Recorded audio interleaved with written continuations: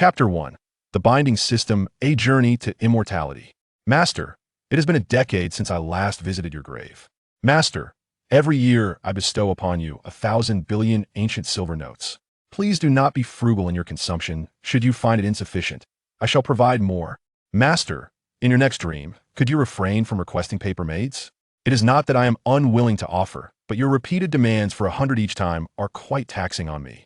In the Beidou Star region, on the ancient wilderness continent, in the eastern wilds, southern domain, in Huangzhou, before the everlasting mountain range, at the rear of the everlasting sect, before a meticulously kept grave, a remarkably handsome youth is polishing the gravestone while murmuring to himself. Gazing at the inscription grave of my esteemed master Liu Yujian, a wave of melancholy washes over him. Master, your demise was so tragic. I am powerless. A decade has passed, and I have yet to avenge you. After finishing his task, Changge unceremoniously plops down onto the ground. Staring at his master's grave, he begins to voice his decade-long grievances. Master, you once saved me, yet you should not have deceived me. Do you recall what you promised when you took me as your disciple? Changge is drawn into reminiscence. A decade ago, Changge, having lost both parents in his early years, was the CEO of a company on Blue Star. He rose from humble beginnings, leading his company to an IPO by the age of 30, achieving financial independence at a remarkably young age. His days were filled with stock market observations, language studies, and the adoration of beautiful internet celebrities who hailed him as their #1 supporter.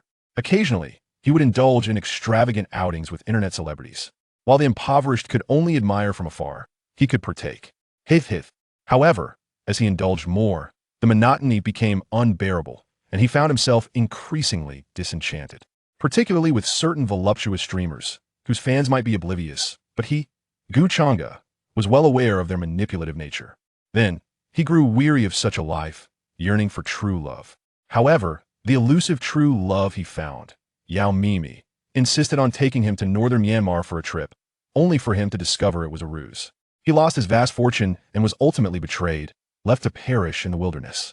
Truly, the heavens could be measured, the earth could be weighed, yet the human heart remains unfathomable.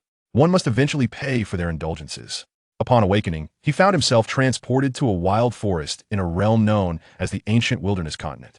Moreover, he inhabited the body of an 80-year-old orphan, also named Changge.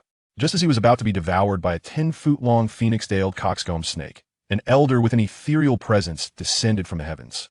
With a single stroke of his sword, he vanquished the great serpent. Then, looking upon Changge, he uttered that fabled line. Young one, I see your celestial features are ample, your earthly stature is balanced, your bright eyes and white teeth are as beautiful as jade, a tree of jade swaying in the wind truly. You are a rare prodigy, possessing the potential of a great emperor of antiquity. Though you may currently be a diamond in the rough, join my everlasting sect, and you shall shine forth, illuminating the mountains and rivers. Furthermore, by cultivating our supreme technique, the everlasting celestial formula, you shall undoubtedly transcend a realm each year. Potential of a great emperor of antiquity, transcending a realm each year? The elder's words ignited a fervent yearning within Changge. Simultaneously, he held unwavering belief. After all, by logical deduction, as a transmigrator, he must be a child of fortune. Transcending a realm annually might even be a conservative estimate. After becoming the elder's disciple, he was taken back to the everlasting sect, which consisted solely of the two of them. As soon as his master imparted the supreme technique, the everlasting celestial formula, along with some foundational knowledge of cultivation, a sudden disturbance erupted. Boom, boom, boom, boom, boom, boom, boom, boom, boom. Across the ancient wilderness continent, 9 thunderous chimes echoed through the heavens. What is this? The 9 chimes of the divine bell? The elder's expression shifted, revealing alarm. Master, what do the 9 chimes of the divine bell signify? As Changge posed this question, the elder's eyes glimmered with profound insight as he gazed towards the central region of the ancient wilderness continent. Disciple, that is not the divine bell tolling, it is the lamentation of the human race. Their cries, there is turmoil in the forbidden zones. This is a call from the sacred lands and royal families for human powerhouses to unite against the encroaching darkness of the forbidden zones. To safeguard our kind, disciple, I must heed the call and quell this uprising. Upon my return, I shall guide your cultivation. With that, he soared into the sky. What on earth? What is happening? Gu Changge rolled his eyes. He had just joined the sect, and now his master was departing. The crux of the matter was that this sect consisted solely of the two of them. Now that his master had left, he was left alone to guard the bare mountain gate.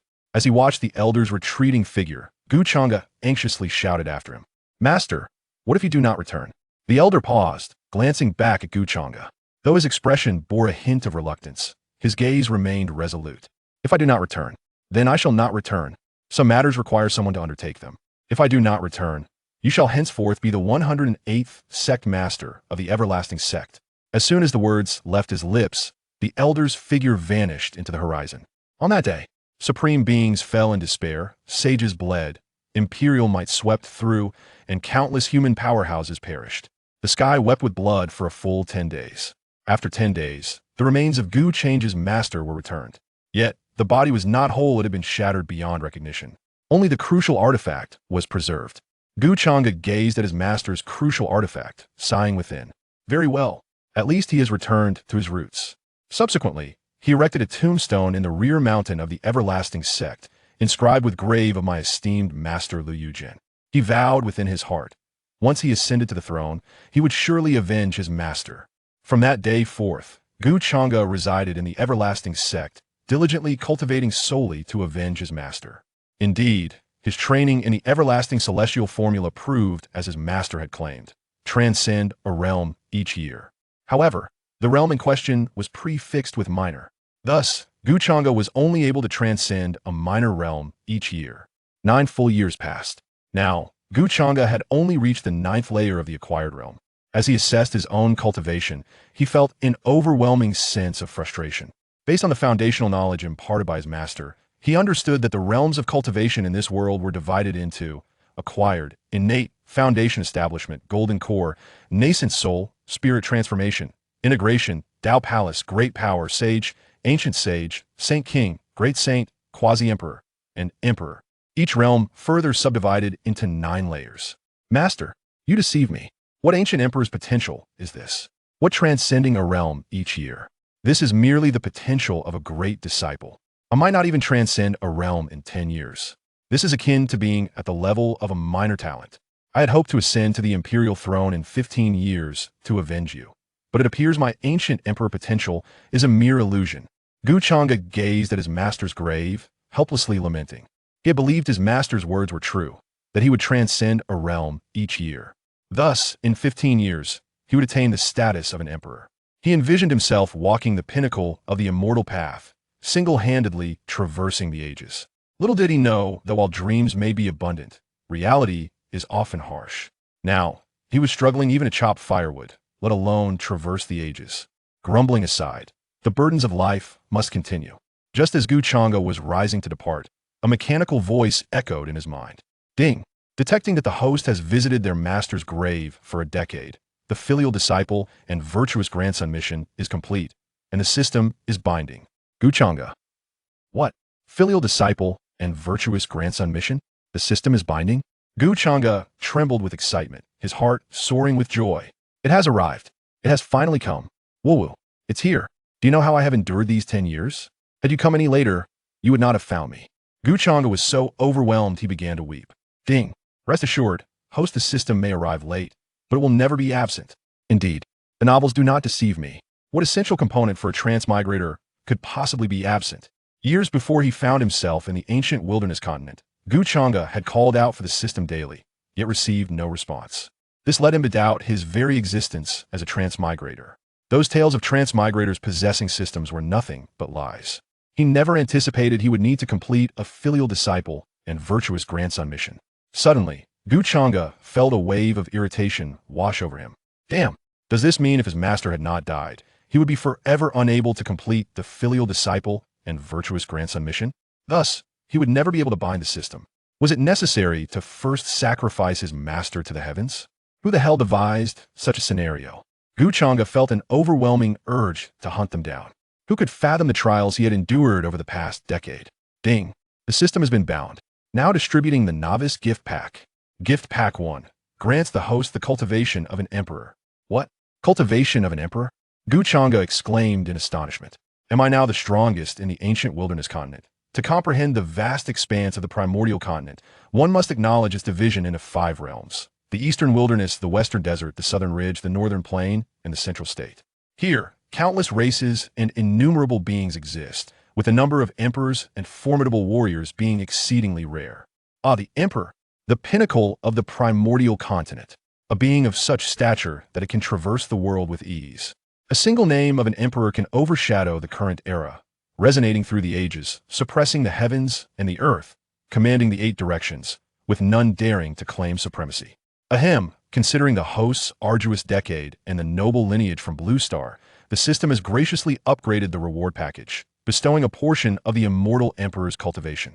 Host, this is the utmost concession made by the system. Please do not attempt to take advantage further.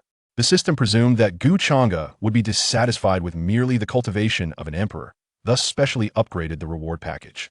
An Immortal Emperor. Changge's heart swelled with joy. Although he remained uncertain about the level of strength represented by an Immortal Emperor, it undeniably carried the prestige of the Emperor title. The hardships of the past decade had not been in vain. Truly, the saying holds, only through enduring hardship can one rise above others. Quick, hurry and claim the reward. Changge could hardly contain his eagerness. Today Changge, shall shatter the cultivation records of the primordial continent. In a single moment, he ascends to immortality. Chapter 2. Armed with the primordial cauldron of all things, I venture alone into the forbidden zone. Boom! As Changge commenced the reception of the reward. Instantly, from the abyss of the unknown, boundless and pure heavenly energy began to flood into Changge's body. Simultaneously, an infinite understanding of the world surged within him. In that moment, every one of his 265 bones resonated with a harmonious clang. 365 divine orifices surged with ceaseless energy. 100,000 blood vessels transformed into blazing beacons of fire. Millions of pores began to expand. 46 trillion cells basked in the invigorating essence of the heavenly energy, fervently absorbing it. Boom! In the blink of an eye, Changge's aura underwent a profound transformation. He had already broken through to the 9th layer of the postnatal stage, reaching the 1st layer of the innate stage. Yet, this was merely a fraction of the boundless heavenly energy. Boom! Innate 9th layer. Boom! Foundation establishment realm. Boom! Golden core realm. Transformation realm. 9th layer. Great power realm. In mere moments, Changge's cultivation had ascended to the first formidable threshold encountered by ordinary practitioners, the Saint realm. The Saint is unkind, treating all beings as mere fodder. Upon achieving sainthood, one enters a different realm of cultivation. However, for countless individuals, this is an insurmountable boundary. Yet before Changge, it merely paused briefly. Boom! Saint realm. Saint King realm. Great Saint realm. Quasi-Emperor realm. Boom! Emperor realm. Changge had become an emperor. In an instant. Roar! The 265 bones within Changge transformed into mighty dragons, exuding an overwhelming aura, as though they were poised to ascend into the heavens. Rumble! The 365 divine orifices within Changge radiated a torrent of blood energy, resembling a multitude of worlds where terrifying deities sat in meditation, their unfathomable presence permeating the void. Boom! Boom! Boom! The 100,000 blood vessels within Changge resembled ancient celestial veins, majestic and imposing, emanating a sacred aura. Bang! Bang! Bang! The 46 trillion cells within Changge began to undergo metamorphosis. Each cell seemed to transform into ancient dragons with the strength to tear apart the heavens and the earth, their roars causing stars to fall. With closed eyes, Changge savored this formidable aura. His heart was overwhelmed with astonishment. This is the Emperor realm. Terrifying indeed. Concurrently, with the breakthrough into the Emperor realm, Changge absorbed the celestial insights of the Emperor realm. He comprehended that the Emperor realm is distinct from other realms. The Emperor realm is no longer divided into 9 layers, but rather categorized into 6 realms: Overlord, Immortal, Supreme, Eternal, Forbidden, and Mythical. Each realm is further subdivided into 4 stages: early, middle, late, and peak. Upon recently breaking through to the peak of the Quasi-Emperor stage, he understood that the Overlord Emperor is the one who reigns supreme in an era, typically referring to one who has just ascended to emperor status. A reigning emperor can live for over 100,000 years. As for the other realms, such as Immortal, Supreme, and Eternal, at this moment, Changge only knew their names, oblivious to their true meanings. Now, Changge stands at the early stage of the Overlord Emperor. Boom, boom, boom. The endless heavenly energy and insights continued to pour into Changge's body. Changge's cultivation began to rise once more. Overlord Emperor, middle stage. Overlord Emperor, late stage. Overlord Emperor, peak. Boom! A wave of immortal aura emanated from Changge's being. At that moment, Changge instantly comprehended what it meant to be an immortal emperor. As the name suggests, an immortal emperor is one who is eternal, having at least lived 3 lifetimes, birthed indestructible matter, possessing an undying physique, and wielding power far beyond that of an overlord emperor. With Changge's newfound understanding, the 265 bones within him appeared to break free from the shackles of the heavens, transforming into immortal celestial dragons, roaring toward the sky, yearning to pierce through the firmament. Within the 365 divine orifices, countless divine rhythms were birthed, each orifice morphing into an immortal world, nurturing terrifying deities that echoed with divine sounds. The 100,000 blood vessels, flowing with the essence of creation, transformed into immortal divine veins, beginning to give rise to various immortal divine artifacts, permeated with an immortal aura. The 46 billion cells underwent a second metamorphosis, evolving into ancient immortal dragons, each seemingly capable of upholding the heavens and treading the depths of hell, exuding unparalleled might. An immortal emperor.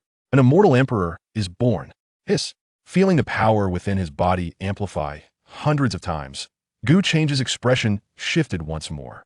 This is the realm of the immortal emperor. Such power is indeed terrifying. With a gentle grip of his hand, crack, the space could not withstand this force, shattering under his touch. Changge casually plucked a blade of grass from the ground. He hurled it into the void. Whoosh! That blade of grass transformed into an unparalleled divine sword, instantaneously appearing in the depths of the starry sky, shattering dozens of stars before its energy was entirely expended, reducing it to mere dust. By heavens! Changge could not help but exclaim. This truly is a blade of grass that can cleave through the sun, moon, and stars, turning the world upside down with but a flick of the finger. At this moment, Changge remained oblivious to the fact that his casual act of tossing a blade of grass had startled numerous celestial masters across the primordial continent. Why have dozens of stars suddenly turned to dust and vanished? Observing the shattered stars, countless celestial masters began to employ their techniques to calculate the heavenly mysteries. Could it be that a destined fate has emerged in this era? Is someone destined to become an emperor once more?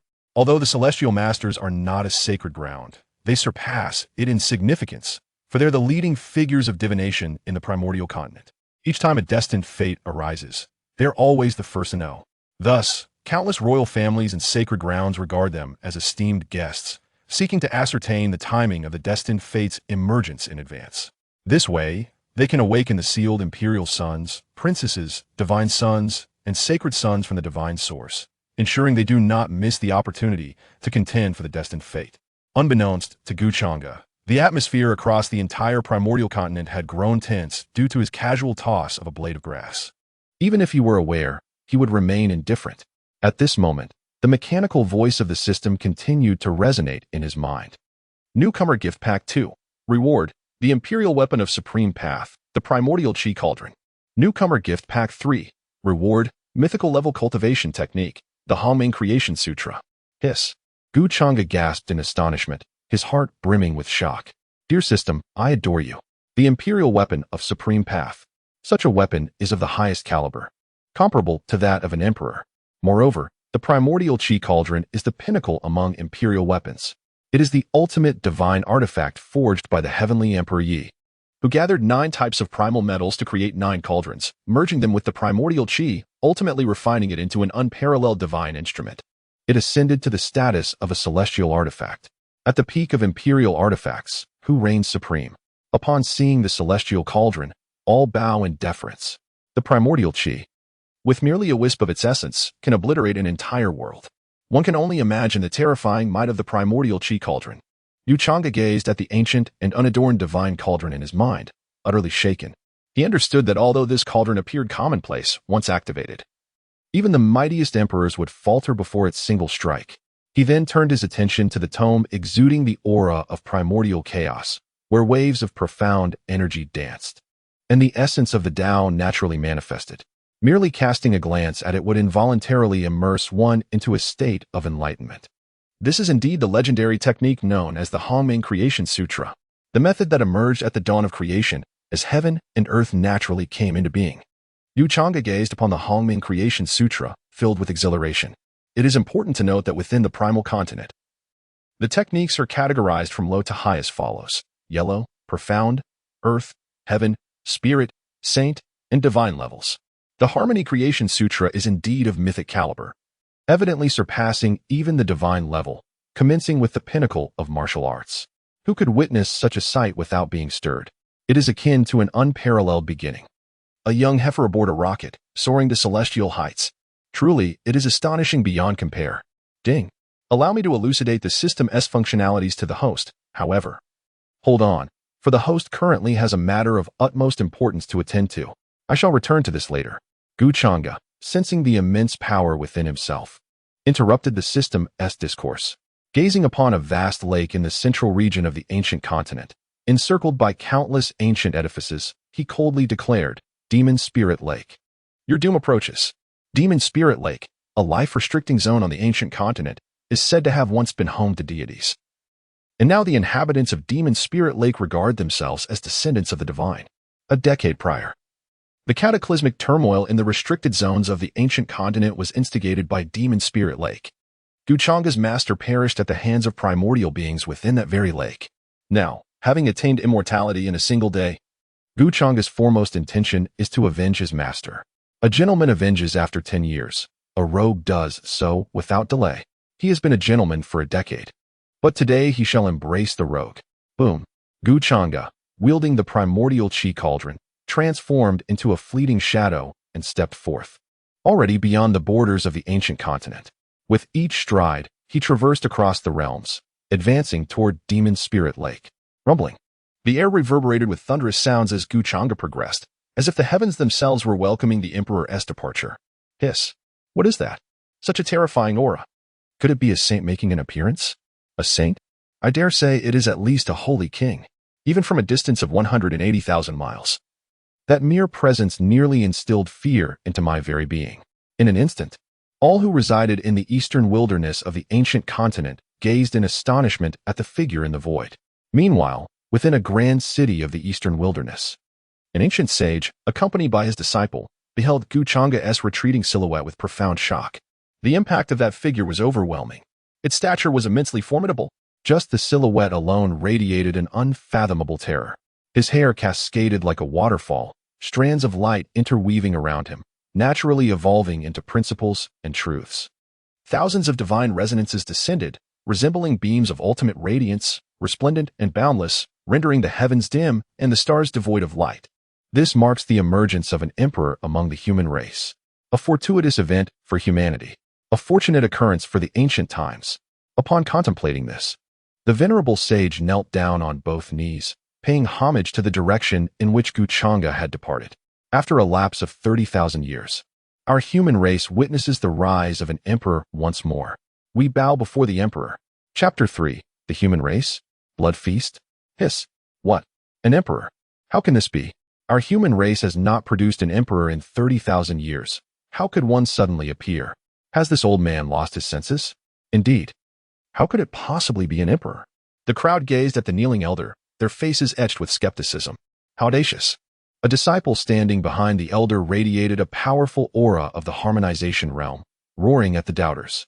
Instantly, they were compelled to prostrate themselves on the ground, engulfed in terror. What? Harmonization realm. Such a young harmonization realm practitioner. Could he be from a first-rate or even a hegemonic power? Do you know who my master is? My master is the ancient sage Tuoba of the Xiang Cave Heaven. If my master declares him an emperor, then he is indeed an emperor. The young disciple dispelled their doubts. Hiss. What? Xiang Cave Heaven. Tuoba the ancient sage. In that moment, the crowd felt an overwhelming sanctity emanating from the elder. Countless individuals were once again struck with astonishment. Xiang Cave Heaven is a hegemonic power in Central East Wilderness, far beyond what the southern region of East Wilderness can compare. Its master is a great sage, and it is rumored that there exists a quasi-emperor elder within its sect. No one could have anticipated that the elder before them was, in fact, an ancient sage. Beneath the sage, all are but ants. how much more so for those beneath the ancient sage? In an instant, those who had spoken disrespectfully began to sweat profusely, hastily kneeling before the ancient sage, pleading for forgiveness, terrified of being crushed as mere ants. At that moment, Tuoba the ancient sage paid no heed to those impertinent souls, for he remained engulfed in shock. He could not fathom how an emperor could arise. His gaze fixated on the direction where Changge had vanished. Tuoba the ancient sage could not help but exclaim, "That direction, could it be the demon spirit lake?" As if struck by a realization, Tuoba the ancient sage waved his hand, enveloping his disciples within his aura. In an instant, they vanished from sight. With the departure of Tuoba the ancient sage, the overwhelming pressure of the sage dissipated from the scene. The crowd rose, expressions reflecting their narrow escape from calamity. Yet their astonishment only intensified. Hiss! An emperor? Could it truly be an emperor? How is it that I suddenly feel that figure bears an uncanny resemblance to my grandfather, who has been missing for 5 millennia? Bah! Zhang Lao-san, you are utterly shameless. Claiming to be your grandfather? Your grandfather has been deceased for countless years. And yet you dare to aspire to be an imperial descendant? In my opinion, that figure resembles my father, who ran away from home. How outrageous. Li Laosi, you are even more disgraceful, wishing to be an imperial son? I have never encountered such brazen men. What do you mean by your grandfather and father? To me, that figure resembles the man who eloped with the neighbor, Wang Pa. The crowd turned to look, only to see a burly woman gazing longingly in the direction where Changge had vanished. By heavens, the onlookers could not help but curse inwardly. You are the most shameless of all. With a waist as thick as a barrel and a face as large as a basin, you aspire to be an empress? I believe you would be better suited for laying foundations. Suddenly, a gasp arose among the crowd. What did Tuoba gushing just say? It seemed he mentioned the demon spirit lake. Could it be that the emerging human emperor intends to annihilate the life-restricted zone of the demon spirit lake? Hiss! The crowd was taken aback by this revelation. Annihilate the life-restricted zone of the demon spirit lake? Is it true? This is indeed a moment of great fortune for the human race. In an instant, countless individuals could not help but applaud in delight. However, wait. Once the great emperor vanquishes the lake of demonic spirits, what then? The lake is home to innumerable ancient beings, and after the emperor's conquest, the remains of these beings will be treasures. Even their fur is the finest material for crafting spiritual artifacts. Hurry, we must race to the lake of demonic spirits. If we delay, we shall not even secure a single strand of their fur. Yes, yes. Quickly send word to the sect leader. Gather everyone to head for the lake of demonic spirits. The forbidden zone is filled with treasures. Even a handful of soil must be seized. Urgently inform the clan leader to bring the sacred artifacts and collect the lake water, for it contains the essence of countless ancient beings. In the blink of an eye, the entire city was deserted as all rushed towards the lake of demonic spirits. Simultaneously, as Changge drew closer to the lake, more and more powerful factions sensed this overwhelming force. The leaders of several major powers, even the ancestors, opened their eyes and gazed at the starry sky. The ancestors of the holy grounds, the royal families, and the imperial clans awakened from their meditations. The aura of the great emperor. A new emperor has emerged among our human race. There is also the presence of the ultimate imperial weapon. The emperor has manifested, quickly awakened the grand ancestors, the second and third ancestors, to pay homage to the emperor. In the central continent, upon a vast lake emanating tremendous demonic energy, Changge's figure gradually materialized. Before him lay ancient architectural complexes reminiscent of primordial temples, grand and solemn. Even the innermost sanctuaries exuded the aura of divinity. Changge could not help but marvel. The lake of demonic spirits truly lives up to its reputation of once being inhabited by divine beings. Indeed, this is one of the forbidden zones of life on the ancient wilderness continent, the demon spirit lake. Who dares to intrude upon the demon spirit lake? Are they unaware that this is a sacred ground of the human race? A group of humanoid beings, their faces adorned with scales, approached, their cold gazes fixed upon the human figure that had materialized in the void. How audacious for a mere human to recklessly venture into the depths of the demon spirit lake. Truly, it is akin to an old immortal hanging themselves, seeking to prolong their existence. This group of individuals belongs to the ancient race of divine crocodiles, one of the 2 primordial factions of the magic spirit lake. The human territory? Changge gazed disdainfully at the ancient creature of Taoist cultivation before him and let out a derisive snort. The ancient continent is the domain of humanity. When did it become a forbidden ground for them? The territory of humanity? Huh. Changge's words elicited uproarious laughter from the assembly of humanoid beings. Humans, mere insects, are only fit to serve as sustenance for our myriad races. What territory is there? Since you have come, do not leave. Just in time. I have been experimenting with a recipe for frying humans, and you shall serve as the fresh ingredient. Boom. A terrifying aura erupted from Changge. The words of the humanoid creature filled him with boundless rage. Humans, food? This is bad. A human sage. Quickly, sound the alarm. A human sage approaches. Before the humanoid being could react, Changge cast a glance in its direction. Bang, bang, bang. The entire squad of humanoid creatures disintegrated into a mist of blood, scattering into the void. Who are you? Who gave you the audacity to commit such atrocities at the Magic Spirit Lake? The commotion here has evidently drawn the attention of the entities within the Demon Spirit Lake. A succession of terrifying auras ascends from the depths of the lake. At the forefront stand an astonishing number of beings, all of whom exceed the status of saints. 1, 2, 3. A total of 30 formidable ancient creatures. Among them are 2 holy kings, 7 ancient saints, and 21 saints, trailed by over 100 palace-level ancient beings. This scene left Changge utterly astonished. The power of the ancient beings was indeed formidable. Merely within a single forbidden zone, there existed such a multitude of saints. Moreover, this likely represented only a fraction, underscoring the terrifying nature of these ancient entities. It also illuminated the hardships faced by humanity.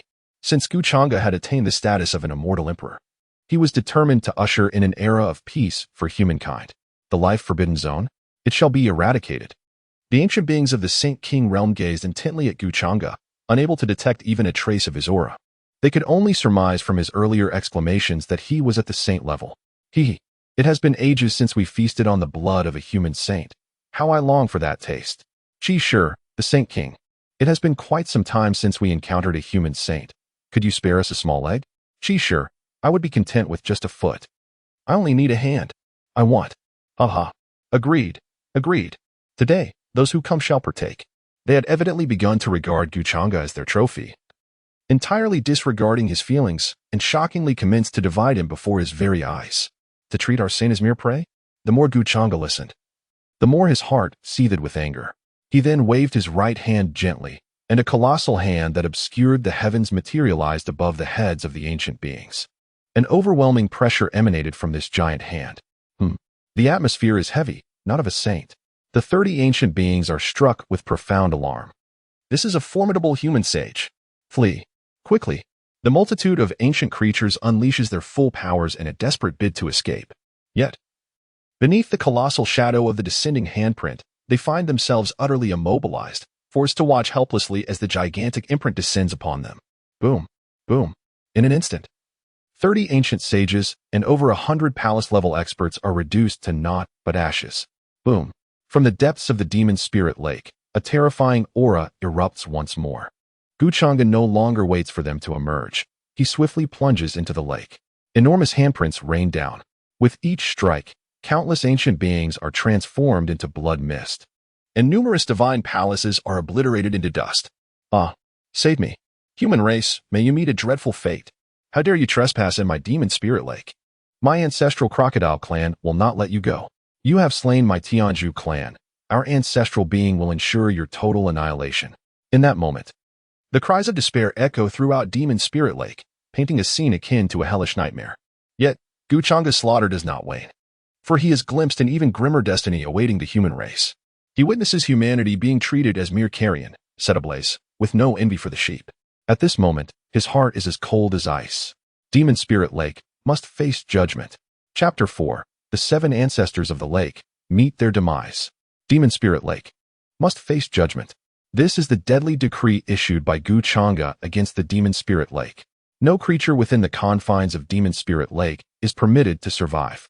Even the ants 3 feet beneath the ground must perish, for they have tasted the blood of humanity and gnawed upon its bones. The dignity of the human race shall not be tarnished. Changge traverses the realm of Demon Spirit Lake, where no living being stands a chance against him. Even the formidable divine crocodile and celestial spider of the great sage realm fall before him with a mere swipe of his hand. Humanity shall not escape from Demon Spirit Lake today. Quickly summon the ancestral elders of the imperial realm. This individual must be a formidable quasi-emperor of the human race. Inform the elders that humanity has encroached. The Imperial Realm Elder? Ha! Changge scoffs. What of the Imperial Realm Elder? Today, Demon Spirit Lake shall face annihilation. Roar. Roar. Who dares to act recklessly within Demon Spirit Lake? Do I have no one to stand with me in Demon Spirit Lake? Even if you are a quasi-emperor of humanity, you shall not leave my Demon Spirit Lake alive. A thunderous roar resounds, shaking the very foundations of Demon Spirit Lake, stirring up dust and debris. From the boundless waters of the lake emerge four colossal figures, each as massive as mountains, exuding an aura of terror. They open their blood-soaked maws and bellow at Changge. A miasma of bloodlust envelopes the entirety of Demon Spirit Lake. Haha, this time, the human race is doomed.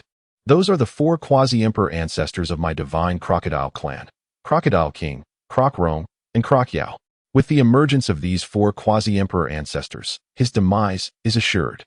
The quasi-emperor ancestors possess boundless power, suppressing humanity and instilling fear throughout the ancient lands. In an instant, the denizens of Demon Spirit Lake call out the names of their ancestors. Just then, boom, boom, three more terrifying figures appear atop a towering mountain within the lake, each radiating an overwhelming aura of demonic energy. Indeed, they are three additional quasi-emperor powerhouses. Haha, the Celestial Spider Clan S, Zhu Fei Do, Zhu Fei Di, and Zhu Fei Zhu have also emerged. The spirits of the Celestial Spider Clan are now invigorated, casting aside their earlier fear. Those who dare to harm the Celestial Spider Clan shall face death. The three terrifying figures atop the mountain gaze coldly at Changge in the void. Aha! Humanity must be quaking in its boots by now. What if you were powerful? Do you know the depths of Demon Spirit Lake's foundation? Do you see these seven quasi-emperor ancestors? Today, escape is impossible. Surrender and kneel before us. A creature from Demon Spirit Lake glances at their seven prepared ancestors, instantly regaining their confidence. Noise. Uft. With a mere glance from Changge, the insignificant minion, akin to a fly, was instantly transformed into a mist of blood. The world has been rendered serene. Boldly, recklessly. Do you dare? A series of furious roars emanated from the mouths of seven terrifying figures. Crocodile Wave. Tears of the Divine Crocodile. Heaven S Spider. Earth S Annihilation. Divine Threads of the Heavenly Spider. Celestial Nets of the Earth. Terrifying assaults were unleashed from their hands, causing the surrounding space to fracture with ominous rifts. All the attacks were directed towards Changge. Just as these terrifying strikes were about to land upon him, Changge extended his right hand and gently grasped the air before him. It was as if the entire space was held within his palm. Seven assaults were captured effortlessly within his grasp. Crash. Boom. Boom. Boom. In an instant, those seven attacks were easily crushed. His hand, not only unscathed, bore not even a scratch, showcasing the extraordinary resilience of his physique. Hiss. Impossible. How could this be? How could he possess such strength? The seven ancestral figures of the Demon Spirit Lake displayed expressions of utter disbelief. Their combined onslaught had not even managed to harm a single hair on this individual. At that moment, the seven ancestral beings of the Demon Spirit Lake fixed their grave gazes upon the composed Changge before them. Even a human emperor specializing in physical prowess would not remain so unfazed in the face of their collective assault. Could it be that he was not merely an emperor, but a peerless sovereign? Hiss. They exchanged glances, each reflecting the terror in their eyes. A peerless sovereign, an existence that suppresses the world. Just one name could instill fear across the heavens, a mere breath could quell the celestial realms, and a drop of blood could annihilate countless deities and demons. Ancestor. Do not hold back. Let this human understand the might of our Demon Spirit Lake. Yes, Ancestor, strike swiftly and subdue this human, allowing him to experience the 108 tortures specifically devised for humans. Ancestor, do not end his life easily. Ensure he endures the torments of the Demon Spirit Lake before displaying his severed head outside to instill fear in the human realm. Hurry. Ancestor, act swiftly. The beings of the Demon Spirit Lake gazed anxiously at the ancestral figure in the void, who had yet to make a move. They urged fervently. At this moment, the seven ancestors harbored murderous intent towards those who dared to delay. For heaven's sake, what time is it? And they still linger, embellishing the situation. The ancestor's life hangs in the balance. This, indeed, is a magnificent sovereign of the human race. How dare you subject him to the 108 tortures of our Demon Spirit Lake? At this moment, under the scrutiny of Changge, they were rendered utterly motionless. An overwhelming aura of imperial might descended upon them, pinning them in the void. In their eyes, filled with terror. They beheld Changge slowly raising his right hand, softly uttering, "If this is the caliber of Demon Spirit Lake, I am profoundly disappointed." Boom. An endless stream of celestial energy converged into Changge's palm, instantaneously coalescing into a colossal handprint that ensnared the 7 ancestors of Demon Spirit Lake. No matter how fiercely they struggled, escape was utterly beyond their grasp. At this juncture, they fully sensed the chilling breath of death. "No, please. Ancestor Crocodile, save us. Ancestor Spider, rescue us. Ancestor Spider." Boom, boom. Deep within the recesses of Demon Spirit Lake, 2 cataclysmic auras erupted once more. Beneath the weight of these forces, the very heavens trembled, and countless stars appeared to dim. Changge, feeling the terrifying presence emanating from the depths of the lake, allowed a subtle smile to grace his lips. Now, this truly resembled a forbidden zone. These words fell upon the ears of the 7 esteemed beings of the Demon Spirit Lake, leaving them in a state of utter shock, nearly causing them to lose composure. To them, the likes of Crocodile Ancestor and Spider Ancestor were merely inconsequential. Just how formidable is the human race? Humans, you have crossed the line. Release them. Otherwise, you shall not leave the Demon Spirit Lake. 2 resounding voices echoed from the depths of the lake. Cross the line? Release them? Changge scoffed disdainfully, then, with unwavering determination, declared, "The human race is the protagonist of this world. Across the vast lands and under the heavens, all belong to our domain. What nonsense is this about crossing boundaries? These 7 beasts are drenched in the blood of our kin. To release them would be a betrayal to the countless souls of our fallen brethren. Perish." Bang, bang, bang. Changge clenched his fist with force. In the void, 7 resplendent blossoms of blood-red fireworks erupted. The 7 esteemed ancestors of the Demon Spirit Lake had fallen. "You!" roar. From the depths of the lake, a colossal figure surged into the sky, shaking the very firmament. Its enormous blood-red eyes, resembling 2 blood moons in the darkness, glared ominously. Its massive form seemed capable of collapsing ancient mountains with the slightest movement, exuding an aura of unparalleled terror. This is a divine crocodile, a truly extraordinary creature. It emanates a subtle aura of divinity. Thus stands the ancestral figure of the crocodile clan of the enchanted Spirit Lake, the Crocodile Ancestor. It is said that the Crocodile Ancestor is a descendant of the divine. Simultaneously, the Crocodile Ancestor holds the title of one of the supreme beings of the enchanted Spirit Lake.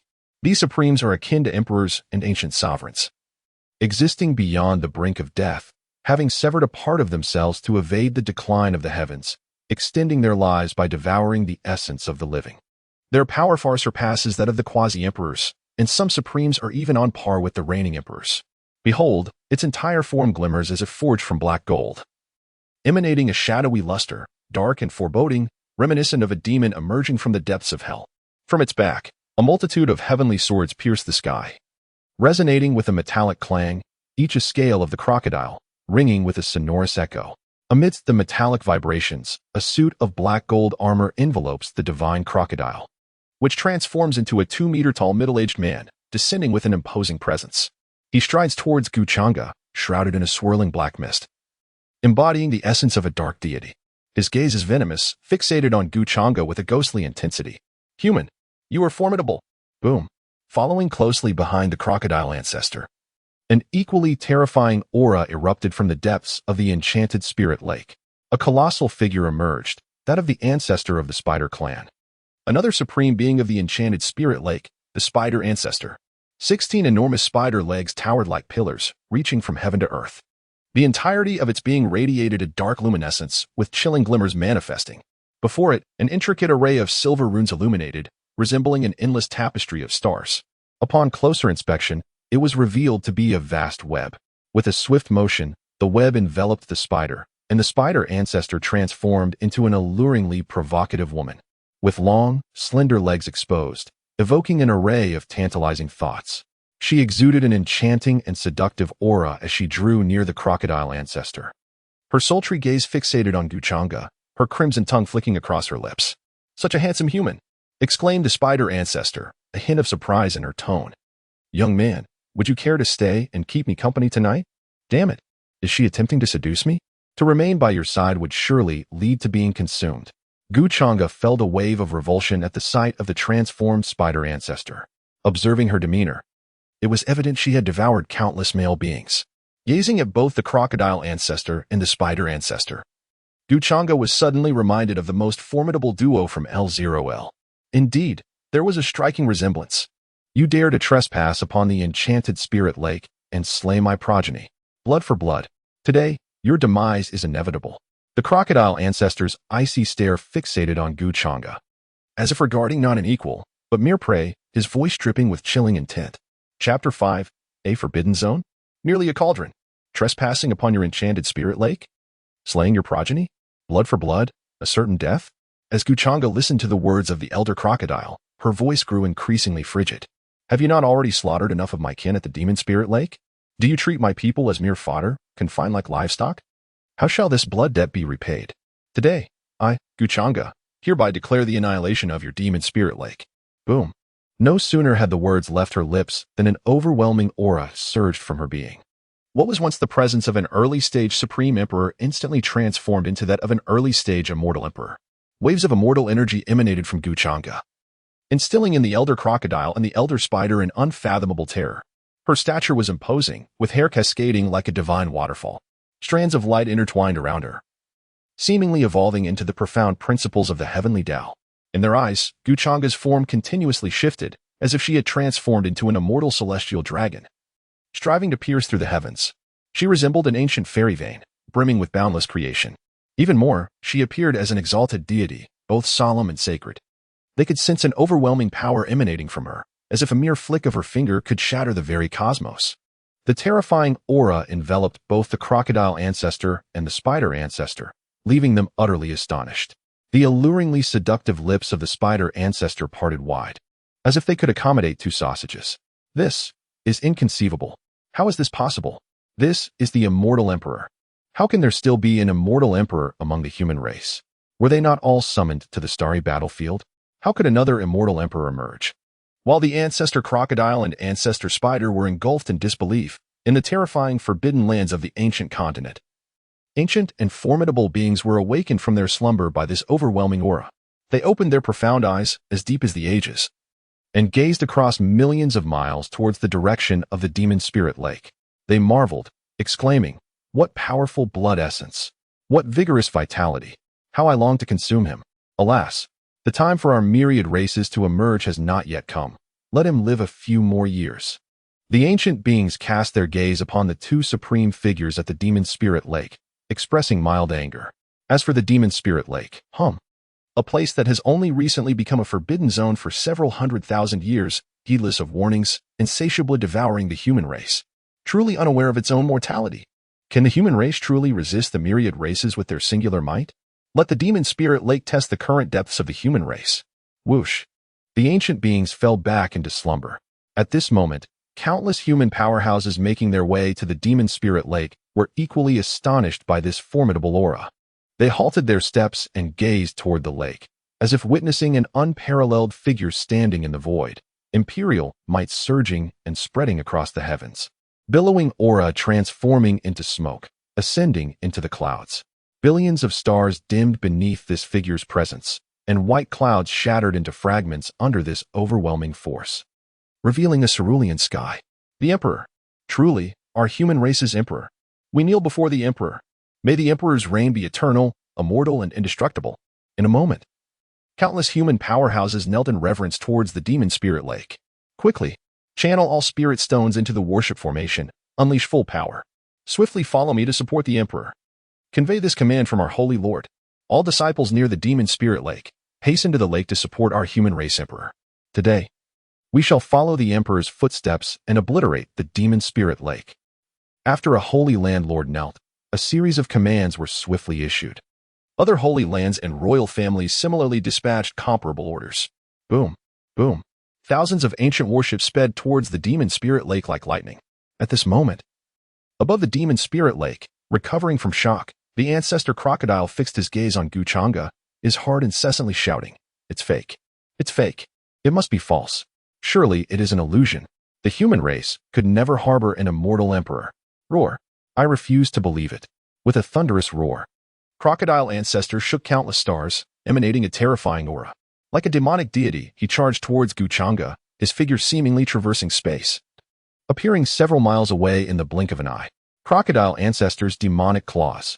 His massive hands transformed once more into enormous crocodilian claws, instantly cloaked in layers of chilling, formidable scales. The surrounding space fractured under the weight of this claw, a testament to its terrifying power. As the claw approached menacingly, Changge offered a disdainful smile. With a subtle tremor of his 46 trillion cells, a surge of dreadful energy erupted from within him. Crackle, crackle. A series of soft sounds resonated around Changge. It appears that the very fabric of space cannot withstand this formidable force. Longxiang's prison. Changge unleashed a powerful punch. Boom. The ancestor crocodile was sent flying over 1,000 miles, shattering dozens of mountain peaks. His entire body was buried beneath the rubble. This punch serves as a means to collect some interest for my deceased master. The figure of the spider ancestor beside him had an even larger mouth. Despite the formidable presence of the crocodile ancestor, he had failed to withstand even a single punch from the human before him. Could it be that this individual was indeed an immortal emperor? The spider ancestor's eyes were filled with disbelief. A thunderous roar erupted from the ruins. With a resounding crash, the crocodile ancestor soared from the debris, instantly positioning himself opposite Changge, his gaze filled with venomous hatred. Human, even if you are an immortal emperor, today I, the old ancestor, shall slay you. With a mighty bellow, he invoked the crocodile divine armor. The black and gold armor upon him emanated waves of divine radiance. A towering and majestic figure materialized behind him, exuding an aura of divinity. The aura surged upwards to the heavens and descended to the depths of the underworld, resonating throughout the realms. The entire central continent felt the weight of this magnificent presence. Hiss. This essence, could it be? The crocodile god armor. Is that figure truly the crocodile god? The legends were indeed true. The divine lineage of the crocodile clan has produced a deity. It is said that this crocodile god armor is the remnant of that divine being. In an instant, countless creatures across the central continent were struck with disbelief. After the shock, some were filled with trepidation, while others rejoiced. The anxious were naturally the human race, concerned that their emperor would be no match for this crocodile god armor. The delighted were the myriad races of the heavens, realizing that the human emperor was not invincible. Quickly, summon the ancient royal weapons of our imperial lineage. Assist the emperor with all our might. Inform our ancestors, and bring forth our clan's imperial weapon. Although our holy land lacks imperial weapons, we possess 2 quasi-imperial weapons. We are willing to lend them to the emperor. As the spirit lake summoned the remnants of the deity, an aura of divinity erupted forth. Countless human powerhouses rushing to Spirit Lake hastened to communicate with their families and holy lands. Oh, the crocodile god? It has been dead for countless years. It is merely a shell now. Changge discerned the true nature of the crocodile god armor with a single glance. He smiled faintly. Is this truly your final reserve? Then today shall mark your demise. Were he merely a peerless emperor, perhaps he would face some difficulty. But now, he stood as an immortal emperor. Even in the presence of the crocodile god, he felt no fear. Upon hearing Changge's words, crocodile ancestor's heart skipped a beat. He turned to the elder of the spider clan, Changge, and shouted, Spring 13. What are you still watching for? Let us unite and eliminate him. We shall divide the fruits of the human emperor's path among ourselves. Humph. Do I need your instruction to act? The spider ancestor, Spring 13, snorted coldly, displeased by crocodile ancestor's reprimand. Yet, she was acutely aware of the strength of the human race before her. The 2 of them were merely supreme beings who had severed a blade at the realm of peerless emperors, vastly inferior to those who had done so at the immortal emperor level. If they did not join forces with crocodile ancestor now, it was likely that Spirit Lake would indeed be eradicated today. 10,000 spider nets. The spider ancestor, Spring 13, exhaled a radiant net from her mouth, causing the entire universe to illuminate with a myriad of silver runes, dense and intricate. It appeared as if countless star rivers intertwined, forming a celestial net that enveloped Changge within. Witnessing Changge ensnared by the 10,000 spider nets, crocodile ancestor erupted in laughter. Human race. No matter how powerful you are, once ensnared in the 10,000 spider nets, you cannot escape. Today, I, crocodile ancestor, shall revive the glory of my ancestors, slay the human emperor, and establish the unparalleled demonic might of Spirit Lake. The armor of the crocodile ancestor emitted a series of resounding clangs, seemingly in response to the remnants of the crocodile deity. What a grand jest! A tattered suit of armor and a net riddled with flaws dare to claim dominance over this emperor? Changge regarded the arrogant crocodile ancestor with an expression of utter disdain. Very well. Since this is your final resort, then all must come to an end. How utterly disappointing. Is this truly your foundation? Does the magic spirit lake even merit the title of Forbidden Zone? Merely a cauldron. No sooner had Changge's words fallen than a colossal ancient cauldron, radiating an overwhelming imperial might, materialized above the magic spirit lake, enveloping the entire expanse. The intricate carvings of flowers, birds, fish, and insects upon the cauldron appeared to come to life, imbued with a vitality that rendered the cauldron even more formidable and profound. In an instant, countless resonances harmonized, shaking the very heavens. This is precisely the system reward bestowed upon Changge, the supreme imperial weapon, the maternal chi cauldron of all things. Wisps of profound yellow gas gracefully descended from the maternal chi cauldron of all things. The wisps of dark yellow gas exude an aura of grandeur, weightiness, and antiquity, as if they possess the ability to press down upon the very heavens and earth, as well as the mountains and rivers. A thunderous rumble reverberates. Beneath this ethereal gas, the ancient temples of Demon Spirit Lake begin to collapse, while colossal mountains shatter into dust. Countless beings of Demon Spirit Lake are rendered immobile, as if crushed beneath an immense weight, emitting heart-wrenching cries before being reduced to mere flesh and mire. It seems that this dark yellow gas is heavier than Mount Tai, far beyond human endurance. Strands of this gas settle upon the spider ancestor's imperial artifact, the 10,000 spider web. Suddenly, the web emits a cacophony of cracking sounds, enveloping Changge as it completely disintegrates and vanishes into the void. My 10,000 spider web! What a ruthless individual you are! I shall slay you, cries the spider ancestor, Chun Shursan. Just as she prepares to retaliate, the crocodile ancestor exclaims in astonishment, "This dark yellow gas is the chi of Xin Huang. It's the supreme imperial artifact, the mother chi cauldron. Impossible. The Leaf Emperor has been absent for countless eons.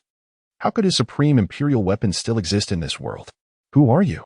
Who exactly are you?" The crocodile ancestor bellows in rage. Chapter 6. The Forbidden Zone of Demon Spirit Lake. In ancient exile, the crocodile ancestor is left dumbfounded. He simply cannot comprehend the scene before him. That is the Mother Chi Cauldron. At the pinnacle of imperial artifacts, all bow before it. The Leaf Emperor's supreme weapon. Rumored to have ascended to the realm of celestial artifacts, yet that was a matter of trillions of years ago. How could it reappear in the world now? Changge, with the Mother Chi Cauldron above his head, stands bathed in the dark yellow gas, his expression tinged with melancholy as he states, "Who am I? I am merely an unfilial disciple who has failed to avenge my master for a decade. Today, I shall exact revenge for my master. You shall all meet your demise." Avenge your master? Who is your master? The crocodile ancestor inquires, a look of confusion crossing his face. His mind races, pondering when he might have provoked such a terrifying being. This individual speaks of avenging a master and possessing such a formidable disciple. The master must surely be no ordinary figure. However, the crocodile ancestor cannot recall ever clashing with such a powerful entity. Even amid the turmoil of Demon Spirit Lake, they rarely engage directly with imperial clans, sacred grounds, or ancient royal families. After all, the chaos in Demon Spirit Lake was intended to consume the living and restore itself, not to seek death. Changge, enveloped in the dark yellow gas, gazes towards the direction of the Eternal Sect with utmost reverence. He declares, "My master is that unparalleled powerhouse who shakes the heavens and worlds, who stands beneath the boundless sky and treads the 8 desolations and 6 harmonies, exerting pressure upon the primal universe." The words of Changge left them utterly astonished, contemplating the sheer terror of such an existence. In Crocodile Ancestor's mind, memories began to resurface. Could it be that during his self-sacrifice to attain supremacy a millennium ago, he vanquished the elderly emperor revered by the human race as the Flying Knife Emperor? Or perhaps during his 2 millennia of supremacy, he had consumed the formidable Gun Emperor, the Great Emperor Shuyue, who had been severely wounded in the ancient forbidden land of the Valley of the Dead. Even Spider Ancestor began to reminisce. Was it the charming Emperor Huan, who had been ensnared by her beauty, ultimately devoured and absorbed into her own being? However, Changge's next utterance struck them like a bolt from the blue, nearly leaving them breathless. "My master is a dashing and elegant figure, renowned as the slayer of ancient maidens and the savior of widows, coveted by countless beautiful maidens. Unattainable yet endlessly desirable, he is Liu Yujin of the Eternal Sect in the Eastern Wasteland, known as the Jade-Faced Little Flying Dragon." Good heavens! The hearts of Crocodile Ancestor and Spider Ancestor felt as if 1,000 wild horses were galloping within them, nearly choking them with indignation. Eastern Wasteland? Wasteland? Eternal Sect? Liu Yujin? What on earth? It is well known that the Eastern Wasteland is the weakest region of the entire ancient continent, lacking even a sacred ground, let alone that obscure wasteland they had never heard of. The Wangu sect is undoubtedly a small sect hidden in some obscure corner. Indeed, Gu Changge's subsequent words confirmed their suspicions. In a frigid tone, Gu Changge continued, "Yet, it was obliterated by a mere wisp of your aura during the upheaval at the Demon Spirit Lake a decade ago. What an absurdity! To be reduced to mere fragments by a single wisp of aura? How weak must that be? They probably weren't even a saint." Both Ancestor Crocodile and Ancestor Spider felt a wave of incredulity within. How could such a feeble being, one lacking even the stature of a saint, roam about freely? As if that weren't enough, they were utterly shattered by a mere wisp of their aura. To be reduced to nothingness is one thing, but to have such a formidable disciple is quite another. Truly, trouble descends from above when one merely steps out for a stroll. Ultimately, Gu Changge let out a thunderous roar.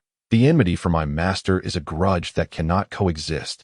Today, I hereby declare, the Demon Spirit Lake is to be expunged from the records of antiquity." With that, Gu Changge unleashed the full force of the Immortal Emperor's aura, channeling the primordial essence of all things from the cauldron above his head. A terrifying torrent of Xianhuang energy cascaded down like a divine waterfall. Demon Spirit, Great Array, rise. Ancestor Crocodile and Ancestor Spider joined forces to activate the imperial formation of the Demon Spirit Lake. An overwhelming aura of imperial majesty began to permeate the surroundings. However, all of this is in vain. The ethereal yellow energy, as heavy as Mount Tai, obliterates everything that stands in its way with a force akin to a cataclysm. Thunderous roars. In an instant, the entire Demon Spirit Lake has vanished. The temple, the colossal peaks, all living beings, and the enchanted lake have all disappeared, leaving behind only an unfathomable chasm. Indeed, it echoes the words of Gu Changge, a forbidden zone? Merely a cauldron. Both the crocodile ancestor and the spider ancestor seethe with rage, yet they are powerless. Under the suppression of the cauldron of maternal chi, they find themselves in dire straits. The crocodile ancestor, clad in the crocodile divine armor, fares somewhat better. However, the spider ancestor is in a dire predicament. When the imperial artifact, the myriad spider web, was shattered, he was already injured. Now, under the weight of the cauldron of maternal chi, he is utterly diminished, reverting to his true form. A gigantic celestial spider, as vast as a mountain, crawls upon the ground, emanating an overwhelming aura of menace. Yet, as the endless ethereal yellow energy descends, its presence begins to wane. The crocodile divine armor emits a resonant clang, akin to a deity awakening. The crocodile ancestor channels all his cultivation into the armor, causing it to shine with divine brilliance, subtly hinting at a potential escape from the cauldron of maternal chi's oppression. This significantly bolstered the confidence of the ancestor crocodile, who cast a venomous glare at Gu Changge and bellowed, "I, the venerable ancestor of the divine crocodile lineage, endowed with celestial talents, attained sainthood at a century and ascended to emperor at a millennium, having severed my own life force at 30,000 years to transform into the supreme being. Have existed for 100,000 years. Who dares to slay me? Who dares to threaten you?" Gu Changge merely scoffed. "You, a mere relic from an indeterminate era, presume to believe in the true resurrection of divinity? Today, I shall be your executioner." With that declaration, Gu Changge soared into the air, seizing the legs of the Mother Chi cauldron. His 46 trillion cells quivered in unison as torrents of immortal dragon and elephant strength erupted from his being. With great force, he hurled the Mother Chi cauldron towards the ancestor crocodile. Boom, boom. The cauldron's passage caused the very fabric of space to tremble and collapse under the weight of its immense power. The crocodile god armor fully awakened. The ancestor crocodile sensed the terrifying force of the Mother Chi cauldron and activated the crocodile god armor to its fullest extent. A formidable divine might erupted from it. Boom. The Mother Chi cauldron was upon him in an instant. No. I am immortal. The armor could only withstand the onslaught for a fleeting moment before it began to shatter, fragmenting into pieces that vanished into the void. Human race, even if you slay me, when the dark turmoil of my kin descends, you shall not survive. This ancestor awaits you in the depths of hell. The ancestor crocodile issued a venomous curse. Dark turmoil? I shall quell it all. Gu Changge retorted disdainfully. Truly ignorant and fearless. Suppressing the dark turmoil? Do you comprehend that the upheaval in our forbidden zones is but a mere ripple in the tide of darkness? The ancestor crocodile laughed maniacally, eyeing the descending Mother Chi cauldron, attempting to entice Changge. If you spare me, when the dark turmoil arrives, I shall beseech my elders to spare your life. Humph. Release you? Such foolish delusions. What of the dark turmoil? I do not believe it cannot be suppressed. Changge was unwilling to entertain further dialogue with the ancestor crocodile. He landed atop the Mother Chi cauldron and decisively stomped down upon the ancestor crocodile and the spider ancestor. You. The ancestor crocodile let out a furious roar, only to be utterly obliterated. Bang, bang. Both the ancestor crocodile and the spider ancestor were reduced to a gruesome pulp, their essence gradually absorbed by the Mother Chi cauldron. Thus, the ancestor crocodile and the spider ancestor perished. Molong Lake, an ancient name, was erased. This cauldron, delayed by a decade, gazing into the abyss before her. Changge could not help but lament. Who in this world can escape death? Who can achieve immortality? Regardless of your unparalleled beauty and grace, in the end, you too shall become a mere skeleton. No matter how mighty you may be, ruling over vast territories, ultimately you will be reduced to a mound of earth. Even the formidable magic spirit lake is but a profound pit now. Sensing the approach of countless human cultivators, Changge swiftly vanished from sight. She could not bear the thought of being regarded as a spectacle, akin to a panda. What has become of the magic spirit lake? When numerous human cultivators perceived the lake, they were utterly astonished by the sight before them. The once revered magic spirit lake had transformed into an unfathomable chasm. The magic spirit lake has vanished. The forbidden zone of the magic spirit lake has been destroyed. Someone shouted this, and in an instant, the human cultivators erupted in excitement. It has truly been annihilated. The magic spirit lake has been obliterated. Truly, the heavens have opened their eyes. The heinous magic spirit lake has finally met its end. The lingering aura of the human emperor in the air is indeed from our imperial lineage. But from which emperor does it emanate? We bow in gratitude to our human emperor. We kneel in reverence to the emperor. In that moment, countless human cultivators were swept up in exhilaration. The destruction of the magic spirit lake heralded a momentous occasion for humanity. Some even fell to their knees, paying homage to the emperor. Suddenly, waves of weeping filled the air. Master, the magic spirit lake has been vanquished. Your vengeance has finally been avenged. Woe is me, Changge exclaimed. Who dares to steal my lines? My dear, the cursed magic spirit lake has finally faced retribution. Your enemies have met their demise. To celebrate the destruction of the magic spirit lake, I shall find you a second mother, and then grant you a younger brother, ensuring our lineage does not extinguish. Rest in peace, dear brothers. The magic spirit lake that claimed your lives has been eradicated by our great emperor.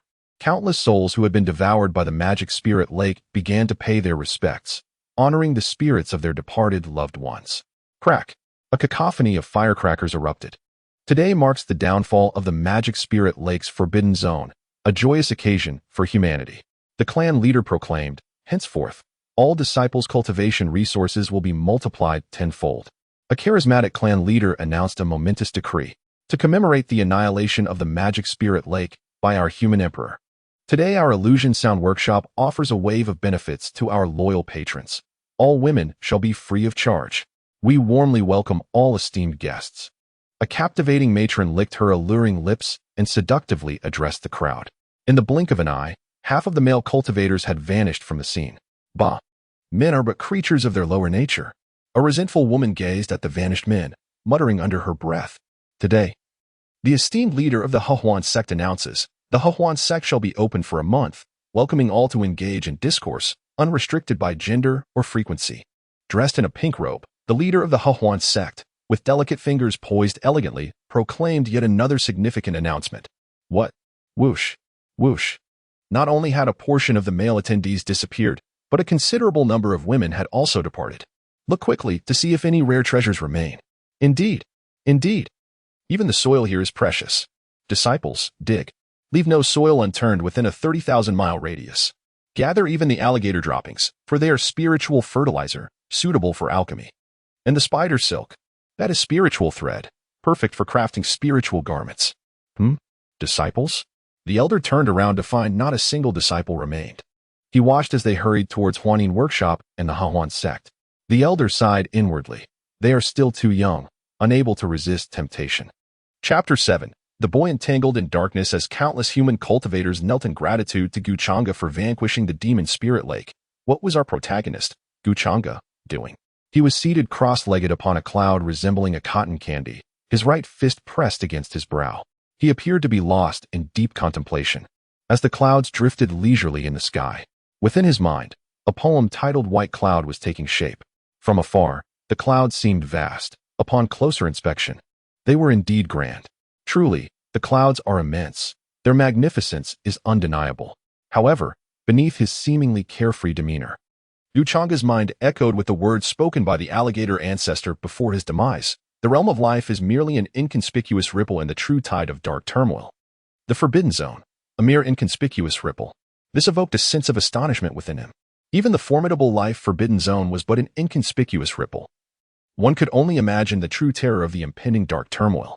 As if sensing Changge's inner trepidation, the primordial essence cauldron within his mind quivered, emanating a powerful aura, as if to proclaim, as the master of the celestial cauldron, how could one fear such trivial darkness? In that fleeting moment, Changge's heart steadied. Humph! What of the dark turmoil? No matter how terrifying it may be, I shall extinguish it with a single cauldron. Changge felt a wave of relief wash over him. Just then, the system's mechanical taunting voice resonated in his mind. Ding! Host, do not feign calmness. This system knows you are in utter panic. Damn it! Changge cursed inwardly. Can't I just pretend to be cool? He then retorted to the system in his mind. One does not strike the face when attacking. One does not expose hidden weaknesses. Is that not common knowledge? Speak. How will you compensate this host? System damn. Is there really such a shameless request for compensation? Ding. Rest assured, host. While you ponder, this system has automatically upgraded to the Eternal Celestial Sect System. As long as the host recruits disciples and develops the Eternal Sect into an illustrious celestial sect that commands the realms, rewards will be bestowed. Rewards include cultivation, techniques, divine artifacts, spirit stones, summoning cards, sect construction cards, little umbrellas, elixirs, and more. The rest nothing the host could wish for that isn't available. Damn, this is incredible. An automatic upgrade? How considerate. Recruiting disciples comes with rewards? Cultivation, techniques, spirit stones, elixirs. Wow, this is amazing. Wait, what is that little umbrella? Just as Changge was about to inquire further about the system's detailed functions, the sounds of a skirmish from the ancient wilderness below reached his ears. He beheld a youth clad in a black short-sleeved shirt standing amidst the ancient forest, his eyes shrouded in thick layers of black satin, completely blocking out all light. With a dark band obscuring his vision, a divine sword in his left hand, and a long spear in his right, he was wreaking havoc all around. At this moment, Changge was taken aback. The youth. Could it be that he is cosplaying as the blind monk, or perhaps Lin Xia? Changge couldn't help but chuckle awkwardly. He should hasten to recruit disciples. Enhancing his strength is the undeniable truth. Ding. A disciple with average talent but extraordinary fortune and perseverance has been detected. The host is requested to accept him into the sect. What a coincidence. Has he encountered a disciple already? Changge felt a stir of disbelief within him. How could it be so fortuitous? System. Serving the host is our system's duty. Moreover, this scene before me seems amiss. Changge gazed at the youth, who was wreaking havoc. A sense of doubt arose within him. Shouldn't the youth be on the brink of death? With him descending from the heavens to accept him as a disciple? How is he to recruit disciples now? Must he resort to deceit as his master once did? At this moment, within the ancient wilderness forest below, 10 black-clad cultivators, covered in blood, were being relentlessly pursued by the boy cloaked in darkness. Despite being shrouded, the youth exuded an overwhelming aura of menace. How can he still be so formidable? Both his eyes have been gouged out, and we have pursued him relentlessly for 3 entire months without rest. How can he still possess such vigor and tenacity? What other hidden cards does he hold? Why can't we bring him down? The 10 were akin to frightened dogs, frantically fleeing in panic. Although the youth could not see them, he seemed to intuitively understand their escape routes. With a leap, he appeared directly before them, his icy visage devoid of emotion. The blood-stained spear pointed unwaveringly at the 10. Is it entertaining to chase me for 3 months? The 10, in terror, gazed at the youth, utterly bewildered by how he grew fiercer with every pursuit. Young mastery, spare us. We are but pawns in this game. We implore your mercy. Disregard us, as if we were nothing. They begged incessantly, kneeling and repeatedly bowing their heads in repentance. However, unbeknownst to the youth, the 10, appearing as though they were pleading for mercy, actually harbored malicious intent towards him. Among them, a one-eyed leader, glancing at the 9 others, whispered, "If we cannot kill him, the illustrious name of the 10 tigers of Guangzhou will be utterly tarnished. He must die today. Old 8, Old 9, Old 10. In a moment, you 3 will confront him head-on while we flank him from behind for a surprise attack." The 3 called Old 8 felt a torrent of frustration within them. At this moment, young Master Yi seemed as if possessed by the god of slaughter. Unstoppable by any divine or demonic force, who among them could withstand such ferocity? It was evident that anyone attempting to confront him directly would be walking to their doom. Let the 3 of them confront directly. This signifies that they have been abandoned by the leader. Yet, they dare not defy his orders. Fully aware of the leader's ruthless methods, they would rather meet their demise than fall into his clutches. "Young Master Yi, for the sake of our past service to you, please spare us." Indeed, young Master Yi, all of this is at the behest of young Master Shi, and as subordinates, we dare not oppose his will. Yes, young Master Shi has now been exalted as the divine son of the Shi clan. How could we dare to resist his commands? We are left with no choice. 3 of the 10 cloaked figures crawled desperately to the feet of the boy clad in dark robes, weeping and pleading. "Humph, you claim to be left with no choice?" The boy in dark robes scoffed, his voice icy. "You, who are supposedly forced into this, still engage in heinous acts such as violating women while pursuing me? You, who are supposedly forced into this, still commit murder and theft in your relentless chase? You, who are supposedly forced into this, still solicit young women without payment? You, who are supposedly forced into this, still trample upon the farmer's fields? You, who are supposedly forced into this, still raid a bird's nest while pursuing me?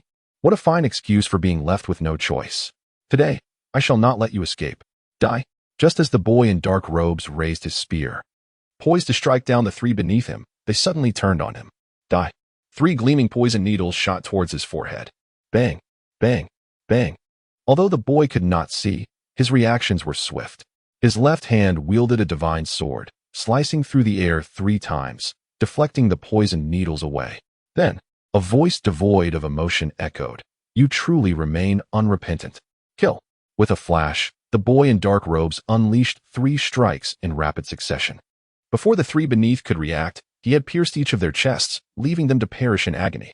"This is bad," the boy exclaimed in alarm. Haha, too late. The remaining 7 cloaked figures had encircled him from behind, launching a frenzied assault. Bang, bang, bang. Despite the boy's formidable strength, he was at a disadvantage, relying solely on his senses due to his blindness. Seizing the opportunity, the 7 pressed their advantage, bombarding him with relentless attacks. In a short time, dozens of wounds marred his body, leaving him a bloodied figure. Bang, pooh. The 7 assailants struck once more, sending the youth with the black bandage flying several yards away. He coughed up a mouthful of blood, his vitality waning in an instant. Alas, the effect of the explosive pill had expired. Coughing violently, the youth leaned on his spear. Kneeling upon the ground, images of the explosive pill's power flashed through his mind. The explosive pill, a 5th-grade elixir, was designed to unlock the latent potential within the human body, capable of elevating one's realm in an instant, lasting for an hour. Are you not a formidable fighter? Are you not brimming with arrogance? Young Master Shi, are you not the paragon of the Shi clan? Why have you faltered? They jeered. Ha ha. To vanquish a genius is indeed a momentous achievement. My blade has long been thirsting for this opportunity. The 7 figures in black erupted into maniacal laughter upon finally subduing the youth with the black bandage. Our reputation as the 10 tigers of Guangzhou remains intact. Ha ha. He has finally succumbed. With frigid gazes, the 7 black-clad figures approached the youth. This was the script that should unfold. Changge sighed in relief upon witnessing the scene. It was time for him to make his appearance.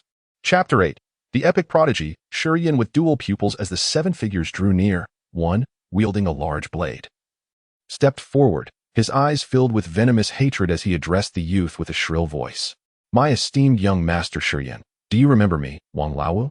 I am the one who exposed myself before a servant of the Shi clan. You subjected me to castration and confiscated my tools of retribution.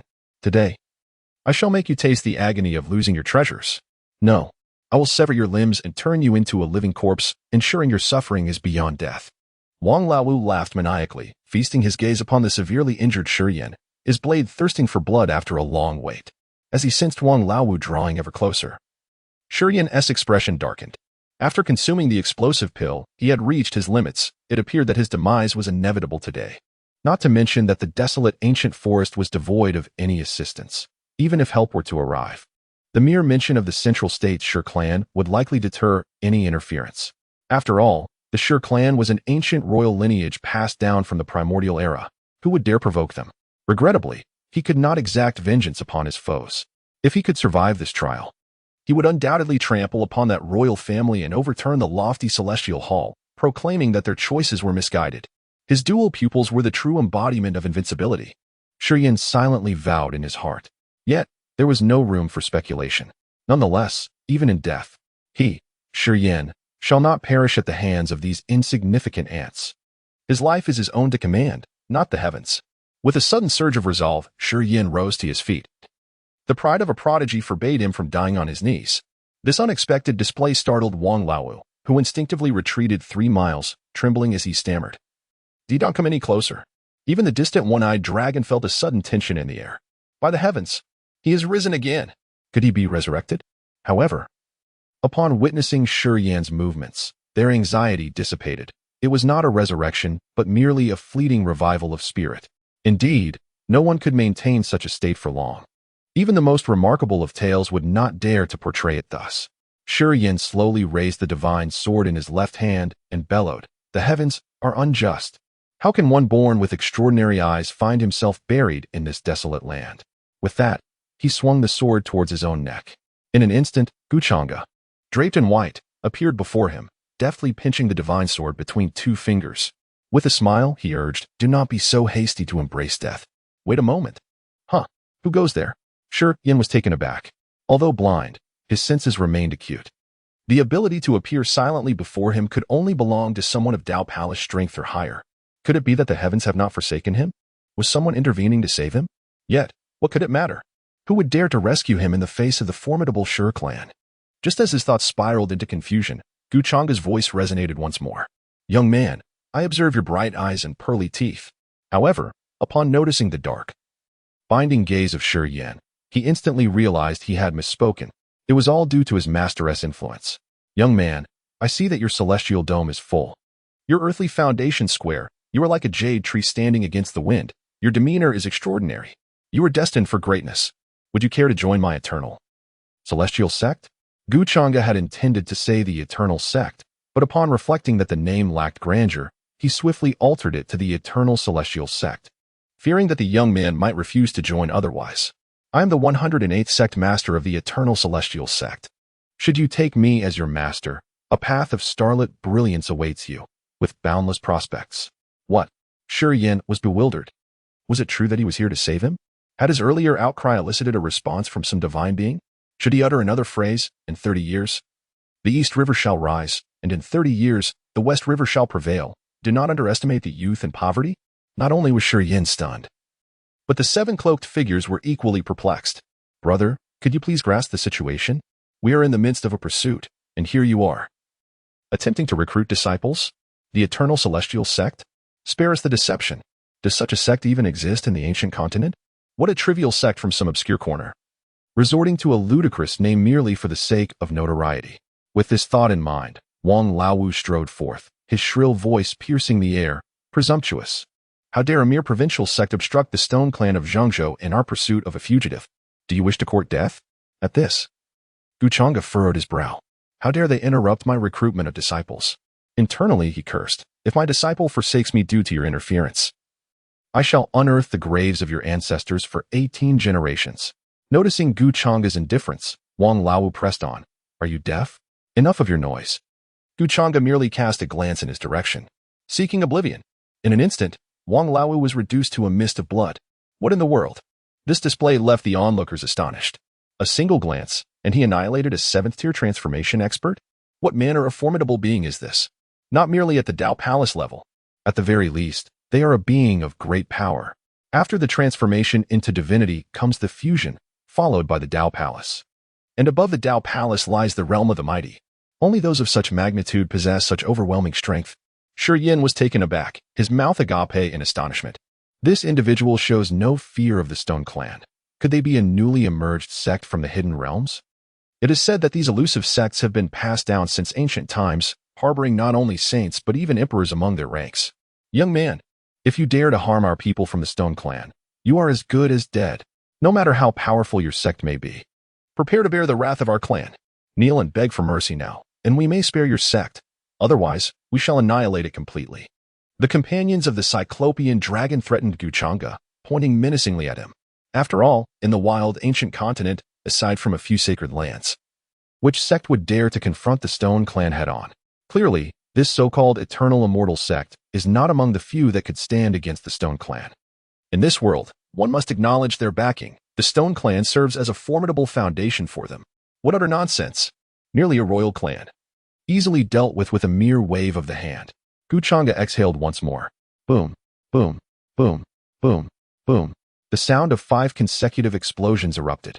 Except for the Cyclopean dragon, the other 5 were transformed into a mist of blood. At last, silence prevailed. Why you? The Cyclopean dragon was so frightened he could hardly articulate a response. Upon meeting Changge's gaze, he instinctively covered his mouth, terrified that he too would become a mere cloud of blood. At this moment, Shiyan's heart was also stirred by tumultuous waves. The individual before him was decisively ruthless. After all, what had been said? Merely a royal clan, easily dealt with a mere wave of the hand. Is this confidence or arrogance? In that moment, Shiyan found himself at a loss. Changge observed the young man before him, patiently awaiting his response. Before him appeared Shiyan's information. Name, Shiyan. Realm, 9th level of Golden Core, originally 9th level of Transformation. Constitution, mortal body, formerly a natural heavy eye. Talent level, superior talent, originally epic talent. Background, originally a member of the Shur clan, gifted with natural heavy eyes, he was deceived by his aunt 3 months ago, who extracted his heavy eyes and transplanted them into his cousin Shiyan, who possessed the supreme bone. Incredible! Natural heavy eyes. A prodigy indeed. Changge was also taken aback. He had learned from the system that talent levels were categorized as inferior, average, superior, king, saint, divine, epic. What a surprise. The first disciple is this extraordinary. An epic talent. Such individuals could effortlessly ascend to the status of a great emperor. He completely overlooked the fact that the heavy eyes had been extracted 3 months ago. Even if he had not, he would not have cared. So what if the heavy eyes were removed? Could they not be cultivated back? What? You say it is impossible to regain the heavy eyes? Then let me tell you. With the system at my disposal, I can turn the impossible into the possible. After reviewing Shiyan's information, Changge marveled at his extraordinary aptitude while feeling a twinge of regret for the youth possessing the supreme bone. Young man, your path has narrowed. The supreme bone is intended for emperors. Why must one resort to stealing another's eyes? Chapter 9. The enormous gift of the initial task. Changge looked at the still silent youth and calmly said, So, young man, have you made your decision? Shiyan remained silent for a moment before asking, Elder, have you heard of the grievances between me and the Shur clan? No, I have not heard of your grievances. But your eyes have already revealed the tale of your strife. Changge smiled faintly. Given your condition, is there any need for me to have heard? Shiyan hesitated internally. He feared that his joining would bring calamity upon the Eternal Immortal Sect. After all, the Shur clan was an ancient royal family of the primordial continent, with countless powerful members. It would not be an exaggeration to say that saints were as numerous as dogs, and great saints roamed freely. Moreover, formidable emperors guarded the critical battles of the starry skies. Elder, that is the royal Shur clan of Zhongzhou. I have said it. It is merely a royal family, a mere wave of the hand. Changge replied nonchalantly. Changge's words served as a reassurance to Shiyan. The fact that the elder was unperturbed even after learning of the Shur clan's royal status indicated a lack of fear. The die was cast. It is often said that a gamble may transform a bicycle into a motorcycle, and a daring endeavor might elevate a motorcycle to a jeep. A reckless wager could even elevate a jeep to a Land Rover. Today, Shiyan is placing his bet that the everlasting Immortal Sect is indeed a true hidden grand sect. After all, without the protection of a sect, he would incessantly face the relentless pursuit of the Shur clan, destined to be slain sooner or later. Now, with a sect willing to take him in, it is possible that one day, Shiyan can fulfill his earlier vow to trample upon the imperial clan and overturn the celestial threshold. I, Shiyan, am willing to take you as my master, but alas, my eyes are now blind, and in the future, worry not. As long as you join my everlasting immortal sect, even if you are blind now, You shall become the mightiest of the blind in due time. Changge remarked nonchalantly. Blind? With a system in place, can one truly remain blind? Hiss. Even if blind, to be the most powerful among the blind? Yan's face was etched with astonishment. What manner of sect had he joined? His master exhibited such confidence. By the way, I am already aware of your circumstances. Will you seek vengeance against the Shi clan on your own, or shall I assist you? Changge inquired. Despite the formidable strength of the Shi clan in the Central Plains, to him, they were merely a trivial matter. Did he not witness how even the life-forbidden zone, the demon spirit lake, could not withstand his overwhelming might? Changge's question carried a sense of assessment. If a disciple relied entirely on the sect and their elders, reaping the benefits for themselves, such a disciple, regardless of their talent, would not merit cultivation. One must rely on oneself. Thank you for your kindness, master.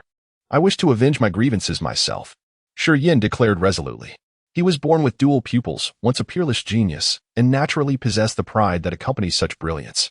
Even without his dual pupils, he harbored the confidence that he could still ascend to the pinnacle. For those with dual pupils cultivate both sight and heart. Excellent. Changge could not help but express his admiration. He had indeed not misjudged him. System, shouldn't it be that I have not misjudged him? However, I can assist you in collecting some interest first. Changge waved his hand, and the last black-clad one-eyed dragon was instantly drawn before him. Forbear. Spare me. Spare me. I was blind to your grandeur. Please treat me as nothing more than a fleeting thought. No, I am not even worth that. The one-eyed dragon was utterly paralyzed with fear. A mere glance had annihilated their 7th-level transformation elder, and with a single breath, he had obliterated 5 among them. If the one-eyed dragon still did not realize he had kicked a steel plate this time, then these years of existence had truly been in vain. The person before him was at the very least a saintly powerhouse. A saint. Beneath the saints, all are but mere ants. You should not beseech me. Rather, you ought to implore my disciple. Changge spoke with a tranquil demeanor. Spare me, young master Shi. The one-eyed dragon hastily bowed repeatedly before Shi. Do you comprehend why you are blind in one eye? Shi replied coldly. Why? The one-eyed dragon questioned, bewildered as he gazed at Shi. Because your eye is as good as non-existent. With a resounding impact, Shi struck the one-eyed dragon's crown, sending him and his 10 brothers to the afterlife. Having experienced this encounter, Shi resolved to show no mercy to his enemies henceforth. Changge observed the scene, growing increasingly pleased with his disciple. When confronting foes, one must act with decisiveness. Let us return to the sect first, Changge instructed Shi, casting a glance at the fallen one-eyed dragon and muttering softly. I wonder how the other cloaked figures fare. Shi felt a surge of exasperation within. Master, while I may be blind, you cannot deceive me. Just moments ago, with a mere glance, you reduced them to a mist of blood. Should I then say they have perished before their graves? Just as Changge prepared to lead Shi back to the Eternal Sect, the mechanical voice of the system echoed in his mind. Ding! Congratulations to the host for recruiting the first genius disciple, completing the system task. As this is the inaugural recruitment task, the system grants an extraordinary and lavish gift package. Congratulations, host, for obtaining a sect development card to be used for constructing and enhancing the sect. Congratulations, host, for acquiring a realm enhancement card, capable of elevating the host's cultivation level. Note, this card can infinitely elevate the host's cultivation to the pinnacle of the current realm, but cannot breach the realm's limits. Congratulations, host, for receiving the celestial stones, the Sunstone and the Moonstone. These 2 stones are derived from the eyes of the primordial deity Pangu, possessing inscrutable powers. Congratulations, host, for obtaining the divine skill Chaos Eye Sutra. This technique, cultivated by the Chaos Demon God, enables the practitioner to develop the Chaos Divine Eye, gazing upon the 33 heavens above and the 18 hells below. Congratulations, host, for acquiring a sovereign-level summoning card. This card can summon a powerful being of the 6th realm of sovereignty, with the specific realm being random. Congratulations, host, for receiving 2 sage-level summoning cards. These can summon beings from the 4 realms of the sage, including sages, ancient sages, sage kings, and great sages, with the specific type being random. Congratulations, host, for obtaining 10 great being summoning cards, which can summon beings of the great being realm. Note, beings below the great being realm do not meet the host standards, and thus no further summoning cards will be issued. Additionally, each summoning card theoretically allows for the summoning of 1 corresponding powerful being. However, should the host be exceptionally fortunate, Multiple beings may be summoned, with no specific limit on quantity. Furthermore, the summoned beings will be utterly loyal to the host. By the heavens. System, you lack martial ethics. The rewards are astonishingly inhumane. This extraordinarily immense gift package truly lives up to its name. System, it's merely basic operations. The host need not be astonished. Sect construction card. Immortal Emperor fulfillment card. Sunstone. Moonstone. Chaos Eye scripture. Emperor summoning card. Sage summoning card. None of these are ordinary items. Changge gazed at the myriad rewards in his mind, astonished beyond measure. Oh, my goodness. Is this the golden legend? The embodiment of fortune, invincible under heaven. System Father, I adore you. My affection for you is relentless, akin to an unstoppable bout of illness, incessantly flowing forth. After this moment of reflection, he suddenly remembered that he had yet to present a disciple gift to his newly received apprentice, as their master. This does not align with the style of the overlord. Well then, let us bestow the Sunstone, the Moonstone, and the Chaos Eye scripture upon Shireen. The two innate divine stones are perfectly suited for him to refine, allowing him to once again bask in the light. The Chaos Eye scripture is also ideally tailored for his cultivation. Chapter 10, The Rebirth of the Double Eyes. The world loses its color. Crash. Oh dear. Master, why have you suddenly halted? Shireen did not anticipate Changge's abrupt stop. Blind as he was, he momentarily failed to react and collided directly with Changge. My dear disciple, since you have joined my Eternal Immortal Sect and pledged yourself to me as your master, I must first assist you in mending your injuries.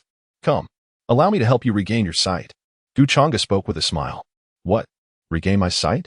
Shireen exclaimed in astonishment, lifting his head to gaze at Changge. Though his eyes were shrouded in darkness, his wide-open mouth betrayed the shock within. How could one who had lost both eyes possibly regain their sight? Only upon reaching the Saint Realm could one regenerate severed limbs and reconstruct their physical form. Since losing his eyes, Shireen had seen his cultivation regress from the 9th layer of the transformation stage to the 9th layer of the Golden Core stage, with further signs of decline. Could it be that his master had the power to elevate him to sainthood in a single day? Good heavens! Sainthood! Just the thought ignited a surge of excitement. Even among the Stone Clan, where saints abound, they still occupy a middle tier. Thus, his master must possess powers beyond mere sainthood, at the very least being an ancient saint, perhaps even a saint king. Perhaps he was a grand saint. A grand saint as a mentor. Shireen felt as though he had turned his fortunes around.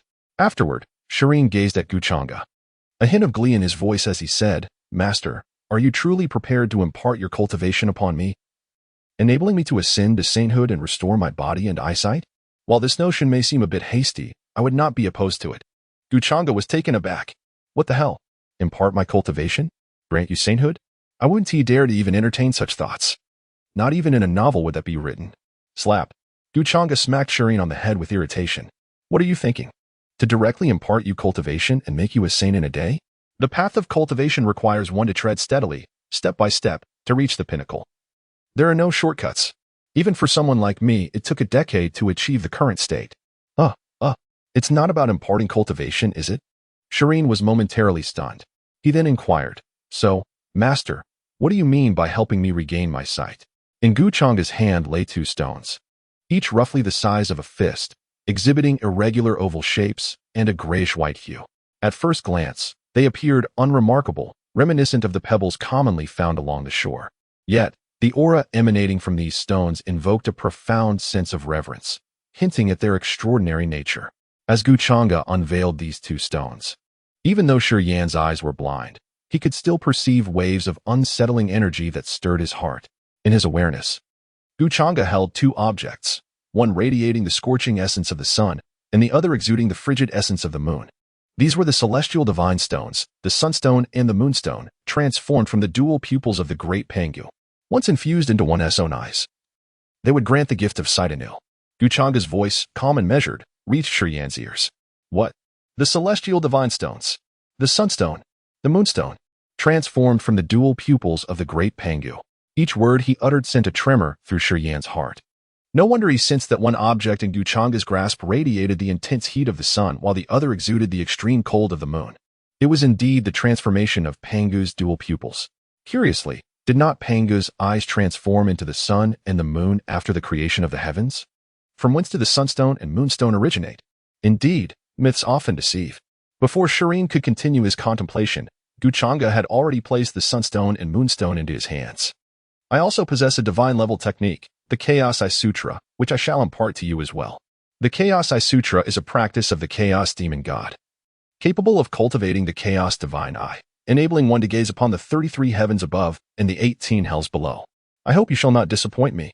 With a grand sweep of his sleeve, Changge conjured a radiant orb that instantly manifested within Shireen's sea of consciousness. Shireen felt the Sunstone and Moonstone in his hands, along with the shimmering Chaos Eye Sutra in his mind, and the astonishment within him transcended the bounds of language. Once again, the Divine Stone and the Supreme Cultivation Technique. Could it be that the sect he has joined is indeed an immortal sect? Changge, is there any doubt? With a resounding clap, Shireen hastily knelt down, bowing 3 times to Changge. The profound grace bestowed upon the disciple by the master cannot be repaid at present. All that remains is to reciprocate in the future. Excellent. I look forward to your future endeavors. Quickly refine this heavenly divine stone, and I shall safeguard you. Upon finishing his words, Changge waved his hand, conjuring a barrier around them, impervious even to the mightiest of saints. Shireen promptly assumed a meditative posture, the solar stone in his right hand and the lunar stone in his left. Streams of spiritual energy surged towards the heavenly divine stone, commencing its refinement. Simultaneously, the Chaos Eye Sutra within his mind began to emit a dazzling divine radiance. In the primordial chaos, as the heavens and earth lay in turmoil, golden light descended, illuminating the chaos, regarded as the Eye of Chaos. The Eye of Chaos can discern yin and yang, distinguish the 6 senses, explore the 10 directions of the universe, peer into the 33 heavens, and comprehend the virtues and vices of myriad realms. Mysterious energies emanated from Shireen, enveloping the solar stone and the lunar stone in his grasp. Whoosh! The 2 heavenly divine stones suddenly soared from his hands, plunging into Shireen's hollow eyes. A wave of excruciating pain pierced directly into the depths of Shireen's soul. This is a suffering beyond the endurance of ordinary mortals. Shireen could not help but emit cries of anguish, his entire body beginning to tremble uncontrollably. He understood that the divine stone was merging with his eyes. He could not surrender. He must persevere. If he could only endure this trial, he, Shireen, would once again behold the light. His teeth clenched tightly against his lips, a trickle of blood oozing from the corners of his mouth, revealing the extent of his torment. I, Shireen, possess the divine celestial eyes. What fear do I have of mere earthly divine stones? Merge with me, Shireen shouted, fervently channeling his spiritual energy to refine the Sunstone and Moonstone within his eyes. Boom, boom, boom. Suddenly, bolts of lightning rained down across the sky, transforming the entire landscape into a blinding expanse of white. Even with Changge's cultivation, he could not discern the situation within for a moment. A quarter of an hour later, as the lightning subsided, the sight that greeted Changge was that of a handsome youth.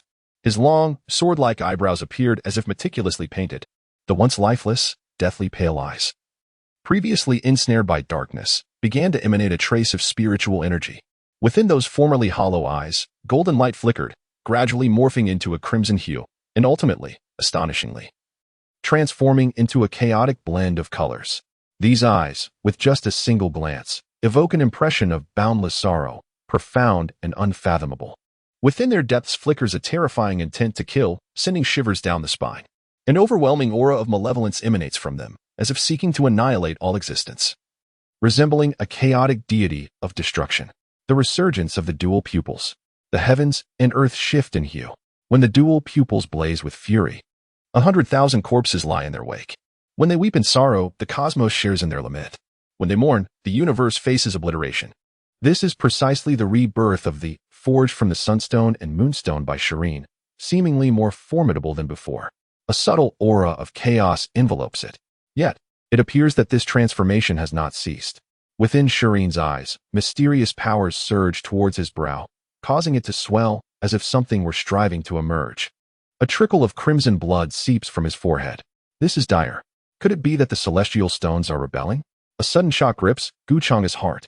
Just as he prepares to approach for a closer examination, thunderous roars reverberate through the heavens, as if an ancient malevolent entity, long thought to be sealed away, seeks to emerge. Chapter 11. The Eye of Heaven opens. The birth of 6 pupils. The transformation into 6 paths. Boom, boom. Strikes of lightning, even more robust than before. cascade down, transforming the landscape into a blinding white expanse once again. Changge halts, gazing at the renewed tempest of thunder, pondering the extraordinary nature of his disciple. How astonishingly defiant is he, struck by lightning twice in a single day. Fortunately, the powers of the Sunstone and Moonstone shield him. Otherwise, he would have been reduced to ashes long ago. Suddenly, amidst the torrential lightning, a resounding roar emanates from Shireen. I demand that this sky shall no longer obscure my sight. Eye of chaos awaken. Boom. A beam of resplendent golden light pierces the firmament. This golden radiance stretches from heaven to earth, resembling an awe-inspiring energy beam that sweeps across the vast sky. It stands like a celestial pillar, exuding an unparalleled majesty. A terrifying aura emanates from this light column. Simultaneously, in the terrifying forbidden zones scattered across the ancient continent, ancient and dreadful beings awaken from their slumber, their profound eyes opening in unison. From millions of miles away, they gaze upon the magnificent golden beam, astonished. What is this? Has a monumental artifact emerged from the ancient continent? Or perhaps an unparalleled genius has been born? This is fortuitous. Once we emerge, we shall be well nourished, ready to devour it and replenish our strength.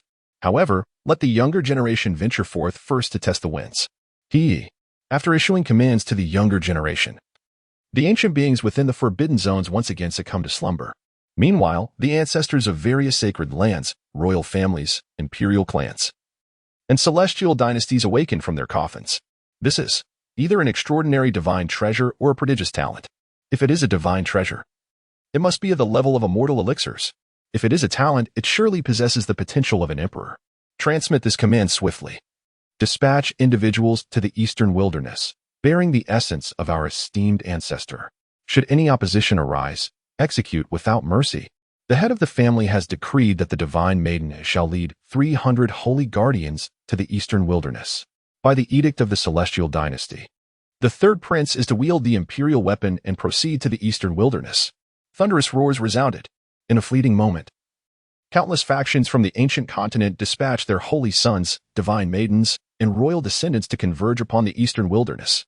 After approximately a quarter of an hour, the earth-shattering golden beam gradually dissipated, and the tempestuous lightning vanished without a trace. Changge gazed upwards, noticing a vertical fissure at the center of Shireen's brow. Suddenly, the fissure split apart, and a beam of white light shot forth, piercing toward a small mountain towering over several dozens of feet away.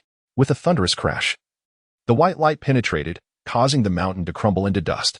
The spectacle was terrifying. Within that vertical fissure emerged an unfeeling eye, akin to the eye of the heavens. Surveying all beings of the world with a detached gaze, Changge couldn't help but draw in a sharp breath. This apprentice defies fate. By refining the Sunstone and the Moonstone, not only has he restored the brilliance to his eyes, but he has also awakened a third eye. As this celestial eye opens, the very heavens and earth tremble. Wait, is that a dual pupil? My goodness! Upon closer inspection, Changge discovers that the celestial eye upon Shireen's forehead is indeed a dual pupil celestial eye. At this moment, the dual pupils within Shireen's celestial eye seem to possess an otherworldly connection, with mysterious energy swirling within. Whoosh, whoosh, whoosh. A whirlwind begins to stir, as if two spatial passages are about to manifest before him. One passage reveals majestic mountains and rivers, shrouded in ethereal mists, radiating an aura of purity and vitality. Even the slightest release of this energy causes the surrounding flora to grow wildly. The other passage, however, is filled with howling winds and billowing black fog, exuding a chilling aura of death. Just a mere hint of this energy turns not only the stones and grass to ashes, but even the insects beneath the earth. This is the essence of reincarnation, a passage of reincarnation.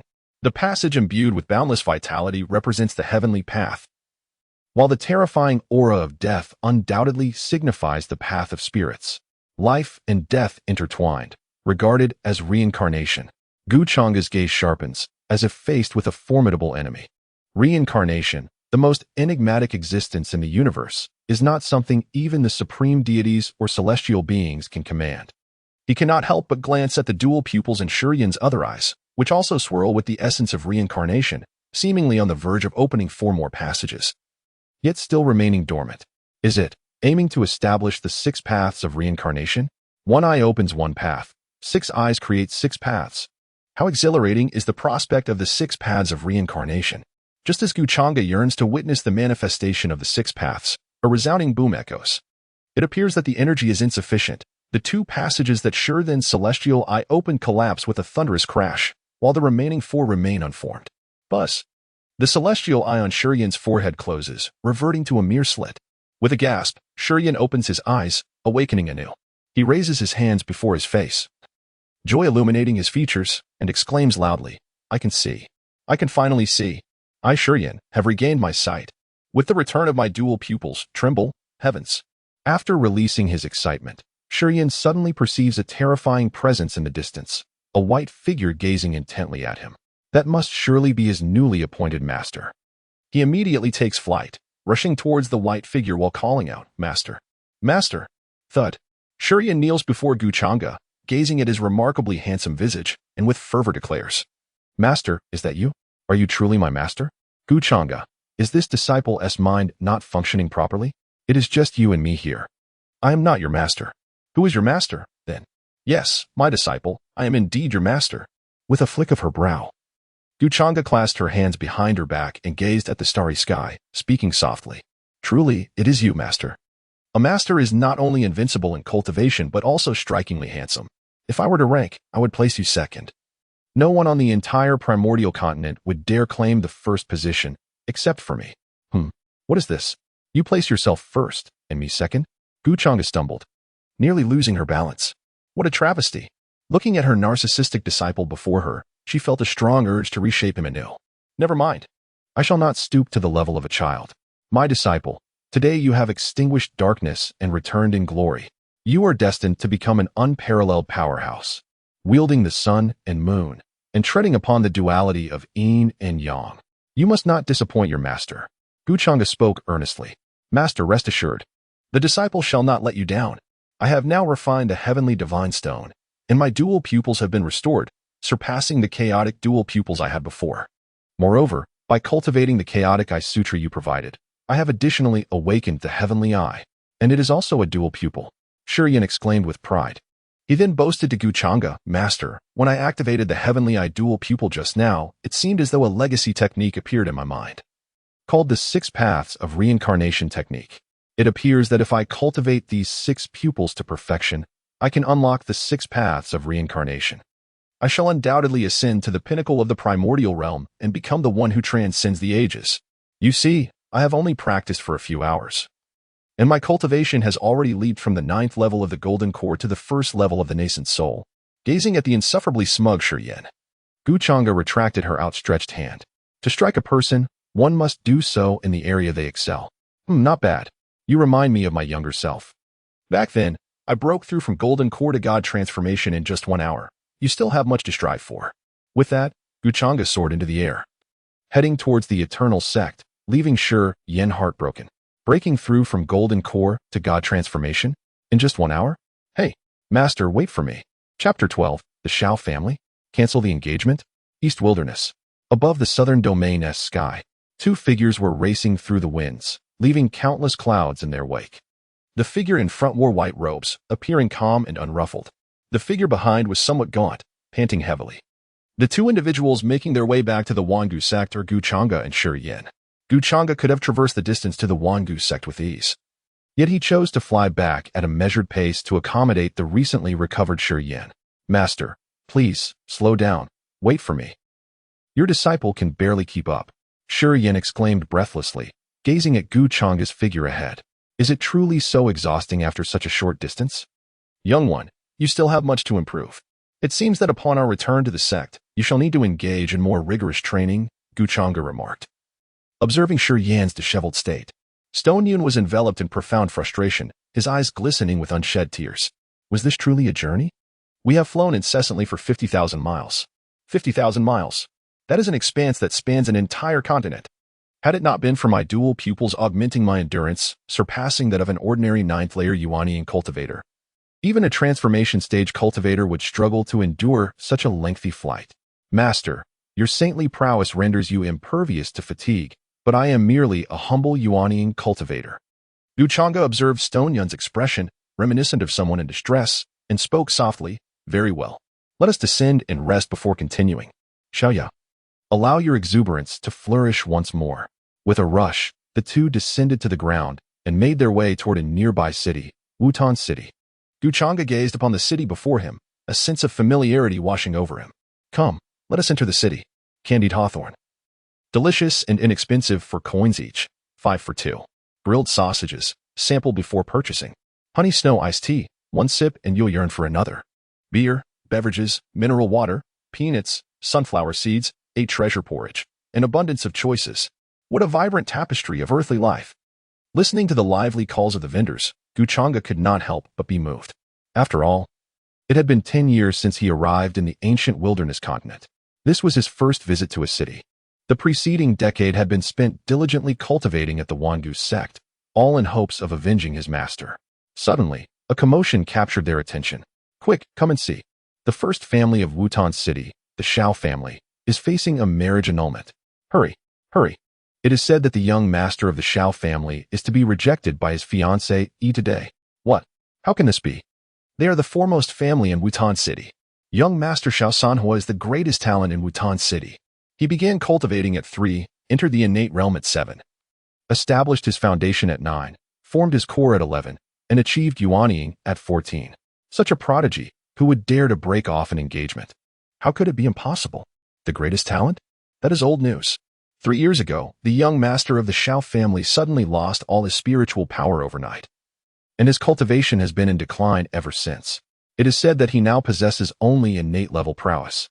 Meanwhile, his fiancée Yi, Nalan Ran, awakened her sacred body of time a year ago and has become a disciple of the esteemed Changge sect, one of the top powers in the eastern wilderness.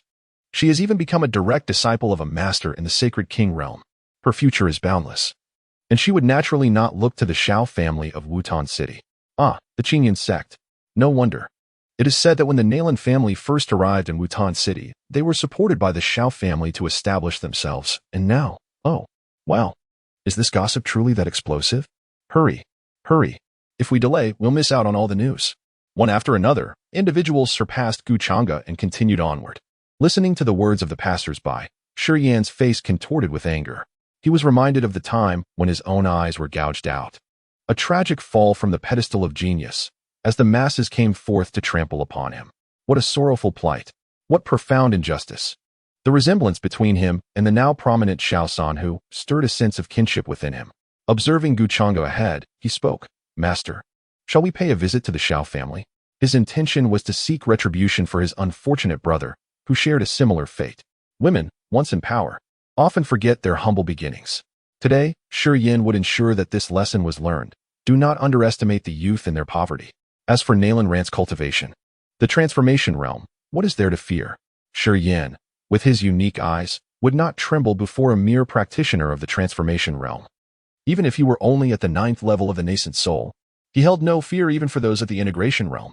Indeed, he felt capable of standing against formidable adversaries from the Dao Palace realm, even those 3 tiers above him. This is the formidable confidence that comes with possessing the chaotic rebirth eye. As for the powerful beings atop the Dao Palace, does he not have his master? At this moment, Changge found himself ensnared in contemplation. Wutan City, the Shao clan, the fall of a genius, Nalan Ran, the broken engagement. What a perplexing situation. This utterly familiar and cliché plot. Wait, Changge suddenly burst into laughter. Surely, there must be an extraordinary genius here. Immediately, Changge inquired within his mind. System, is it not true that an epic talent is about to emerge here? If I were to accept them into our sect, would there be a reward? The system's mechanical yet playful voice echoed in Changge's mind. Ding. The host is indeed a remarkable individual, able to predict outcomes in advance. The system shall proceed with a verification. Ding. Detection reveals an epic prodigy present, currently undergoing a marriage annulment. Please, host, proceed to recruit them into the sect for substantial rewards from the system. Upon hearing the system's response, Changge promptly resolved to visit the Shao family. Another epic prodigy. What an opportunity for experience points. He then addressed Shi Yan with righteous fervor. We must go. As a man, how can one allow a woman to annul a marriage? Moreover, I believe the young master of the Shao family is likely a hidden genius. It would be perfect to recruit them into the sect as your junior brother. My junior brother? Shi Yan was momentarily taken aback. With a swift motion, Changge enveloped Shi Yan, and in an instant, they appeared above the grandest and most opulent residence in Wutan City. Here lies the abode of the Shao family. Changge concealed himself in the ethereal void, patiently awaiting the opportune moment to make his entrance. He sought to captivate with the most astonishing display, achieving the greatest impact. At this moment, within the reception hall of the most esteemed family in Wutan City, the patriarch Shao Zhan sat with 3 elders, their expressions inscrutable. To the left, a cadre of influential and formidable elders, alongside the promising youth of the clan, occupied their seats. Conversely, on the opposite side, an elderly man and a pair of young individuals adorned in white robes embroidered with the emblem of Eternal Sect, indicative of their affiliation, sat quietly. The hall was enveloped in an eerie silence, with all eyes fixated on the youth standing at the center. There, amidst the stillness, stood a strikingly handsome boy. Youthful yet refined Shao Sanhua, the former prodigy of Wutan City and the young clan leader of the Shao family. The tension in the atmosphere was palpable. Suddenly, a chilling voice pierced the silence of the hall. Are you truly going to rescind the engagement? Shao Sanhua's gaze was locked onto the exquisite young woman seated to his right. Chapter 13. How absurd. What of the saying, 30 years east of the river, 30 years west of the river? Are you truly going to rescind the engagement? In an instant, all eyes in the hall turned towards the young woman. She possessed naturally elegant brows, unadorned lips, a nose as delicate as a hanging gallbladder, teeth like finely crafted shells, and a mouth reminiscent of cherries. Dangling from her tender earlobes was a green jade pendant that swayed gently, emitting a series of clear, melodious chimes, a striking display of exquisite beauty. The young maiden is none other than Nalan Ran, the betrothed of Shao Sanhua, the former prodigy of Wutan City and the young master of the Shao family. She is also the direct disciple of the current leader of the Eternal Sect and has awakened the sacred body of time. At the tender age of 16, she has already ascended to the pinnacle of the transformation realm, a true genius. As Shao Sanhua's words reached Nalan Ran, her body trembled slightly. She lifted her gaze to behold his youthful and exquisite visage, and a tumult of emotions surged within her. Just before those present could perceive the slightest hint of mist in her eyes, she swiftly channeled her energy to dissipate it into nothingness. Is he truly going to call off the engagement? Nalan Ran's melodious voice resonated throughout the hall. You won't regret it? Shao Sanhua stepped forward, closing the distance to Nalan Ran. Fixating his icy stare upon her, he reiterated his inquiry. At that moment, Shao Sanhua stood merely a foot away from Nalan Ran, gazing upon a face that had appeared in his mind countless times. Though she had made a resolute decision, a flicker of compassion began to stir within her. Junior sister, what are you hesitating for? Spoke a handsome young man, approximately 20 years old, with an upright stature, who stood beside Nalan Ran. Throughout the encounter, he had not once deigned to open his eyes to regard anyone else in the room. He seemed to perceive himself as an emperor, while the others were mere commoners. Only when his gaze fell upon Nalan Ran did it reveal an endless adoration. Senior brother, I will handle my own affairs, Nalan Ran replied, her voice tinged with irritation at the man's abrupt interjection. At this moment, Shao Sanhua diverted his attention from Nalan Ran's exquisitely crafted features to the young man at her side, his expression indifferent as he inquired, And who might you be? Who am I? Ha ha. The young man burst into a boisterous laugh. Listen well, I am the senior brother of the esteemed Eternal Sect, Duan Shui Lu. Now do you comprehend my significance? Above the Shao family, in a secluded space within the void, Duan Shui Lu? A voice emerged from the hidden stone yen. Oh, you are acquainted with him? Changge casually asked. Master, during my escape in the eastern wasteland, I occasionally heard others mention him. Duan Shui Lu possesses the Qingyun sacred body and is the foremost direct disciple of the sect leader. At merely 25 years of age, he has already attained the fifth heaven of the Dao Palace and is poised to achieve sainthood before turning 100. Stone Yin articulated slowly. Yet no trace of admiration was evident in his eyes. Achieving sainthood by 100? Indeed, that is remarkable. Yet, in the presence of his own dual pupils, such prowess seemed trivial. With his rebirth through the dual pupils, he harbored confidence in attaining sainthood before the age of 50. At 50, one may attain sanctity. And at 100, another might achieve the same, yet they are entirely different realms of excellence. However, Changge remains indifferent, for he ascended to imperial status at the tender age of 18.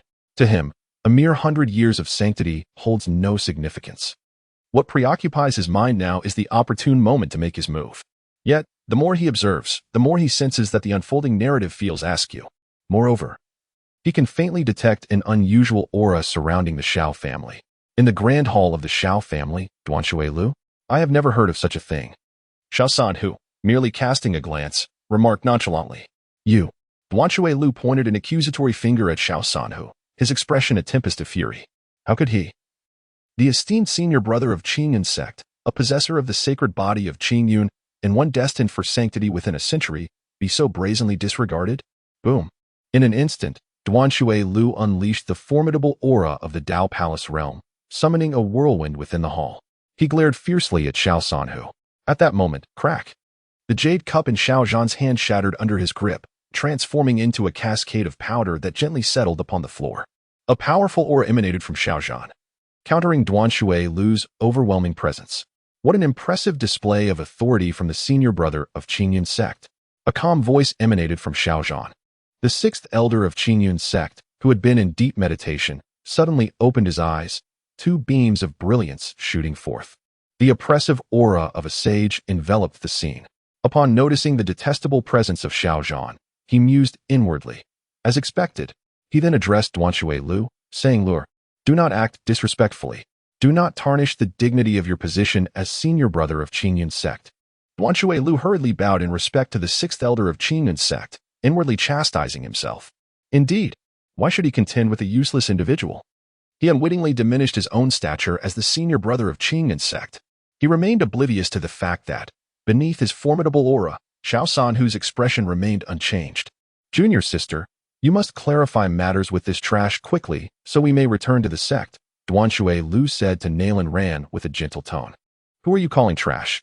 Xiao Sanhu's icy voice resonated within the hall, his eyes glinting like those of a bloodthirsty beast, fixating intently on Duanshui Lu. Duanshui Lu felt a chill run down his spine under Xiao Sanhu's gaze. Swish. Duanshui Lu was enraged. How could he be made to feel a chill by a worthless individual? Who was he?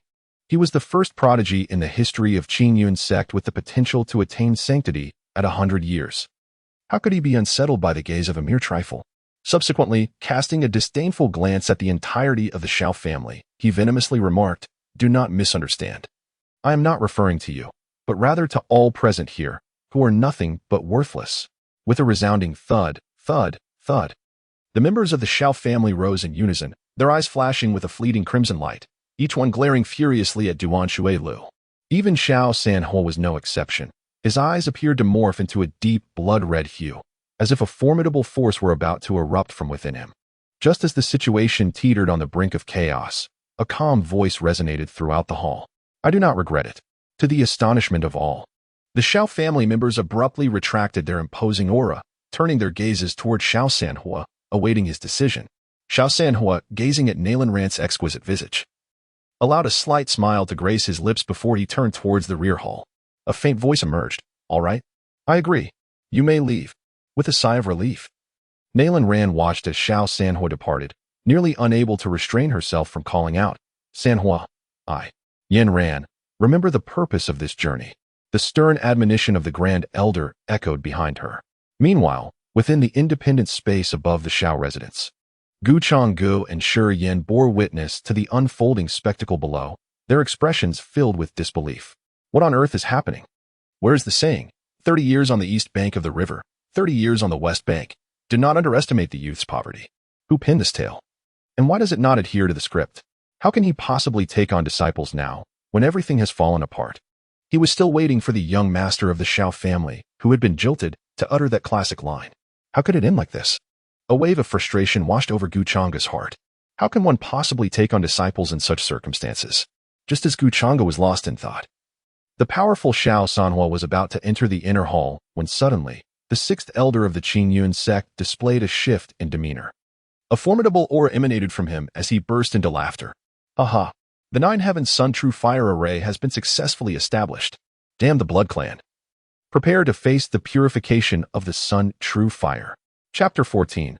The Undying Blood Prince. Sixth Elder, what do you mean? The Blood Clan? Where is the Blood Clan? The sect's senior disciple, Duanshui Lu, gazed incredulously at the sixth elder who had accompanied him, then warily surveyed the surroundings. The elder's words sent shivers down his spine. What is happening? Weren't they here to annul the engagement with the Shao family? Why is there talk of the Blood Clan? Why was he not informed of this? The ancient continent is widely known for the Blood Clan, a race among the top 100 of all celestial clans. The Blood Clan, also known as the Undying Blood Clan. They are deemed undying due to their unparalleled regenerative abilities and vitality. They sustain their existence and enhance their cultivation by feeding on the blood of living beings, making them a dire enemy of humanity. Duanshui Lu had even perused a tattered ancient tome in the Eternal Sect's scripture repository, which recounted tales from a long-lost era. It spoke of a dark time for humanity when the Blood Clan preyed upon them. Even an ordinary member of the Blood Clan could consume several, or even dozens, of common humans in a single day. It was a harrowing epic, where the land inhabited by humanity was rife with suffering, corpses piled high, and the cries of despair echoed like a dirge, a veritable hell on earth. Thus, the mention of the Blood Clan instilled terror in every heart. Furthermore, the Blood Clan possesses the ability to absorb the dark energies of the world, often lurking in shadows, making them natural assassins. Few can stand against them at the same level, save for those endowed with extraordinary talents. Meanwhile, in a secluded void above the Shao family estate, Changge listened intently to Shiyan's account of the Blood Clan, an overwhelming surge of murderous intent welling up in his eyes. How dare they regard my people as mere fodder? Very well. Having just vanquished a demon at the Blood Feast Lake, my 13-meter-long blade remains ravenous for blood. The Blood Clan shall be exterminated. Beside Changge, Shiyan furrowed his brow, expressing concern. According to the records of my Stone Clan, the Undying Blood Clan was banished from the ancient continent 80,000 years ago by the Destiny Emperor in alliance with the Azure Emperor, the Bright Emperor, and 7 other quasi-emperors, sealing them on Changge Island in the Endless Sea. How could they have resurfaced? After speaking, he added with apprehension, could it be that the seal has been broken? After all, it has been 80,000 years since the sealing of the Undying Blood Clan. Should they break free, it would spell disaster for humanity. Humph. There is no need for concern. Even if the seal were to shatter, what of it? If the Blood Clan dares to appear in the ancient wilderness continent, it would mark their demise. Changge declared with imposing authority. Hiss. Just how formidable is my master? That even the Undying Blood Clan does not instill fear? Could it be that my master's sect truly is a celestial one? At this moment, Changge paid no heed to the astonished expression of Shiyan. He was preoccupied with a thought. Since this Shao Sanhua is of the Undying Blood Clan, who then is the legendary prodigy? The system would not allow him to take this Undying Blood Clan member as an apprentice, would it?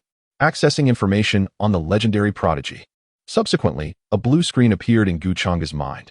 Legendary prodigy. Name, Nalan Ran. Cultivation, first layer of transformation. Physique, time body. Once cultivated to perfection, can traverse the river of time, crossing past, present, and future, reigning supreme over the river of time, existing at the end of all realms. Not fully activated. Talent level, epic level prodigy. Life experience. After his childhood friend Sanhua was consumed by the Blood Clan, he partially activated the time body. Mistakenly regarded as the holy body of time, and joined the Eternal Sect. Goodness gracious. This epic genius is not the one being jilted, but rather the one who has come to annul the engagement. This nearly resulted in a significant blunder. Changge felt a wave of perplexity within. It turned out that this world was not as he had perceived it. The 9 heavens' true fire formation? As Shao Sanhua was about to step into the inner hall, he listened to the raucous laughter of the 6th elder of the Eternal Sect. Sensing the rising temperature in the air, his expression remained devoid of panic. Instead, he calmly regarded the elder of the Eternal Sect, his voice icy as he inquired, "How did you discern my identity as an Immortal Blood Clan member? I believed I had left no trace." At that moment, the 9 heavens' true fire formation had been completed, and the 6th elder of the Eternal Sect was brimming with confidence. What did it matter if the room was filled with Blood Clan members? After all, the purpose of this formation was to summon the true fire of the sun, illuminating the earth. It was perfectly suited to combat the Blood Clan, who dread sunlight, let alone the true fire derived from the sun. Furthermore, from outside the Shao family estate, he could hear the sounds of approaching elders from the Eternal Sect. Thus, he felt no urgency to confront the Blood Clan just yet. After all, was it not more gratifying to let the enemy perish in despair? He then turned his gaze toward Nalan Ran, a triumphant expression gracing his face. All of this was thanks to Ranner. Moreover, the idea of using the pretense of a broken engagement to deceive them and facilitate the arrangement of the 9 heavens' true fire formation was also Ranner's suggestion. Haha. Today, we shall eradicate the Immortal Blood Clan and make a name for the Qingyun sect across the ancient continent. The name of our Qingyun sect shall be eternally inscribed in the annals of humanity. Qingyun, reaching for the skies. The sixth elder of the Qingyun sect let out an even more reckless laugh. However, neither the sixth elder nor his companions noticed that within the entire hall, everyone remained composed. After hearing the words of the sixth elder, Xiao Sanhua turned to the exquisitely featured Nalan Ran and inquired, "How did you uncover this? This is of utmost importance to him. The blood clan lies in ambush among the human race, harboring a grand scheme. He must ascertain how he was exposed, otherwise, that monumental plan will come to naught. This could spell disaster for the immortal blood clan." At this moment, Nalan Ran's face was etched with profound sorrow as she gazed at the youth who had appeared in her dreams countless times. Yet, this boy was no longer the same. "Sanhua, it has been 3 years. At last, I can avenge you." As Nalan Ran recounted her tale, the others began to comprehend. It was 3 years prior, on a night of the full moon, at the back mountain of the Xiao family. Her childhood companion, Sanhua, had gravely urged her to steer clear of Wuten City, as far away as possible, and never return. Moreover, he forbade her from inquiring why. She had left in torrents of tears, heart-wrenchingly glancing back at him with every step.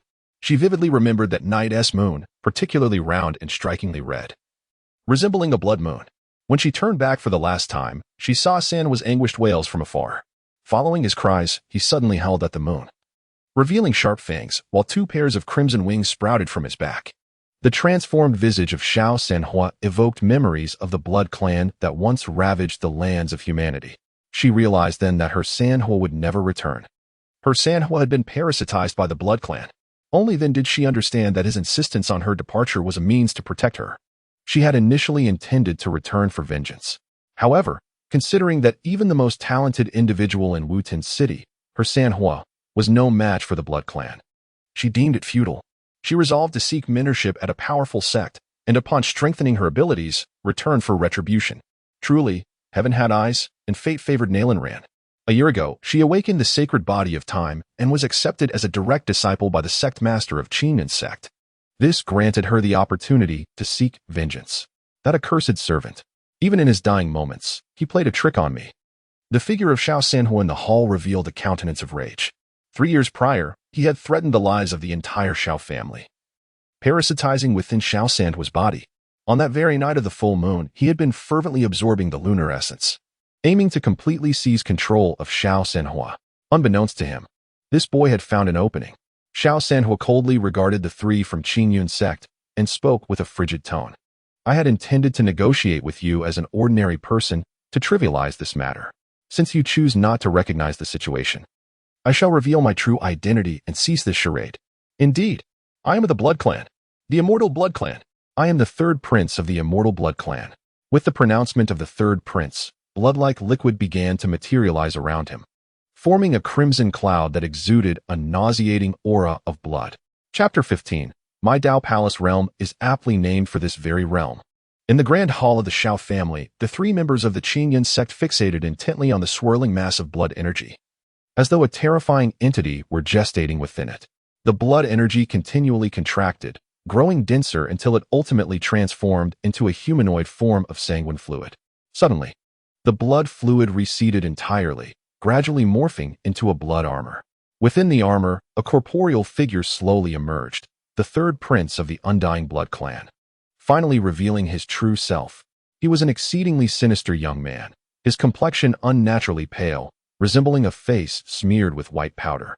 His lips, however, were strikingly crimson, his nose sharp and prominent, and his eyes deeply sunken. Adorned in a long skirt of crimson embroidered with dragons, his long red hair was bound with a jade hairpin, presenting an unmistakably feminine appearance. Although he was a man, he donned women's attire and bore the makeup typically associated with femininity, rendering the scene rather bizarre. A powerful aura emanated from the 3rd prince of the undying blood clan, as a phantom of a palace faintly materialized behind him. Duanshui Lu, gazing upon this spectral palace, exhibited an expression of disbelief. How could this be possible? The Dao Palace realm. Duanshui Lu exclaimed in astonishment. The palace's apparition was indeed a hallmark of one who had attained the Dao Palace realm, and its solidity suggested a cultivation level of at least the 7th layer of the Dao Palace, 2 realms above his own. Weren't you supposed to be regressing in cultivation, now reduced to the realm of innate garbage? How could you possibly be in the Dao Palace realm? Duanshui Lu questioned incredulously. Innate garbage? The third prince of the Undying Blood Clan smirked disdainfully. That was merely a ruse to better control this blood servant's body, effectively masking the aura of my blood clan. Now that you have discovered me, there is no need for concealment, for you shall all perish. As the word death escaped his lips, an eerie transformation swept through the grand hall. Save for the Shao family head and the three elders seated at the main dais, the others underwent a drastic metamorphosis. Their mouths elongated into vicious fangs. Their pupils turned a deep crimson, and massive black wings sprouted from their backs, revealing them as blood servants of the Undying Blood Clan. Haha, Duanshui Lu laughed heartily. Surveying the sinister third prince of the Undying Blood Clan and the grotesque blood servants. We shall all perish? Perhaps you have forgotten your current predicament. You are within the 9 heavens sun true fire array set by my Changge sect. Should my sect's elders activate the array, your demise is assured. Duanshui Lu called out to the 5 Changge sect elders who were approaching through the void. Elders, swiftly activate the array, summon the sun true fire, and annihilate them all. The atmosphere within the hall was intense as the 5 elders of the Changge sect took in the scene before them, with the blood clan's true forms revealed. Hesitation was no longer an option. They simultaneously formed incantations with their hands. Boom, boom, boom. Fiery rays of solar flames cascaded from above, enveloping the grand formation and causing the temperature within the hall to soar. Are we doomed to perish? Whoosh. The figure of the Undying Blood Clan's third prince vanished in an instant, leaving behind mere afterimages. Be cautious, exclaimed the elder from the Changge sect who had accompanied Nalan Ran, but it was too late. When the third prince reappeared, he was already before Duanshui Lu. His hand, glowing with a deep crimson light, tightly grasped Duanshui Lu's throat. The prince's nails seemed to have embedded themselves into his flesh, crimson droplets trickling down his neck. Duanshui Lu felt as if his entire cultivation had been sealed, rendering him utterly powerless. The third prince regarded Duanshui Lu with a contemptuous gaze. With a mere squeeze, your life could be extinguished. Who is truly doomed? At this moment, terror filled Duanshui Lu's eyes as he exclaimed, how is this possible? How can you not fear the solar flames? This cannot be. The third prince of the Undying Blood Clan smirked mockingly. Who told you that our clan fears solar flames? We may dislike the sun and its fiery rays, but we are not afraid. We simply cannot unleash our full power. What? Duanshui Lu was incredulous, for the records in the myriad clans stated otherwise. The third prince, as if hearing the grandest of jokes, scoffed. Huh, the records of the myriad clans? Do you not realize that they were fabricated by your human race to boast of their own achievements? We, the myriad clans, regard them with disdain. Who is this incompetent individual? The pit excavated is rather substantial. At this moment, not only is Duanshui Lu taken aback, but also Nalan Ran and the elder from Changge sect are equally astonished. The blood clan exhibits no fear of the blazing sun. Goodness, who on earth penned such absurdity, betraying one's own kind? Subsequently, Duanshui Lu pondered another terrifying thought. We are both at the Dao Palace realm. How could I possibly be subdued by a single strike from you? Are you not at the Dao Palace realm? The third prince of the Undying Blood Clan merely smirked with disdain. In a commanding tone, he proclaimed, I am indeed at the Dao Palace realm. However, my Dao Palace realm differs from yours. My Dao Palace realm exists precisely because it bears the title of Dao Palace realm. The words of the third prince of the Undying Blood Clan left the three in astonishment once more.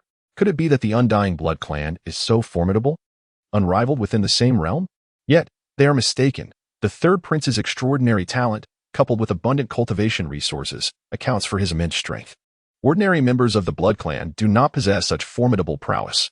In an instant, the 3 astounded members of Changge sect found solace. No matter how powerful one may be, what difference does it make? All of this is of little consequence. With the presence of the 6th elder, a pinnacle sage, alongside the 5 sage deacons arrayed outside, the Undying Blood Clan is unlikely to stir up much turbulence. Who? The 5 sage elders from the Changge sect have also arrived. Upon witnessing the eldest disciple of the Changge sect captured by the Blood Clan, their faces contorted with fury. You impudent youth! How dare you? Release him. Otherwise, you shall face your demise. One elder, known for his fiery temperament, struck forth, unleashing a colossal palm imprint towards the third prince of the Undying Blood Clan. Changge fire palm. Boom. A formidable pressure emanated from his being. At that moment, Duanshui Lu's eyes widened in disbelief as he gazed at the elder, his expression seemingly pleading. "Elder, I am still in his grasp." The elder, though reluctant upon seeing Duanshui Lu's gaze, did not cease his actions, inwardly reasoning, "Those captured by the Undying Blood clan will inevitably lose their sanity and become blood servants. If we do not eliminate you, we shall only gain another adversary. Lu, accept your fate." Just as Duanshui Lu prepared to resign himself to his destiny, he was hurled away by the third prince of the Undying Blood clan as if he were a mere projectile. Goodness, what a benevolent being! Duanshui Lu found himself unexpectedly grateful towards the third prince, who had chosen not to use him as a shield. Thud! He felt as though he had collided with another person. Upon opening his eyes, he was met with an astonishing sight. "What? Junior sister, why are you here?" Splutter! Splutter! Both emitted sounds of blood spitting, as the third prince's throw had simultaneously gravely injured them. At this moment, the elder's attack arrived. Yet the third prince of the Undying Blood clan displayed no hint of panic. He infused his entire cultivation into the crimson armor adorning his body. Whoosh! 10 ethereal silhouettes radiating sage-level pressure emerged from the blood-red armor. The 10 sage phantoms lunged toward the massive palm strike. Boom! A thunderous roar reverberated through the hall, and the enormous palm imprint dissipated. The onlookers, now astonished, raised their eyes in disbelief. The third prince of the Undying Blood clan merely took 3 steps back, completely unscathed. How is this possible? A Dao Palace realm individual withstanding a sage's strike without harm. It is crucial to note that there exists a significant gap of 2 realms between Dao Palace and Sage. 10 holy blood armor. As the crowd marveled, the 6th elder gazed at the blood-red armor of the Undying Blood clan and exclaimed in shock. Chapter 16. The 4 Great Blood Saints of Heaven and Earth. What? 10 holy blood armor. Upon hearing the exclamation of the 6th elder, the 5 elder disciples of the Eternal Sect displayed expressions of realization. "Senior brother, what is the 10 saints' blood armor?"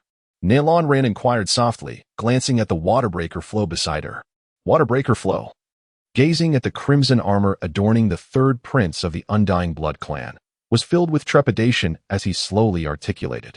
The 10 saints' blood armor is crafted through esoteric methods by the Undying Blood clan, wherein the blood of 10 human saints is infused into sacred bones, sacred sources, sacred stones, and sacred jades, ultimately forging a suit of armor that bestows upon its wearer a fraction of the saint's formidable power. 10 human saints. Nalon Rant's mouth gaped wide enough to accommodate 2 sausages, her face awash with disbelief. Those are 10 saints, not mere insects. It is said that above the 10 saints' blood armor exists the 100 saints' blood armor, and even the legendary myriad saints' blood armor. Hiss. The myriad saints' blood armor. Does that not require the essence of 10,000 human saints? Nalon Ran was utterly astounded. Is the Undying Blood clan truly that powerful? A flicker of resolve flashed in her eyes as she thought of her brother Sanhua's vendetta.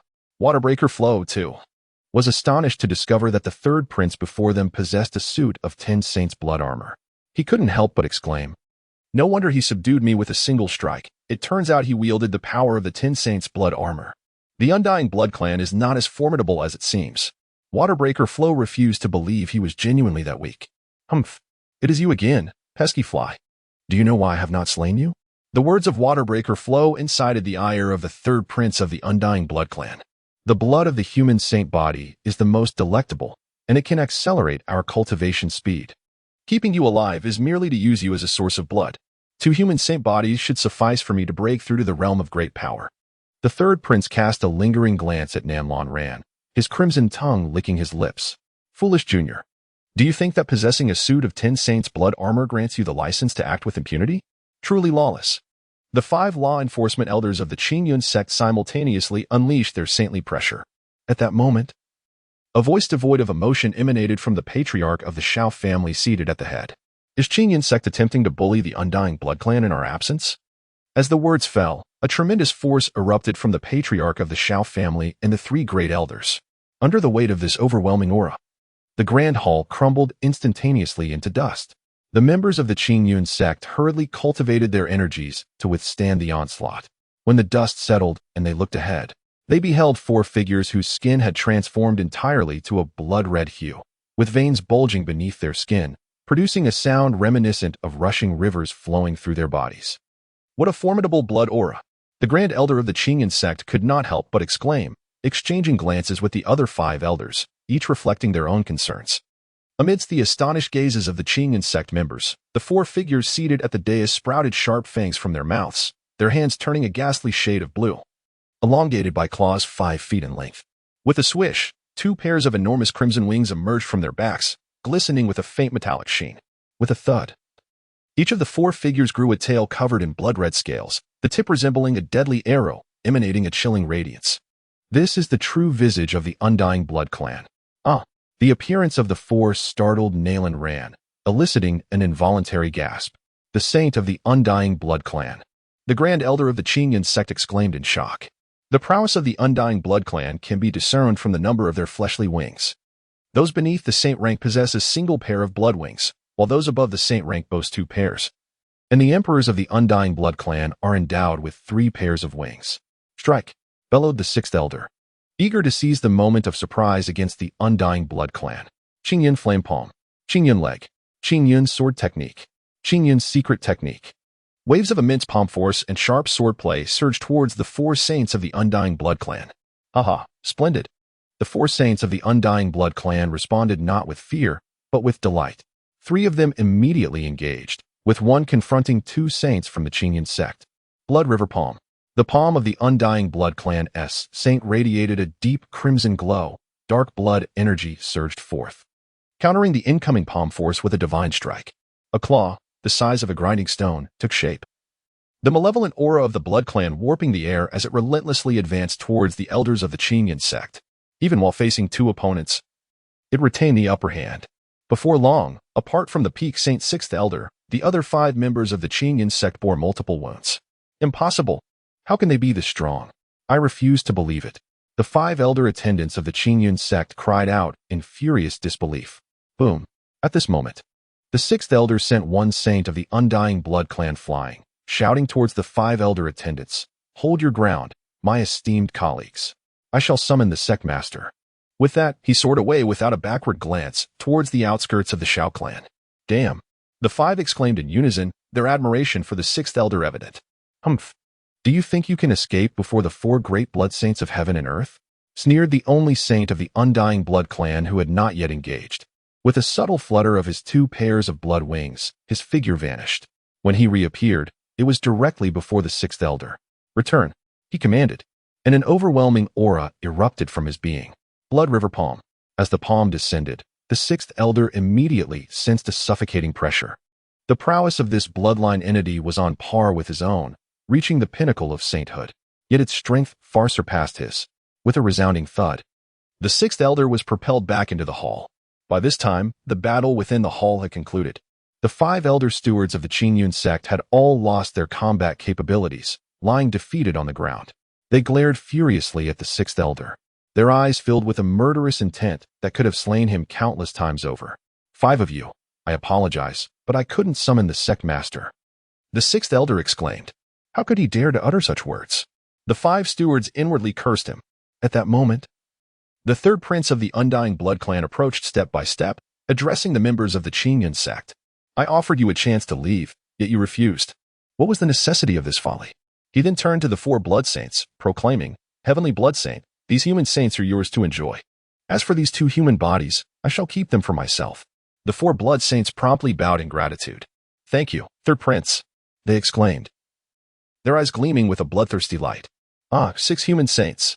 Absorbing their blood will surely enhance our strength, perhaps even allowing us to transcend into the ancient saint realm. The land of humanity is truly a remarkable place for rapid cultivation. You wish to exploit me to elevate your own power? You shall never succeed. My heart and soul belong to Brother Sanhua. I am a woman forever beyond your reach. Nayland Rand declared resolutely. In that instant, memories flooded her mind of her childhood, when every night, Xiao Sanhua would sneak into her room and, with an awkward yet tender touch, nurture her bones and meridians, leaving only after exhausting himself.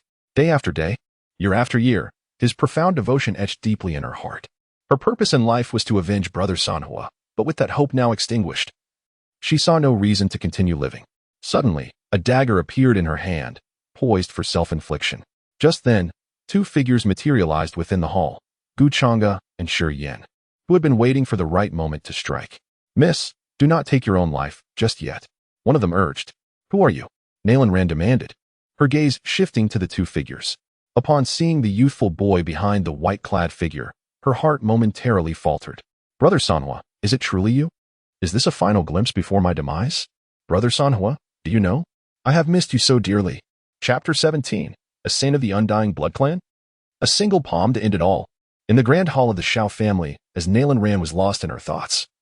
The figure clad in white before her spoke once more.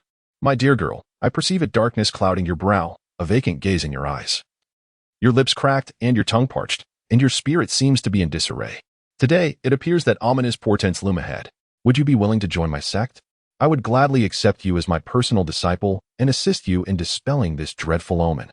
Shiyin, Master, your method of recruiting disciples is truly remarkable. Nalan Ran? Duan Shuelu? The 6 elders of Qingyun's sect? The Undying Blood Clan? Nanny, what is happening? This is indeed a moment of fierce struggle between the Undying Blood Clan and the human race, where every encounter could be fatal. Yet here you are, seeking disciples. For a time, silence enveloped the crowd. Had it not been for the unusual entrance of Changge, the 4 mighty blood saints of the Undying Blood Clan would have already made their move. Observing that Nalan Ran remained silent, Changge assumed that she doubted his words. He reiterated, I am the master of the Eternal Immortal Sect.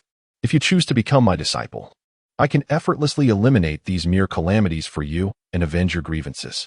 What do you say? Boom. Changge's declaration sent shockwaves through the hearts of everyone present in the hall. The formidable 4 saints of the Undying Blood Clan were audaciously referred to as mere calamities. Are your calamities truly that powerful?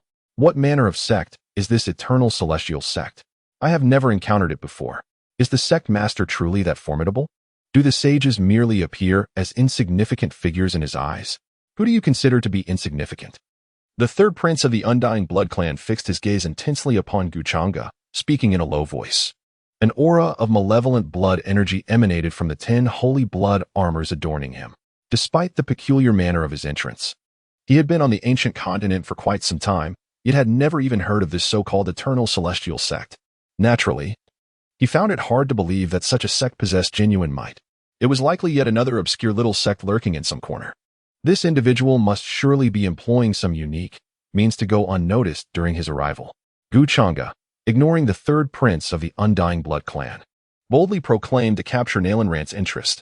Oh, I am not referring to you as insignificant. I am saying that everyone present is insignificant. Duan Shuelu interjected. Isn't that my line? The 6 elders of the Qingyun sect expressed their disbelief. Have we also become insignificant? Boom, boom, boom, boom. The 4 blood saints of the Undying Blood Clan unleashed their formidable presence. Waves of repulsive, malevolent blood energy spread throughout the scene. To insult the Undying Blood Clan is to invite death. Changge wrinkled his nose and turned his head. The Undying Blood Clan? This is outrageous. How long has it been since one last bathed? The flavor is overwhelmingly potent. Truly a reckless endeavor. Can you not see that our sect is currently accepting disciples? How dare you taint the air, defiling the senses of our esteemed disciple? I had intended to grant you a little more time in this realm. However, if you are so eager to depart this life, I shall oblige. Then, Changge turned around, casting a scornful gaze upon the 4 great blood saints of the Undying Blood Clan. Yet, in the eyes of these 4 saints, Changge's mere turn was akin to the very collapse of the heavens and the earth. A terrifying aura radiated from him. Just a wisp of his presence left them gasping for breath. How utterly frightening. Especially those eyes, as if countless stars were shimmering within. A single glance could obliterate the myriad realms. Under this overwhelming pressure, the 4 blood saints involuntarily trembled. Their eyes were filled with an expression of utter disbelief. This is the Great Emperor, a figure of unparalleled vitality among the human race in this era. The blood saint gazed at Changge, stammering, G. Even if you call yourself Grand Master, it is of no consequence. Changge silently cursed inwardly.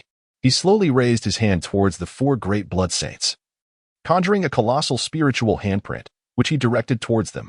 In this moment, the colossal handprint loomed before the 4 blood saints like a titanic hand obscuring the heavens, rendering them mere ants, utterly devoid of any means of resistance. No. Boom. Splatter. The immense handprint effortlessly reduced the 4 blood saints to a mist of crimson, dissipating into the void. Hiss. The 6 elders of the Qingyun sect inhaled sharply, struck by the sheer terror of what they had witnessed. How terrifying. What had they just beheld? The formidable 4 blood saints of the Undying Blood Clan, vanquished by a single slap. What is the true strength of the leader of the Eternal Immortal Sect? Even the ancient saints do not possess such formidable power. Could it be that he is a holy king? Regardless of his cultivation level, he undoubtedly surpasses them all. Due to Changge's release of a mere fraction of his overwhelming pressure, specifically directed at the 4 blood saints of the Undying Blood clan. The others were oblivious to his true capabilities. Smack! Elder 6, why did you hit me?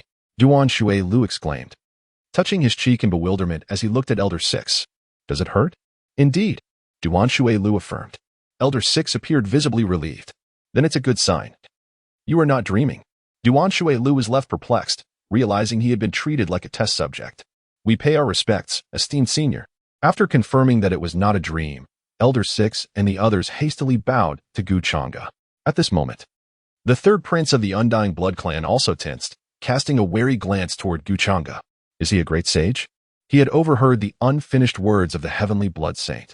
However, he felt no fear, for he possessed a trump card bestowed by a quasi-emperor ancestor of the Undying Blood clan. As for the Heavenly Blood Saint's implications of a potential emperor, he dismissed such thoughts. Did he believe emperors were as common as cabbages, easily found everywhere? Should this individual be an emperor? The 3rd prince of the Undying Blood clan would surely suffer humiliation. Changge ignored Elder 6 and the others, instead returning to Nayland Rand, smiling as he asked, So, have you made your decision? If not, I may take my leave. The mere suggestion of departure sent a chill through the hearts of the 6 elders of Changge Sect. Esteemed senior, you cannot leave. At this moment, all 6 were gravely injured, and there stood the 3rd prince of the Undying Blood clan, armored with the 10 holy blood armor, a presence equivalent to that of a saint. Should the esteemed senior depart, their demise would be inevitable. The 6 turned to Nayland Rand, urging her in hushed tones. Ranner, quickly agree. Duan Shui Lu too looked at Nayland Rand, subtly signaling, Junior sister, do not hesitate. Master would not mind if you had another mentor. He assumed Nayland Rand was concerned about her allegiance to the Changge Sect's leader, fearing that accepting another master would be misconstrued as a betrayal. Nayland Rand, seemingly deaf to their pleas, gazed at the 3rd prince of the Undying Blood clan with eyes filled with resentment. In a cold voice, she said, Esteemed senior, can you help me eliminate him? If you do, I shall become your disciple. Oh, if you kill him, you will become my disciple? How intriguing. Changge turned once more to the 3rd prince of the Undying Blood clan, a playful expression gracing his features. Will you die by your own hand? Or shall I assist you with a final blow? Die by my own hand? The 3rd prince of the Undying Blood clan scoffed, his demeanor unruffled. You, even if a great sage, are rather presumptuous, aren't you? Great sage? Changge, who told you I am the great sage? Shi Yin, I never expected my master to be the great sage. No wonder you are a million times stronger than I am. The members of Changge Sect, by heavens, the person before us is the great sage. This is an existence that rivals even our sect's ancestors. We must speak softly henceforth. Arrogance? What we call it is not arrogance, but greatness. Upon finishing his words, Changge slowly raised his hand once more. In the void, a colossal hand, formed of ethereal energy, re-emerged. In an instant, the 3rd prince of the Undying Blood clan tightened his expression and shouted at Changge, Since you refuse to show me respect, let us see how much power you truly possess. As soon as the words left his lips, he swiftly retrieved a decree from his bosom and cast it into the air. I summon the decree of the ancestral law. Chapter 18. Crush the imperial decree. Accepting disciples through eternal time boom. A powerful aura emanated from the ancient decree. The ancient edict swayed in the void before gradually unfurling. With each corner of the decree that unfolded, the very heavens and earth trembled. The stars of the cosmos seemed to dim. A supreme divine might radiated from it. All members of Changge Sect trembled involuntarily, a shiver that resonated from the depths of their souls. It was as though they beheld a blood emperor gazing down upon them from an endless mountain of corpses and a sea of blood. It was utterly terrifying. Just a single glance, and they felt as though they might lose control of themselves. What is this? A decree of such terrifying nature? Could it be? The members of the Changge Sect gazed in disbelief at the ancient edict suspended in the void. Duan Shui Lu could not withstand the overwhelming pressure and fainted instantly. Nayland Rand, observing her own unscathed state, seemed to comprehend something and cast a grateful glance towards Changge. Boom, boom, boom. Threads of terrifying blood energy cascaded downwards. Rumbling. The mere aura of this blood energy was too much for the entire Shao family estate to bear, causing it to collapse with a thunderous crash. The horrific pressure continued to spread outward. If this aura were to permeate beyond, It could spell disaster not only for the entirety of Wutan City, but potentially for the entire region of Huangzhou. With a wave of his hand, Changge conjured an invisible barrier, effectively containing this dreadful pressure within the confines of the Xiao family. Is this your confidence? A shattered quasi-emperor decree? Changge remarked nonchalantly as he regarded the edict in the void. Hiss. A quasi-emperor decree. Indeed. The elders of the Qingyun sect displayed expressions of realization. Wait. What did the senior just say? A shattered quasi-emperor decree. What have they just heard? Even if the edict before them were merely a quasi-emperor decree, it still bore the title of emperor. Below the emperor, all are but ants. Senior, no matter how powerful you are, can you surpass a quasi-emperor? Please do not feign strength for the sake of pride. Before the quasi-emperor decree fully unfolds, let us depart swiftly. Otherwise, once the decree is fully unleashed, the imperial might will suppress the space, and all will perish. Do not pretend to be calm. I know your heart is in turmoil. The third prince of the Undying Blood clan shared the same sentiments as the elders of the Qingyun sect, believing Changge to be a victim of his own pride. Changge thought to himself, am I in turmoil? My heart is as tranquil as still water. At this moment, Changge could not be bothered to explain further. He directly reached out with a colossal hand formed from spiritual energy towards the ancient decree. Aha, this is truly amusing. To think one would dare to seize a quasi-emperor decree? Are you out of your mind? Before the third prince of the Undying Blood clan could finish his sentence, he witnessed an astonishing sight.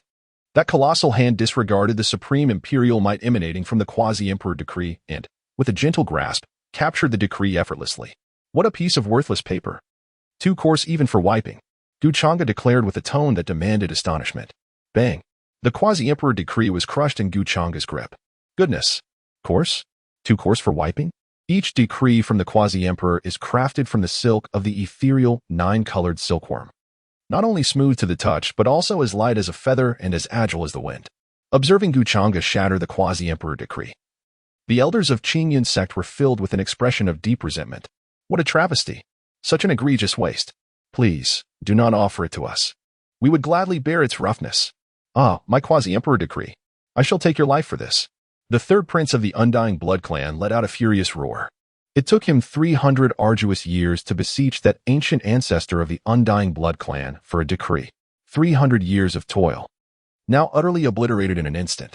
At this moment, he had completely lost his sanity, entirely forgetting the terrifying prowess of Changge, who possessed the ability to shatter the decree of a quasi-emperor. How cacophonous! A mere glance from Changge silenced the commotion.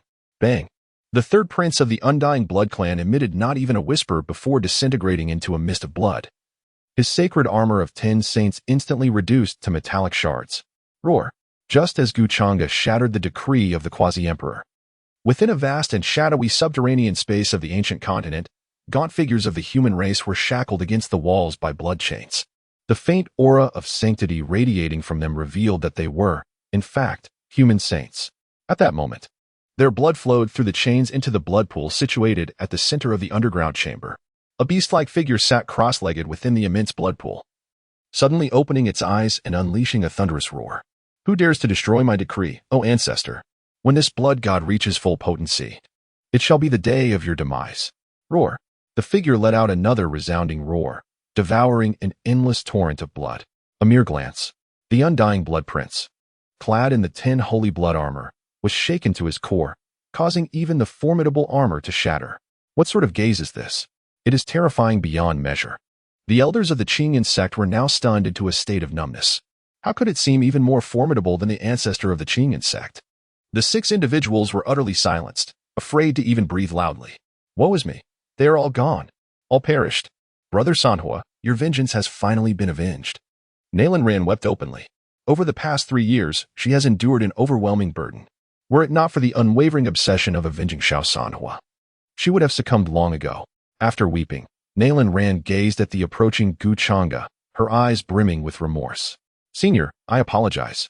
I have deceived you.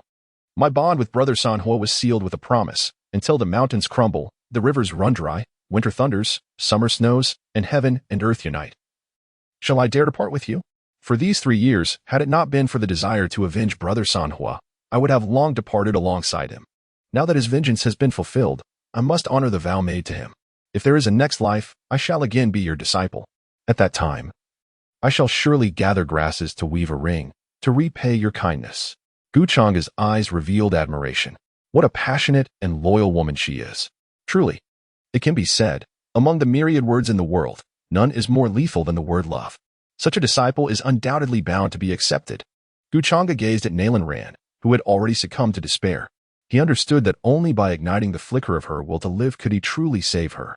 Otherwise, even if he could suppress her with his formidable strength and prevent her from taking her own life, she would ultimately exist as a soulless shell, devoid of spirit. Do you not wish to see your elder brother, Sanhua, once more? What? See Sanhua again. Gu Changge's words resonated like a thunderclap in Nalan Rand's ears. Senior, did you say that I can truly see my Sanhua brother again? Senior, you can help me reunite with him, cannot you? Nalan Rand grasped Gu Changge's arm. Her voice filled with excitement. Gu Changge did not directly respond to her inquiry, but instead regarded her with a smile, saying, "It is not I who can help you. It is you who must help yourself." "I can help myself?"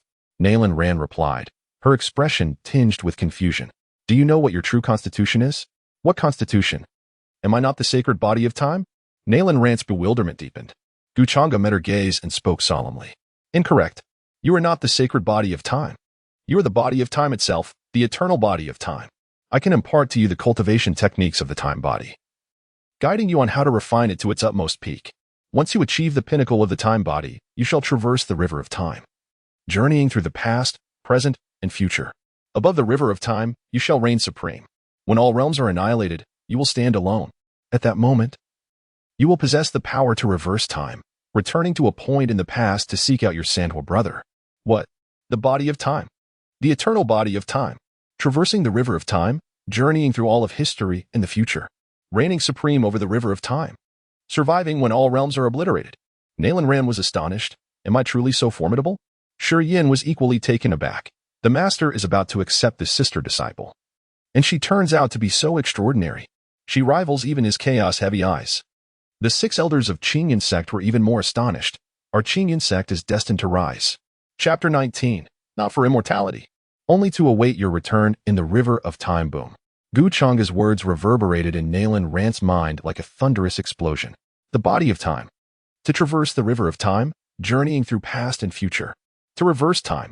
Thus, she could see her Sanhua brother again. Hope instantly filled Nalan Rand's eyes. Without hesitation, she knelt before Gu Changge, exclaiming, "Disciple Nalan Rand pays homage to Master, seeking your guidance on the cultivation techniques of the time body."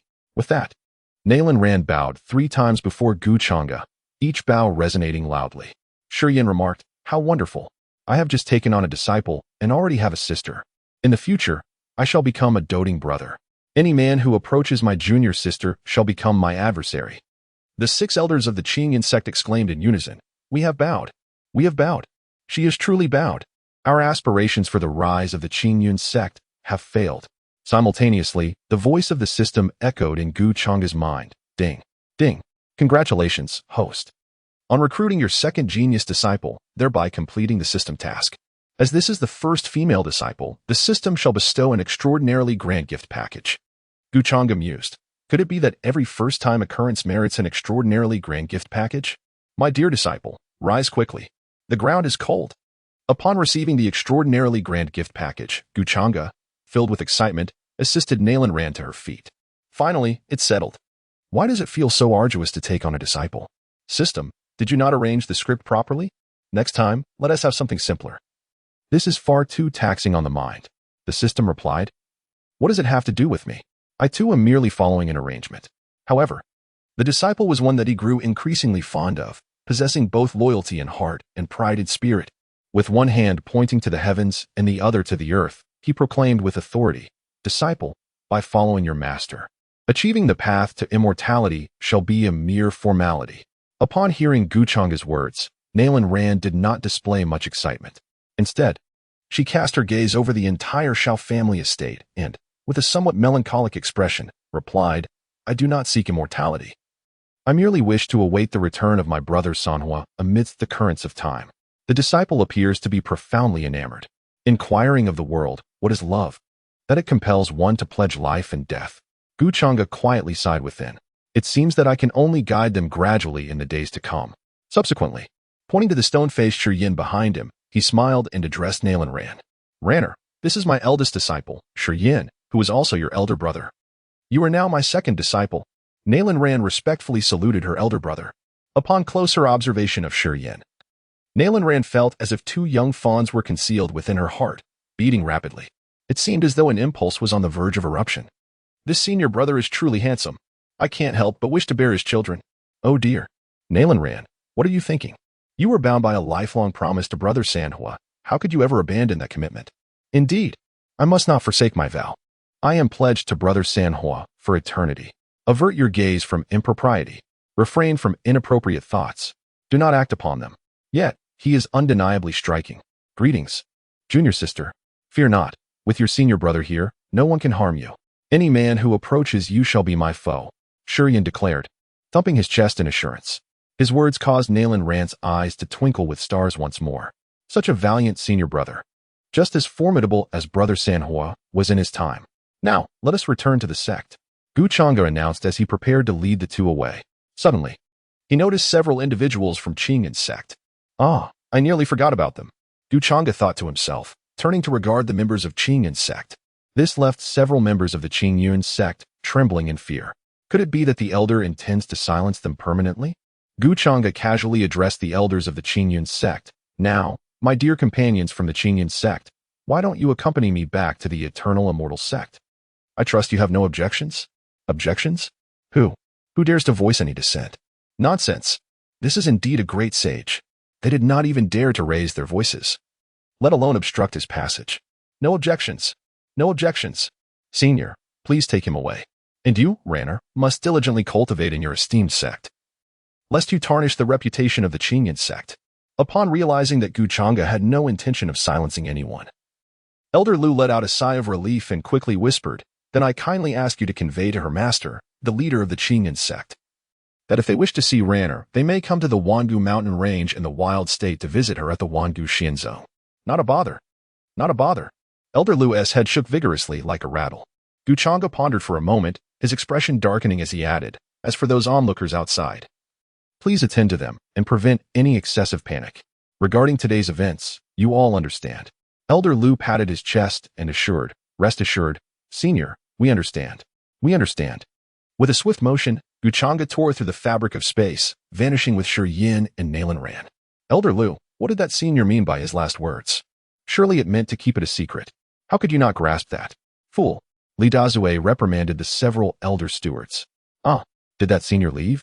At that moment, Duan Shuilu suddenly regained consciousness, cautiously observing the closing space. The six elders cast a sidelong glance at Duan Shuilu, quickly turning their heads away, as if to say, we do not know this person. Awakening just as that senior departed, do they think them all fools? All right, that senior has departed. Let us also take our leave. Elder Lu remarked, glancing at the blood-soaked ground, feeling a lingering dread. This journey has truly been tumultuous. Whoosh. The seven of them soared into the air, heading towards the Changge sect. Before their departure, they spun the entire incident into a narrative that the Changge sect had discovered the Shao clan possessed by the Undying Blood clan and had become blood servants. Hence the Changge sect had come under the guise of annulling the engagement to eradicate the Undying Blood clan. Yet, this was indeed the truth. They had initially come to eliminate the Undying Blood clan. They merely concealed certain unspeakable aspects of the process. Furthermore, they proclaimed that the terrifying fluctuations earlier were the arrival of their Changge sect's ancestral master, who had eradicated all the Undying Blood clan with a single strike. This earned the Changge sect a wave of commendations. The righteousness of the Changge sect, the might of the Changge sect, the elders of the Changge sect are exceptional. The annihilation of the Undying Blood clan is as effortless as chopping vegetables. The Changge sect stands invincible. The ancestors of the Changge sect are unparalleled. Once the members of the Changge sect departed, none noticed that the ground within the Shao family's courtyard was teeming with the blood of the Undying Blood clan, which began to writhe and gradually merge, slowly revealing a frail figure. Had Gu Changge and others been present, they would undoubtedly recognize this as the third prince of the Undying Blood clan. How did he survive? However, even if Gu Changge were to witness this, it would scarcely matter, a mere flicker of an eye. The third prince of the Undying Blood clan, listening to the cheers within the city, cast a venomous glare towards the direction of the Changge sect. Indeed, it is that old, unyielding ancestor of the Changge sect. I wondered where such a sect, claiming to be eternal, emerged from. They pretended to be unfamiliar with one another? Are they putting on a performance for me? Humph. Changge sect, you have gone too far. When this prince returns, it shall be the day of your downfall. Blood escape.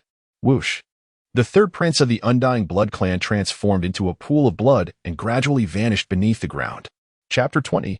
1,000 ginseng fruit trees? Is that even sufficient? Certainly not enough. In the desolate region of the Wangu mountain range, the Wangu sect stood. Nalan Ran gazed at the barren peaks surrounding her, spotting only a solitary grave in the distance. What a poignant scene it was, a lonely grave for miles, with no place to express sorrow, full of confusion. She could not help but quietly inquire of her senior brother, Shi Yan, who walked ahead. Senior brother, have we perhaps taken a wrong turn? Shi Yan, at this moment, was equally perplexed. Wasn't this supposed to be a reclusive and powerful sect? Wasn't it said that countless strong individuals resided here? Wasn't it promised that the halls of divine techniques were abundant? Wasn't it assured that spiritual peaks and immortal mountains dotted the landscape? Why does it feel as though, aside from a slight chill in the wind, there is nothing at all? Yet, as the senior brother, he could not allow such sentiments to surface.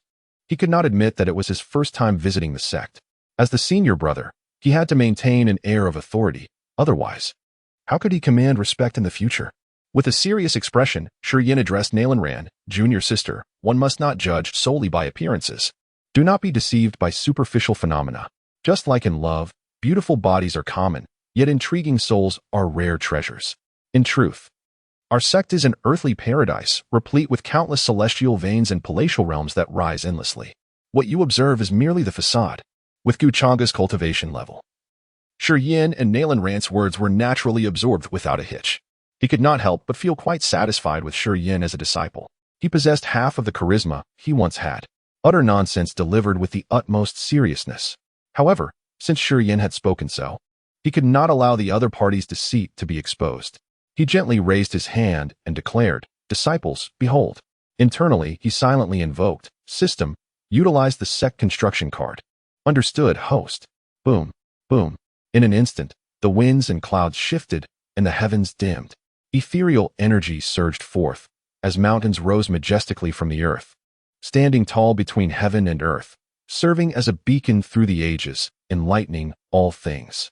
Atop the peaks, ancient and weathered palaces emerged like bamboo shoots after the rain. Golden light radiated, dazzling beyond measure. The Scripture Pavilion, the Elder Hall, the Law Enforcement Hall, the Alchemy Pavilion, the Cultivation Hall, the Herbal Garden. Each manifested in succession, creating a veritable paradise on earth. A staircase leading to the heavens materialized beneath the three, winding upwards to the sky, seemingly endless. It appeared that the destination was the Divine Palace. With a resounding crash, a colossal mountain gate, towering over 1,000 feet, emerged beneath the Wangu sect. Its 4 golden characters glowing with brilliance. They could easily blind countless titanium alloy eyes. As the sect manifested, an inexhaustible stream of spiritual energy rushed forth. Shi Yan and his companion felt as if they were bathed in a spring breeze, completely at ease. Nalan Ran gaped in astonishment. Her mouth agape, as if she could fit 2 sausages within. Her admiration for Shi Yan soared to new heights. The senior brother was indeed correct. This place truly is a realm of immortals. The density of spiritual energy here surpasses that of the Changge sect by at least tenfold. To cultivate here for a day is equivalent to half a month outside. Shi Yan was equally astonished. Goodness, what he had just whimsically stated had unexpectedly come to fruition. Back when he was being pursued in the ancient wilderness forest, he had once cried out for the strength to overcome that calamity, and then his master had appeared. Now, he declared this place a realm of immortals, and lo, it had manifested. Could it be that he possessed the ability of words manifesting into reality? However, upon seeing Gu Changge ahead, he felt that all of this seemed orchestrated by his master. Consequently, his admiration for Gu Changge surged even higher. Let us proceed to the grand hall of the sect, where I shall impart the cultivation method of the time body to Ranner. Although Gu Changge lacked the method of time body cultivation, he still spoke with utmost seriousness, knowing that the system would provide what was needed. As Gu Changge walked towards the grand hall of the sect, he silently invoked, "System, claim the Super Duper Mega Grand Gift Package." Ding! The Super Duper Mega Grand Gift Package has been opened. Congratulations, host, you have obtained 99 celestial veins. These are to enhance the spiritual energy of the sect. While 99 celestial veins may not be abundant, they will suffice for the enhancement of the sect's spiritual energy. Congratulations to the host for acquiring the Celestial Grade Formation, the 10,000 Immortals Array, designed to protect the sect. The 10,000 Immortals Array contains boundless power and infinite lethality, embodying a perfect amalgamation of offensive capabilities. It requires 10,000 celestial veins to unleash its full might. At present, the host possesses only 99 celestial veins once the formation is established. Anyone beneath the celestial realm entering it shall surely meet their demise. Only an immortal can breach this array. Furthermore, this formation enhances the spiritual energy of the sect. A celestial grade formation, somewhat mediocre, I suppose. It should suffice to deter those petty thieves and grave robbers. Congratulations to the host for obtaining the innate treasure, the Chaos Bell. Capable of suppressing the fortune of an entire sect and possessing the ability to assess the talents of disciples. Note, the Chaos Bell has a total of 99 rings, each corresponding to different qualifications. Oh, a Chaos Bell for assessing qualifications? This treasure is quite commendable, but why does it not possess 999 rings? Is our Eternal Immortal Sect only worthy of disciples with 99 rings of talent? Congratulations to the host for acquiring 10,000 ginseng fruit trees for quenching thirst. Note, the ginseng fruit blossoms in 10,000 years, bears fruit in 10,000 years, and matures in 10,000 years. Each tree can yield 360 ginseng fruits. If a mortal is fortunate enough to merely scent the fragrance of the fruit, they may live for 360 years. Consuming one can extend their lifespan by 47,000 years. Only 10,000 trees? How could that be sufficient? It is utterly inadequate. I could consume 300 ginseng fruits daily. This system is truly stingy. Congratulations to the host for acquiring the Celestial Scripture, the Time Scripture. Note, the Time Scripture, created by the Old Man of Time, allows one to traverse the river of time, moving through the past, present, and future. Serving as an exclusive cultivation scripture for time bodies, containing a complete sword technique of time. The Time Scripture? Rather average, yet adequate for cultivation. Congratulations to the host for receiving 2 Emperor-level summoning cards and 3 Sage-level summoning cards. Oh, why are there no Supreme-level summoning cards? System. This system can hardly bear it any longer. With each reward issued, Changge comments, and with his remarks, the system's demeanor grows increasingly dark, with wisps of black smoke emanating from its head, seemingly on the brink of corruption. Host, you already possess Emperor-level and Sage-level summoning cards. Do you still concern yourself with such trifling Supreme-level cards? Nonsense. Are you not aware that many ants can bring down an elephant? System. Stop dawdling and promptly provide me with my Supreme-level summoning cards. Changge extended his shamelessly broad hand towards the system. Ding. Congratulations to the host for acquiring 100 Supreme-level summoning cards. Fortunately, the sect leader is wise and formidable, otherwise. These 100 Supreme-level summoning cards could have been embezzled by the system. This is a substantial 100 cards. Summoning 100 Supreme-level powerhouses would be enough to terrify anyone. Changge proudly mused to himself. As the trio drew closer to the grand hall of the sect, Nalan felt an inexplicable sense of unease, unable to articulate what exactly felt amiss. Suddenly, a spark of insight flashed in Nalan's mind. Silence. Yes, it is the silence. It is far too silent. The silence here is so profound that not a single soul can be found. In this vast sect, only the footsteps of the 3 resonate, devoid of any other sound. Have they ceased to be human? Or have they transformed into something uncanny? Nalan shivered slightly and cautiously approached Shi, whispering, Elder brother, why does our sect seem so peculiar? It appears that apart from the 3 of us, there is no one else around. Not even an ant can be seen. Chapter 21. Summoning the 4 Great Emperors. Shocking the 2 disciples. In truth, even without Nalan voicing her concerns, Shi had long recognized the oddity. However, as the elder brother of the Eternal Celestial Sect, he could not afford to lose face. He could only grit his teeth and follow Changge. Now that Nalan had brought it up, he could no longer feign ignorance. Otherwise, his status as the elder brother would be compromised. He could only look upward, clasp his hands behind his back, and adopt a solemn demeanor.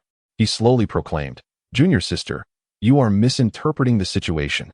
It is said that perception is born from the heart. What can be seen is, in fact, not material, and what can be felt is, indeed, not reality.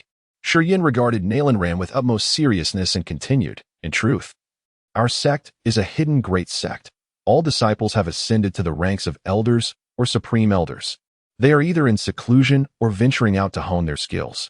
Even the ants, Earthworms and pests beneath our sect have transformed into sacred beasts, roaming the vast expanse of the cosmos. You possess such profound knowledge, elder brother. Nalan Ran gazed at him with admiration. Yet, she couldn't shake the feeling that he was incessantly blinking while speaking. Could he be deceiving me? How could such a handsome elder brother possibly mislead me? Nalan Ran reassured herself, but inexplicably turned her gaze toward Changge and softly inquired, Master, is what elder brother just said about the elders being in seclusion or out training accurate? Goodness, the youth lacks martial ethics. Yin felt a surge of panic within. How could you catch me off guard like this? He glanced at Changge with unease. Changge turned to face the two, feeling an urge to dismiss their concerns as trivial. However, he refrained from voicing it, as Yin was merely striving to uphold the sect's reputation. After casting a commendatory glance at Yin, Changge solemnly replied, Indeed, what your elder brother has said is correct. Yin widened his eyes in disbelief. He had merely been speaking off the cuff. Why would Master echo his words? Could it be that falsehoods are contagious? Meanwhile, Nalan Ran kept her head down. Mumbling to herself as she walked, it seems that elder brother was right all along. But why does Master also blink repeatedly while speaking? Changge's expression suddenly darkened. Fortunately, Yin and Nalan Ran were behind him and did not witness his change in demeanor. How audacious! To dare question the Master. Summon forth a few great emperors to instill fear within you. Shortly thereafter, Changge gazed upon the 3 emperor-level summoning cards within the system space, silently invoking, System. Utilize all emperor-level summoning cards. Ding. The activation of 1 emperor summoning card was successful. Congratulations to the host for summoning 2 unparalleled emperors. What? Has the luck of the emperor burst forth? Changge felt a surge of delight within. The first summoning card yielded 2 emperors. While it is true that 1 card can summon more than 1 powerful being, the probability is exceedingly low, akin to the minuscule chance of him taking on disciples. It appears, however, that fortune smiles upon him today. 2 cards remain. Onward. Do not falter. 5 or 6 would not be excessive. 10 or 8 would be most welcome. Ding. The activation of 1 Emperor summoning card was successful. Congratulations to the host for summoning 1 unparalleled Emperor. Ding. The activation of another Emperor summoning card was successful. Congratulations to the host for summoning yet another unparalleled Emperor. With successive notifications from the system, Changge's expression darkened further. What the hell? Why does it seem that the more I summon, the fewer I acquire? The luck of the Emperor has fled. Now it has transformed into the misfortune of the commoner. Changge could not help but grumble internally. Ding. For unparalleled emperors have been successfully inscribed and are en route. Please do not be anxious, host. No sooner had the system's voice faded than, deep within the depths of the Eternal Immortal Sect, the figures of 4 middle-aged men gradually materialized. The 4 exchanged glances. Recognizing one another, and after a nod of acknowledgement, they soared towards Changge's direction. Whoosh, whoosh, whoosh, whoosh. In an instant, 4 towering figures appeared before Changge and his companions. Upon sighting Changge, the 4 formidable emperors did not hesitate. They knelt before him on one knee. Subordinate Lu Yongzhuang. Subordinate Lu Tianya.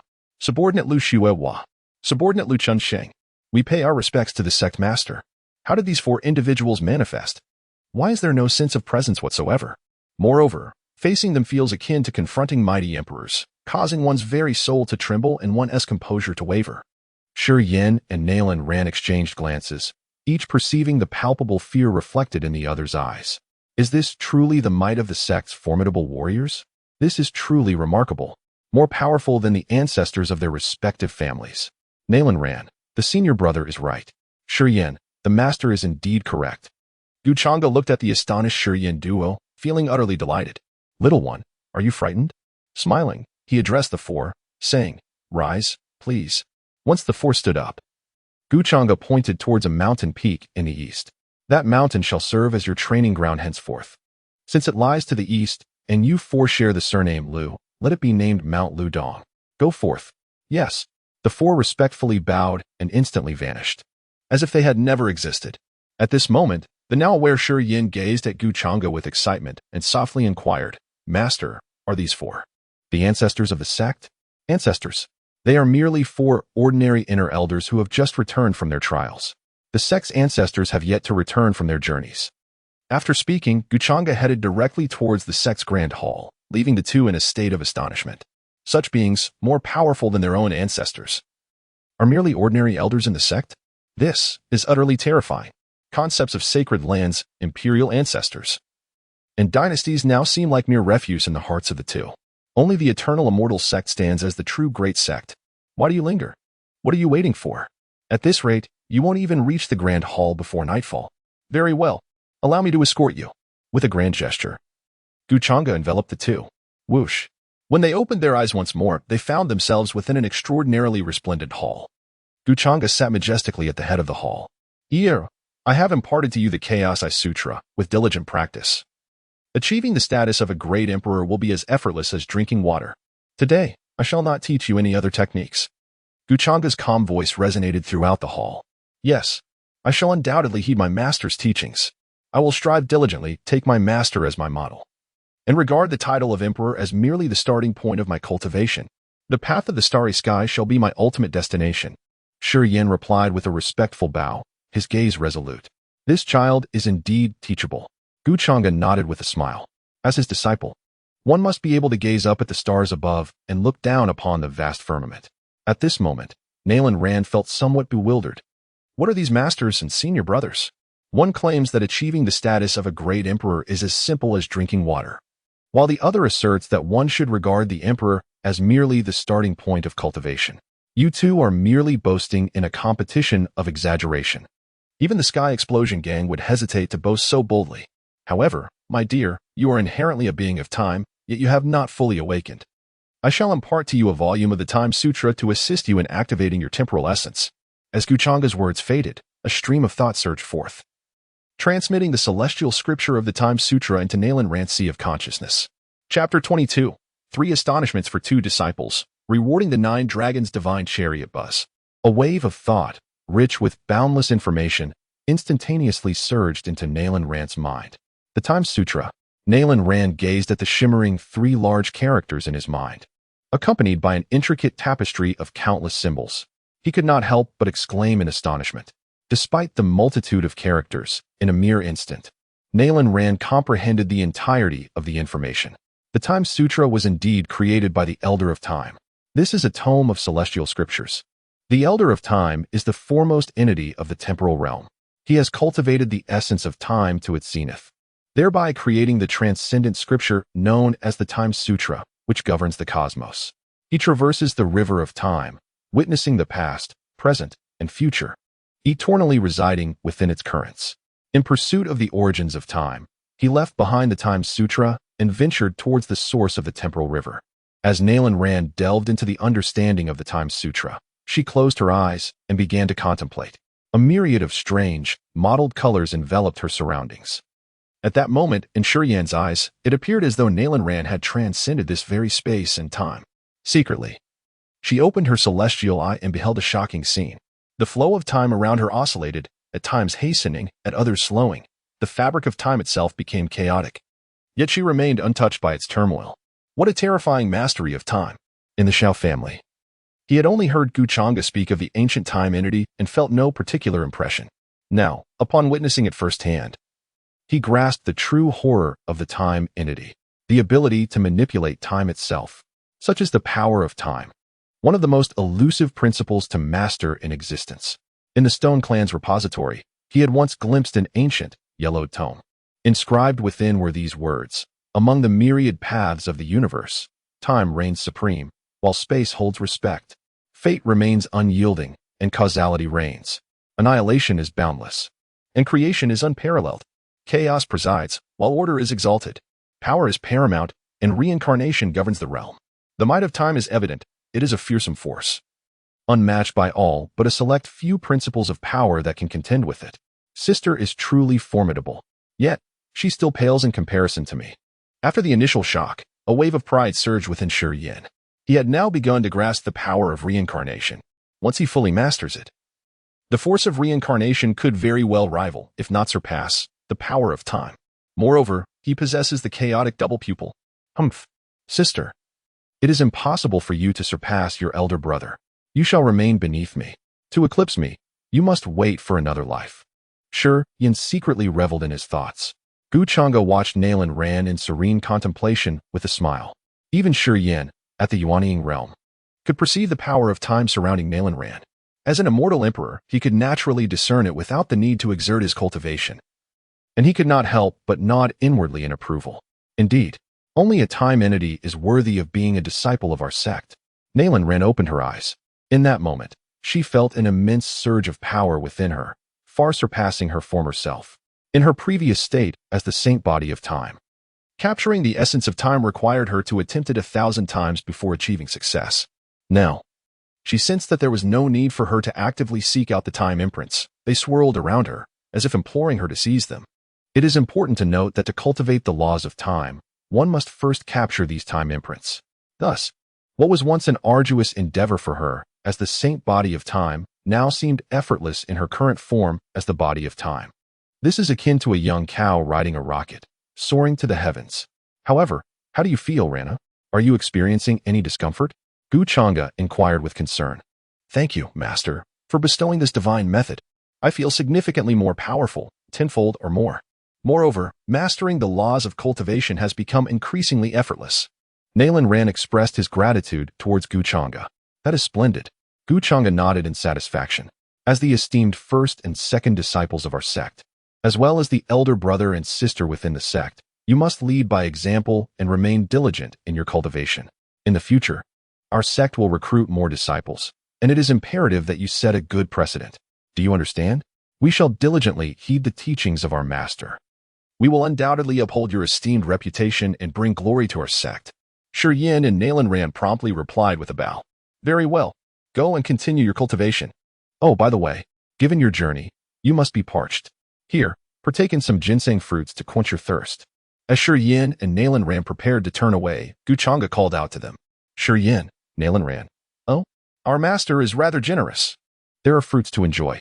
With a wave of his hand, Changge conjured 2 large baskets of ginseng fruits before them, each containing 100 fruits.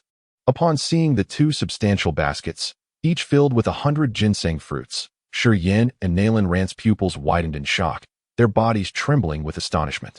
Surely, this cannot be the legendary ginseng fruit. The fruits in the basket resemble newborn infants, possessing human limbs and facial features. They are identical to the ginseng fruits said to grow on the celestial ginseng trees. Nalan Ran took a deep breath, his eyes widening in astonishment as if he had witnessed something extraordinary. His mouth agape, trembling, he stammered at Shireen, brother, this truly is the ginseng fruit from the celestial ginseng tree. Indeed, just as the legends say, a fortunate soul, merely inhaling the fragrance of the fruit, can live for 360 years. That last breath I took has seemingly added 380 years, 5 months, 4 days, and 3 hours to my lifespan. At that moment, Shireen, too, felt a sense of numbness, for he had also inhaled the aroma. He murmured, indeed, this is the ginseng fruit. I believe my lifespan has increased by an additional 3 years, 2 months, 1 day, and half an hour. Wow, the senior brother is truly remarkable. Nalan Ran's phoenix eyes sparkled with admiration. At this moment, the 2 beheld the 2 large baskets overflowing with ginseng fruits, utterly astonished. They had initially thought that Changge's mention of ginseng fruit referred merely to an ordinary fruit. Little did they expect it to be the genuine ginseng fruit. And in such abundance, 2 baskets, each containing 100. It was overwhelming. Overflowing. Too much. Ah, it is about to spill out. Nalan Ran nearly exclaimed. This is indeed a miraculous ginseng fruit, comparable to the elixir of immortality. If a mortal is fortunate enough to catch a whiff of its fragrant aroma, they may extend their life by 360 years. Consuming just one can augment their lifespan by an astonishing 47,000 years. Moreover, the ginseng fruit not only enhances longevity, but also aids individuals in comprehending the profound laws of the universe. It serves as a divine remedy for wounds, effortlessly reviving the lifeless from mere bones. It can be asserted that as long as one is not dead on the spot, they can be resurrected. These 100 ginseng fruits are equivalent to 100 lives. If this were to occur in the outside world, it is likely that those ancient dynasties, sacred lands, and celestial sects would engage in a fierce struggle. However, within the Eternal Immortal Sect, the sect master merely quenches their thirst.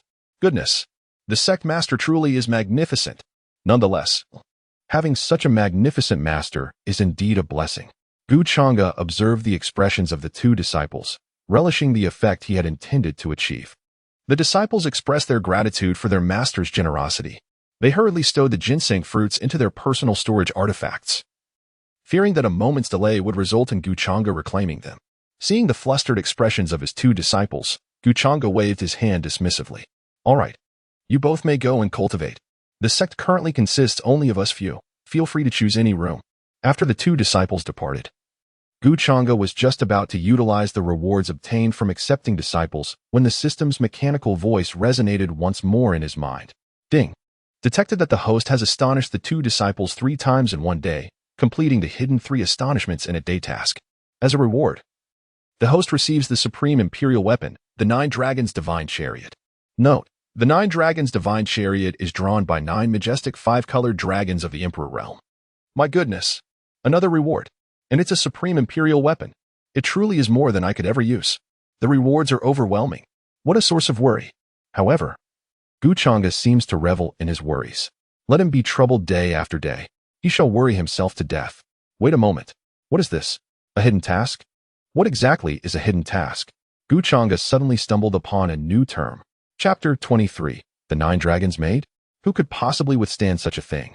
System. What is a hidden task? Changge posed his inquiry to the system within his mind.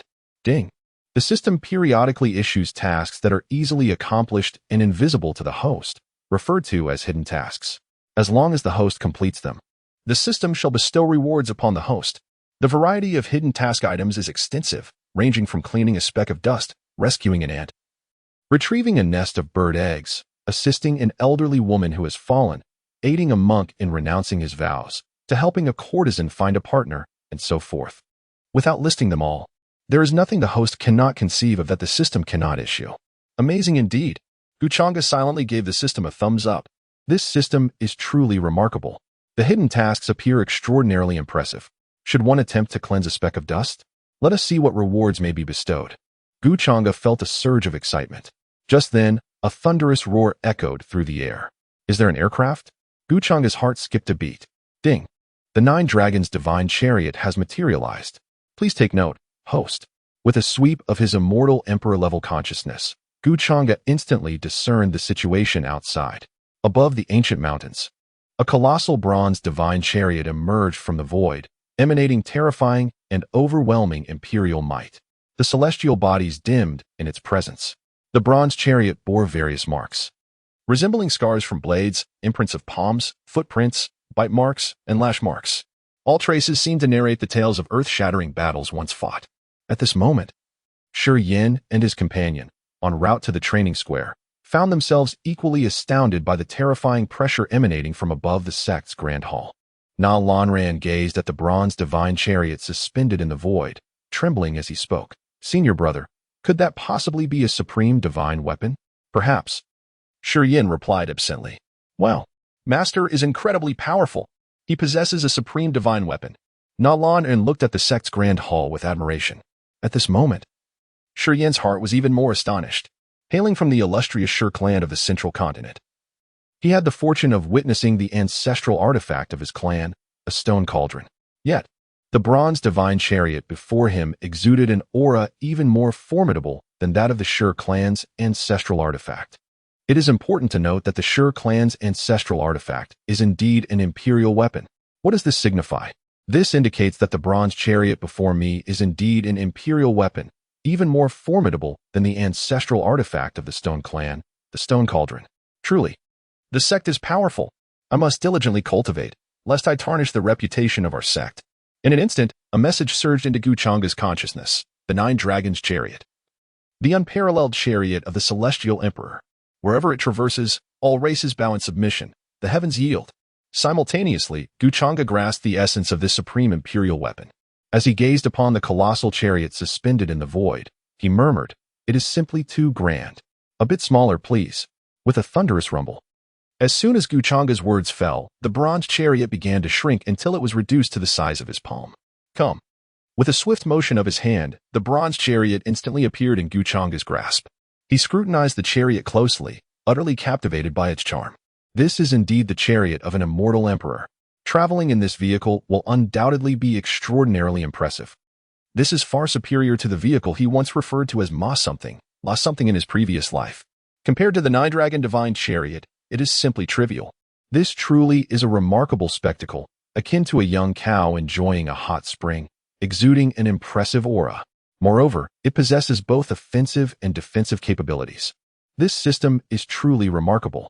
After a moment of careful observation, suddenly, Changge's expression turned as grim as if he were suffering from constipation. His eyes fixated intently on the bronze divine chariot in his hand.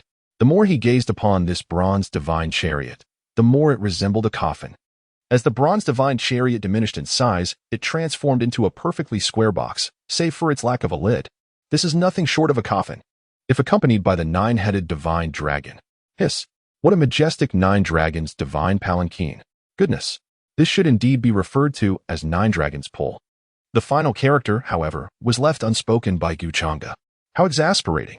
If one were to embark on such a journey, Changge could hardly fathom that scene. Seated within the carriage, a multitude would pay their respects. Wait, what are the nine dragons? System, where are the nine dragons? Changge inquired within his mind. Apologies. I neglected to summon the nine dragons earlier. Roar, roar, roar. The resonant sound of dragon roars echoed throughout the grand hall. In an instant, 9 magnificent 5-colored dragons materialized within the hall, soaring gracefully around the space. An aura of imperial majesty radiated from their beings. With a swift transformation, the 9 5-colored dragons morphed into 9 stunning beauties. The 9 extraordinary maidens exchanged glances, instantly comprehending their current surroundings. They then turned towards Changge, seated at the main seat, and collectively bowed in greeting. Servant Dragon 1. Reason for review image deleted. Servant Dragon 2. Reason for review image deleted. Servant Dragon 5. Reason for review image deleted. Servant Dragon 6. Servant Dragon 8. Reason for review image deleted. Servant Dragon 9. Reason for review image deleted. We pay our respects to the sect master. In that fleeting moment, Changge's mind was also flooded with the information of the 9 unparalleled beauties before him. The 9 dragon maidens, divine beasts pulling the 9 dragon divine carriage, their true form being 9-headed 5-colored dragons, possessing the cultivation of a transcendent emperor. They are the maidens of the master of the divine carriage. Amazing! The 9 5-colored dragons were indeed 9 captivating maidens. This system is truly considerate. At this moment, Changge was gazing intently at the 9 enchanting beauties before him, each adorned in revealing attire that accentuated their figures, their expressions a delightful array of emotions. His eyes widened in astonishment.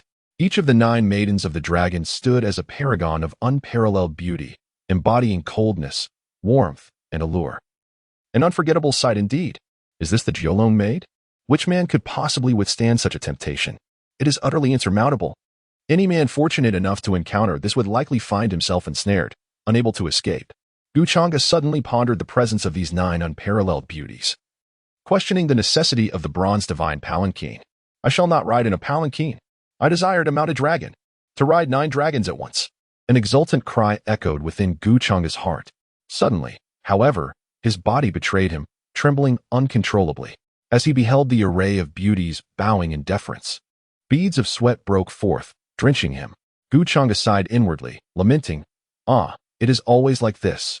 The sight of beautiful maidens causes my entire being to shudder. I never expected this old affliction from my past life would follow me to this new world. Everyone, please rise. Here, there is no need for such formalities.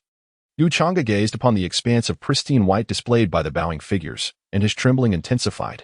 What a vast river with rolling waves. No. It is 9 mighty rivers. Promptly, the women were urged to rise. Oh, master, why do you perspire? Is it due to the sweltering heat? Longi stepped forward, gazing at Changge with concern. Changge felt a moment of speechlessness within. How should I say this? Is it because of the sight of your snow-white chests? Changge could only dodge the question, responding, Indeed. It is rather warm today. Come. Blow some air for your master.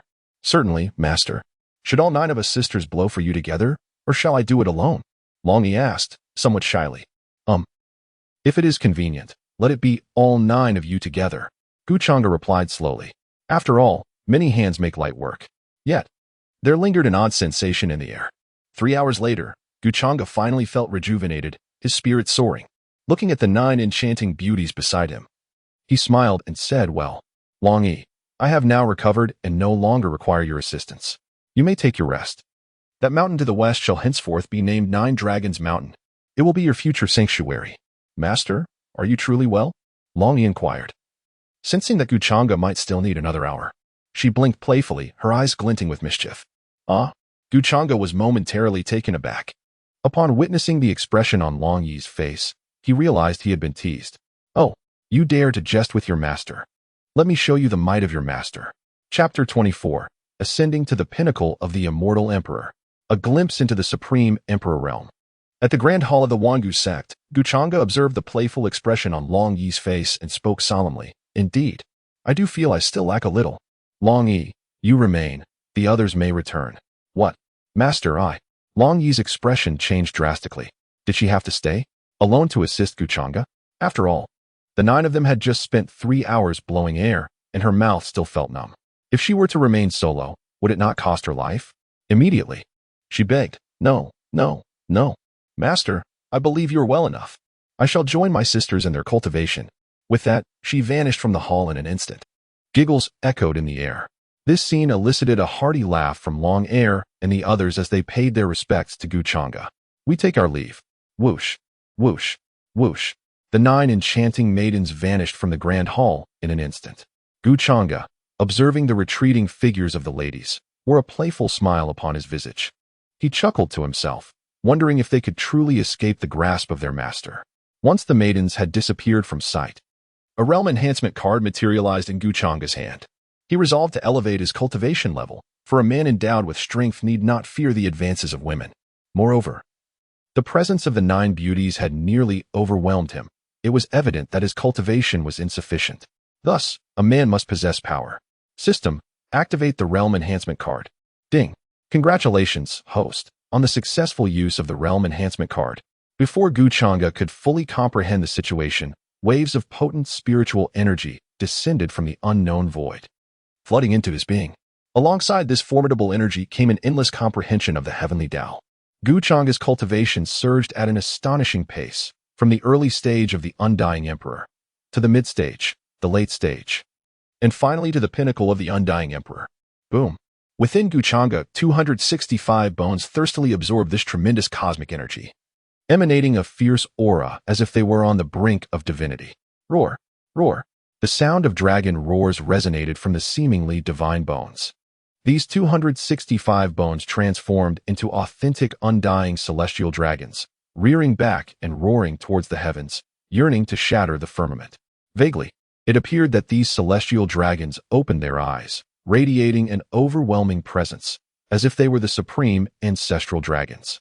Simultaneously, as the boundless energy and insights of the heavenly Tao were assimilated by Changge, the 365 divine apertures within him evolved into exalted deities of the immortal realm, embodying the unrivaled divinity that echoed throughout the immortal world.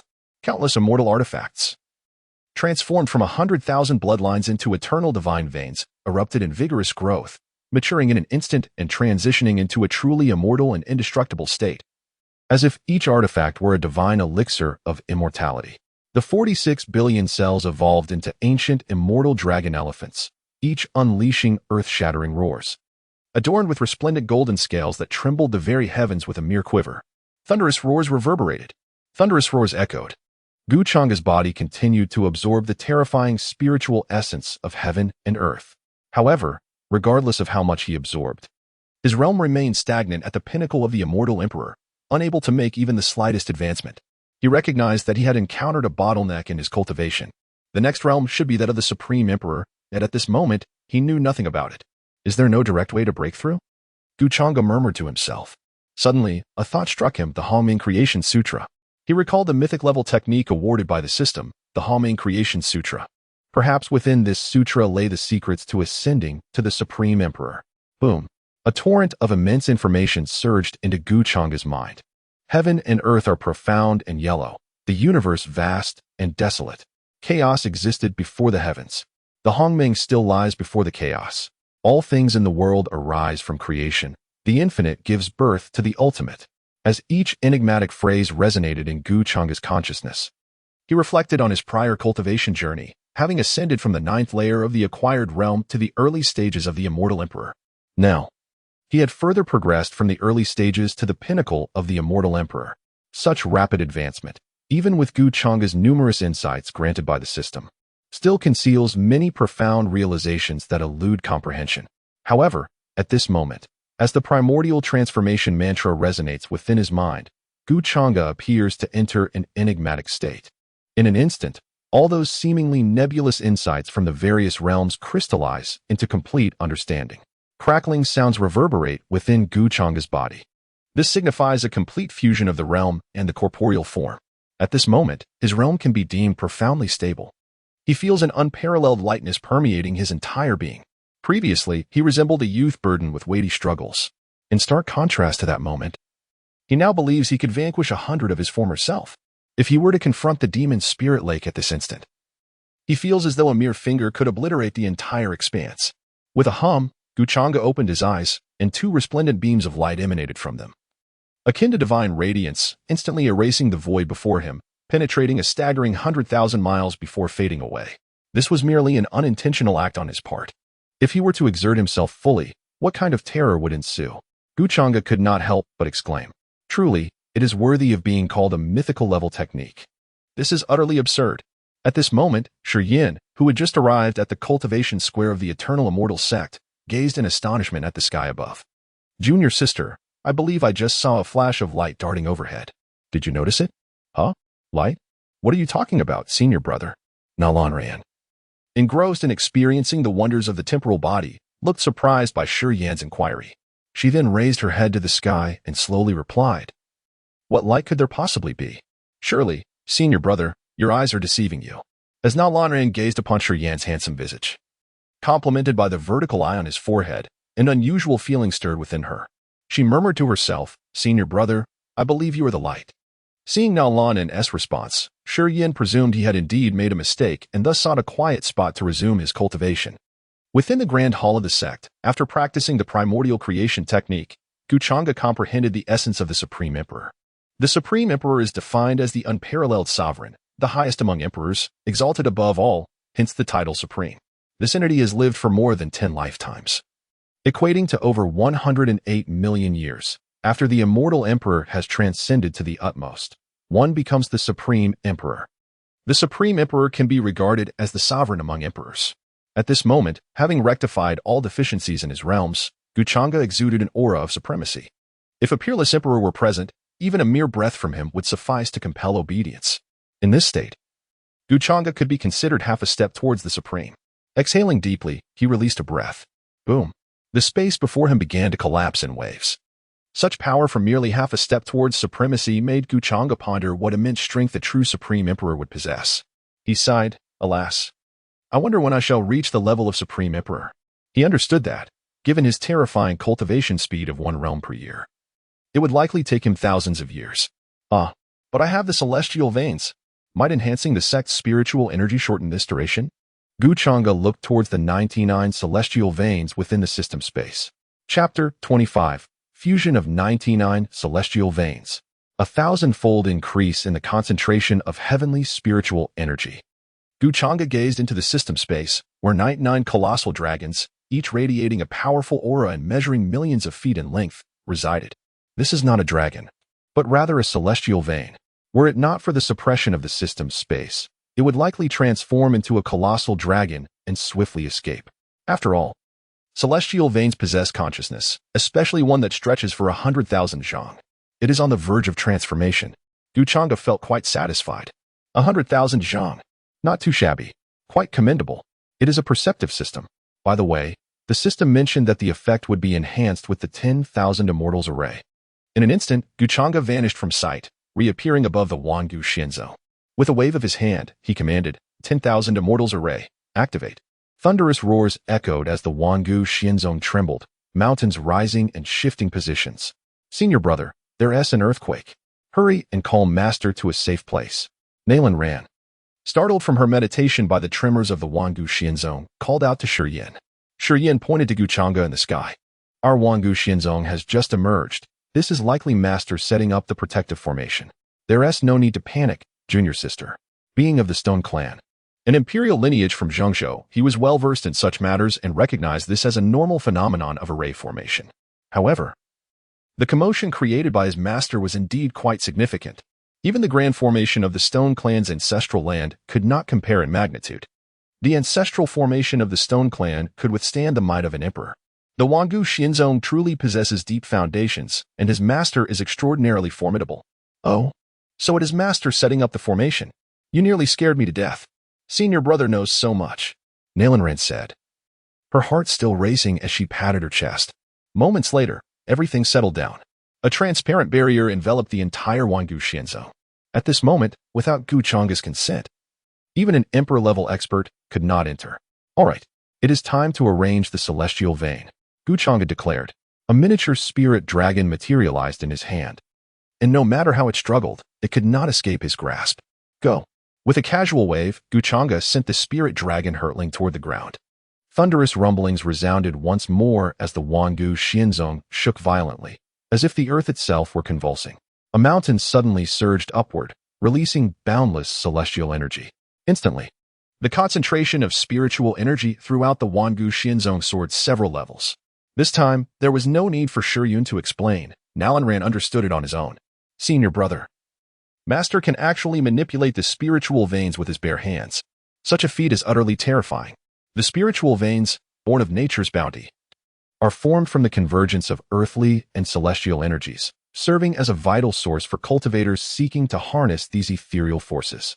Shiyun, however, remained silent, his gaze fixed intently upon the newly emerged mountain range, absorbing the rich spiritual energy that emanated from it, his heart filled with awe. Is this a spiritual vein? The concentration of spiritual energy here is 500 times that of the outside world. This must be a sacred vein. No, wait. The ancestral grounds of the Shi clan also possess a sacred vein, yet its energy concentration barely reaches 250 times that of the outside world. Could this possibly be an immortal vein? Goodness. The Eternal Immortal Sect actually possesses an immortal vein. Is this truly the Celestial Sect? At this moment, Shiyun was taken aback by his own thoughts. However, what he did not anticipate was that even greater astonishment lay ahead. Before him, Gu Changge conjured yet another colossal dragon of spiritual energy descending towards the earth. Boom. The second dragon of spiritual energy burrowed into the ground, causing another mountain range to rise. Hiss. 900 times the celestial spiritual energy. Moreover, the connection to the heavenly principles became even more intimate.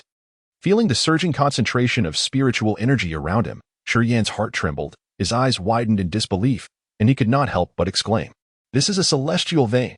Only a celestial vein can enhance a cultivator's affinity with the heavenly principles.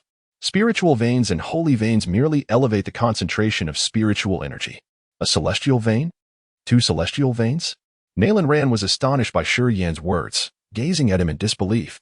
Yet, recalling Shiyun's extensive knowledge, she instinctively closed her mouth, her understanding of the might of the ancient celestial sect deepening anew. Subsequently, under the astonished gazes of Shiyun and Nalanran, one by one, celestial veins surged forth, guided by Gu Changge's gestures, penetrating beneath the towering peaks. Boom, boom, boom. One after another, mountains rich in spiritual energy began to rise. 1,300 times, 1,600 times, 2,000 times, 3,000 times, 5,000 times, 7,000 times, 9,000 times, 10,000 times. When Gu Changge had unleashed all 99 celestial veins, the concentration of spiritual energy within the ancient celestial sect had soared to an astounding 10,000 times. Moreover, this magnitude encompassed the entirety of the ancient celestial sect, meaning that at any location within the sect, the celestial spiritual energy was at a 10,000-fold concentration. Feeling the current abundance of celestial spiritual energy within the ancient celestial sect, Gu Changge revealed a faint smile. 10,000 times. Now that resembles a true sect. Mission accomplished. With a sigh of relief, Gu Changge returned to the sect's main hall. At this moment, Shiyun and Nalanran were left in a state of numbness. A concentration of celestial spiritual energy at 10,000 times. What a concept this is. It is akin to a monkey being placed within the Eternal Immortal Sect. And in no time, it would achieve the status of a great sage. Yet, this is not the most significant aspect. The paramount revelation is that the laws of heaven and earth have become exceedingly profound, and within the Eternal Immortal Sect, the various Tao rhythms and principles are remarkably lucid. In this sacred place of cultivation, one can instantaneously comprehend the grand principles of the universe, as if they were directly penetrating one's very being. What is the essence of a cultivator's journey? Is it the magical artifacts, elixirs, talismans, array devices, or spirit stones? Is it the companionship of a partner or a beloved? Is it the techniques and spells? Is it status and influence? Absolutely not. The most crucial factor is the comprehension of the great Tao. The deeper one perceives the Tao, the more swiftly their cultivation level ascends. Is this not the true strength of a sect? Here, through diligent practice, within 3 years, I, Shurian, shall undoubtedly attain the status of a saint. Within 10 years, I shall surely become a great saint. At that time, it will be the day when I, Shurian, return to the Shizu, trample the imperial clan, and overturn the celestial palace. With a heart brimming with resentment, Shurian settled into a meditative posture to begin his cultivation. What of the divine offspring? What of the imperial clan?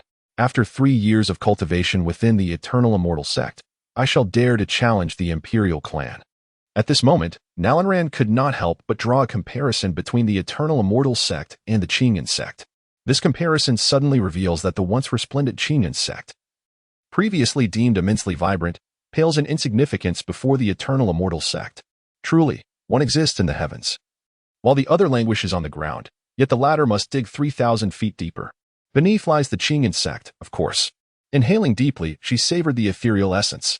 In an instant, she felt her soul ascend, her entire being floating as if in a divine trance, with boundless laws of the cosmos penetrating her form. Unable to contain herself, she spread her arms wide, embracing the overwhelming influx of spiritual energy. Ah, it is simply divine. She felt as though she might lose herself. Boom.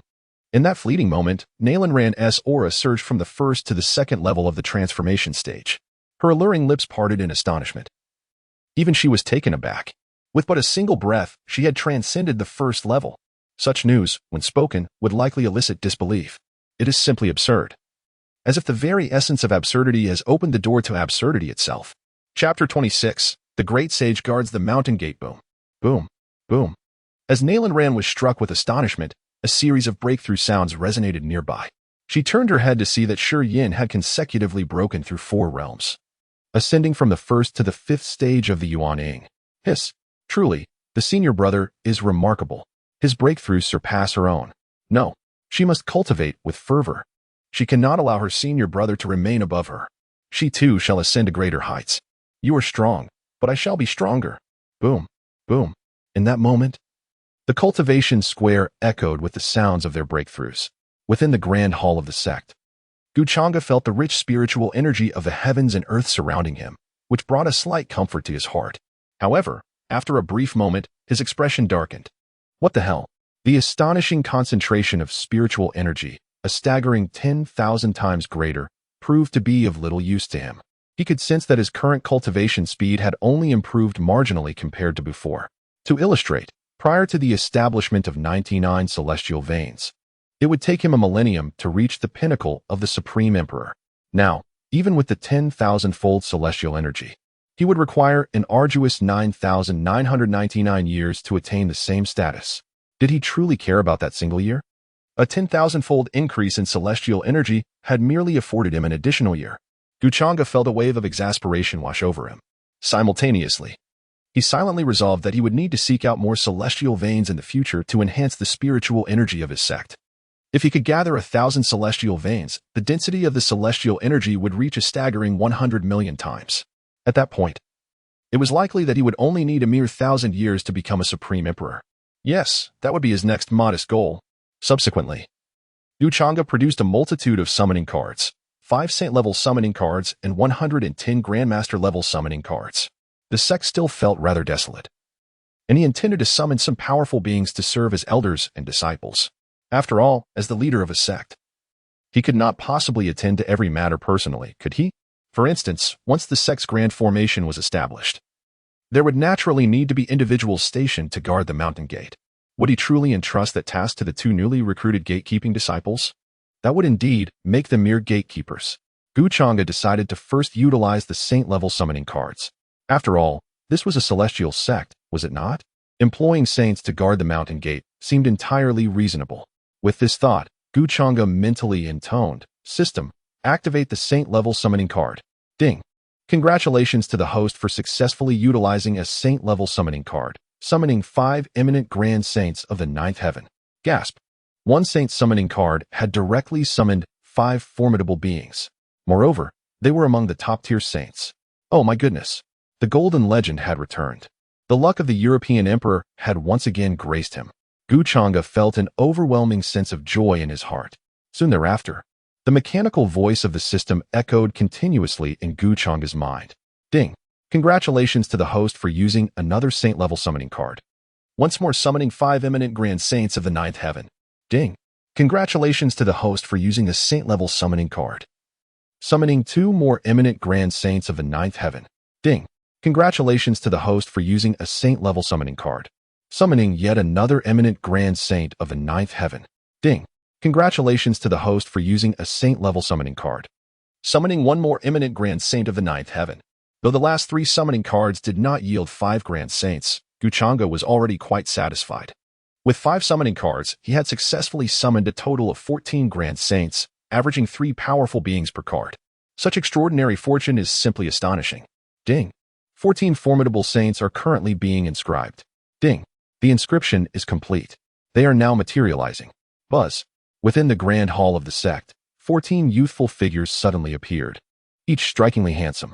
Among them, one stood out with his exquisite features, sharp brows, and piercing eyes, possessing a robust physique that could easily rival that of Panin.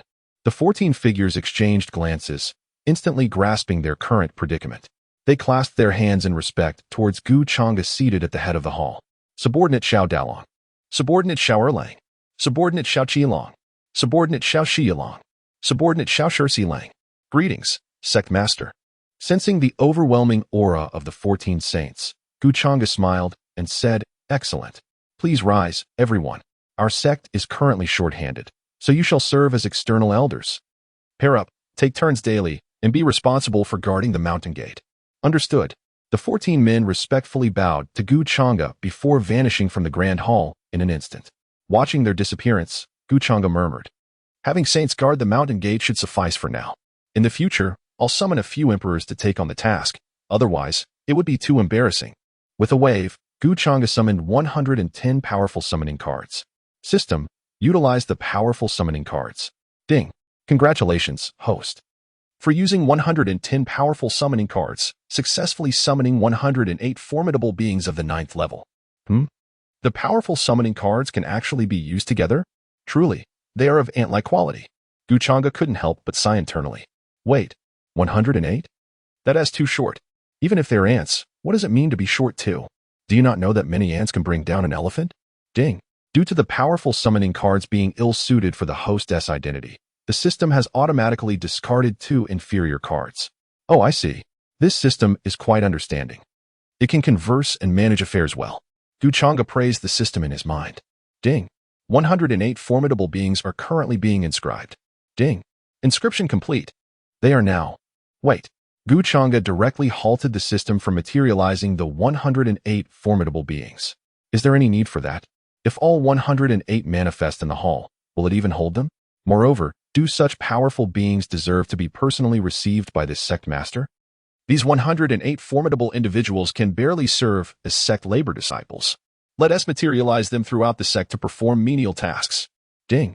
108 labor disciples have been successfully materialized. In an instant, the ancient celestial sect was filled with numerous figures. Some settled in the kitchen, kindling flames to prepare meals. Others found their way to the lavatory, undertaking the task of cleaning the restroom. A few ventured into the orchard, diligently tending to the pest control of the 1,000 ginseng fruit trees. Meanwhile, others occupied the laundry room, washing the foul-smelling garments. Simultaneously, as Changge activated the summoning card, a resounding boom echoed across the training square. Stone Yin trembled, a surge of powerful aura enveloping him, feeling an overwhelming sense of might.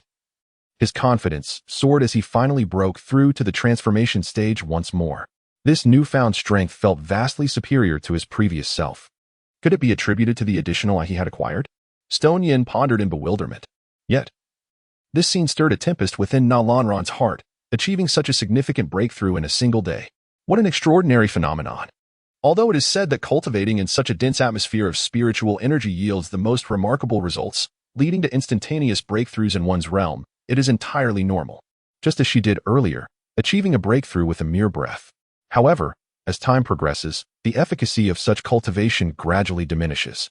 Presently, after half a day's practice, she has only managed to ascend one level. Moreover, she can sense that any further breakthrough will not be a matter of mere days. Yet, her senior brother is different.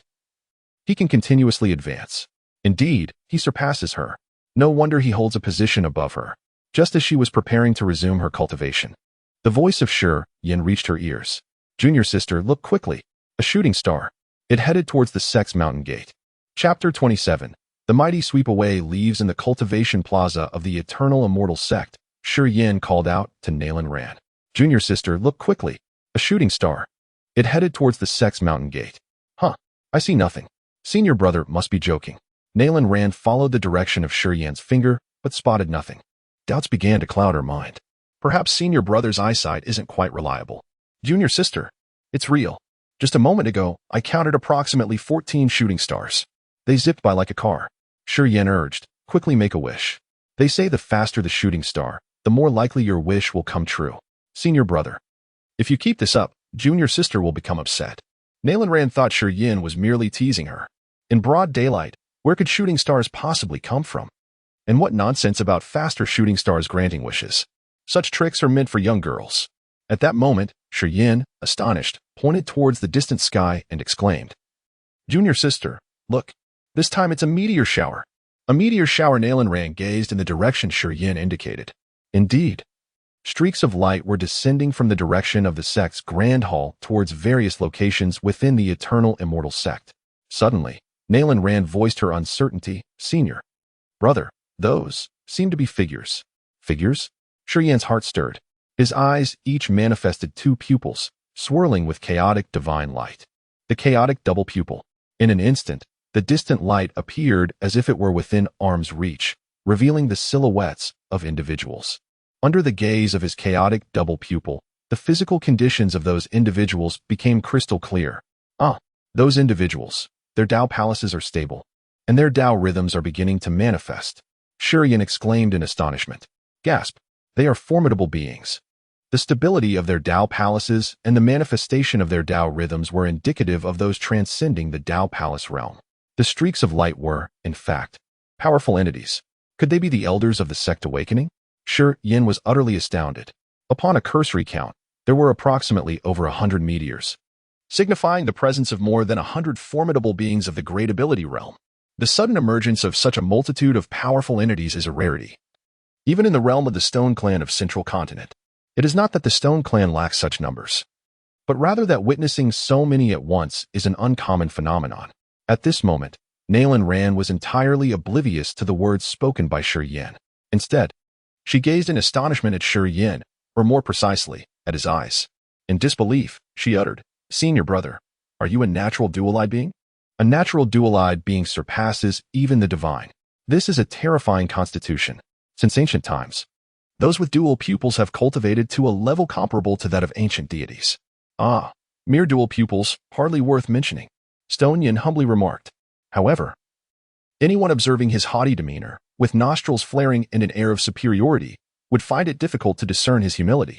Just as Nalan Ran was about to inquire further, suddenly whoosh, whoosh, two meteors descended upon the training grounds, manifesting as two youthful figures. The two figures exchanged glances, seemingly familiarizing themselves with one another. Stone Yin regarded the two young figures and sensed the formidable aura emanating from them, and his heart understood. Indeed, they were elders of the great realm. Yet, these sect elders appeared remarkably youthful. Stone Yin promptly bowed and saluted, saying, Disciple Stone Yin pays his respects to the two elders. I was unaware of your esteemed arrival. However, before Stone Yin could finish his words, the two young figures seemed to have acquainted themselves with their circumstances. They hurriedly bent lower, their expressions more respectful. Addressing Stone Yin, Master brother, you flatter us. We are but mere disciples of the sect, not elders. The 14 great sages that flew towards the mountain gate are the true elders of the sect, tasked with guarding the mountain gate. What? Good heavens! The two formidable figures before him are merely disciple attendants. Those 14 meteors were indeed 14 great sages. Moreover, those great sages are merely outer sect elders responsible for guarding the mountain gate. Surely, he must have misheard. Great sages guarding the mountain gate. Has the Eternal Celestial Sect grown to such an extent? Are there truly great sages in abundance? Stone Yin was utterly bewildered. At that moment, upon hearing their conversation, Nalan Ran approached, her face equally marked with astonishment, disbelief etched across her features. Are you truly mere disciple attendants? Upon seeing Nalan Ran, the two youthful figures quickly bowed in greeting. Disciple attendant He Sanlang. Disciple attendant Beazitu. We pay our respects to the master sister. No need for such formalities. Nalan Ran replied, still struggling to believe the reality before her. Were those meteors? Oh no. Were the others accompanying you also disciple attendants? Indeed, master sister. We are a total of 108 brothers and sisters, all disciple attendants of the sect. He Sanlang and his companion promptly responded.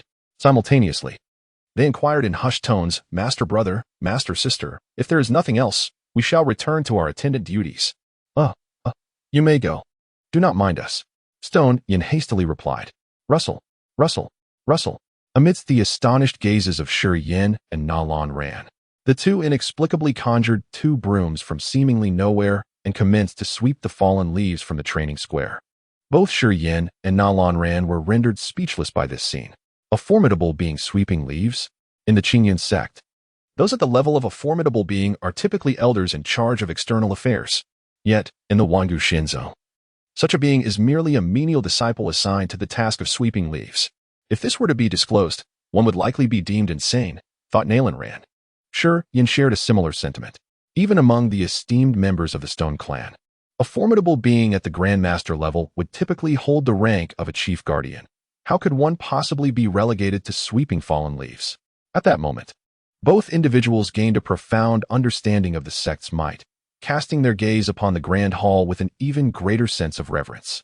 If they were to learn that within the Eternal Celestial Sect, there existed Grand Master-level disciples performing menial tasks such as cooking, cleaning the toilets, and washing clothes, they would likely be driven to madness. Junior sister, we must intensify our cultivation. Otherwise, as the senior brother and sister of our sect, we would be even inferior to mere errand disciples. What a disgrace that would be, Shi Yin remarked with an expression of exasperation. Senior brother speaks the truth. Who? I will absorb. I shall draw in all the spiritual energy. In that moment, Nalan Ran fervently consumed the ethereal essence of heaven and earth. In the eastern wilderness, southern region, Jishou, within the Grand Hall of the Qingyan sect, the sect leader Feng Qingyang listened in astonishment to the report delivered by Elder Li Dazue. What? A single palm strike annihilated the 4 blood saints of the Undying Blood Clan? The decree of the quasi-emperor was crushed with a mere gesture? You claim that this individual is a great sage, perhaps even a quasi-emperor? With each utterance from Li Dazue, Feng Qingyang was met with renewed shock. He had heard whispers of the 4 blood saints of the Undying Blood Clan, formidable beings of the 9th layer of sainthood, reputed to be invincible at their level. Even with his own cultivation at the Saint King realm, he could not fathom striking them down with a single blow. As for the subsequent obliteration of the quasi-emperor's decree, such a feat was beyond even the capabilities of their sect's ancestors. Once the initial astonishment faded, Feng Qingyang recalled what Li Dazue had mentioned earlier. Did you say that Ran'er is a time body? Indeed, sect leader, that was the assertion made by that esteemed elder. At this moment, Li Dazue remained shaken. The impression left by Gu Changge was too profound. The recollection still instilled a sense of trepidation within him. This matter is beyond our capacity to resolve. We must consult the ancestors. Accompany me to pay respects to the ancestral elders. Feng Qingyang, having spoken, soared directly towards the back mountain of the Qingyan sect, with Li Dazue hastily following in his wake. Chapter 28. The assurance of the ancestors of Qingyan sect at the back mountain of the Qingyan sect, enveloped by majestic peaks. The air was thick with spiritual energy. Towering mountains, reaching thousands of feet into the heavens, stood resolute between earth and sky, embodying the essence of eternity and inspiring all creation. Amongst these formidable mountains, 5 particularly conspicuous peaks pierced the clouds, marking the sacred grounds of the Qingyan sect, where the esteemed ancestors secluded themselves in meditation. Feng Qingyang, accompanied by Li Dazue, paused at a distance from the 5 towering peaks, and, with a respectful gesture, bowed deeply towards them. Disciple Feng Qingyang seeks an audience with the venerable ancestors due to pressing matters. Suddenly, a colossal hand of spiritual energy descended from the heavens, enveloping the two and whisking them away, vanishing amidst the 5 peaks. As the void trembled lightly, Feng Qingyang and Li Dazue regained consciousness, finding themselves inside a grand hall. Before them sat 5 venerable elders, each in deep meditation. The duo promptly bowed in respect, exclaiming, "We pay our respects to the esteemed ancestors." The 5 individuals are indeed the esteemed ancestors of the Qingyan sect, by Zhantong, Lu Feng, Han Zhang, Su Qing, and Jiang Ping. The venerable Bai Zhantong, positioned at the center, gazed coldly at Feng Qingyang and his companion, stating, "What matter has disturbed our cultivation?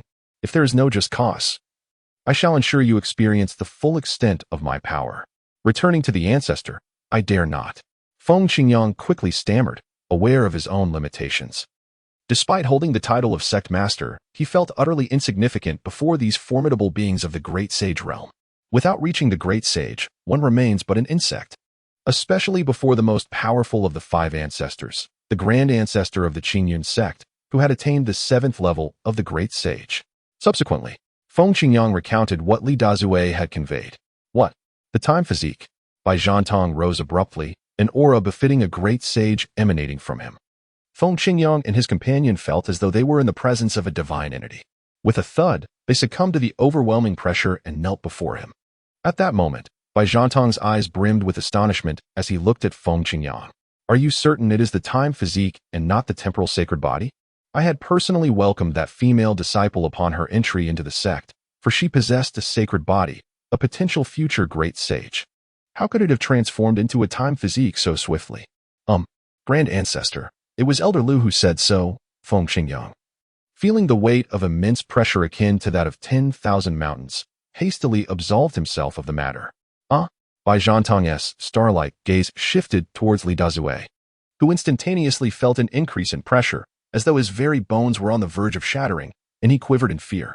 "Grand Ancestor, I too heard it from that esteemed elder. I am not privy to the details. Senior brother, what is this time physique? And why does it evoke such astonishment in you?" The other 4 ancestors of the Qingyan sect also stood, witnessing their senior brother's unprecedented shock. I have often advised you to read more, yet you persist in your ignorance. The answers you seek lie within the pages of books. Now do you comprehend the value of knowledge? After reprimanding his 4 junior brothers, Bai Zhantong's expression turned grave. The time physique is the quintessential embodiment for cultivating the laws of time, unparalleled in its efficacy. It is destined to become the Time Emperor and perhaps even the legendary Time Immortal. Gasped. What? The Time Emperor? The Time Immortal? The 4 ancestors of the Qingyan sect were left in utter disbelief. They had devoted their entire lives to reaching the great sage realm, which they believed to be their ultimate pinnacle. Yet now, the sect possessed a disciple of the time physique, heralding the rise of a future Time Emperor. How could this fail to astonish them? Bai Zhantong seemed to feel that the shock was still insufficient. He slowly uttered another phrase. "In the realm of the 3,000 laws, it is stated, time is sovereign, and space is revered. This implies that those who cultivate the laws of time are undoubtedly invincible at their level. Time is sovereign, and space is revered." Not only the 4 ancestors, but even Feng Qingyang and Li Dazue were left speechless in their astonishment. Is it truly that terrifying? Is this the embodiment of time? What a pity. That disciple. The rise of our Qingyan sect is now within reach. Henceforth, I, the ancestor, decree that this disciple shall be accepted as my direct protege, to be personally instructed by the 5 of us. Bai Zhantong laughed heartily. Indeed, in the future, this disciple will be guided by the 5 of us. What the eldest senior brother decides is a consensus among us all, having shared many years together. A mere glance suffices for us to understand each other's thoughts. To accept this disciple as a direct protege is tantamount to nurturing a future great emperor. This is indeed an event that will be remembered through the ages. The other 4 naturally did not decline, eagerly echoing in agreement. Feng Qingyang. Li Dazue? Ancestor, this disciple is indeed the direct disciple of our sect leader. How has he become your direct disciple? Furthermore, my disciple is currently at the illustrious Eternal Immortal Sect. Feng Qingyang responded meekly. Well, Ancestor, as it stands, this disciple remains within the Eternal Immortal Sect, and according to Elder Lu, that esteemed elder is also a formidable great sage. What nonsense about the Eternal Immortal Sect in the ancient mountains. Bai Zhantong scoffed disdainfully. This old ancestor recalls that the ancient mountains only house a dilapidated ancient sect. Where is this so-called Eternal Immortal Sect?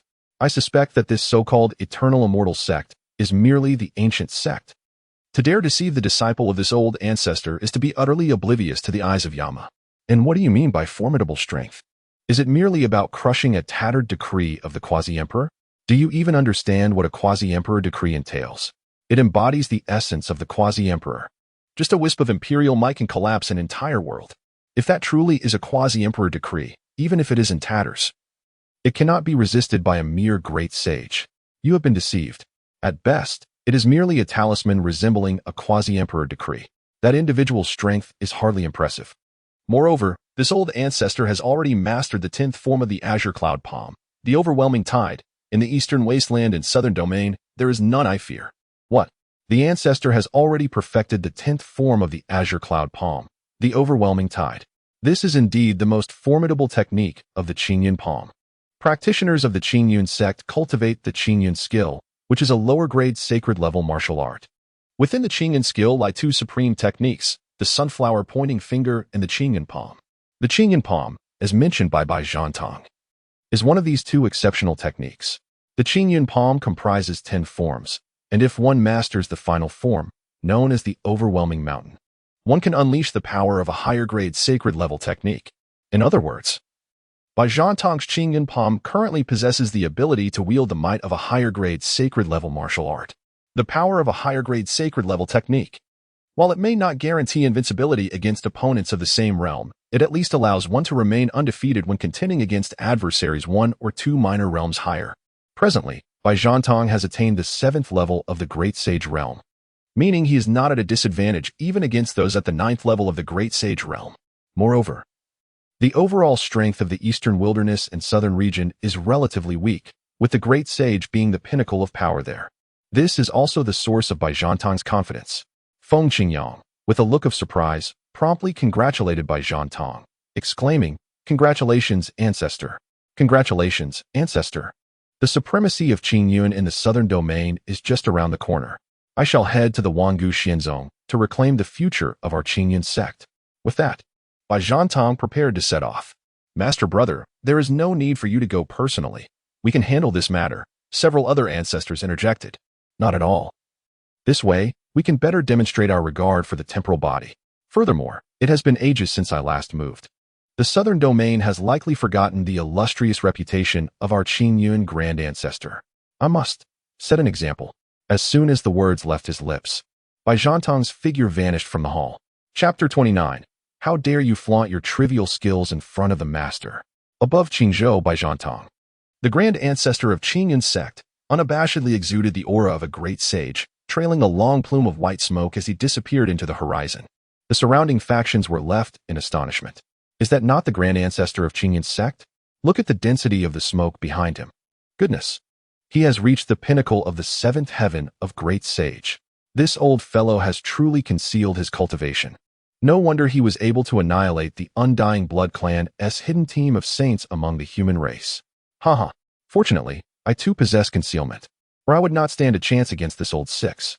As they gazed at the vanishing figure of the grand ancestor of Qingyun sect, the various factions buzzed with discussion, equally puzzled about his destination. What is going on?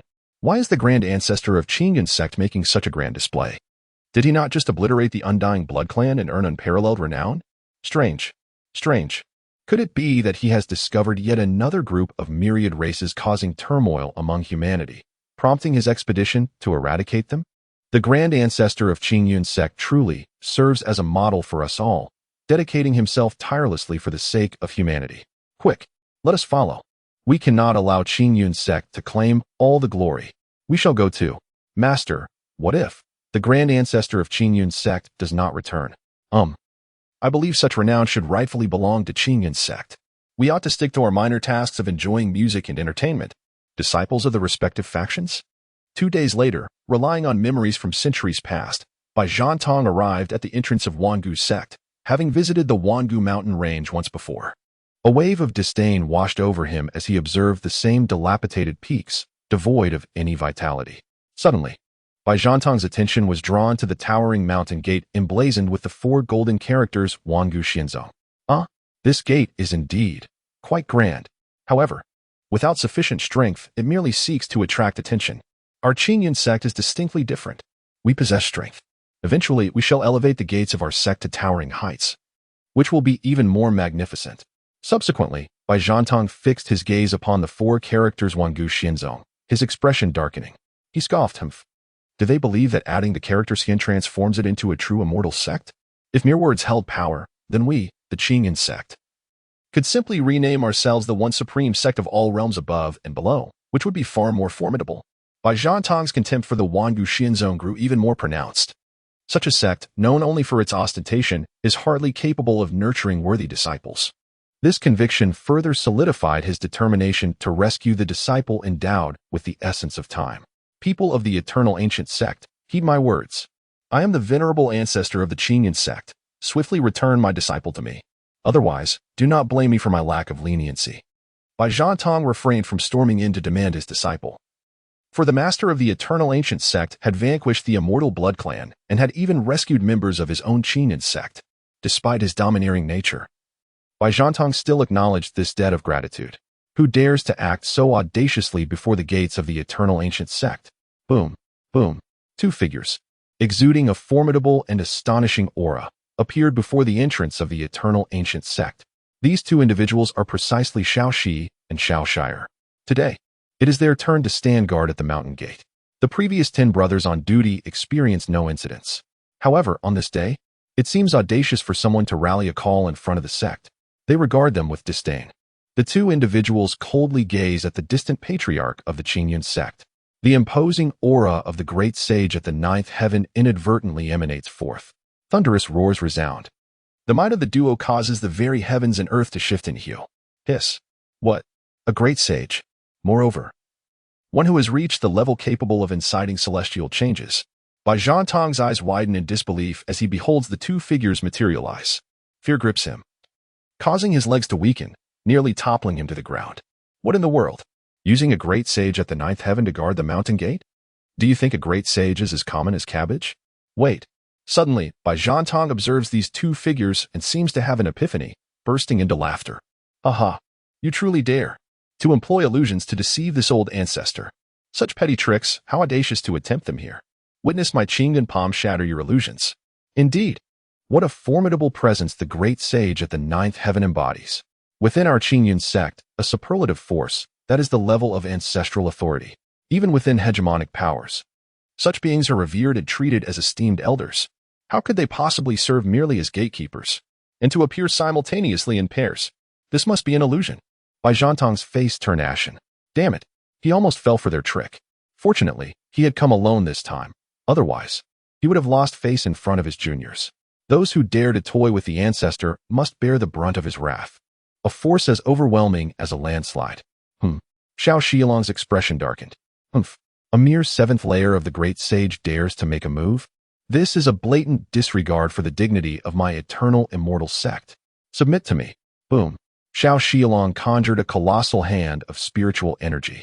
Exuding an aura of terror, it descended upon Bai Zhantong with tremendous force. As the monstrous hand of spiritual energy loomed above him, Bai Zhantong was filled with dread. Impossible. How could he be so powerful? With a fierce determination, he unleashed his own overwhelming force to counter the descending giant hand. At the ninth layer of the great sage, he could certainly fight back. Yet, bang. The moment they made contact, Bai Zhantong was thrust deep into the earth. Moments later, disheveled and breathless, he crawled out of the pit. Spitting out a mouthful of blood, he gazed in disbelief at Xiao Shilong and the others. This is indeed true. It is not an illusion. How is this possible? It is truly a formidable being from the ninth heaven of the great sage. Moreover, a being of unparalleled strength from the ninth heaven of the great sage. The great sage guarding the mountain gate. Goodness, what on earth is this sect? Is it truly so extravagant? This utterly subverted the understanding of the venerable Bai Zhantong, the ancestor of the esteemed Changge sect, a premier force in the southern region of the eastern wilderness. It was astonishing that he, a figure of such stature, found himself eclipsed by a mere gatekeeper of this sect before him. Who would believe such a tale? Remarkably, he remains unscathed? It matters not, merely a slap more. Xiao Shi was somewhat astonished that this mere elder, a trifling figure at the seventh heaven of the great sage, had not been dispatched with a single blow. There are no creatures that cannot be vanquished. It is merely a matter of delivering sufficient strikes. Boom. A colossal hand of spiritual energy once again took shape, descending upon the ancestor of the Eternal Sect. The ancestor gazed at the immense hand approaching from above, his eyes brimming with terror. My life is forfeit. Just as the giant hand was about to descend upon the head of the Eternal Sect's ancestor, a delicate cry echoed through the air. Ancestor, Elder, please show mercy. It was Nalan, who, while cultivating in the plaza, had heard that someone had come to the gates of the sect to retrieve a disciple from the Wangu Immortal Sect. Isn't this referring to her? Concerned that the ancestor of the Eternal Sect might offend the Eternal Immortal Sect, she hurriedly came out to investigate.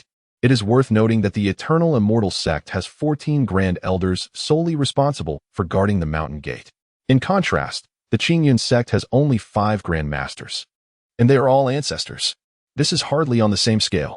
Witnessing the tragic state of the ancestor, Nalan realized she had arrived too late. Chapter 30. A deep breath healed the wounds. Another breath would lead to a breakthrough. Buzzing, the enormous hand of spiritual energy halted a mere 0.0001 millimeters from the scalp of Baizhantong, the ancestor of Eternal Sect. Xiaoxi turned to gaze at Nalan, who had rushed out from the mountain gate. They had known everything about the Eternal Immortal Sect since their summoning. Naturally, they recognized that the young girl before them was none other than the second disciple of the sect master, Nalan. Subsequently, with a smile, he inquired, "What is this? Do you know each other?" Nalan, observing the situation, could roughly guess that it was undoubtedly the ancestor who had crashed into the mountain gate, leading to this predicament. Feeling somewhat awkward, she cupped her hands towards Xiaoxi and said, "Respected elder, that is my ancestor from Eternal Sect.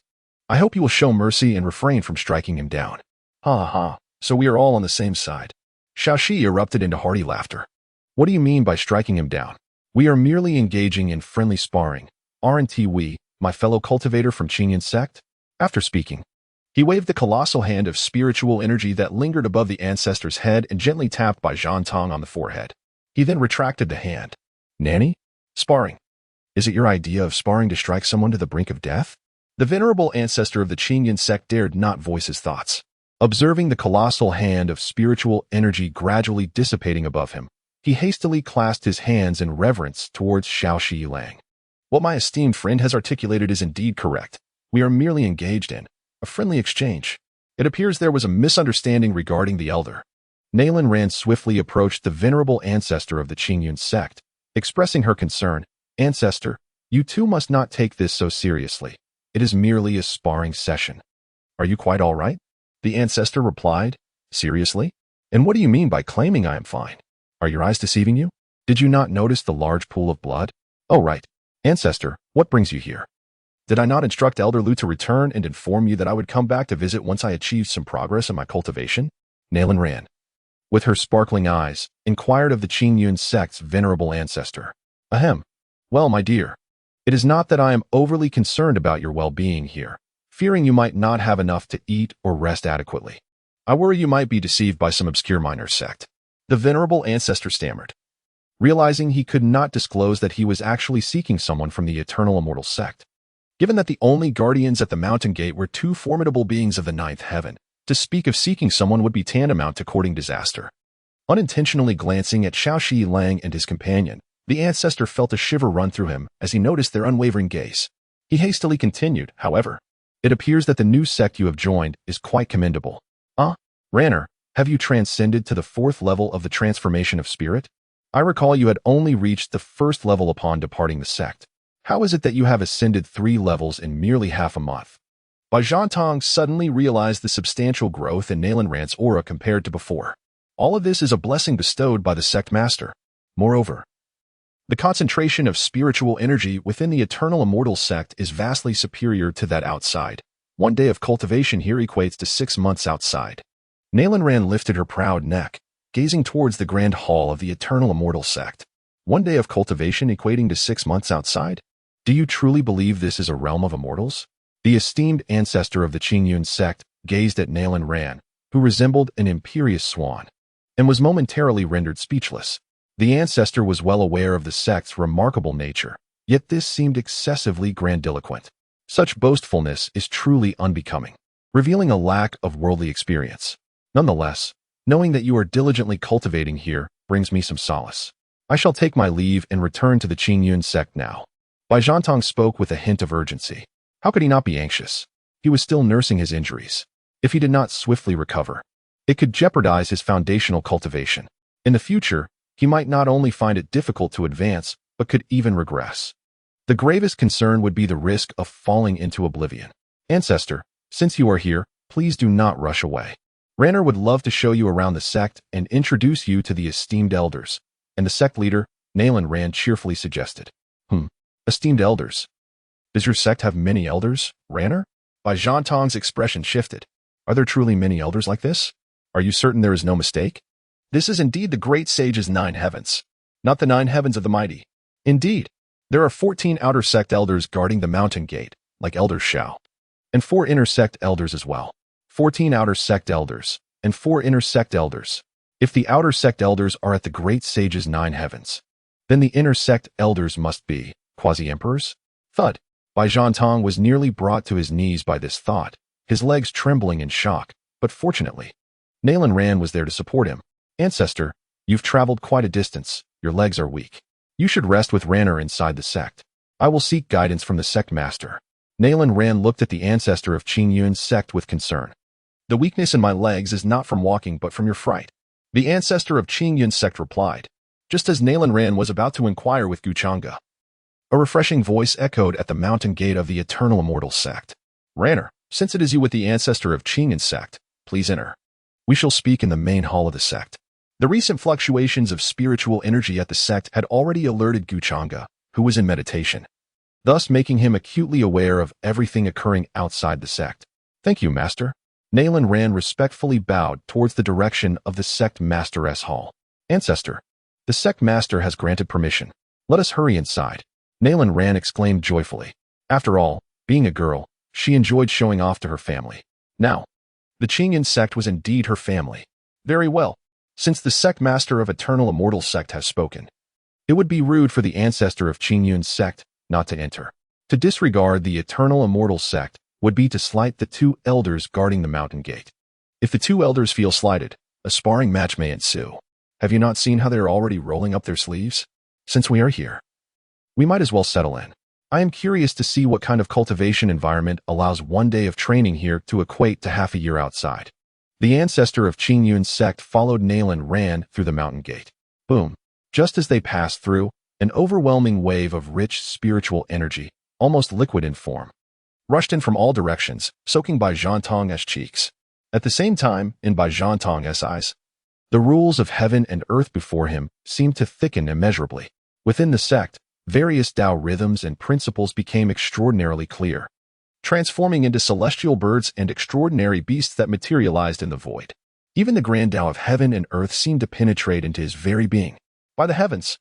Bai Zhantong trembled all over, dumbfounded, frozen in place. Is this a night of rich spiritual essence? The profound Tao rhythm seeks to manifest. Have I arrived at a realm of immortals? Indeed, what Ranner spoke of was true. Here, a single day of cultivation is equivalent to half a year in the outside world. This is not mere boasting. At this moment, Bai Zhantong felt a buzzing in his head, his entire being floating in a euphoric state, as if his soul were departing from his body. He took a deep breath, drawing in streams of ethereal energy and the laws of the universe that surged into his mouth. Thunderous sounds echoed. Bai Zhantong's body trembled lightly, as the injuries within him began to heal at a visibly rapid pace. In the blink of an eye, he was completely restored, as if nothing had ever happened. The terrifying concentration of spiritual energy must be at least 1,000 times that of the outside world. This is a cultivation environment reserved exclusively for supreme sovereign powers, and indeed, of the highest caliber. Bai Zhantong was utterly astonished. Suddenly, an idea surged forth in his mind. What would happen if he were to take another breath? Bai Zhantong inhaled sharply. The quantity absorbed this time was equivalent to 3 times that of before. With a crackle and a flash, a resounding roar emanated from within Bai Zhantong's body. Countless rhythms manifested upon its surface. Boom. A formidable aura radiated forth. Bai Zhantong's eyes widened in astonishment as he felt the immense power surging from within. Had he truly broken through the 8th heaven of the great sage? Chapter 31. The Emperor, Unseen.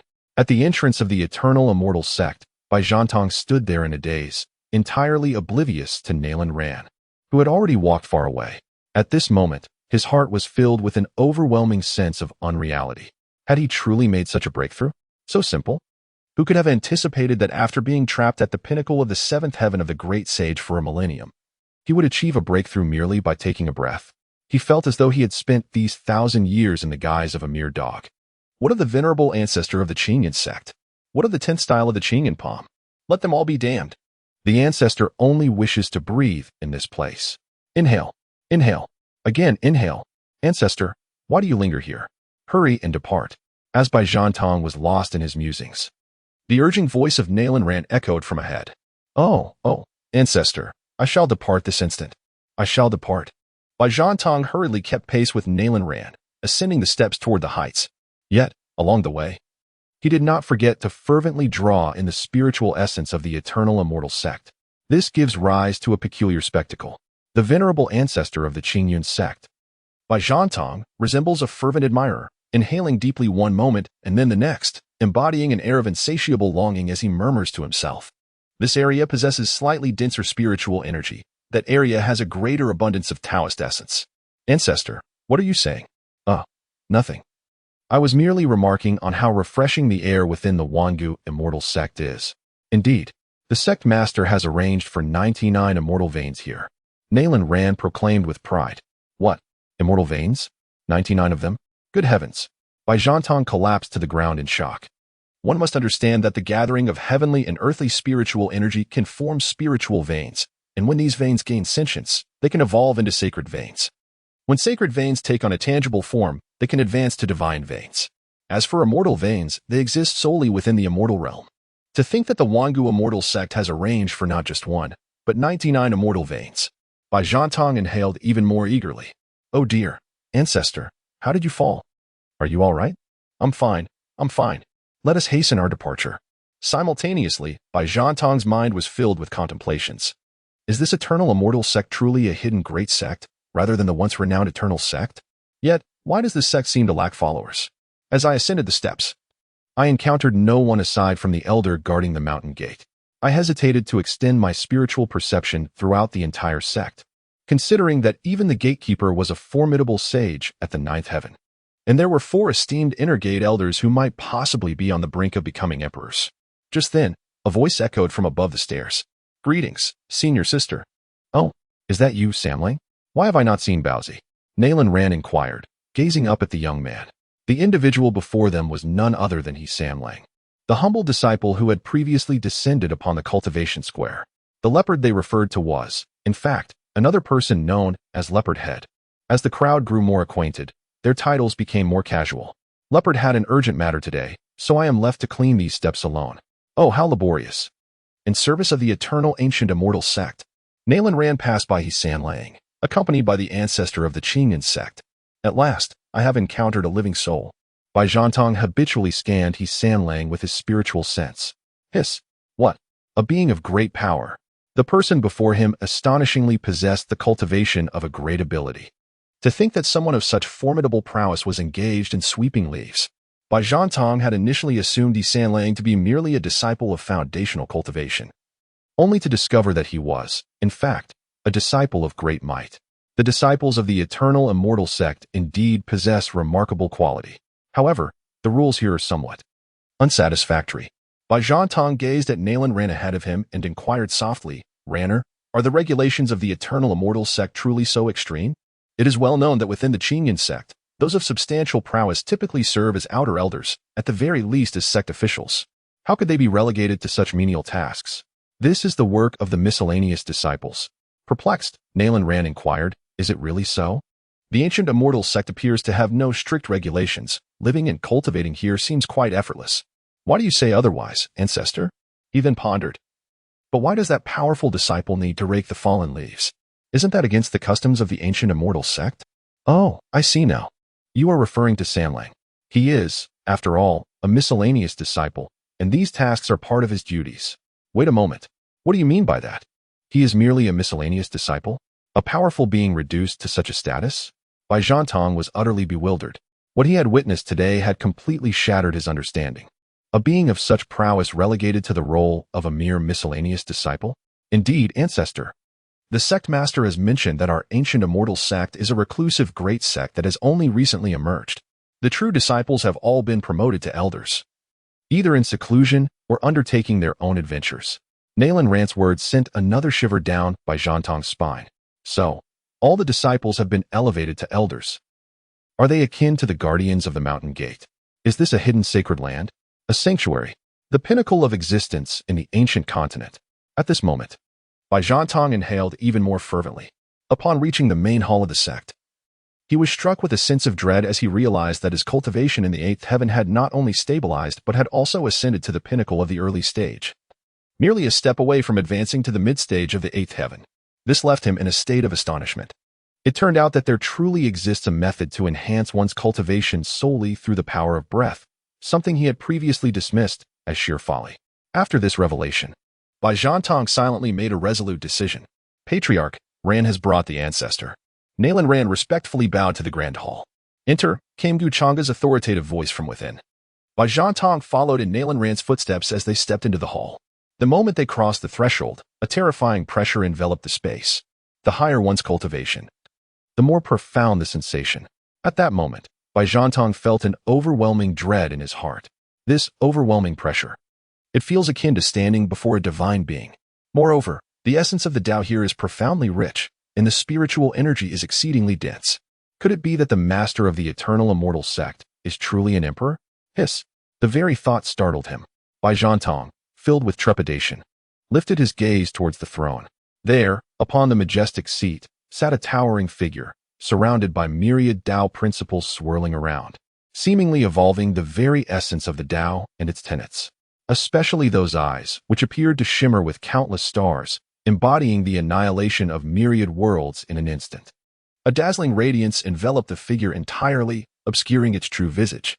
Even as Beidou Star harnessed his grand sage cultivation to focus his vision, the outcome remained unchanged. This is a grand emperor. Only an emperor could manifest such a spectacle. The emperor remains unseen. As Nalan Ran and the others entered, Changge ceased his cultivation, gradually retracting his overwhelming aura. It was only at this moment that Beidou Star could discern Changge's appearance. Dressed in flowing white garments, he resembled an ethereal young gentleman of the mundane world. Yet Beidou Star understood that this was a manifestation of the realm of returning to simplicity through cultivation. Greetings, Master. Beidou Star of the Qingyun sect pays homage to the venerable ancestor. Upon witnessing Changge halt his cultivation, Nalan Ran and Beidou Star hastily performed a respectful bow. In the presence of such a grand emperor, Beidou Star naturally refrained from addressing him as ancestor. Do not stand on ceremony. Since you are the ancestor of Ranner in the Qingyun sect, you are considered family. Please, take a seat. Changge gently raised his hand, lifting Beidou Star with ease. At that moment, Beidou Star's conviction deepened. The figure before him was indeed a grand emperor. Just the power he had sensed moments ago made him feel as if he were but a single hair adrift on an endless sea, utterly powerless to resist. Esteemed friends of the Qingyun sect, you have traveled a great distance, so allow me to offer you some spiritual fruits to quench your thirst. Changge's voice resonated throughout the great hall. Chapter 32. The Submission of the Qingyun Sect. Suddenly, two enchanting beauties appeared within the hall, possessing an otherworldly grace. They were none other than Long Lu and Long Jiao from the Nine Dragons' Mates. Beidou Star furrowed his brow. Despite his cultivation at the 8th level of the Great Sage, he had not perceived how these two had manifested. Moreover, he sensed a pressure emanating from them that surpassed even that of the Mountain Guardian Elder. Could it be that these are two quasi-emperors? How is that possible? Hiss! Beidou Star's pupils contracted sharply, and beads of cold sweat began to form on his forehead. What manner of sect is this? The emperor actually ventures to pluck spiritual fruits? Before me, two individuals each carried a tray. Long Lu approached Changge and placed his tray before him. Meanwhile, Long Jiao advanced towards Beidou Star. As Long Jiao drew near, Beidou Star felt an overwhelming pressure, causing his legs to tremble uncontrollably, prompting him to rise hastily. He clasped his hands in greeting, exclaiming, I am honored, esteemed fairy. Do not mention it, my friend. Long Jiao replied, setting his tray before Beidou Star. Subsequently, like Long Lu, he took his position behind Changge. Changge picked up a ginseng fruit, gazing at Beidou Star with a subtle smile. My dear friend Bai, having traveled such a distance, I present to you this humble offering of ordinary spiritual fruits. Please accept it. How could I? Senior is too kind. Bai Zhantong quickly rose to return the gesture, then cautiously seated himself again before reaching for the spiritual fruits on the tray. However, as he beheld the fruit in his hand, he trembled all over, nearly toppling from his seat. A gasp escaped his lips. Heavenly spiritual root. Ginseng fruit. He scrutinized the fruit closely, noting its peculiar resemblance to an infant not yet 3 days old, complete with limbs and facial features. Indeed, this was no error. This is the essence of heaven and earth, the ginseng fruit. My heavens! The master of the Eternal Celestial Sect actually uses this to quench his thirst? This is an ordinary spiritual fruit. This is truly an extravagant waste. One must recognize that this is the celestial root of the earth, the ginseng fruit. For mere mortals, a whiff of its fragrance can grant an extension of life by 360 years, while consuming a single fruit bestows an astonishing increase of 47,000 years. Although for a mighty sage like him, the increment may not be as substantial as for an ordinary person, an addition of 10 or 18,000 years is still noteworthy. With a crisp bite, Bai Zhantong could not resist indulging in its succulent flesh. The juice was abundant and the flavor exquisite, elevating his very soul. Most significantly, he sensed an augmentation of 500 years to his lifespan. 5 centuries have passed. Countless great saints, at the brink of death, have gazed skyward and howled. I truly yearn to live for another 500 years, and I never expected this wish to manifest through Bai Zhantong. One must ponder why so many great saints have been unable to transcend to the realm of the Great Emperor. Is it due to insufficient talent? Certainly not. If one lacked the requisite aptitude, they would not have been able to cultivate to the level of a great saint. All of this is attributed to the constraints of lifespan. Unless one possesses extraordinary talent, effortlessly transcending every realm without encountering obstacles, most individuals will inevitably find themselves hindered by the bottleneck of a certain level, unable to break through, ultimately succumbing to the passage of time in a state of despair. This is precisely why elixirs that extend lifespan are exceedingly rare in the ancient wilderness continent. Before me lies the ginseng fruit, a paragon among all treasures that enhance longevity. Furthermore, as a spiritual root of heaven and earth, the ginseng fruit not only possesses the efficacy of prolonging life, but also aids cultivators in comprehending the profound principles of the universe. Upon consuming that initial bite of the ginseng fruit, I sensed a tremor in my pinnacle state of the early 8th level of the great sage. With diligent cultivation upon my return, a breakthrough seems inevitable. Bai Zhantong cast a sidelong glance at the tray. Good heavens! 10 ginseng fruits in total. Such a generous offering. Just as he contemplated taking another bite, a thought struck him. He swiftly swallowed the ginseng fruit in hand, rolling it to the side of his cheek with his tongue. Casually, he picked up another fruit, bit into it, and similarly swallowed the remainder, rolling it to the other side. He continued this way until all 10 ginseng fruits were stuffed into his cheeks, which bulged like an enormous watermelon. Ancestor, why does your face appear swollen? Is it an allergic reaction to the ginseng fruit? Nayland Rand's words brought a flush of embarrassment to Bai Zhantong's face, leaving him at a loss for words. Ah, misguided disciple. Ancestor is merely doing this for your sake. Otherwise, I would have consumed them all myself. Just as Bai Zhantong struggled to find a response, he was met with a series of exasperating sounds. Raw? With a swift motion, Gu Changge spat out the bite he had taken from the ginseng fruit, discarding the remnants carelessly outside the grand hall before retrieving another. Is this one raw too? He flung it away again. And this? He tossed yet another. Still raw? He continued to discard and take. This one is acceptable, Gu Changge remarked, a hint of irritation in his tone. I ask you both, what is the meaning of this? Did I not instruct you to gather some that were ripe? How can we entertain our friends from the Changge sect with these raw specimens?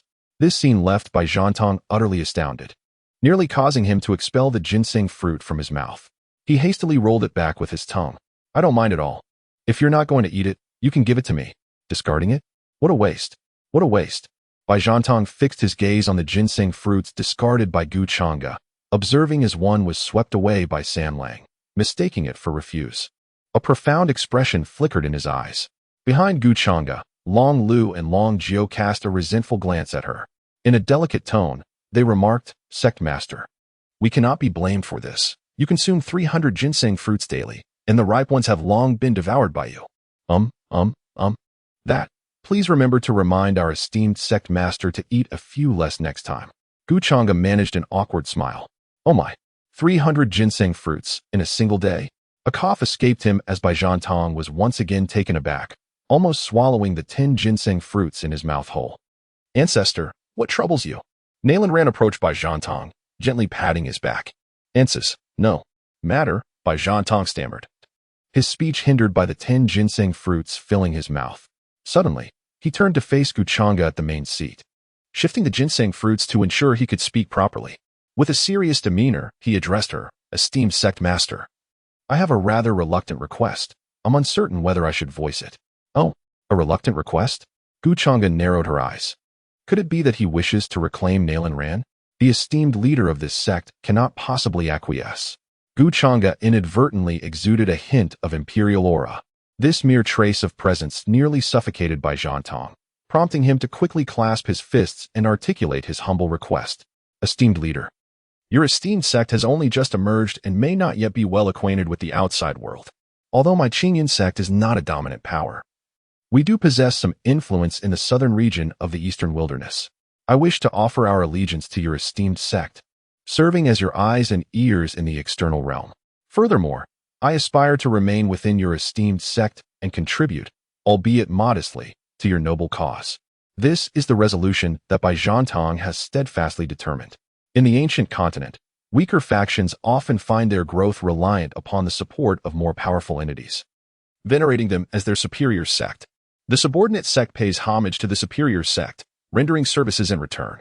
In exchange, the superior sect offers protection and a limited number of cultivation opportunities to the subordinate sect. After all, the distinction between a first-rate force and a holy land is starkly pronounced. For instance, the spiritual energy within the Changge sect is merely 50 times that of the outside world, whereas, according to Bai Zhantong's estimations, the Wangu sect boasts a staggering 5,000 times that of the myriad realms. What an extraordinary disparity! Upon attaining the status of a sage, the concentration of spiritual energy becomes a non-issue. A sage must continually comprehend the principles of the heavenly Tao for their cultivation to experience breakthroughs. Here at the Eternal Immortal Sect, the profundity of the Tao has reached a level that requires manifestation. Most importantly, even a mere maidservant here possesses the strength of a quasi-emperor. The realm of the sect master could very well transcend that of a mere emperor. Bai Zhantong found it hard to fathom. Chapter 33, Rewards Measured by the Ton. The Transformation of a Pile of Excrement. Supplementing long ba infringement deleted. Oh, to regard my Eternal Immortal Sect as the supreme sect? Changge was somewhat taken aback. Just then, the voice of the system echoed within Changge's mind. Ding. Detected that the host has triggered a hidden quest. How can a powerful sect exist without affiliated forces? Please accept the Changge sect as an affiliated sect, with rewards of 100 tons of enlightenment pills and 100 tons of thunder tribulation liquid. Enlightenment pills assist cultivators in entering a state of enlightenment, allowing for a swifter comprehension of the grand principles of heaven and earth. Thunder tribulation liquid, born from the thunder tribulation. It can strengthen the physical body and help comprehend the laws of thunder. The enlightenment pills and thunder tribulation liquid would serve as excellent rewards for the disciples. Though the quantity is somewhat modest, Changge mused inwardly. Noticing Changge's prolonged silence, Bai Zhantong realized that his suggestion was somewhat abrupt. Considering that the Eternal Immortal Sect was a holy ground, to become an affiliated sect of a holy ground, one must at least be a hegemonic force. The Changge sect, at best, is merely a top-tier power, vastly inferior to a holy ground. He then clasped his hands together, his expression somewhat gloomy as he said, I have overstepped. Please do not. Very well. I, the sect master, have agreed. Before Bai Zhantong could finish his sentence, Changge's voice resonated through the hall. What? Agreed? Ah, the sect master has agreed. Bai Zhantong suddenly came to his senses, trembling with excitement. However, once you become an affiliated sect of my sect, betrayal will be utterly intolerable. Otherwise, you will face the direst consequences, and I shall ensure your eternal damnation. Boom. Changge's words carried a hint of imperial might, startling Bai Zhantong into standing upright, declaring a heavenly oath. Rest assured, sect master, I swear on behalf of the Changge sect that we shall remain unwaveringly loyal to the Eternal Immortal Sect. Furthermore, we shall ensure timely offerings without fail. As for the offerings, let that be exempted. Changge replied directly. After all, he had witnessed Bai Zhantong's earlier embarrassment. If he was so desperate for even a common spiritual fruit, it was likely that the Changge sect had little of value to offer. You may stay within the sect for the time being.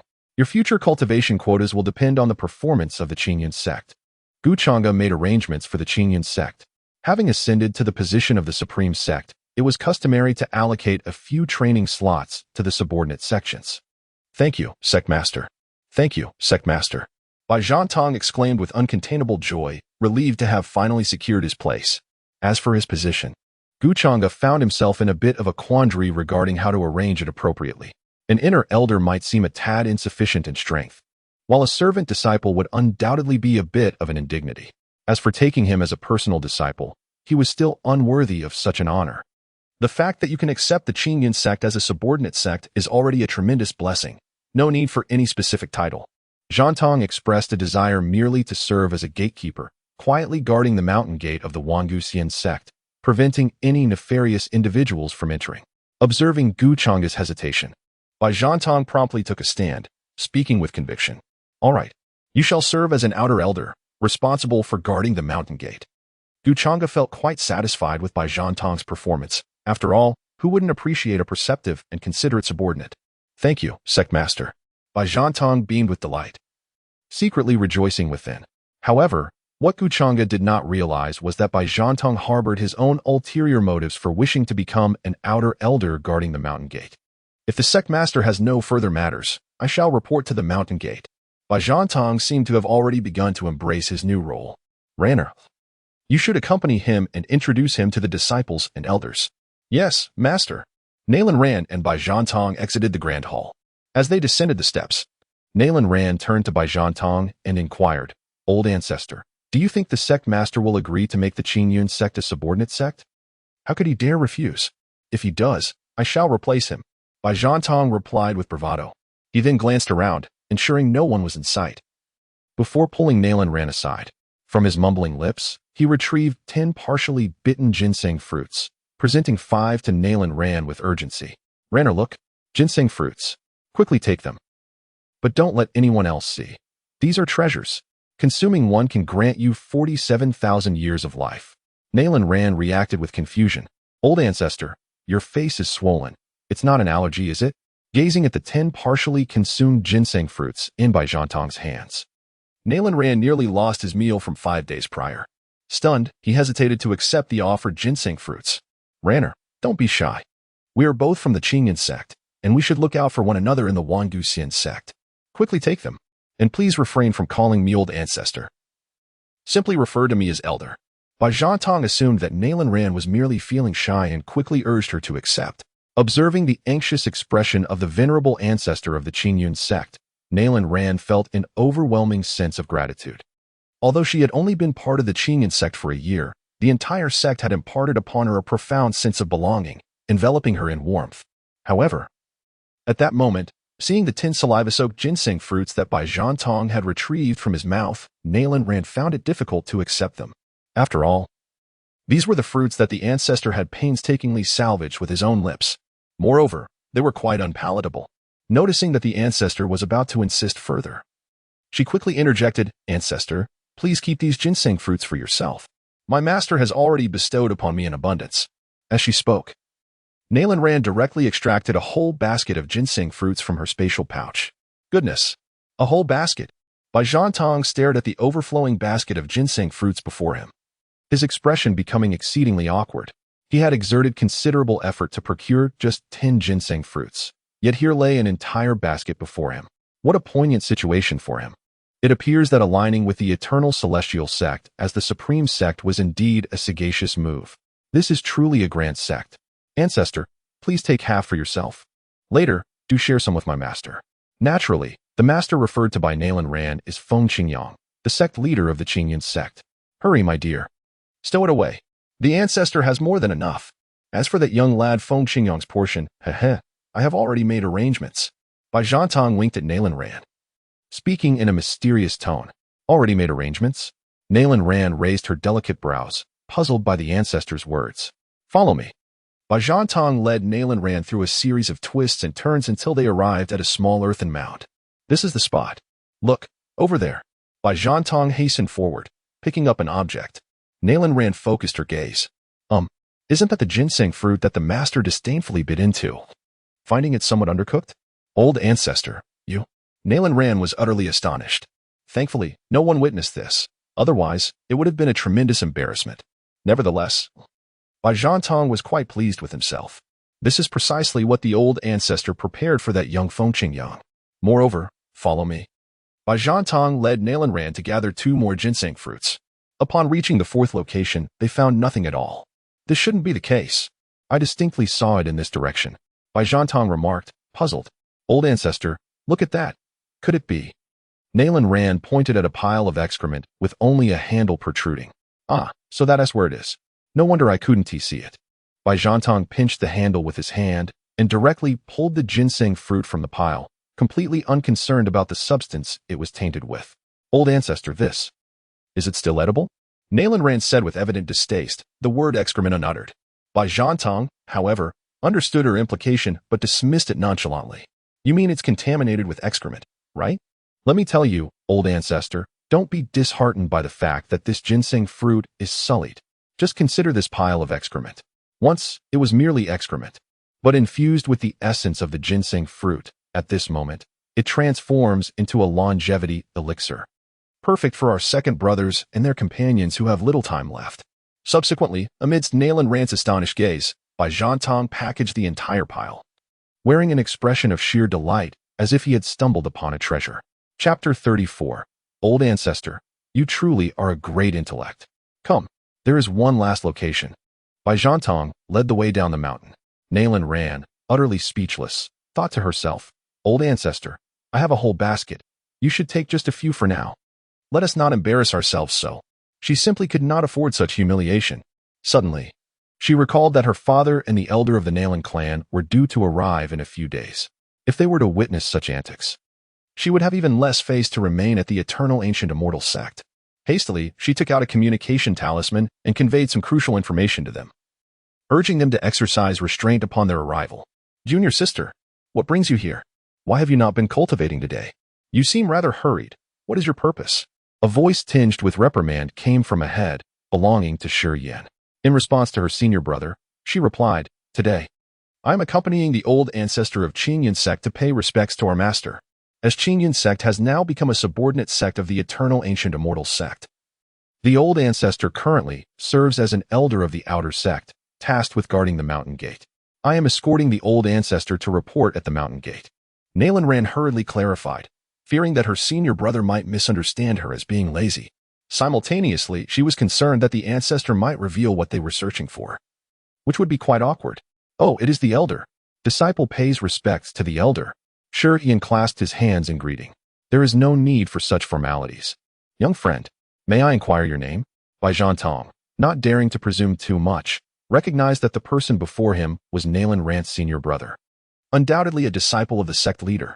He was of legitimate status, while he, as an outer sect elder, merely held a nominal position clearly not of the same rank. My surname is Shi, with a single character Yan. You may address me as Shi Yan. Shi Yan responded with neither subservience nor arrogance, fully embodying the demeanor of a senior master of the sect. Senior brother, I shall first escort the ancestor to report at the mountain gate. Nalan Ran seemingly fled from the scene, anxious that the ancestor might cause some remarkable incident. On the way, Nalan Ran discovered that the destination of the ancestor was indeed the mountain gate. Upon arriving at the gate, she encountered Xiao Shi and another individual approaching. Fearing they might engage in another sparring session with the ancestor, Nalan Ran quickly interjected, Esteemed elders, the ancestor has now taken up the position of an outer sect elder. I am here under the orders of my master to escort the ancestor for reporting. Indeed, we have already received a message from the sect leader. Xiao Shi replied with a smile. Elder Bai, from now on we shall be fellow sect members.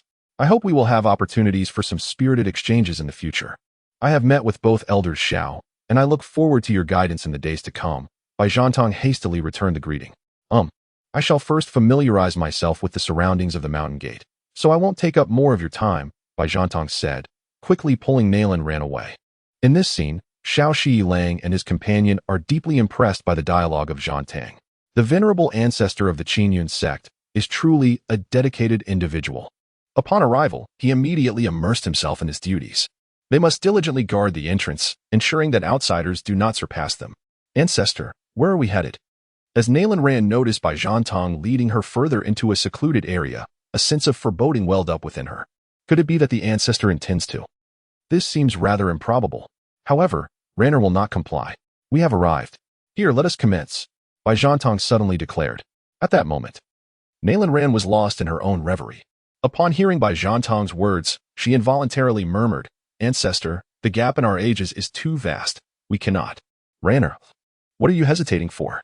Quickly lend a hand in searching. What? Searching for what? Nalan Ran appeared bewildered. It was only then that she realized, gazing at the foul-smelling heaps of refuse before her, that she seemed to have misunderstood something. Aha! I found it! Bai Zhantong exclaimed joyfully, holding up a ginseng fruit that had been nibbled. Ancestor, you came here to search for ginseng fruit? Nalan Ran asked in surprise. Indeed. What did you think I came here for? Aha! The ancestor is quite astute. When I saw that disciple sweeping up the ginseng fruits discarded by the sect master, I surmised they would end up here, and lo and behold, I found one. Bai Zhantong beamed proudly at his accomplishment. Moreover, do you know why the ancestor desires to secure a position as the gatekeeper? Why is that? Nalan Ran instinctively inquired. Bai Zhantong glanced around to ensure no one was nearby, and whispered to Nalan. Because I have noticed that the sect master seems to have a penchant for carelessly discarding items. The gate is closest to this refuse heap, allowing the ancestor to conveniently retrieve what the sect master tosses away. Clever? Am I not? Nalan Ran? So the ancestor's intention in wanting to guard the gate is for this reason. You truly are exceptionally clever, ancestor. 3 days later, Nalan Ran's father, Nalan Jie, and the ancestor, Nalan Padian, arrived. Despite Nalan Ran's numerous admonitions, upon experiencing the almost liquefied spiritual energy of the Eternal Immortal Sect and the celestial ginseng fruit, Nalan Jie and Nalan Padian cast her warnings to the winds. Composure? What composure? In the end, they even carried away the tray. This left Nalan Ran's face awash with profound embarrassment. Ultimately, the Nalan family found themselves allied with the everlasting Immortal Sect. Changge graciously offered them a position to remain within the fold. For this singular opportunity, Nalan Jie and Nalan Padian nearly instigated the first tragic incident of fratricide in the Nalan family's history. It was only when Nalan Padian invoked the ancestral decree mandating that he must produce a son to leave the family that Nalan Jie relented.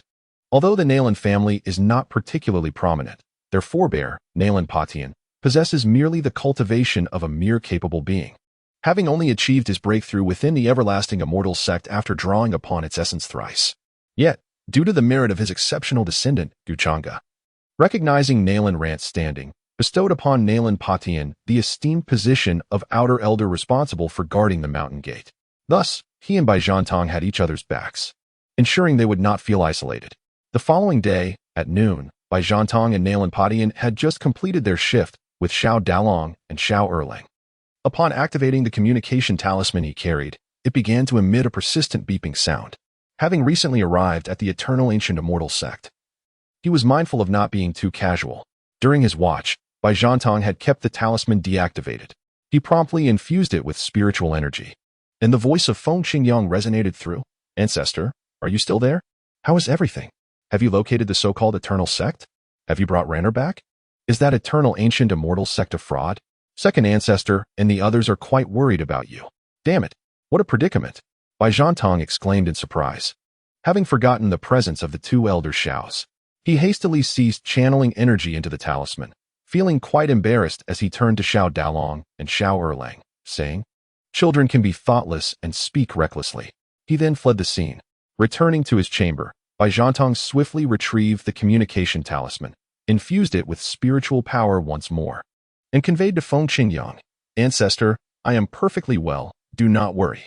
He then recounted the myriad wonders and strengths of the Eternal Ancient Immortal Sect, as well as the fact that the Qingyun sect had become a subordinate sect under it. At that moment, in the Qingyun sect, Feng Qingyang was leading a monthly cultivation meeting in the training square with the ancestors and elders. After reviewing the disciples' progress for the month, he addressed the throngs of disciples below, passionately proclaiming, Nothing can hinder your desire to grow stronger. Through the dark years, you shall ultimately reach the pinnacle of the world. At the summit of immortality, a realm above all, there will always be a space that belongs to each of you.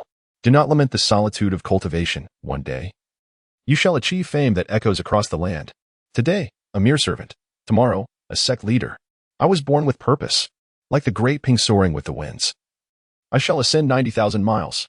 The monthly meeting concluded amidst Feng Qingyang's fervent rhetoric, inspiring the disciples to vow to diligently cultivate and live up to their leader's expectations.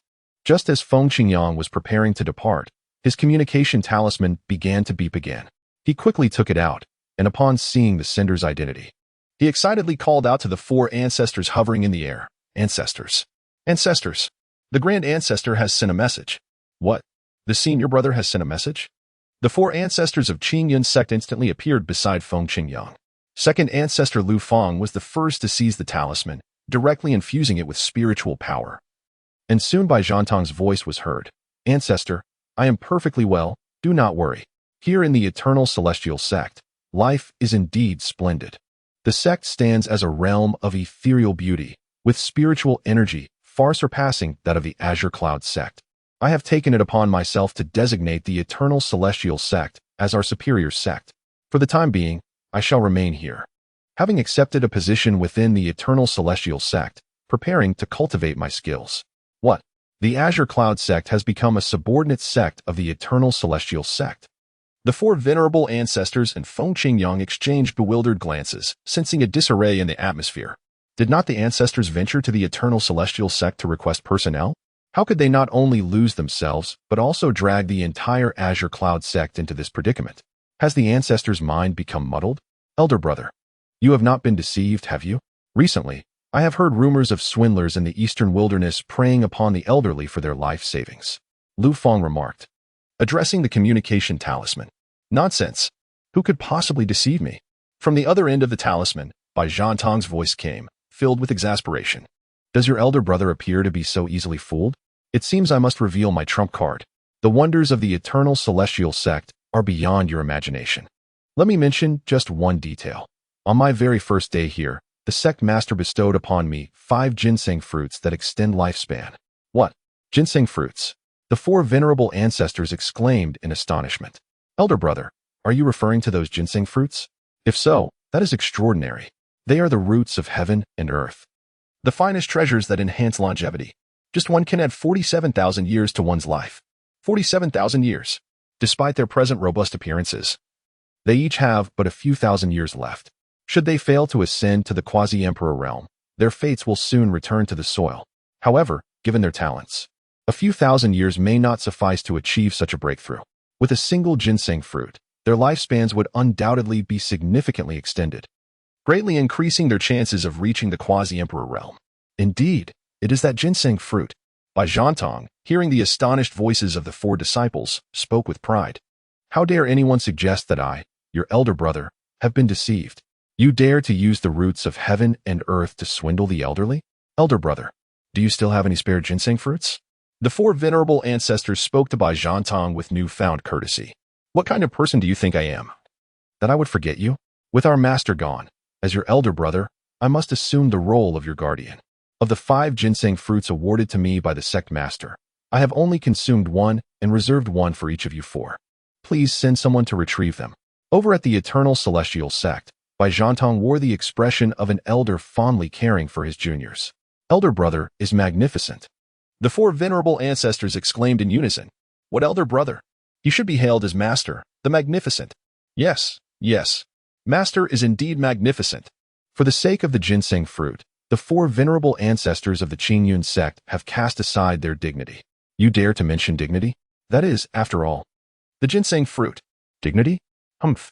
Is there anything more fragrant than ginseng fruit? Observing the jubilant 4 ancestors, Feng Qingyang felt a pang of envy and softly inquired, esteemed ancestor, might there be some longevity elixirs set aside for your disciple? I do not seek treasures as precious as the ginseng fruit. Even ordinary longevity pills would suffice. Rest assured, Qingyang, the ancestor has been considering you, replied Bai Zhantang with unwavering confidence. Fortunately, I possess the sect's awarded blackstone elixirs for longevity, which I shall bring back for you. Venerable ancestor, you are magnificent. Feng Qingyang exclaimed with equal enthusiasm. Master, may we others also have the opportunity to serve and cultivate within the illustrious Guxian sect? Lu Fang voiced the collective yearning of all present. After all, the ancestor had been bestowed 5 ginseng fruits and longevity blackstone elixirs upon their arrival.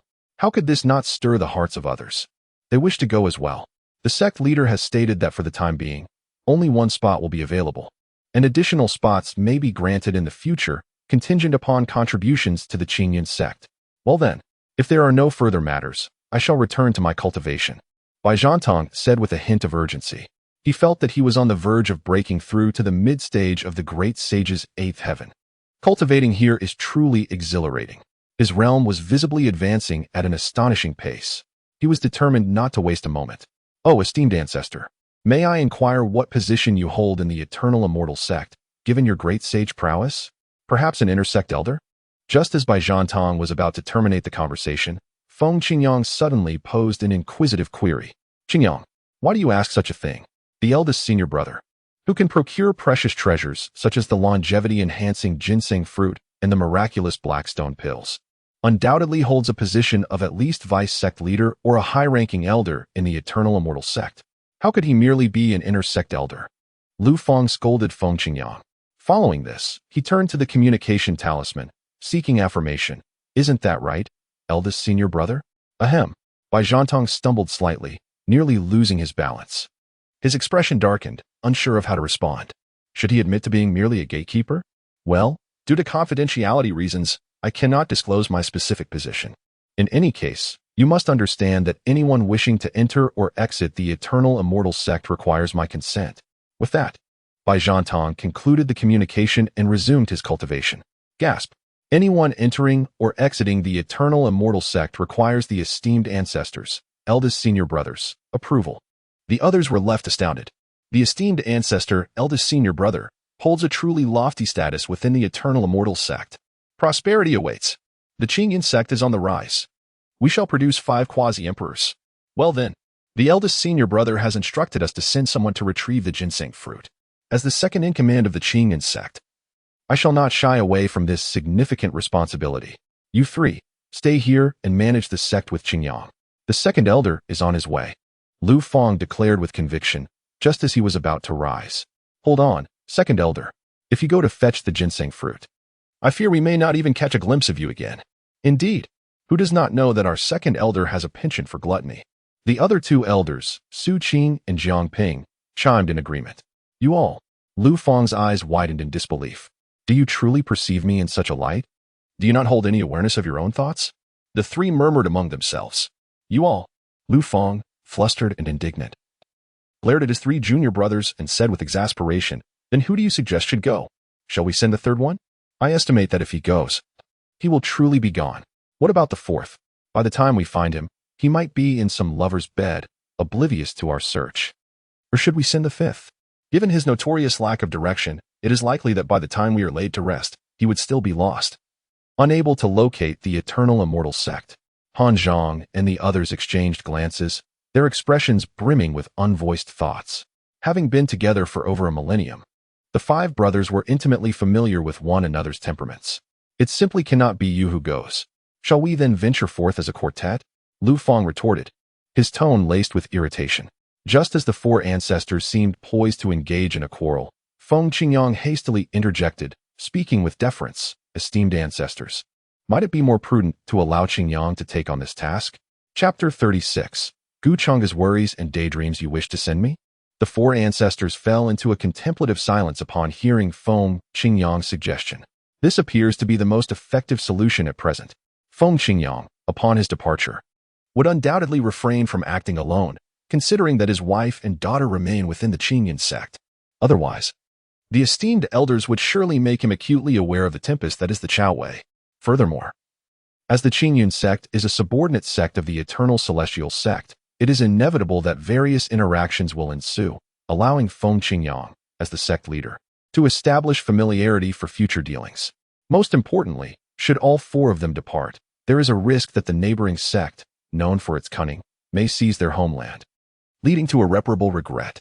Ultimately, the 4 unanimously agreed to send Feng Qingyang to the Eternal Celestial Sect to procure the medicinal herbs. They personally escorted him for 100,000 miles, and after he pledged to return with the divine medicine intact, they reluctantly returned to the Changge sect. At the Eternal Celestial Sect, within a square pond measuring 10 feet on each side, Gu Changge gradually emerged, arms outstretched. Streams of purple water cascaded from his form. and upon closer inspection, one could observe flickers of purple lightning within the flowing liquid. Nearby, Long E and the 9 maidens hastily approached, assisting Gu Changge with changing attire, styling his hair, and putting on socks. Sect leader, this is the most advanced thunder tribulation liquid. How does your physical form feel? Long E inquired softly, her sparkling eyes blinking with curiosity. While changing, she had touched the sect leader's skin, which felt remarkably smooth, causing her heart to race with excitement. Is it truly the highest grade? Gu Changge sighed inwardly. At times, possessing overwhelming strength can be burdensome. Even the most advanced purple thunder tribulation liquid seemed to lack effect. The purple liquid within this pool is none other than the system's reward, the Thunder Calamity liquid, and it is of the highest grade. The Thunder Calamity liquid is categorized into 7 levels, distinguished by color: red, orange, yellow, green, cyan, blue, and purple, with red being the lowest and purple the highest. Practitioners of varying cultivation levels can only withstand the corresponding grade of Thunder Calamity liquid. Otherwise, they risk being obliterated by its formidable power. For instance, those beneath the Saint level can only endure up to the yellow Thunder Calamity liquid, should they attempt to use the green variant. Unless they possess the extraordinary talent of a prodigy, they would be instantly reduced to ashes by the electric force contained within it. However, Gu Changge has experienced all grades of Thunder Calamity liquid and can now be deemed immune to its effects. At this moment, Gu Changge's physical prowess has increased tenfold compared to before. Within his body, 46 billion cells seem to transform into ancient, indomitable, thunderous dragon elephants. From his nostrils, terrifying bolts of lightning emanate. Master, there is no need for concern. Here, have some fruit to soothe your throat, said Long Air, gracefully approaching with her slender waist swaying. She offered Gu Changge a peeled ginseng fruit, which he accepted with a slight suck of her fingers, causing her to shyly retreat. Master, would you care for some enlightenment pills? Long San, with a voluptuous figure, approached with a plate of the pills, her ample assets nearly spilling forth, stirring Gu Changge's blood. I'll pass. Consuming those pills has lost its effect on me. They only crunch in my mouth now. You should keep them for yourselves. Gu Changge waved dismissively at Long San. There was little he could do. The system rewards had been too plentiful. He had taken to treating the enlightenment pills like candy. And now, due to overindulgence, he found himself immune. Master, look, you're feeling warm again. Shall we sisters fan you? Master, where are you running off to? With a sudden blink, Gu Changge vanished from the main hall and appeared in the training square. Suddenly, his expression shifted. What the hell? Why am I running? I am now an emperor. Why should I fear these 9 women? I am truly pathetic. I shall never run again. I must stand firm. Gu Changge resolved to find a way to show the Jiolong maids his might. Should he return now? Just then, a notification chimed. Epic-level prodigy detected. To appear in 6 days at the Eastern Wilderness, South Region, Jianzhou Sword Conference. Please prepare in advance to recruit them into the sect for substantial system rewards. Oh, another epic-level prodigy? The system truly understands me. Jianzhou, the Sword Conference? Another decade, perhaps? Gu Changge is aware of this swordsmanship competition. This gathering is a grand assembly for countless sword cultivators. After a decade of unnoticed practice, one may suddenly achieve fame and recognition. Countless sword practitioners await such an opportunity. The Sword Discussion Conference is hosted by the esteemed Zhongzhou Sword Pavilion, the supreme sanctuary for sword cultivators on the ancient wilderness continent. The top 10 participants of this conference will be awarded a sword order, which grants them access to the Silent Sword manuscript within the pavilion. Only those who enter the pavilion and comprehend the Silent Sword manuscript can truly be regarded as sword cultivators. Otherwise, they remain mere practitioners of the craft. The Silent Sword manuscript is accessible only to those with profound mastery of the sword path. Even the introductory level, the first sword, is intricate and elusive, preventing millions from crossing its threshold. However, the potency of the Silent Sword manuscript is indisputable. Those who master it become invincible among their peers, capable of facing 10 adversaries single-handedly. It is said that reaching the pinnacle of the 10 swords within the manuscript grants one unparalleled dominance across the realms. It is worth noting that the Sword Pavilion of Sword State is merely a branch of the Eastern Wilderness Sword Pavilion. In addition to the Eastern Wilderness, there are also the Western Desert, Southern Ridge, Northern Plains, and Zhangzhou Sword Pavilions. The 5 major sword pavilions, with the Central Continent Sword Pavilion at the forefront, host swordsmanship tournaments that adhere to stringent regulations. For instance, the branch pavilions convene their competitions once every decade, while the 4 major pavilions, including the Eastern Wilderness Sword Pavilions, hold theirs once every century. The Central Continent Sword Pavilion, in contrast, organizes its tournament once every millennium. Moreover, the rewards for participating in these tournaments vary according to the level of the pavilion. Holders of branch pavilion sword tokens are permitted access to the first 5 levels of the pavilion, with comprehension periods ranging from 1 day to 10 days. Those possessing sword tokens from the Eastern Wilderness and the other 4 major pavilions can enter the first 10 levels, with comprehension durations extending from 1 month to 10 months.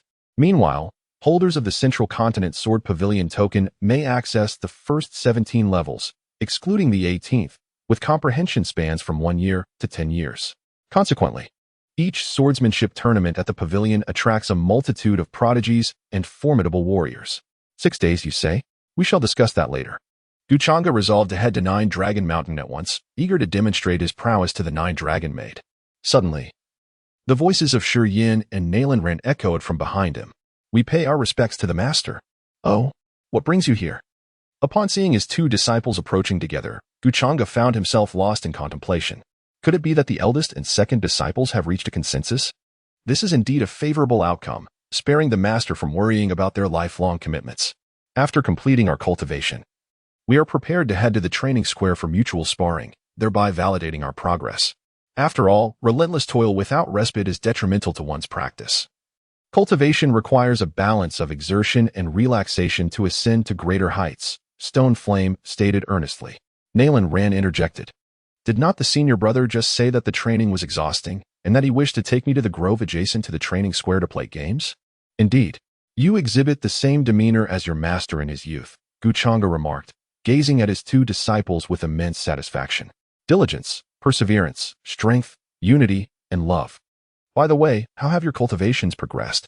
Master, after nearly half a month of practice, I have reached the 6th level of the transformation stage. Merely a step away from entering the later stage, Stone Flame proclaimed with pride. To advance from the 1st level of the nascent soul stage to the 6th level of the transformation stage in just half a month.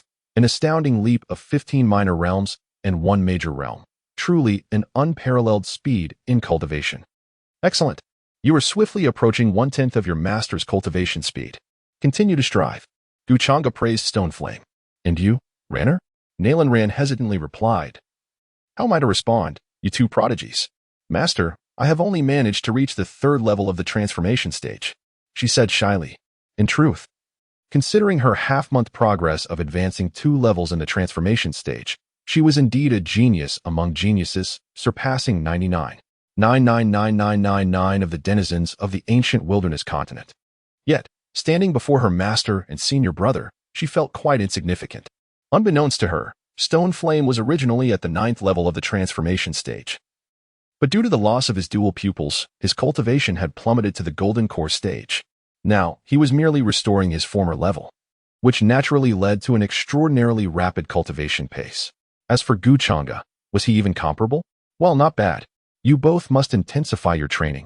In 6 days, you shall accompany me to participate in the Sword Discussion Conference in the southern region of the Eastern Wilderness. Do not tarnish the reputation of our sect. Changge instructed the 2 with a solemn tone. Although the system suggested that Changge attend the conference to recruit disciples, how could he not allow his disciples to showcase their talents at such an event? After all, which master does not wish for their disciples to achieve fame far and wide? The Sword Discussion Conference? Stone Flame and Nalan Ran exclaimed in astonishment, their eyes sparkling with excitement. Perfect. The 6 paths of reincarnation technique that I inherited includes a sword technique known as the 6 paths reincarnation sword technique, which can serve as a measure of the swordsmanship level in the southern region, Stone Flame declared. Ah, the young ones of the southern domain. Allow me to demonstrate what true swordsmanship entails. Nalan Ran, my esteemed master, imparted to me a profound sword technique embedded within the Time Sutra. I have now cultivated the first sword, Moment Without Trace. And this presents a perfect opportunity for those who practice the sword to witness the prowess of a woman, who dares claim that women are inferior to men. Their cultivation has not only surged, but they also possess unparalleled physiques, honing divine-grade techniques. They have long yearned to venture forth and showcase their abilities. Let us ponder. Who among the youth does not harbor the dream of achieving fame overnight, to be recognized throughout the realm? Who does not aspire to be a figure of an era, to shine brightly in the limelight? Who does not wish to stride with an air of authority, where even the slightest movement commands respect. Which youth is devoid of youthful exuberance? Shi Yin and Nalan Ran, being in the prime of their spirited youth, are naturally captivated by such allure. Ah, indeed. Just as Changge was about to depart, something seemed to spark in his mind. With a swish, two exquisitely crafted jade boxes materialized before Shi Yin and Nalan Ran. Last time, I bestowed upon each of you 10 pounds of enlightenment pills. Surely that was not excessive. To further enhance your cultivation speed, I shall grant you a modest additional supply of enlightenment pills and thunder calamity liquid. Remember, should you find it insufficient, do not hesitate to request more from your master. Now, off you go to your training. With that, Changge vanished, heading towards the Nine Dragon Mountain. He resolved to seek out the Nine Dragon Maid to study the Kuan sword technique, as he must prepare for the sword discussion conference to recruit disciples. After all, one might need to demonstrate sword techniques to attract followers. After Changge's departure, Nalan Ran casually opened the jade box containing the enlightenment pills. Hiss! This! Nalan Ran was utterly astonished. Her mouth agape as if it could accommodate 2 sausages, she stammered while pointing at the jade box. Senior brother, this insight elixir is a bit excessive. Junior sister, you are making an undue fuss over this. It's merely a small amount of insight elixir bestowed by our master. Moreover, the last time, master provided each of us with 10 pounds. We should still have some remaining. Shi Yin remarked, observing Nalan Ran's expression with a hint of displeasure. The visage and physique of this junior sister are impeccable. However, her habit of perpetually gaping at him is rather unbecoming. Those unaware might mistakenly assume she harbors some peculiar inclination. Junior sister, you ought not to fixate your gaze upon your senior brother incessantly. Just as Shi Yin was about to admonish Nalan Ran, his eyes inadvertently caught sight of the jade box that Nalan Ran had opened. In an instant, he was utterly astonished. What on earth is this? A bit excessive? This is utterly excessive. Within the jade box, there exists a space of approximately 10 cubic units, entirely filled to the brim with enlightenment pills. This must weigh at least 100 pounds. 100 pounds of enlightenment pills. That amounts to 100,000 pills. Are we to regard the enlightenment pill as a staple in our diet? This is indeed the enlightenment pill. At the treasure pavilion, a single grain is valued at 5,000 spirit stones. How benevolent master is towards junior sister. Shi Yin mused inwardly. Wait, could mine also be? Shi Yin trembled as he cautiously opened the first jade box in his hand. Gasp! The enlightenment pill. It weighs 100 pounds. Master's generosity is truly immense. That other jade box containing the thunder calamity liquid. It cannot be. Similarly, Nalan Ran had the same thought. Under Shi Yin's astonished gaze, Nalan Ran delicately opened the other jade box with her slender fingers. Incredible! 100 pounds of orange thunder calamity liquid. This is a level above the crimson thunder tribulation liquid we provided them last time. Even though they are both legendary prodigies, they can only absorb it in wisps, otherwise they would perish. For the orange thunder tribulation liquid, it is typically only accessible to those at the saint level. Senior brother, master has. Tears shimmered in Nalan Ran's eyes. Just as she was about to express her gratitude, she was interrupted by Shi Yin. Enough, junior sister. Focus on your cultivation. This is the best way to repay master. With that, he grabbed a handful of enlightenment pills and popped them into his mouth. Crunch. Crunch. How delightful. 6 days later, the weather was clear, perfect for gathering disciples. Changge and his companions arrived at the divine sword city of the Sword State. This city was the venue for the upcoming sword discussion conference. In addition to Shi Yin and Nalan Ran, Changge was accompanied by the inner sect elder, Lu Shiwei. After all, it was merely to recruit a disciple. There was no need to travel in the Nine-Dragon Divine Palanquin, lest people perceive him as a nouveau riche. Outside the Divine Sword City, numerous battle platforms had been erected, with no fewer than tens of thousands. A colossal formation enveloped all the platforms, brimming with abundant spiritual energy, at least 5 times denser than that of the outside world. Furthermore, this formation was exceptionally formidable. Unless a saint intervened, no one could breach it. Countless sword-bearers, each harboring their dreams, were already queuing before the black pillars. This serves as a test of talent, marking the inaugural day of the Swordsmanship Conference's selection rounds. Participants must be under the age of 30 and possess a cultivation level of at least Golden Core. This is the qualification for the Sword Debate Conference. Pan Zhongdan, age 29, possesses the 6th level of the Golden Core stage. Acceptable. A, B, C, what nonsense. An 80-year-old practitioner of the acquired realm still dares to participate in the sword debate conference. Begone. You two should go as well. With a smile, Changge addressed the eager Shiyin duo. Also, let Lu Xuehua accompany you to prevent any unforeseen issues. He then proceeded in another direction. At one of the spirit pillars testing talent for the sword debate conference, a youth of 17 or 18 wandered restlessly. The boy had thick eyebrows that arched upwards in a straight line, resembling two swords poised above his eyes, his countenance sharp and fierce, embodying the essence of a drawn blade, a true prodigy of swordsmanship. However, this was starkly contrasted by his vacant eyes and a dull expression, akin to a mere shell of a human. Can one truly live devoid of heart? Can one truly live devoid of heart? Can one truly live devoid of heart? The youth repetitively questioned, yet no one offered a reply, shunning him as if he were a plague.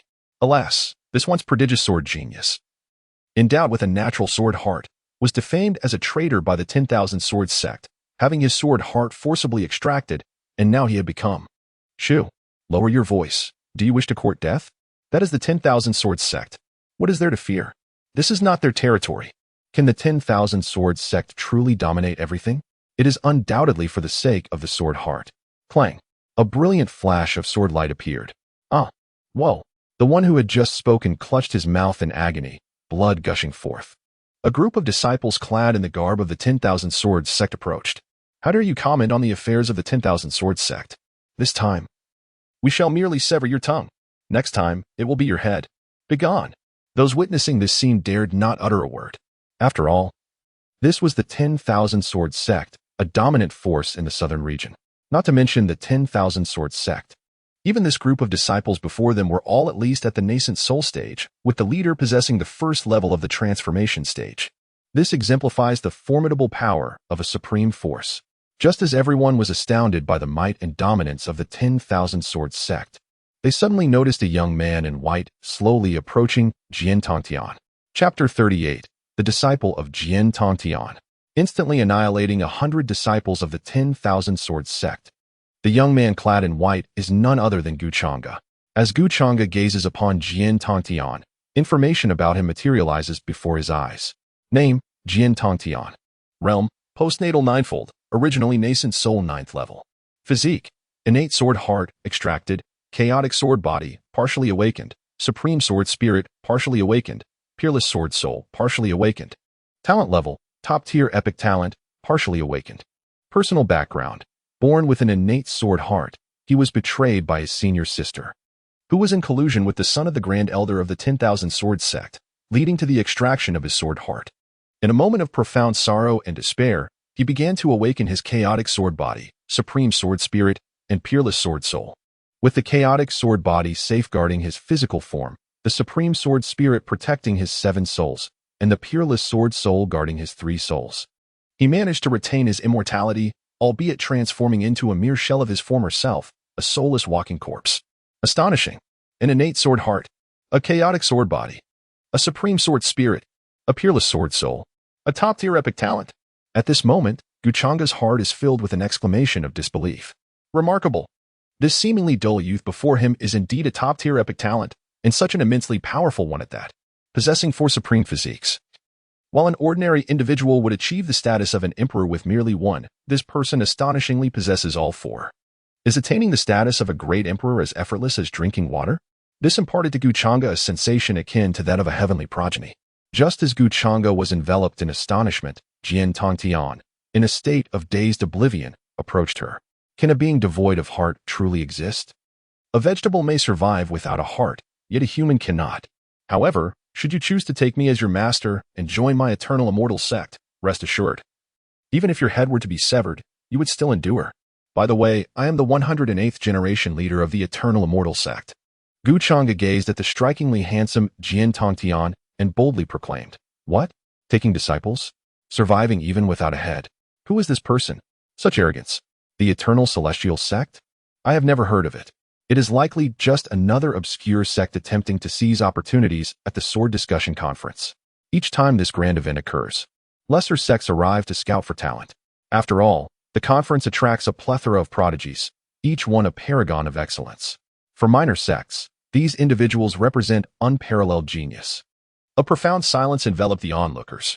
Seizing opportunities is not as simple as it appears, my friend, especially when one can still see the disciples of the 10,000 Swords sect present. Just moments ago, a cultivator who dared to speak ill of the 10,000 Swords sect had his tongue severed. Now, a person has the audacity to take in a traitor from the 10,000 Swords sect as a disciple. Truly, it seems they have forgotten the meaning of peril. However, apart from Changge, none in attendance noticed that at the instant he uttered these words, a spark of brilliance flickered in Jian Tongtian's eyes, only to vanish as quickly as it appeared, leaving him still in a state of stupor. Truly, there are those unafraid of death. It appears that my 10,000 Swords sect has remained dormant for too long, allowing the people of the southern region to forget our illustrious reputation. The leading disciple of the 10,000 Swords sect gazed at Changge as if he were a ghost. Behind him, hundreds of disciples drew their swords, waiting for their senior brother's command to pierce the heart of the one before them. Could it be that this individual, like Jian Tongtian, is a fool? How dare he accept a traitor from the 10,000 Swords sect as his disciple? Is this a blatant disregard for the Wanjian sect? And what is the everlasting immortal sect? Just because it has the word immortal in its name, does it presume superiority? The Wanjian sect also boasts a sword in its title. Indeed, like attracts like, and creatures congregate in their respective groups, observing the unfolding spectacle. Those around began to withdraw. A fight is about to commence. Some compassionate souls wish to intervene. However, upon witnessing the fierce countenance of over 100 disciples clad in the garb of the Wanjian sect, they fell silent. The leading disciple of the Wanjian sect placed his hand upon the hilt of his sword. Since you assert that one's head can be severed, and yet one continues to live, let us test that theory on you. How absurd. Before the leading disciple of the Wanjian sect could finish his statement, Changge directed a piercing gaze in his direction. An overwhelming aura of terror descended upon the disciples of the Wanjian sect. All of them stared wide-eyed, as if confronted with a phenomenon beyond comprehension. In the astonished eyes of the onlookers, the disciples of the Wanjian sect, whether the leading disciple at the transformation realm or the hundreds of others at the nascent soul realm, all exploded instantaneously. Boom, boom, boom. A cascade of vibrant blood mist erupted at the scene. All the disciples of the Wanjian sect vanished, as if they had never existed. Hiss, hiss, hiss. A chorus of gasps reverberated through the air. The surrounding crowd was nearly paralyzed with fear. My heavens, what level of cultivation is this? A mere glance annihilated a transformation realm disciple and over 100 nascent soul practitioners. Even a powerful being could not achieve such a feat. Could it be a sage? Instantly, the gazes of those around turned towards Changge, filled with awe. A sage. Within their sects, such a being would either be a sect leader or a revered elder. Even the formidable Jian Tongtian would tremble in his presence. By heavens, how formidable! Now that you have awakened, cease the pretense. Will you accept me as your disciple? If not, I shall take my leave. Changge, having resolved the predicament, spoke to Jian Tongtian with indifference. Disciple. Jian Tongtian pays his respects to master. Thud, thud, thud. Jian Tongtian hastily knelt, bowing 3 times. The words of Changge had ignited something within him, awakening clarity in his mind. He feigned ignorance to avoid detection by the disciples of the Wanjian sect. But now, he could no longer maintain the facade. What folly! To continue pretending would be courting death. Moreover, how could he refuse to accept a master?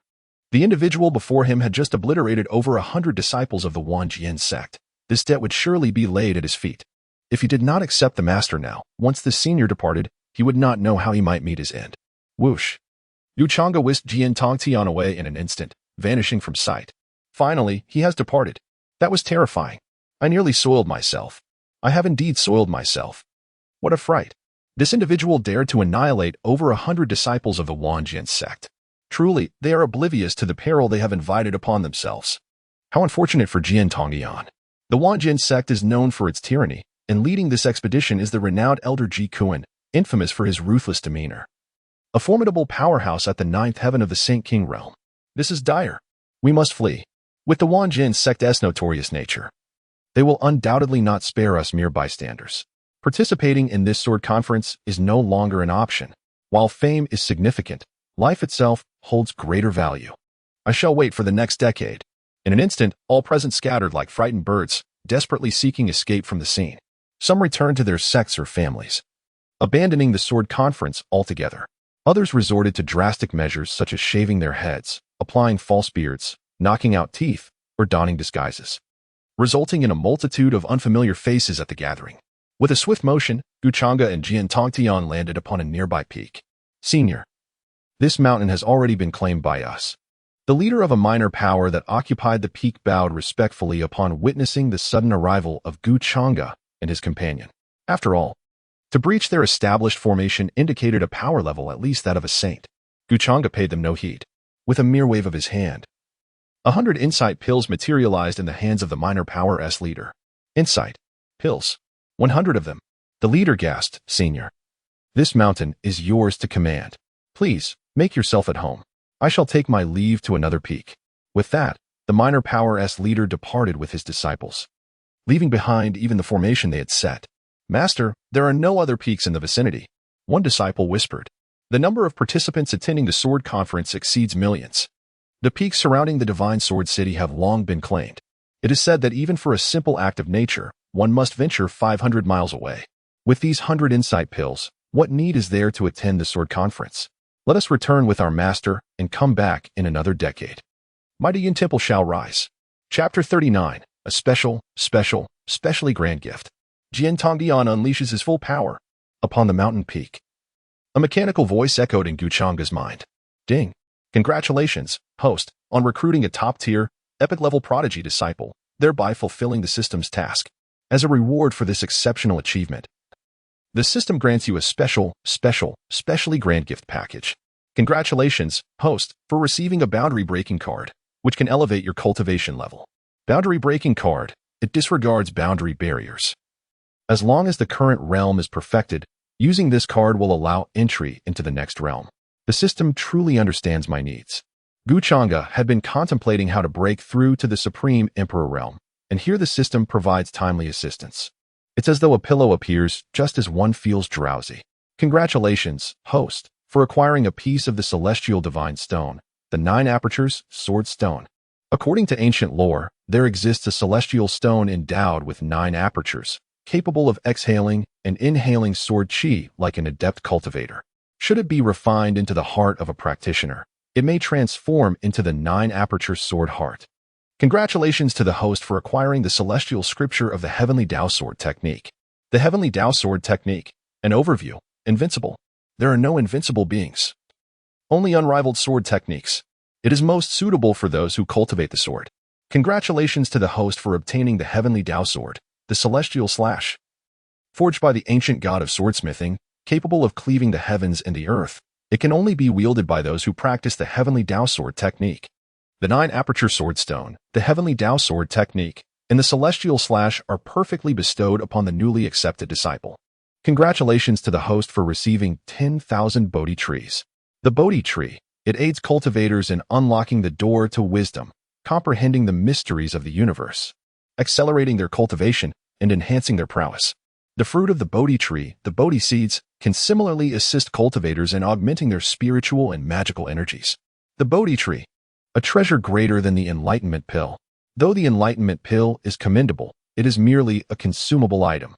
With these Bodhi trees, the disciples may continuously achieve enlightenment. 10,000 Bodhi trees. Wait, could it be that the system wishes for me to transform into the Bodhi ancestor? Changge could not help but indulge in self-deprecating humor. The host is rewarded with the Eye of the Heavenly Tao, capable of perceiving the essence, cultivation level, and aptitude of all things within the Heavenly Tao. The host is also rewarded with the Eternal Celestial Demon Physique. Among the myriad of cultivation physiques in existence, the Eternal Celestial Demon Physique reigns supreme.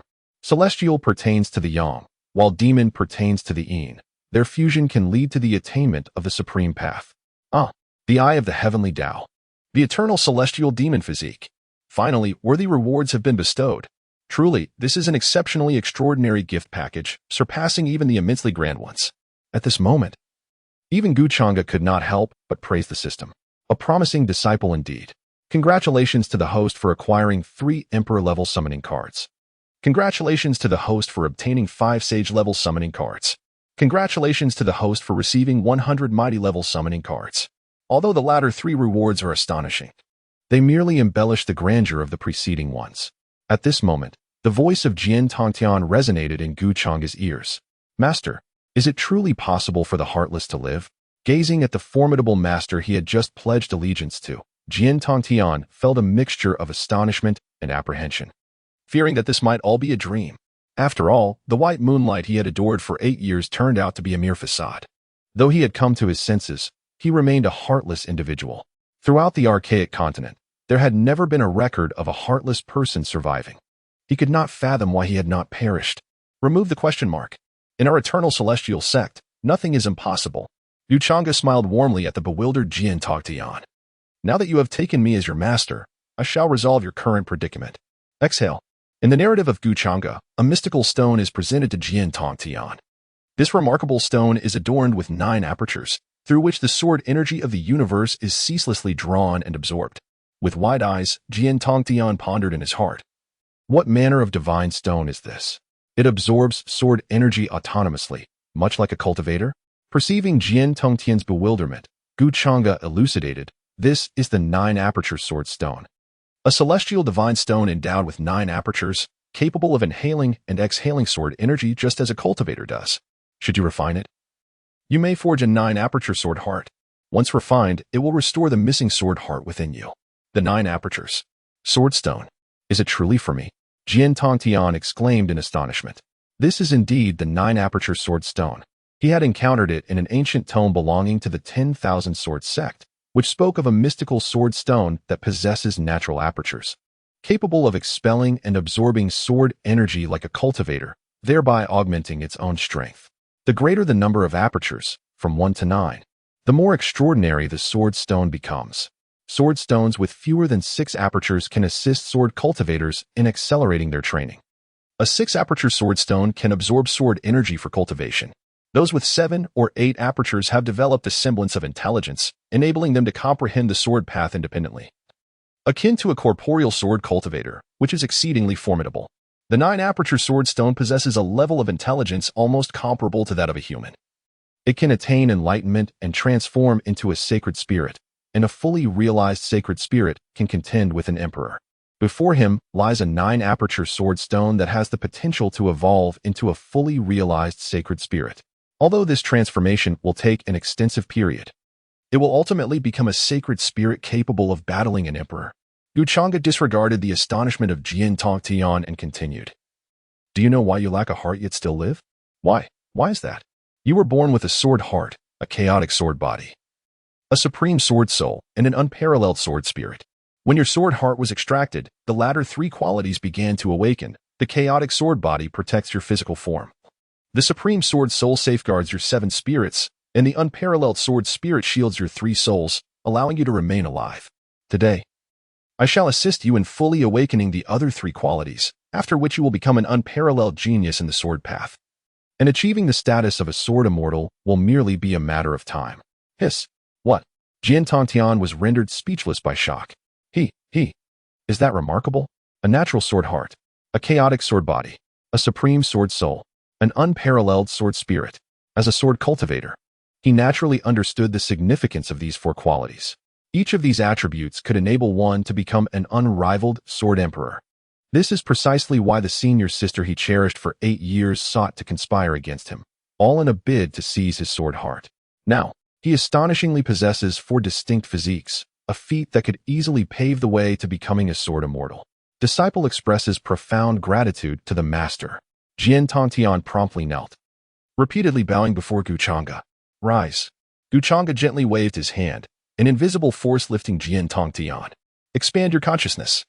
A beam of white light shot from Changge's hand into Jian Tongtian's mind.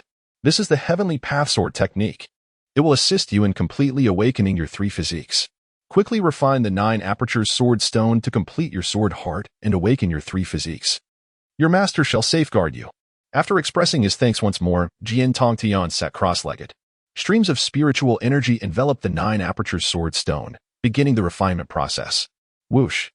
The 9-aperture sword stone instantly merged into Jian Tongtian's body, settling within his heart. Thump, thump, thump. A powerful heartbeat resonated from Jian Tongtian, as if with each pulsation. The entire universe was in harmony with his rhythm. This is the heart of the 9-aperture sword. Terrifying indeed. Press on. Do not cease. As Jian Tongtian, having perfected the heart of the 9-aperture sword, was filled with joy and contemplated halting his cultivation, Changge's stern admonition rang out. Jian Tongtian promptly invoked the heavenly sword technique, drawing in the boundless sword chi that surrounded him. As he continued his cultivation, an endless torrent of sword chi descended from the heavens, being absorbed into his very being. Boom, boom. Jian Tongtian felt his physical form transcending, flesh, blood, and bones all undergoing a profound evolution. The spine along his back unleashed an awe-inspiring sword intent, soaring skyward and transforming into a colossal sword of astonishing might. His 3 souls and 7 spirits similarly emanated an extraordinary sword intent, radiating a brilliant white light akin to the sun and moon above. In that moment, countless fragmented sword souls and spirits from the surrounding realm were irresistibly drawn to him, being absorbed into his essence. The terrifying sword intent radiated outward from him, spreading in all directions.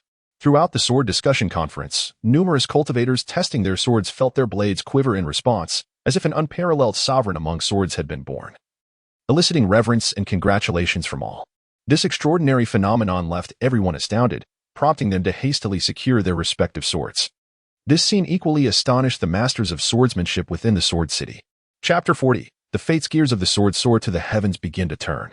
In the heart of the Sword City, a magnificent pavilion stood tall, resembling a colossal sword thrust into the heavens, exuding an aura of authority and dominance. To occupy such a prime location in this land of immense value and to erect such a structure speaks volumes about the significance of this pavilion. This is precisely the branch of the Eastern Wilderness Sword Pavilion located in the southern region. At this moment, within the lofty hall, representatives from various factions are seated, continuously showering compliments upon the individual in the main seat. It is discernible that the foremost 4 factions appear to hold a position of prominence. The 4 forces are indeed the 4 dominant swordsmanship factions of the southern region: the 7 Stars Sect, the Beidou Sect, the 9 Palaces Sect, and the Myriad Swords Sect. Despite their status as supreme powers, they all exhibited great deference towards the middle-aged man seated at the helm. For he is none other than the master of the southern branch of the East Wilderness Sword Pavilion, known as Changge. His swordsmanship is unparalleled, having reached the 3rd level of the unwritten sword canon, placing him 9th in the hierarchy of the East Wilderness Sword Pavilion, hence his title, Changge. As the crowd exchanged compliments, a sudden, overwhelming sword intent erupted outside the divine sword city. In the distance, a colossal phantom of a sword loomed towards the heavens. This is the legendary Chaos Sword Body. The leader of the Myriad Swords Sect exclaimed in disbelief. "Elder, is this truly the Chaos Sword Body?" Someone asked, voicing the collective uncertainty. Indeed, according to ancient texts, the emergence of the Chaos Sword Body is marked by such an anomaly. Our Myriad Swords Sect has only seen one in 100,000 years who elevated us to a dominant force. If another appears, suddenly, the voice of the elder leading the Myriad Swords Sect faltered. He clasped his fists in a respectful gesture to the assembly. "My apologies, esteemed master and others. I just remembered that I have a batch of elixirs refining at home. I must return to check on them." With that, the elder of the Myriad Swords Sect stood and departed. "Ah, master, I suddenly feel a breakthrough in my swordsmanship and must retreat to cultivate. My apologies." The elder representing the 7 Stars Sect similarly clasped his fists and took his leave. "Master, my disciples at the Beidou Sect are still awaiting my guidance in their cultivation." The elder from the 9 Palaces Sect chimed in. "It seems my female disciple has yet to find accommodations." Seeing the elder representatives of the Beidou and 9 Palaces sects also take their leave with clasped fists, the members within the pavilion, seasoned and cunning as they were, could not help but silently curse. "A bunch of ancient foxes, what are they playing at?" They too bowed and departed. As soon as they exited the sword pavilion, they unleashed their full strength, rushing towards the city outskirts. After all, that was the Chaos Sword Body. It is destined to become a great emperor in the future, if they could recruit it into their sect. Perhaps the southern region would witness the birth of a holy ground. Whoosh! A streak of white light raced overhead. By heavens, that is, the master. The crowd quickened their pace once more. At this moment, outside Divine Sword City, on an unnamed peak, Changge gazed with satisfaction at the astonishing sword intent, truly befitting the 4 premier swordsmanship physiques. I was careless. Sensing countless auras converging towards him, Changge suddenly realized he had forgotten to conceal his presence. Whoosh! With a casual wave, he retracted the overwhelming sword intent, then soared into the sky, vanishing from sight in an instant. Whoosh! Whoosh! Whoosh! After Changge vanished, countless figures emerged in the vicinity, numbering at least in the thousands. Where is everyone? Why is there nothing here? Could it be that someone is playing a prank? Are you using the Chaos Sword body for mischief? The sect leader of the Sword Pavilion, the Grand Elder of the 10,000 Swords Sect, and the Elders of the 7 Stars Sect all unleashed their formidable divine senses to scan the surroundings. Yet, they found nothing, their brows furrowing in frustration, ultimately leading to an unresolved conclusion. When Changge and his companion reappeared, they were already several hundred miles away from the previous peak. Of course, this peak had also become theirs after Changge produced 100 insight pills. At this moment, Jian Tongtian seemed to be nearing the conclusion of his cultivation. The astonishing great sword and its overwhelming sword intent had all been absorbed into his body. Simultaneously, Jian Tongtian's cultivation level was steadily ascending. Innate realm, foundation establishment realm, golden core realm, nascent soul realm. Boom. He halted only upon reaching the first level of the transformation realm. In a single breath, he shattered 5 major realms and 38 minor realms. This scene left Changge utterly satisfied. Indeed, truly worthy of being the disciple chosen by the system. Their cultivation breakthroughs are remarkably swift. However, when compared to my own, they still fall short by a significant margin. Jian Tongtian opened his eyes, and 2 beams of divine light emanated from them. They resembled 2 unparalleled strands of sword chi, instantly piercing 2 unfathomable holes into the mountain peak. Jian Tongtian gazed at the 2 abyssal holes below, his face etched with astonishment. Did I create this? Changge felt a wave of exasperation within. If it was to your doing, then was it not mine? Here we are, just the 2 of us. When Jian Tongtian sensed the immense power coursing through him, he was momentarily taken aback. The transformation realm. Regaining his composure, Jian Tongtian immediately knelt before Changge. Disciple expresses profound gratitude for Master S' gift of rebirth. The great kindness and virtue of my esteemed teacher shall remain etched in my memory for eternity. With that, Jian Tongtian bowed 3 times fervently. Here, I present you with a divine sword, the Heavenly Slasher. I perceive a connection between you and this blade, so consider it a token of my mentorship, Changge declared. A sword measuring 3 feet and 7 inches in length, weighing 7 jin and 13 liang, materialized before Jian Tongtian. As Jian Tongtian grasped the Heavenly Slasher, an inexplicable sense of kinship enveloped him, as if this sword were destined to be his by birthright. Gently caressing the blade, he whispered, "From this moment forth, the gears of my fate shall begin to turn. If heaven oppresses me, I shall cleave the skies. If the earth defies me, I shall rend the ground. If man wrongs me, I shall draw my sword." The Heavenly Slasher seemed to resonate with a spirit of its own, ringing out in response to Jian Tongtian's fervor. Suddenly, 3 figures descended upon the peak with swift grace. Who dares to trespass upon the territory of the Eternal Immortal Sect? Jian Tongtian drew his sword, positioning himself protectively behind Changge. Changge cast a glance at his 3rd disciple, sensing something peculiar yet ineffable about him. There is no need for alarm. These are your elder brother, 2nd sister, and an elder of the inner sect, Changge indicated, gesturing towards the approaching trio. It was precisely the trio, Shi Yin and the others, who had arrived at the designated location as instructed by Changge. Master, who is this young brother? Na Lanran inquired, gazing at Jian Tongtian, who stood behind their master with a drawn sword. Allow me to introduce him. This is my newly accepted disciple, Jian Tongtian, who shall henceforth be your junior brother. Changge proclaimed. Tongtian, this is your elder brother, Shi Yin, and this is your 2nd senior sister, Na Lanran.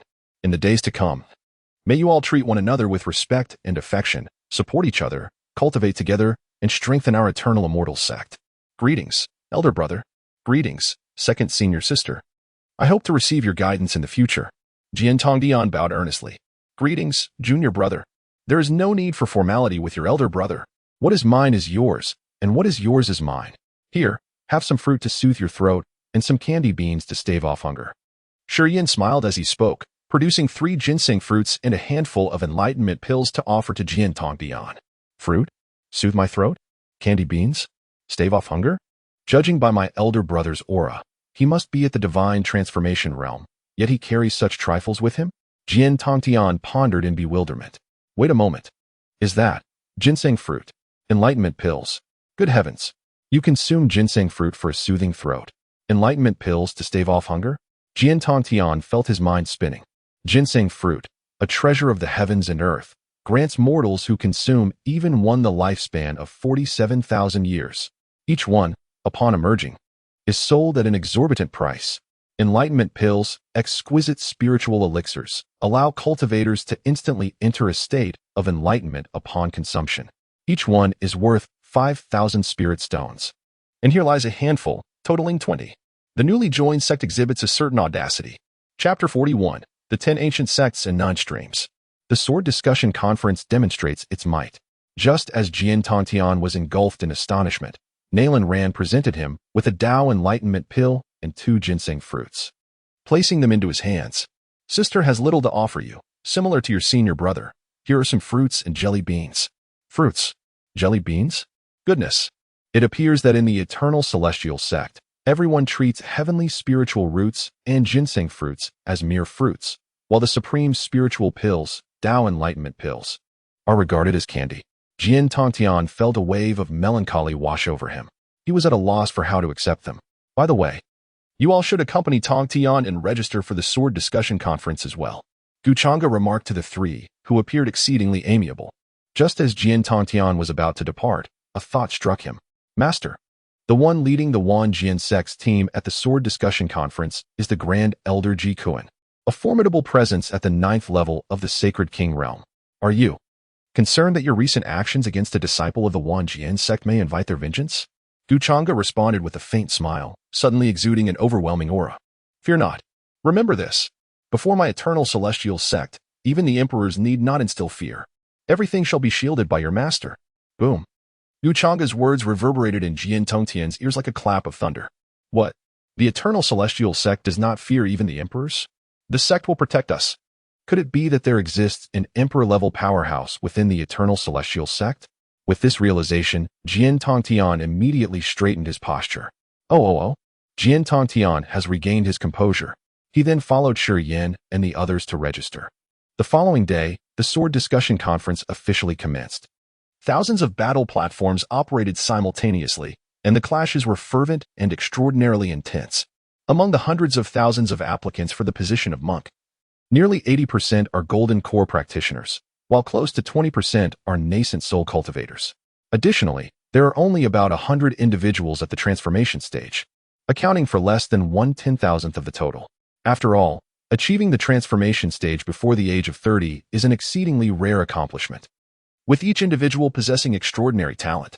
This has resulted in the sword decrees of each swordsmanship conference consistently falling into the hands of those who have attained the divine transformation realm. However, this does not deter cultivators of the Golden Core and nascent soul realms from attending the Sword Discussion Conference. Their aspirations extend beyond the mere acquisition of the sword order. They seek to exhibit their innate talent in the sword arts. Through this conference, they aim to capture the attention of formidable sword sects, with the hope of becoming their disciples. After all, sword sects place a premium on an individual's aptitude in the sword arts, particularly the prestigious sects such as the 7-Star Sect, the 8 Trigrams Sect, the 9 Palaces Sect, and the Myriad Swords Sect. To be accepted into their ranks is akin to a stroke of extraordinary fortune. If there exists even a glimmer of hope to be chosen by the Sword Pavilion and ultimately join the sacred land of the sword or the sacred land of Taiji, what a monumental achievement that would be. The sacred land of Taiji, one of the 10 sacred sites in Central State, also serves as the governing body of the Sword Pavilion. In the ancient wilderness continent, there exists a saying, the world of martial arts stems from the 10 sects. While the myriad schools flourish throughout the land, all martial disciplines have their origins in these 10 sects, which refer to the 10 sacred sites of Central State. As martial arts have evolved, alongside the expansion of human territories, a multitude of first-rate, second-rate, and third-rate powers have gradually emerged. This is the realm of the 10 sects and 9 schools. Of course, with the evolution of the human race, certain forces have surpassed the first tier, yet remain beneath the sacred grounds, thus earning the designation of hegemonic powers. It can now be referred to as the 10 sects and 10 schools.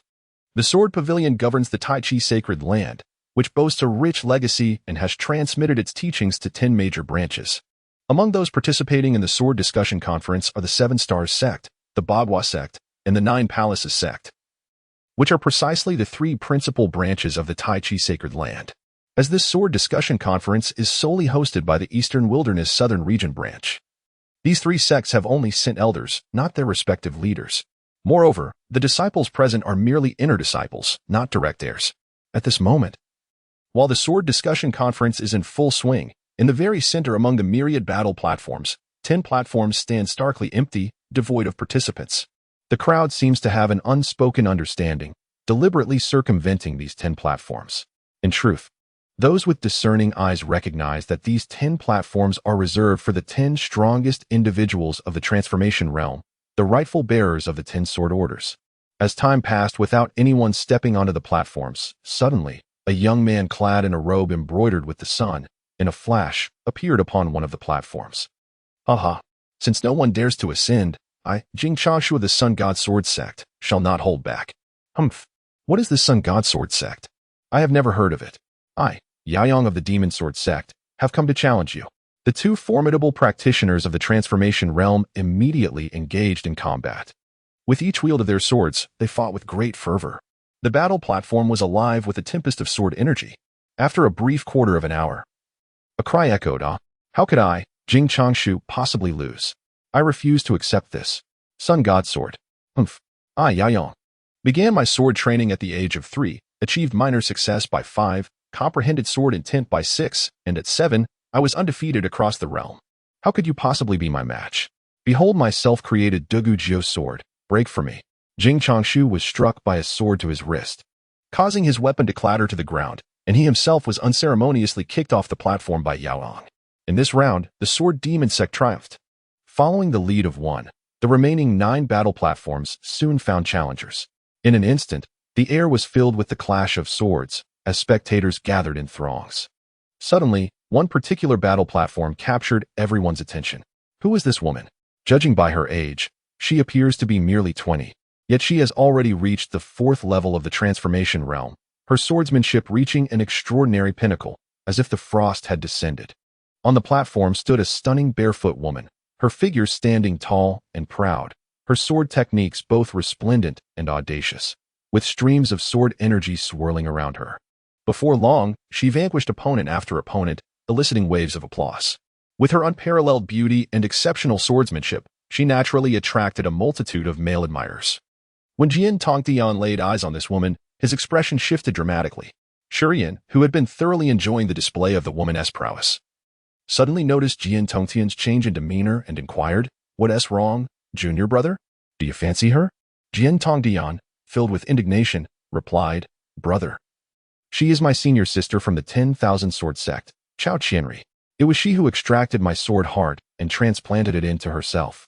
"Oh, what a coincidence. So her strength derives from having taken your sword heart.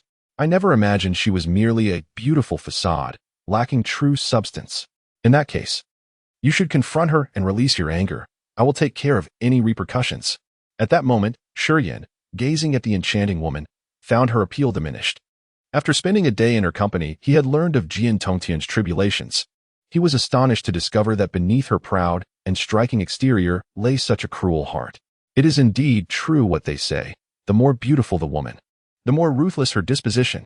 After speaking, Shurian glanced at the esteemed elder of the 10,000 Sword Sect seated in the audience, suddenly feeling a sense of trepidation. He then looked at Changge and added, "If brother cannot manage, we still have our master. Right, master?" Changge offered a single phrase in response: "Go forth. Everything is for the sect." He then cast a faint, indifferent glance at the woman on the battle platform. Is this the radiant moonlight that Jian Tongtian has yearned for over the past 8 years? Aside from her ample bosom, there seems to be nothing particularly remarkable about her. "Thank you, master." Upon finishing his words, Jian Tongtian leapt onto the battlefield. "Wretched woman, prepare to meet your demise." "Huh? Junior brother? You're still alive?" Chao Qianri looked at the suddenly appearing Jian Tongtian with disbelief. "Junior brother? From the moment you extracted my sword heart, you ceased to be my senior sister." "No. Your aura. 1st level of transformation. How is that possible?" Upon sensing Jian Tongtian's cultivation, Chao Qianri couldn't help but exclaim in astonishment. Having had her sword heart extracted, not only did she survive, but her power has grown. Could it be that this individual possesses both sword heart and sword bone? If I were to extract the sword bone as well, then she would be. A glimmer of brilliance flickered in Chao Qianri's eyes. "Humph. Even if you're not dead, so what? A mere 1st level of transformation cannot possibly contend with me. Behold my sword." With a cold huff, Chao Qianri, having integrated the sword heart, was now at the 4th level of transformation. How could she fear someone at the 1st level? Is that so? Then allow me to demonstrate my prowess. Jian Tongtian replied disdainfully. He then activated the heavenly sword technique and bellowed, "There are no invincible beings, only invincible sword techniques. One sword, invincible." A powerful sword intent erupted from him, and the heavenly slashing sword in his hand resonated with a clanging sound, unleashing a sword aura that spanned a yard. Chao Qianri simultaneously lunged forward. Bang! The formidable sword aura directly sent Chao Qianri's longsword flying from her grasp. Whoosh! With a flick of his wrist, Jian Tongtian had the longsword poised against Chao Qianri's neck. A mere twitch could sever her throat. How can he be so powerful? Chao Qianri's complexion darkened further. With just one sword stroke, she was defeated. It truly is the sword bone. Chapter 42. The Ruthless Sword Manual shocks Tongtian. Elder Shuehua makes her first move. Chao Qianri gazed at the long sword pressed against her neck. In that moment, she was the prey on the chopping block. With tear-filled eyes, she looked at Jian Tongtian and pitifully said, "Junior brother, you know that you still harbor feelings for me. I simply made a minor mistake. Will you not forgive your senior sister?" Jian Tongtian regarded the woman who once consumed his thoughts with a cold gaze. His eyes softened slightly, yet he replied icily, "What do you think, junior brother? The scheme devised by me and Jitian to entrap you and extract your sword heart was merely to provoke you and aid in awakening your sword bone. We have long known of your possession of the sword bone. All of this was to make you stronger. Look at you now. Have you not indeed become powerful?" Chao Qianri cooed, delicately pushing the long sword away from her neck with her slender fingers. This woman truly has no shame. As a woman herself. Nalan Ran could hardly bear to witness the scene unfolding. Angered, Nalan Ran observed as Jian Tongtian found himself swayed by the words of Chao Qianri. After all, she was the ethereal figure he had adored for 8 long years. The thought of eliminating her was beyond his capacity. He preferred to cling to the belief that this was all a ruse, that his senior sister's actions were solely for his benefit. "Did you all know I possessed the sword bone? Is that truly the case?" "Of course, it is not." Chao Qianri's expression shifted abruptly as she produced a short sword from seemingly nowhere, lunging fiercely at Jian Tongtian. Caught off guard, Jian Tongtian was further disoriented by Chao Qianri's sudden transformation. Memories of their time together flooded his mind, and before long, he found himself wounded by several of her strikes. "Jian Tongtian, who would ever be interested in a fool like you? If it weren't for your sword heart, would I have endured for 8 years? It's utterly disgusting. And now, your sword bone is mine," she taunted, attacking relentlessly while lacing her words with provocation. In a frenzied state, Jian Tongtian appeared bewitched, attacking wildly. Yet, his mind was in disarray, and it seemed merely a matter of time before he succumbed, potentially even losing his life. Just as Shi Yin and Nalan Ran prepared to intervene, they were halted by Changge. "Fear not. Your junior brother is not so weak. I shall impart to him a peerless sword manual that will surely turn the tide in his favor, with the chaos sword body and 4 supreme physiques. If he were to falter so easily, it would truly be a matter of running into a wall. My disciple, today, I shall bestow upon you an unparalleled sword manual to elevate you to the pinnacle of swordsmanship. Listen closely." Changge's voice resonated directly in Jian Tongtian's mind. A peerless sword manual?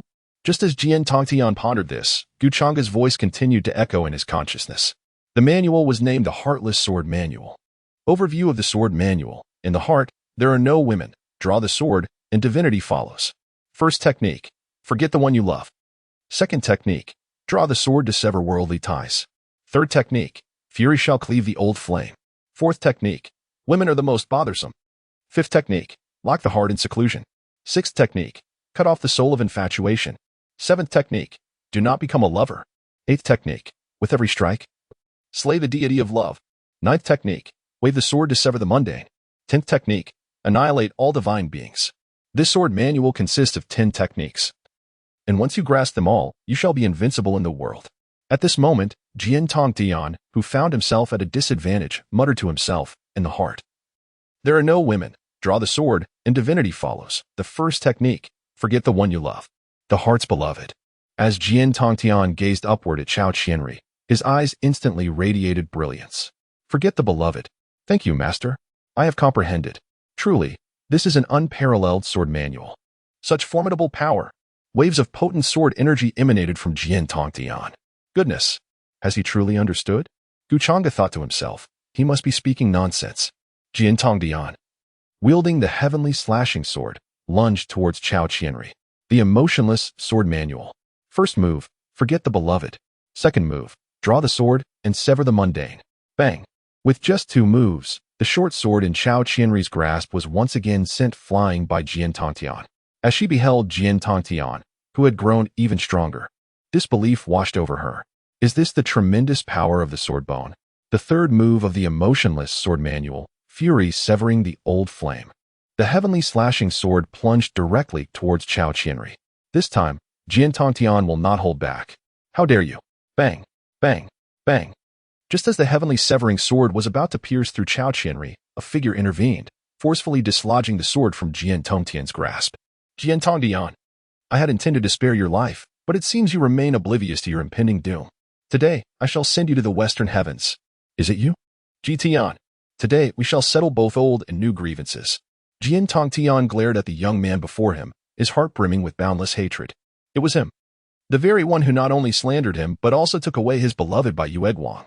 Today, he would fulfill his grand vow, should anyone wrong him. He would draw his sword.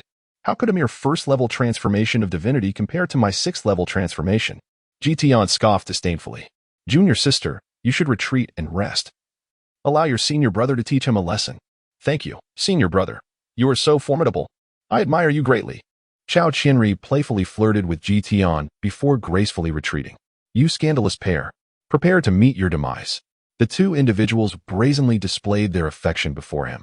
Jian Tongtian, consumed by fury, charged forth with his sword in hand. Chao Qianrui gazed at Jian Tongtian on the battle platform, her eyes a chilling blend of allure and ice. Were it not for the need to conceal her identity and refrain from unleashing her true power, she would have acted otherwise. However, this sword bone shall eventually belong to me. Shortly thereafter, her form began to fade, gradually vanishing into thin air without inciting any discomfort among the onlookers. As if she had never existed. I shall share with you a secret. Just the day before yesterday, my junior sister became my woman. Yet, I owe you my gratitude. After 8 years, she still holds on to. Heh.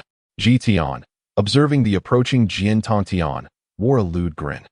Ji Tian's words further provoked Jian Tongtian, whose mind was illuminated by the radiance of his supreme sword spirit and unparalleled sword soul. Even the 9 orifices sword heart emitted waves of sword energy, while an even more terrifying sword intent erupted from within him. The heavenly Dao sword technique, unmatched with a single strike. You think a mere first level of transformation can? How is that possible? Ji Tian was taken aback. Impossible. How could he be so powerful? Boom. A cry of agony escaped Ji Tian as Jian Tongtian cleaved him in two with a single stroke, unable to comprehend why he, at the 6th level of transformation, was vanquished by someone at the 1st level. Beneath the platform, Shi Yin and Nalan Ran exchanged glances. My junior brother is truly formidable. A 1st-level transformation slaying a 6th-level transformation in one blow. How terrifying. Although I can already slay those at the integration stage, as a senior sister, I feel immense pressure. Indeed, as your senior brother, I can defeat those in the Dao Palace stage, yet the pressure is equally great. Gu Changge observed his 2 disciples beside him, questioning. Are you indulging in self-praise? Suddenly, the imposing figure of Ji Kuan, the Grand Elder of the Wanjin sect, materialized on the battle platform, staring at the 2 halves of his son's corpse. My son. A torrent of boundless rage manifested as a sword energy, hurtling towards Jian Tongtian. How audacious. Do you wish to oppress the weak with your might? The battle platform is a realm where life and death are determined by one's own actions. Gu Changge then waved his hand, intercepting this formidable strike with ease, casting a cold gaze towards the Grand Elder Ji Kuan. Oppressing the weak? Did you not consider this when you slaughtered disciples of my Wanjin sect? I had intended to grant you a reprieve. Yet it appears my mercy has cost my unfortunate son his life. Ji Kuan glared fiercely at Gu Changge. From the moment Jian Tongtian ascended the platform, he had learned from his subordinates that this individual was responsible for the annihilation of over 100 disciples of the Wanjin sect. Initially, he had approached with a mindset of playfully toying with his prey, only to find that he had lost his own son instead. With Ji Kuan's words echoing, numerous figures of Wanjin sect disciples appeared around him. You wish us to live a while longer? How foolish, like ants unaware of the heavens above. Your self-inflicted misfortune shall bring you to ruin. Gu Changge shook his head. How dare the insignificant ants belittle me? I am the esteemed. Before Gu Changge could finish his words, snowflakes began to drift from the sky, accompanied by a biting northern wind. To show disrespect to the sect leader is a grave offense. Death. Lu Shuahua, standing behind Gu Changge, stepped forward, her icy gaze piercing through all members of the Wanjian sect. Boom! A colossal hand descended from the heavens, obliterating everyone into a mist of blood. Subsequently, Gu Changge surveyed his surroundings and coldly declared, "The disciples of my Wangu Xianzong have come to participate in the sword discussion conference and shall not disrupt its rules. However, we are not afraid of confrontation." Chapter 43. The top 10 decided, the sword tomb opens. Hiss. What? A single strike annihilated all members of the Wanjian sect, including the Grand Elder of the Ninth Heaven of the Holy King? What cultivation level does this individual possess? Such formidable strength. The Grand Elder of the Wanjian sect, at the Ninth Heaven of the Holy King, displayed no resistance whatsoever. Could it be that he is a great sage? Countless onlookers among the cultivators revealed expressions of astonishment. Their curiosity regarding the Wangu Xianzong piqued. What sect is this? How come I have never heard of it before? Has it just been established? I turned to observe Gu Changge and others, who all displayed expressions of reverence. Behold, it is the great sage. Thus, the Eternal Immortal Sect must undoubtedly be a top-tier power. Those who once mocked Jian Tongtian could not help but reveal expressions of envy. A top-tier power. They yearned to join, even as mere disciples, for such an affiliation would bestow them with immense prestige. In the ancient continent, there exists an unwritten rule. A force possessing a great sage can be deemed a top-tier power. To ascend to the status of a hegemonic force, however, one must possess a quasi-emperor level expert. At this moment, the elders of the Seven Stars sect, the Bagua sect, and the Jiogong sect seated in the stands exhibited contemplative expressions. Although the 10,000 Swords sect is aligned with them as a hegemonic power, there exists a hierarchy among hegemonic forces. The 10,000 Swords sect is merely the weakest among them, unable to compare with the likes of these premier hegemonic sections. Yet, to annihilate the Grand Elder of the 10,000 Swords sect with a mere strike, one must at least possess the same level of great sage cultivation as they do. When did the Southern Domain acquire such a formidable sect? The three could not help but glance towards Jianjiu, the master of the Southern Domain branch of the East Desolate Sword Pavilion. This master, like them, is a great sage. Jianjiu too regarded Lu Xuehua, providing the answer they sought. So, what is it? Do you wish to uphold justice for the 10,000 Swords sect? The master jested. How could that be possible? The three exchanged awkward smiles. What a farce.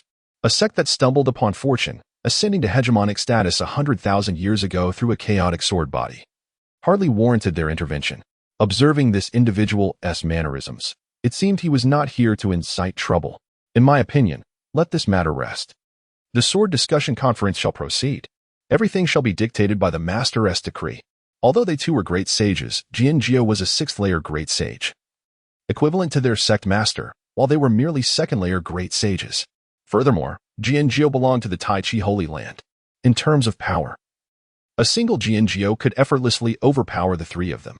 As for background, not only could their three sects not compete with the Tai Chi Holy Land, even the combined might of its 10 branches would fall short against the Tai Chi Holy Land itself. Subsequently, Jianjiu addressed the assembly below. The 10,000 Swords sect has breached the rules of the conference and must bear the consequences. The sword discussion conference shall continue.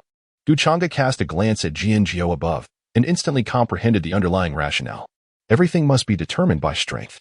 Should they be annihilated by the 10,000 Swords sect, it would be the Eternal Immortal Sect that would be deemed to have violated the rules of the conference.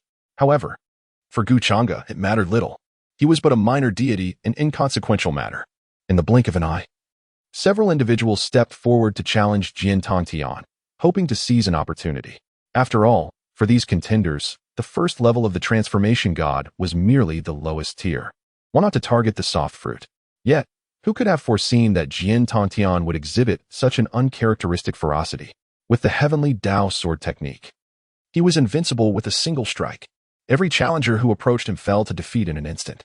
It was not until the final challenger from the 7th level of the transformation god was vanquished by a single blow that no one dared to regard him as an easy target any longer. All eyes shifted towards the other battle platforms. Witnessing the scene, both Shi Yin and Na Lanran felt a tingling excitement coursing through their veins, eagerly poised for action. Which young lad or maiden does not harbor dreams of youthful passion? They too yearned for a chance to achieve fame and recognition through a single victorious battle. Unavoidably, their gazes drifted towards Gu Changge, their thoughts vividly mirrored in their eyes.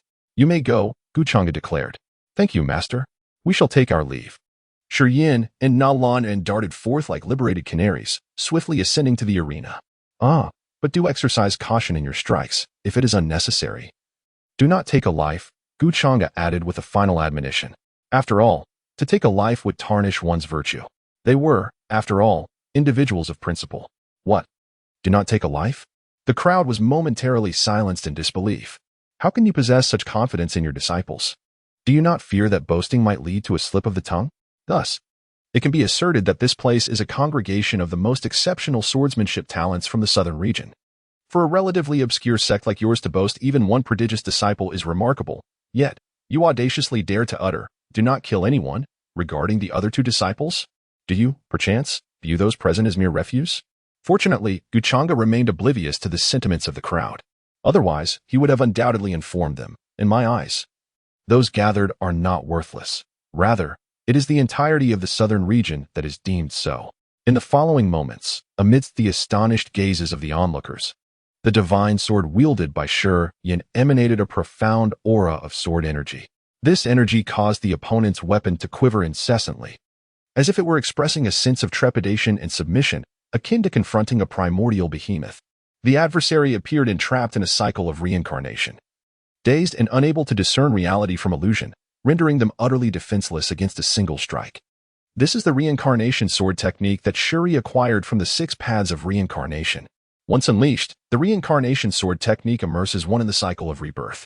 Nalan ran, akin to a celestial being wielding a sword, moves with the swiftness of lightning. In an instant, the sword's brilliance flickers, resembling an intangible light.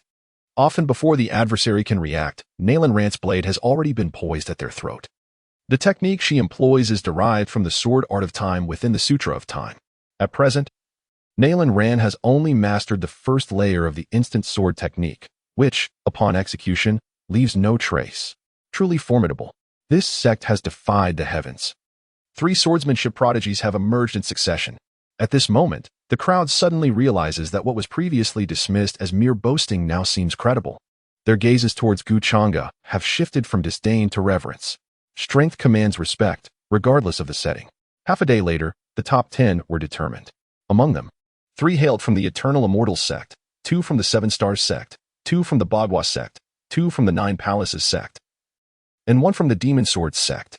Yet, this outcome astonished all. A relatively obscure minor sect claimed 3 of the 10 slots, while the hegemonic forces of the southern region, such as the 7 Stars Sect, the Beidou Sect, and the 9 Palaces Sect, only secured 2 slots each.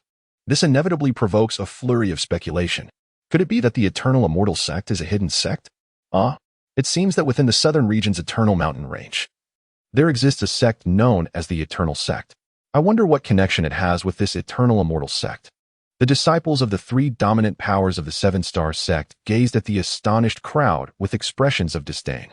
Were it not for the absence of their true inheritor, would there even be a place for the Eternal Immortal Sect?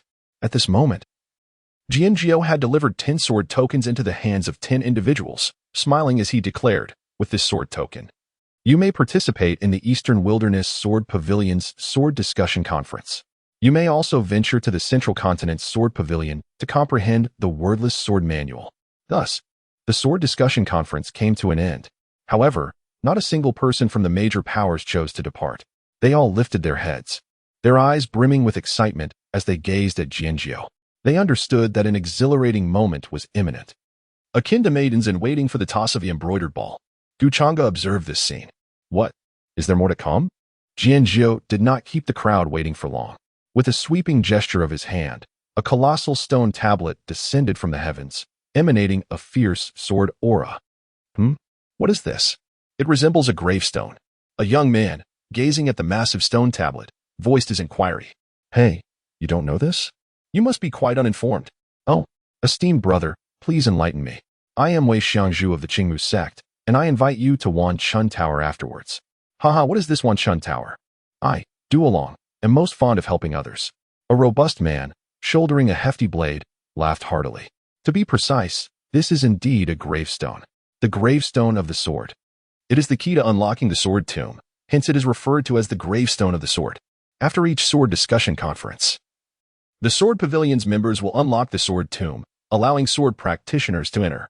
Though perilous, the The sword tomb also harbors the coveted sword intent fruits that countless individuals yearn for. Thus, each time the sword tomb is opened, it attracts innumerable sword practitioners. What are the requirements to enter the sword tomb? Wei Xiangju's eyes sparkled with hope. The sword intent fruit, a mystical fruit capable of enhancing one's sword intent. It often arises from the burial grounds of numerous divine swords. For any sword practitioner, it is an irresistible temptation. If he could obtain one, then Sister Aku would surely regard him with newfound respect. Sister Aku, please contact for copyright issues. Chapter 44. Entering the sword tomb to obtain the spirit fruit. Age under 50. Cultivation beneath the saint level. Is it not the case that everyone can enter? Then what price must we pay? Wei Xiangju stared incredulously at the stone tablet. Such a fortuitous opportunity surely comes with a steep cost. No price is required. How can that be possible? The truth is just that. However, the sword tomb is fraught with peril. Typically, those below the nascent soul stage who venture within are doomed to perish. Thus, it is generally individuals of nascent soul or higher, yet below the saint realm, who dare to enter. As for why the sword pavilion opens the sword tomb after each sword conference, it is said to be in search of something elusive. Yet, for millennia, no one has succeeded in finding it. Is that so?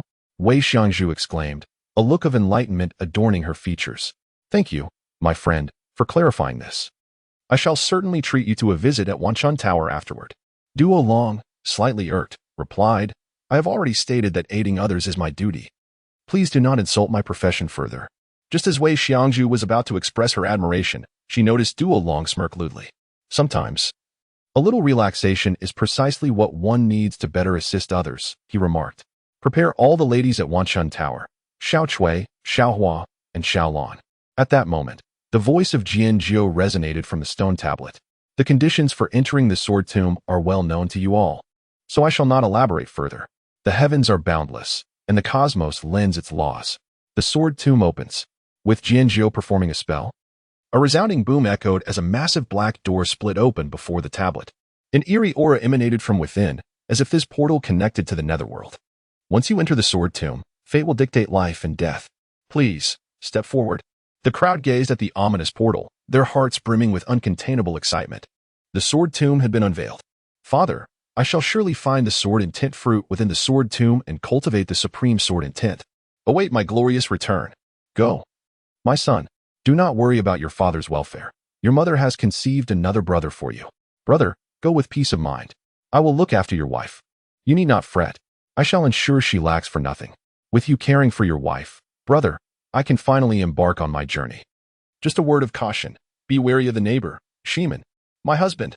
Here are 100 Vajrat talismans, 100 rejuvenation talismans, 100 thunder talismans, 100 flying talismans, and 100. Whatever sword intent fruit may be, my only wish is for your safe return. Young Master Aju. Azi await your return. One by one, the cultivators approached the stone tablet. Upon reaching it, they dripped a drop of blood onto the stone before stepping into the dark portal, vanishing from sight. This drop of essence serves to validate their age and cultivation level, ensuring that no one takes advantage of the situation. In the past, a formidable sage attempted to enter, only to be reduced to mere fragments by the monument in an instant. Furthermore, when the sword tomb closes, this drop of essence also acts as a means of identity verification for teleportation. After all, the sword tomb does not only open in the southern domain of the eastern wilderness. There are pathways leading to the sword tomb from all 4 other domains of the eastern wilderness, as well as from the entire ancient continent, including the eastern wilderness, central plains, western desert, northern plains, and southern ridge. With this drop of essence, one can enter from any location and be transported back out from the same. Otherwise, a person entering from the eastern wilderness could emerge from the western desert. Given the vastness of the ancient continent, that individual would likely never return to the eastern wilderness in their lifetime. Figures filled with a sense of fearless determination stepped into the dark passageway. Since they had not obtained the sword order, their fates would be decided within the sword tomb. After all, it is not merely strength that guarantees one greater rewards in the sword tomb. It is primarily reliant on chance. In the past, some individuals with only the Yuan Ing cultivation unexpectedly acquired a sword intent fruit, which, upon consumption, dramatically enhanced their swordsmanship, elevating them to the status of sword geniuses. Conversely, there were those of great power who fell into the lairs of demonic beasts, only to be torn to shreds in an instant. listening to the discussions around him. Changge's gaze sharpened as he turned to his three disciples. The dangers within the sword tomb are formidable. Do you still wish to proceed? Shi stepped forward, speaking with resolute clarity. A fledgling eagle must leave its warm nest to flap its wings against the unpredictable winds. A young steed must depart from its comfortable pen to gallop across the battlegrounds engulfed in flames. Disciples must step away from their master's protection to gradually embark on their own long journeys, forging paths that belong to them. As disciples of the Eternal Celestial Sect, we fear neither heaven nor earth. What can the mere sword tomb do to us? We are willing to go. Shi fervent words ignited the spirits of Nalan Ran and Jian Tongtian, prompting them both to step forward, declaring, "What can the mere sword tomb do to us? We too are willing to go." Observing the unwavering determination in his disciples' eyes, Changge felt a sense of pride. Excellent. Truly, my disciples of the Eternal Celestial Sect speak with such vigor. However, as a master, I cannot allow my disciples to face danger unprepared. With this thought, Changge plucked 3 fine hairs from his arm and handed one to each of them. My dear disciples, your ambition brings me great joy. Yet, the sword tomb is fraught with peril, so you must exercise caution. Here are 3 life-saving hairs, one for each of you. In times of danger, simply shout Eternal Celestial Sect, and I shall come to your aid, even from the distant reaches of time. Shi, Master, is this hair truly sufficient? Nalan Ran, Master, it seems you haven't bathed in 5 days. Jian Tongtian, Master is truly formidable. Even the hair on his body possesses such extraordinary abilities. But why are these 3 strands so peculiar? The 3 individuals gazed at the hairs in Changge's hand, feeling a wave of speechlessness. Eventually, they graciously accepted the 3 strands, overwhelmed with gratitude. They left a drop of their essence on the stone tablet and hurriedly entered the dark passage, fearful that Changge might produce yet another astonishing artifact. As the 3 disciples ventured into the sword tomb, Changge instructed Elder Lu Shuehua to remain there while he vanished. As an immortal emperor, he held little regard for the treasures within the sword tomb. Since his disciples had already entered to seek their fortunes, and he had no pressing matters today, it was only natural for him to indulge in leisure. In the grand city of Sword, at the Wanchun Pavilion, Changge munched on sunflower seeds while critiquing the performers on stage. The dancer possesses an admirable figure, though she is rather scantily clad. The singer has a delightful voice, yet her mouth is somewhat small. The flutist demonstrates exceptional skill. I shall discuss her artistry with her shortly. Meanwhile, beside the colossal stone tablet, the elders of the 7 stars, 8 trigrams, and 9 palaces sects observed countless aspirants entering the sword tomb. Elder Jianjiu turned to his colleagues and remarked, "The sword tomb has not opened for thousands of years. Do you truly believe they will find anything?" Jianjiu cast a dismissive glance at the trio and said nonchalantly, "Whether they find something or not bears no consequence. After all, it is not your disciples who will perish. Even if they are disciples of your 3 sects, none of your true heirs have entered. If they die, it will not affect you, will it?" The 3 elders were momentarily at a loss for words. Within the sword tomb, the perils were not only due to the ferocious beasts and treacherous terrain, but also the treachery of human hearts. As time passed, battles erupted within the sword tomb, and the number of fallen cultivators steadily increased. Lu Chan, I advise you to surrender the sword intent fruit. Otherwise, do not blame me for my ruthlessness. Peng Guang, if you wish for me to hand over the sword intent fruit, let us see if you possess the capability. Clang, clang, clang. The 2 instantly engaged in combat. Quickly, hurry. A golden sword intent fruit has appeared in the valley 10 miles ahead. If we arrive late, there may be nothing left. What? A golden sword intent fruit? Surely it is guarded by a Dao Palace beast. What is there to fear? There are so many people ahead. We can simply follow along and pick up the spoils. Quick, quick. In the Nameless Valley, Shi struck down a Dao Palace realm leopard beast with a single palm, collecting 3 golden sword intent fruits from within the valley. Junior sister, junior brother, these are golden sword intent fruits. Each one can enable a person to comprehend a strand of sword intent. They are far superior to the blue and silver sword intent fruits. Look, there are exactly 3 here. Let us each take one. As Nalan Ran gazed at Shi, her eyes sparkled with admiration. Elder brother, you possess such vast knowledge. However, this is all due to your own efforts. Elder brother, the slaying of the demon beasts is entirely your merit. We have not contributed, and considering the rarity of this golden sword intent fruit, you should consume it yourself. Indeed, elder brother, what sister said is true. You should enjoy it alone. We merely stood on the periphery, catching the autumn breeze. How could we possibly share in a sword intent fruit? Jian Tongtian quickly added, though he was covetous of the golden sword intent fruit. He had just joined the sect and was still unfamiliar with everyone. Humility was essential. He could not allow his senior brother and sister to perceive him as someone who seeks petty gains. After all, they had already bestowed upon him numerous fruits and jelly beans. Chapter 45, Dual Pupils Unleash the Heavens. 1,000 Pursuers.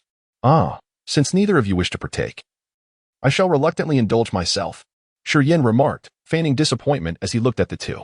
Nalan Ran exclaimed, Nanny? Jian Tongtian interjected, Elder brother. We were merely being modest, right? Suddenly, Shi Yin shifted his tone. Haha, I was merely jesting. Master has always instructed us to honor and cherish one another, to respect, trust, encourage, and understand each other, sharing our joys and sorrows throughout our lives. How could elder brother be so selfish? In Master's absence, it is said that an elder brother is like a father. Naturally, I shall shoulder the responsibilities of our master. What is mine is yours, and what is yours is mine. Come, each of you shall have a sword intent fruit. No more modesty. This is an order. Eat quickly. Freshly picked sword intent fruits are far more potent. With that, Shi Yin bit into one, and with a sizzle, waves of sword energy radiated from him, ultimately converging above his head to form a formidable sword intent. An aura of reincarnation emanated from it. Reincarnation, sword intent. In this scene, Nalan Ran and Jian Tongtian stood in stunned silence. Truly, the golden sword intent fruit was remarkable. With a single bite, one could cultivate sword intent. As they glanced at the sword intent fruits in their hands, they were about to speak when a thunderous voice rang out. Release that sword intent fruit. Whoosh, whoosh, whoosh.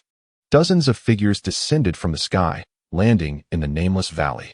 The foremost figure, upon seeing the golden sword intent fruit that Shi Yin had bitten into, felt an overwhelming rage, as if something precious had been snatched away from him. How audacious! You dare to consume our senior brother Hong Wei's sword intent fruit? Your sword intent fruit. Shi Yin raised an eyebrow at the group of individuals clad in green python armor before murmuring, Mang Sect? Senior brother, do you recognize them? Nalan Ran communicated telepathically. They are from the Mang Sect, a dominant force in the central region of Northern Plains. Shi Yin relayed to Nalan Ran and Jian Tongtian. Instantly, both felt an impending sense of danger. The dominant forces of the Northern Plains were far more formidable than those of the Eastern Wilderness and Southern Domain. The sword intent fruits in this valley were discovered first by our Mang Sect. They left to summon me to eliminate that leopard demon, hand over the sword intent fruits, and compensate us with 100,000 spirit stones, or face death.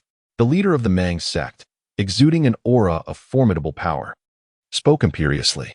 Senior brother Hong Wei, we cannot let them off so easily. He has bitten into that sword intent fruit. I believe the male can leave, but the female must stay. This way, we can recover our losses.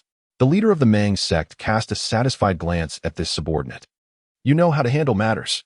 Afterward, I shall share a portion of the sword intent fruit skin with you. Indeed, this little girl must remain. She shall serve as my warm bedmaid. And what if we refuse? Shi Yan's expression darkened, anger surging within him. How dare they covet his junior sister? Did they not know he was known as the protector of sisters? Nalan Ran and Jian Tongtian radiated an intense aura, clearly furious to the utmost degree. This group of individuals is utterly shameless. What can one say? Haraha. The leader of the Mang Sect, Hong Wei, changed his expression. The formidable aura of the powerful cultivator firmly locked onto Shi Yin and his companions. Surely, you are unaware of the ferocity that our Mang Sect embodies. Shi Yin remained unfazed by the overwhelming presence emanating from this so-called senior brother, Hong Wei. Calmly, he replied, I have no desire to comprehend the source of your Mang Sect's ferocity. I only know one thing. What is that? The members of the Mang Sect, intrigued by the tranquility of the person before them, leaned in with curiosity. Shi Yin regarded them with a gaze devoid of emotion. The cycle of heaven is just. Who can escape the retribution of the heavens? Where there is madness, calamity follows. Those who insult my junior sister shall perish. You, kill them. Spare the women. The members of the Mang Sect charged towards Shi Yin and his companions. Come at me. Shi Yin bellowed, advancing rather than retreating, and with a single step, he plunged into the fray. Reincarnation, sword technique. In an instant, dozens of Mang Sect disciples fell lifeless to the ground. Not even those at the Dao Palace level could withstand a single strike from Shi Yin. This is bad. The situation is turning dire. Senior brother Hong Wei, hurry. My junior sister cannot hold on much longer. Little junior sister, no wonder you are so arrogant. It turns out you are a peerless genius, capable of slaying Dao Palace cultivators at the transformation stage. You have every right to be proud.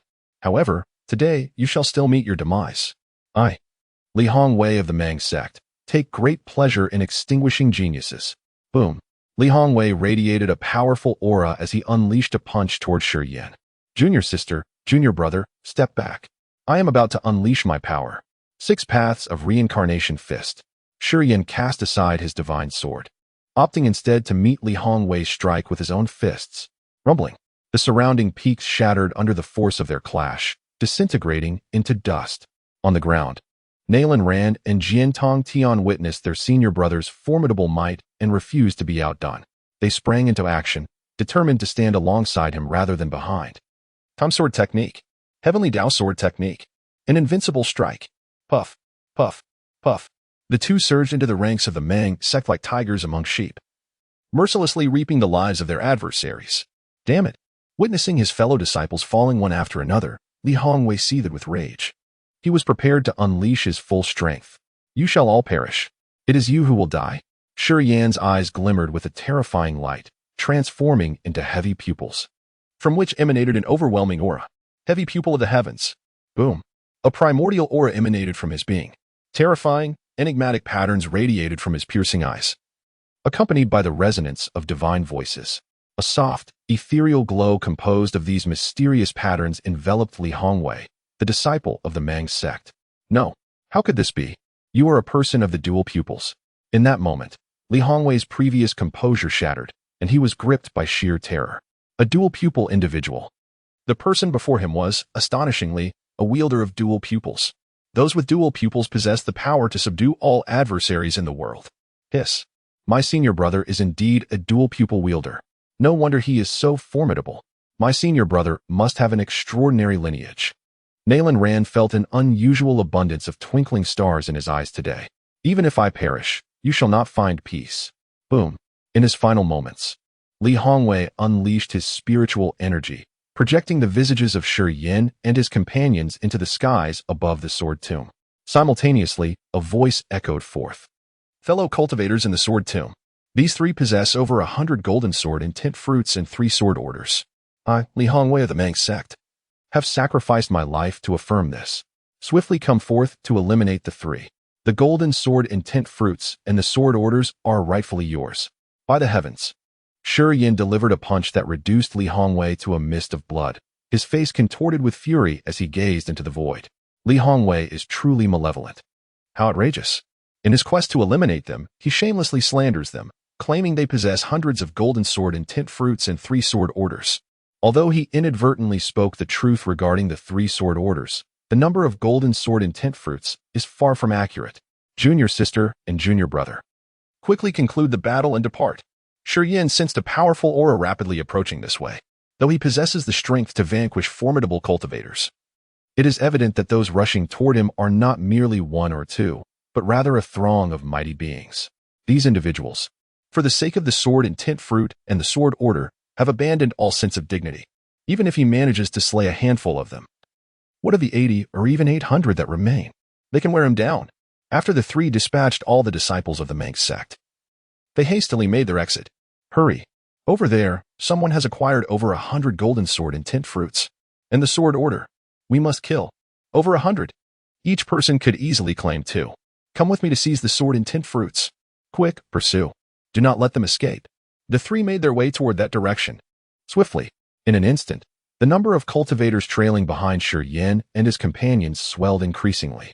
They slaughtered batch after batch, and rather than diminish, their ranks grew ever stronger. Brother, they have succumbed to bloodlust. What shall we do? Indeed. Brother, what now? In the past few days, both Nalan Rand and Shireen have developed a profound admiration for Shireen. Not only is he well-versed and knowledgeable, but his strength is also extraordinarily formidable. Shireen exclaimed in frustration. How on earth am I supposed to know what to do? This isn't just a few dozen people. There are tens of thousands now. Chapter 46. Encounter with the human-shaped sword spirit. The purple gold sword and tint fruit. Ah, senior brother, they are closing in on us again. Nalan Rand cried out, glancing back at the throngs of people behind them. There were at least 50 to 60,000. It was terrifying. We must hurry. With a commanding shout, Shireen led the charge forward, followed closely by Nalan Ran and Jian Tongtian. Within the sword tomb, the atmosphere was ominously dense and dim. They could only rely on the faint glow of phosphorescent light as they raced ahead. However, the paths here were intricate and convoluted, with a fork appearing every few miles. Senior brother, think of a way. We need to shake them off. If they keep pursuing us like this, we will eventually be exhausted. Nalan Ran urged anxiously. Indeed. Senior brother, what should we do? Jian Tongdian looked towards Shireen, initially taken aback, then exclaimed in alarm, this is bad. There's a group of people to the left at the fork ahead. At least 300 or 400. Turn right. Without a moment's hesitation, Shireen shouted. Glancing to the right, the three of them simultaneously braked and dashed towards the right fork. Make sure this group doesn't get separated. Otherwise, Jian Tongdian, will make them understand what it means to have a white blade enter and a red blade exit. I'll give them a taste of my wrath. Jian Tongtian muttered indignantly as he ran. Quickly, pursue. They've gone right. Don't lose them. Hurry. Hey, young man ahead, why are you running? I have exquisite grapes and seafood here. Would you like to try some? People up ahead, cease your futile resistance immediately. Stop right now. Are these three like rabbits? They're running so fast. Once more, the trio reached a fork in the road. Without hesitation, Shireen shouted again, right turn. 15 minutes later, another fork appeared. Left turn. 45 minutes later. Right turn. 75 minutes later. Right ahead. After 9 sharp turns, the three finally managed to shake off their pursuers. Panting heavily, Jian Tongtian gazed at Shireen with immense admiration, saying, Senior brother is indeed exceptional. No wonder he hails from the royal family of Zhangzhou. He can lead us to safety even within this sword tomb. Over the course of these days, they have long been aware of Shi Yan's plight and his origins from the Shi clan of Zhangzhou. Shi Yan stood in astonishment, questioning who had declared this place to be safe. What? Nalan and Jian Tongtian shuddered, gazing at Shi Yan in disbelief. Senior brother, are you not well acquainted with this place? This is my first time here as well. How could I be familiar with it? Then what about the things you shouted earlier? I merely shouted them at random. By the heavens! Nalan and the others exclaimed, exuding their native pride. They had presumed that, as a member of the royal lineage of Zhangzhou, their senior brother would possess extensive knowledge and insights about the sword tomb. Little did they know, he had merely relied on instinct. It is not fair to blame Shi Yan, for he was being pursued by thousands, leaving no room for contemplation. They could only shout based on instinct. This place. Nalan Ran and Jian Tongtian exchanged wary glances, sensing an even heavier aura of darkness surrounding them. Had they ventured into the depths of the sword tomb? The trio advanced cautiously, soon arriving at a fork in the path. Left turn, Shi Yan exclaimed once more. Senior sister, I believe we should head to the right. Jian Tongtian whispered. Senior brother, I concur with junior brother Tongtian. We should proceed to the right, Nalan Ran declared, leading the way down the right path. Suddenly, they beheld a multitude of humanoid beings standing in the fork ahead, at least 100. There are people here. Follow your senior brother. Nalan Ran abruptly halted and veered towards the left path. Shi Yan hurried to her side, covering her mouth with his hand. Keep your voice down. Those are humanoid sword spirits. We must not awaken them. What? Humanoid? Sword spirits? Nalan Ran and Jian Tongtian gasped, nearly crying out. Shi Yan tightened his grip even further. Nalan Ran could only produce muffled sounds. Jian Tongtian, 2 meters away, was in imminent danger. In a swift motion, Shi Yan leaped into the air, thrusting his foot into Jian Tongtian's mouth to stifle any noise. Nalan Ran and Jian Tongtian gestured to their mouths, indicating they understood and that he could let go. Shi Yan finally withdrew his hand and foot. The moment Shi Yan released his foot, Jian Tongtian began to retch onto the ground. Stop vomiting. It's not dirty, Shi Yan remarked nonchalantly. Ugh. Jian Tongtian retched harder. Meanwhile, Nalan Ran stole a glance at the sword spirits across from them, her mind racing with recollections of their lore. Sword spirits are born from divine swords that absorb the essence of heaven and earth, gradually cultivating their own intelligence. A divine sword that gives birth to sword spirits can cultivate independently like a human. Any divine sword capable of nurturing a sword spirit is undoubtedly a sacred weapon. Though the three of them were all epic-level prodigies, facing a single divine sword that had birthed a sword spirit might not pose a significant challenge. However, the presence of over 100 humanoid sword spirits meant they were up against as many sacred swords. In mere moments, they could be reduced to nothing. Truly, the sword tomb was remarkable, having nurtured hundreds of divine swords with sword spirits. The trio retreated cautiously, not stopping until they were 5 miles away, at which point they sprinted away. Perhaps due to their arrival in the depths of the sword tomb, they frequently encountered formidable beasts and humanoid sword spirits. Yet, in the presence of their immense strength, the powerful beasts of the great ability realm were no longer a threat. Whenever they encountered one, they would annihilate it and seize the sword intent fruit. Powerful beyond the realm of great capabilities, the 3 individuals cautiously retreated. The humanoid sword spirits, however, were not to be provoked. For reasons unknown, these entities exhibited a tendency to congregate in groups. This rendered their aspirations of obtaining the sacred sword unattainable. Over the course of 2 days, the trio made significant gains, not to mention the nearly 100 azure and silver sword essence fruits. They also acquired over a dozen golden sword essence fruits. The 3 could not help but exclaim that the sword tomb truly embodies a realm where peril and opportunity coexist, evoking both love and hatred. Oh, senior brother, look ahead. That sword essence fruit is actually of a violet golden hue. Suddenly, Nalan Ran pointed forward and exclaimed. In recent days, Shurian has also introduced to them that the sword intent fruits are categorized into hues of azure, silver, and gold, with the legendary purple gold variant surpassing even gold. It is said that a single purple gold sword intent fruit can enable one to comprehend dozens of sword intents. In the past 2 days, the trio had not encountered the golden purple sword intent fruit, and they initially suspected that Shurian was deceiving them. To their astonishment, the golden purple sword intent fruit truly existed. Shurian's eyes sharpened with focus. This was the first time he had witnessed it, having only seen it in his clan's texts. The Changge sect. Jian Tongtian recognized the group surrounding the golden purple sword intent fruit. He then elucidated to Shurian and his companions that the Changge sect, like the Wanjian sect, was a dominant force in the southern region of the East Wilderness, and the 2 sects had always maintained amicable relations. What a serendipitous encounter. As if I had traversed the iron shoes without finding a path, only to stumble upon you 3. Truly, the heavens have favored my Changge sect. A hearty laugh resonated from within the Changge sect. In an instant, the members of the Changge sect surrounded Shurian and his companions. Hand over your sword order. Additionally, relinquish all the treasures you possess. I may consider sparing your lives. Such arrogance. Aren't you afraid of biting your own tongue? Shurian stepped forward, positioning himself protectively in front of Nalan Ran and Jian Tongtian. Since you refuse to comply, it seems you have forfeited your right to live. Today, I shall play the role of a monk from the western desert. The leader of the Changge sect spoke coldly. Senior brother, what did he say? Does he intend to become a monk? Nalan Ran asked in confusion, her voice barely above a whisper. The western desert is a land where Buddhism flourishes, a paradise for Buddhist practitioners, Jian Tongtian explained to Nalan Ran beside him.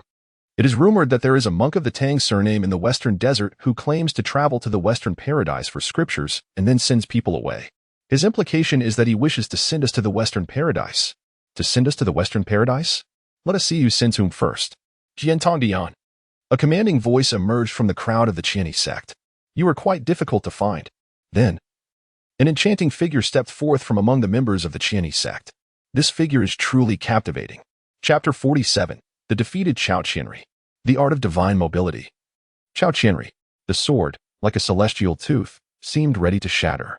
He fixed his gaze intensely upon the opposing Chao Qianri, unable to forget the ruthlessness of this woman. This is the eternal pain within his heart.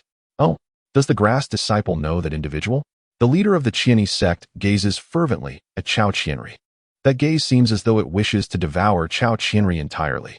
On this particular day, he had heard of her at the Changge gate, her beauty unparalleled, her figure enchanting. She was the flower of the Wanjian sect, a vision he had long coveted. Each time he visited the Wanjian sect for exchanges, he could merely gaze at her from afar, indulging his eyes, yet it had always left him yearning intensely.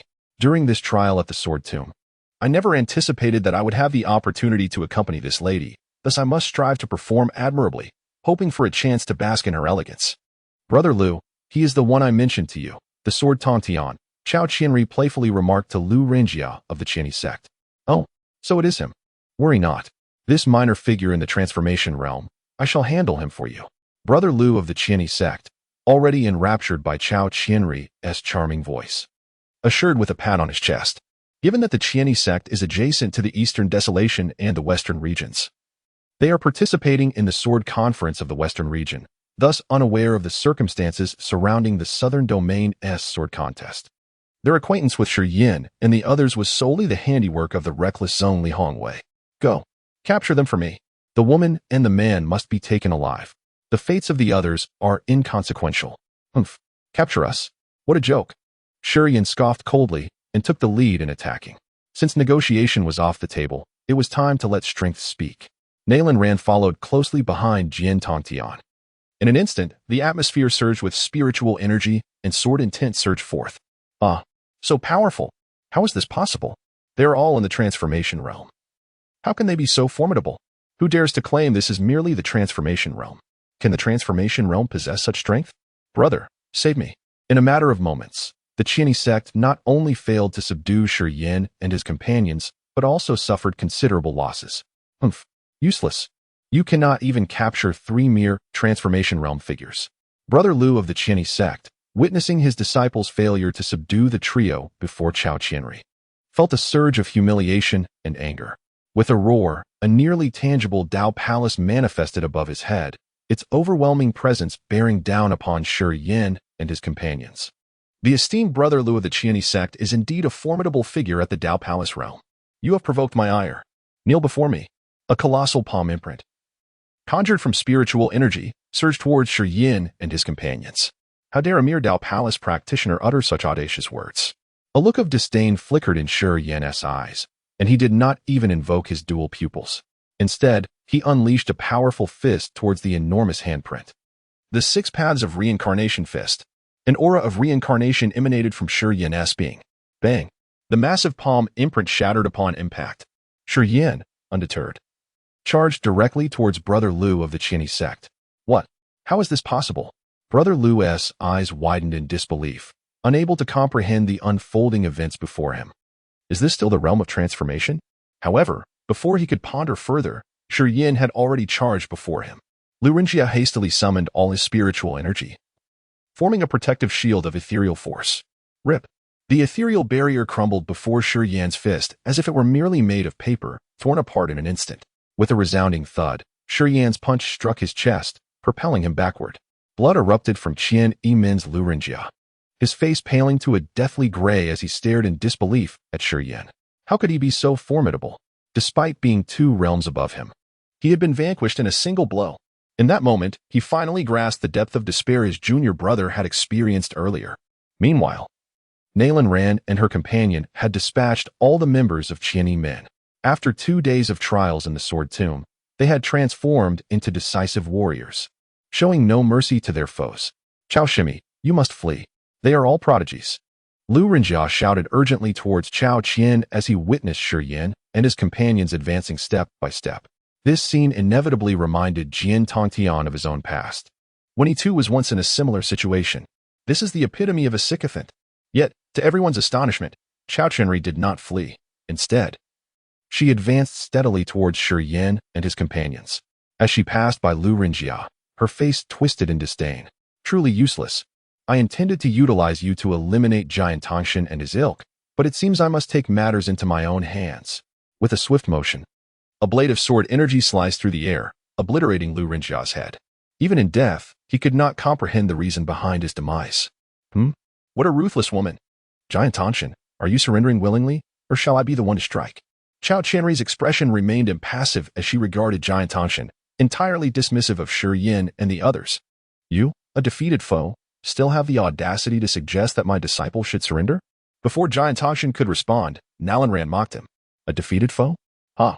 If it weren't for the restriction on my full power, do you believe he could have bested me? Now, within the Sword Tomb, I shall no longer conceal my strength. Boom! Chao Qianri unleashed her formidable aura, revealing her cultivation at the Fusion Realm. Fusion Realm? And what of it? Just moments ago, a Dao Palace Realm practitioner was no match for us. From where does your confidence derive? Nalan Ran seemed intent on clashing with Chao Qianri. Silence! You wretched woman! Do not compare the trash of Changge sect with me. Chao Qianri retorted angrily. Buzz! A 3-foot azure blade materialized in her hand, encircled by a grass-shaped sword spirit. A sword spirit? A holy sword. Shi Yin and his companions regarded Chao Qianri with newfound understanding. No wonder she appeared so self-assured. Just as Shi Yan prepared to step forward, Giant Tongshan held him back. Brother, allow me to handle this matter myself. Giant Tongshan's gaze was fixed intently on Chao Qianri. For reasons unknown, the mere sight of her filled him with boundless energy. He yearned to strike her fiercely, to ravage her, to annihilate her. Perhaps this was the retaliation of a wounded man. At this moment, his sword spirit and sword soul quivered, and his spine felt as though it might transform into a dragon of swords, soaring into the sky. Since you have brought this upon yourself, you have no one to blame. I shall extract your sword bone and express my gratitude. Buzz. 3 blades of sword intent emanated from Chao Qianri, surging with a fierce momentum towards Giant Tongshan. The first form of the sword technique, forget the one you love. The second form, draw the sword and sever the mortal realm. The third form, furious strike against an ex-lover. The fourth form, women are most annoying. Giant Tongshan grasped the heavenly severing sword and unleashed the 4 forms of the heartless sword technique. As he executed the sword technique, 4 towering sword intents emerged behind him. In this moment, Chao Qianri's gaze burned with fervor.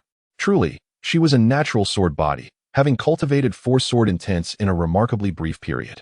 Instantly, the sword energy surged, shattering countless rocks. At this juncture, Chao Qianri was entirely different from the Chao Qianri that Jian Tongtian had come to know. Not only was her sword technique fierce, but her combat experience was also exceedingly profound. Moments later, Jian Tongtian found himself unexpectedly injured. His eyes glowed crimson. He would not lose. He could not afford to lose. 5th form of the sword manual, heart-locking door. 6th form of the sword manual, severing obsessive soul. Boom. The 9 orifices of his sword heart unleashed boundless sword intent, and a colossal phantom sword erupted from his spine, soaring into the heavens. His 3 souls and 7 spirits radiated a dazzling white light, drawing in countless drifting remnants of sword souls and sword spirits from the surrounding world. The terrifying sword intent emanated from him, spreading in all directions. At this moment, Jian Tongtian's aura transcended that of the Dao Palace realm. With a fierce determination, Jian Tongtian struck out at Chao Qianri with a single sword. What? Impossible! Chao Qianri stared at Jian Tongtian in disbelief. He was not merely endowed with a natural sword bone. This is the 9-aperture sword heart. Moreover, that sword soul must at least be of medium caliber. That blinding sword spirit should be the saint's sword spirit. Hiss. The 9-aperture sword heart. A naturally born sword body. Medium sword soul. Saint's sword spirit. Chao Qianri was utterly astounded. It was all hers. Infusing her spiritual energy into the holy sword, a powerful sword aura erupted forth, aimed directly at Jian Tongtian. She intended to consume Jian Tongtian entirely. If that were to happen, she would undoubtedly become the divine maiden of her clan. Crack. What? The moment the holy sword in Chao Qianri's hand collided with the heavenly slashing sword wielded by Jian Tongtian, it began to shatter inch by inch. A mouthful of blood spilled from the corner of her lips, clearly indicating she was gravely injured. What? An ancient sacred artifact. To be able to shatter the holy sword in her hand with a single strike, it must undoubtedly be an ancient sacred artifact. She never anticipated that Jian Tongtian would conceal such depth. Wiping the blood from her lips, Chao Qianri glared at Jian Tongtian with malice. Chao Qianri, would return. Boom. Jian Tongtian, with unwavering momentum, leveled the mountain before him. Simultaneously, Chao Qianri's figure vanished from sight. Earth-walking technique. Shi Yan exclaimed in astonishment. As a member of an ancient royal lineage, he was naturally well-versed in such matters. He immediately recognized that Chao Qianri was employing the earth-walking technique. Chapter 48. Refining the purple gold sword intent to obtain the sword ancestor's sword soul. Senior brother, what is the earth-walking technique? Jian Tongtian, gazing at the vanishing figure of Chao Qianri, wore a perplexed expression. He had clearly locked on a Chao Qianri's position with his sword aura. Yet, she still managed to escape. In his perception, it was as if Chao Qianri had sunk into the earth, disappearing in an instant. That wretched woman. How could she possess the ability to burrow underground? The art of earth traversal is a formidable skill, allowing one to move and strike beneath the surface with unmatched ease. When mastered to its zenith, it can cover vast distances in the blink of an eye. Shi Yan's expression turned grave as he regarded the spot where Chao Qianri had vanished. Remarking with a hint of solemnity, Chao Qianri's background is no trivial matter. Mastering the earth traversal technique is exceedingly arduous, typically reserved for those of imperial lineage or those endowed with innate talent for cultivation. Divine arts, earth traversal, imperial lineage. Jian Tongtian and Nalan Ran could not help but exclaim in astonishment. Whether it be the divine art of earth traversal or the imperial lineage, both are realms beyond their reach. Gu Changge scoffed. Is it truly worthy of surprise, this mere divine art? A paltry imperial lineage? Given their relatively brief time in the sect, they were unaware of the immense power wielded by the Eternal Immortal Sect. Jian Tongtian was taken aback by Chao Qianri's surprising capabilities, and her background seemed equally remarkable. If she hails from an imperial lineage, what brings her to the modest hegemonic sect of the Wandering Sword sect in the Eastern Wilderness? Is it possible she is fleeing from an arranged marriage? He had heard that daughters of imperial families often serve as pawns in marital alliances. Some women, discontent with being treated as mere bargaining chips, choose to escape. Yes, it must be so. Jian Tongtian engaged in a flurry of speculation. Regardless of the circumstances, the grass, Chao Qianri, should not be harvested by this sycophantic fool. The next time they meet will mark her day of reckoning. Jian Tongtian decisively severed all feelings he held for Chao Qianri in his heart. Unbeknownst to him, the Absolute Emotion Sword Manual had unexpectedly advanced to the 7th form. Shi Yan, on the other hand, paid no heed to the astonishment of the two. Sensing the vanishing aura of Chao Qianri, he fell into deep contemplation. His earlier words remained unspoken. Besides the imperial lineage and innate talents, there existed another possibility. That was the lineage of the myriad races of the heavens, such as the flora and fauna, the earth and stone, the mountain-piercing dragons, the divine demons, the bloodthirsty ants, and others. They possessed the innate ability to traverse the earth. Among them, the most formidable clans of flora and fauna ranked among the top 100 of the myriad races. Such terror. They were the great enemies of humanity. Shi Yan refrained from voicing his thoughts, for uncertainty lingered in his mind, and the implications were too shocking. The myriad races were already formidable, and if they had infiltrated the human race, the consequences of such knowledge spreading would be unimaginable. Senior brother. Nalan Ran gazed at the dazed Shi Yan, lost in thought, and felt a moment of distraction.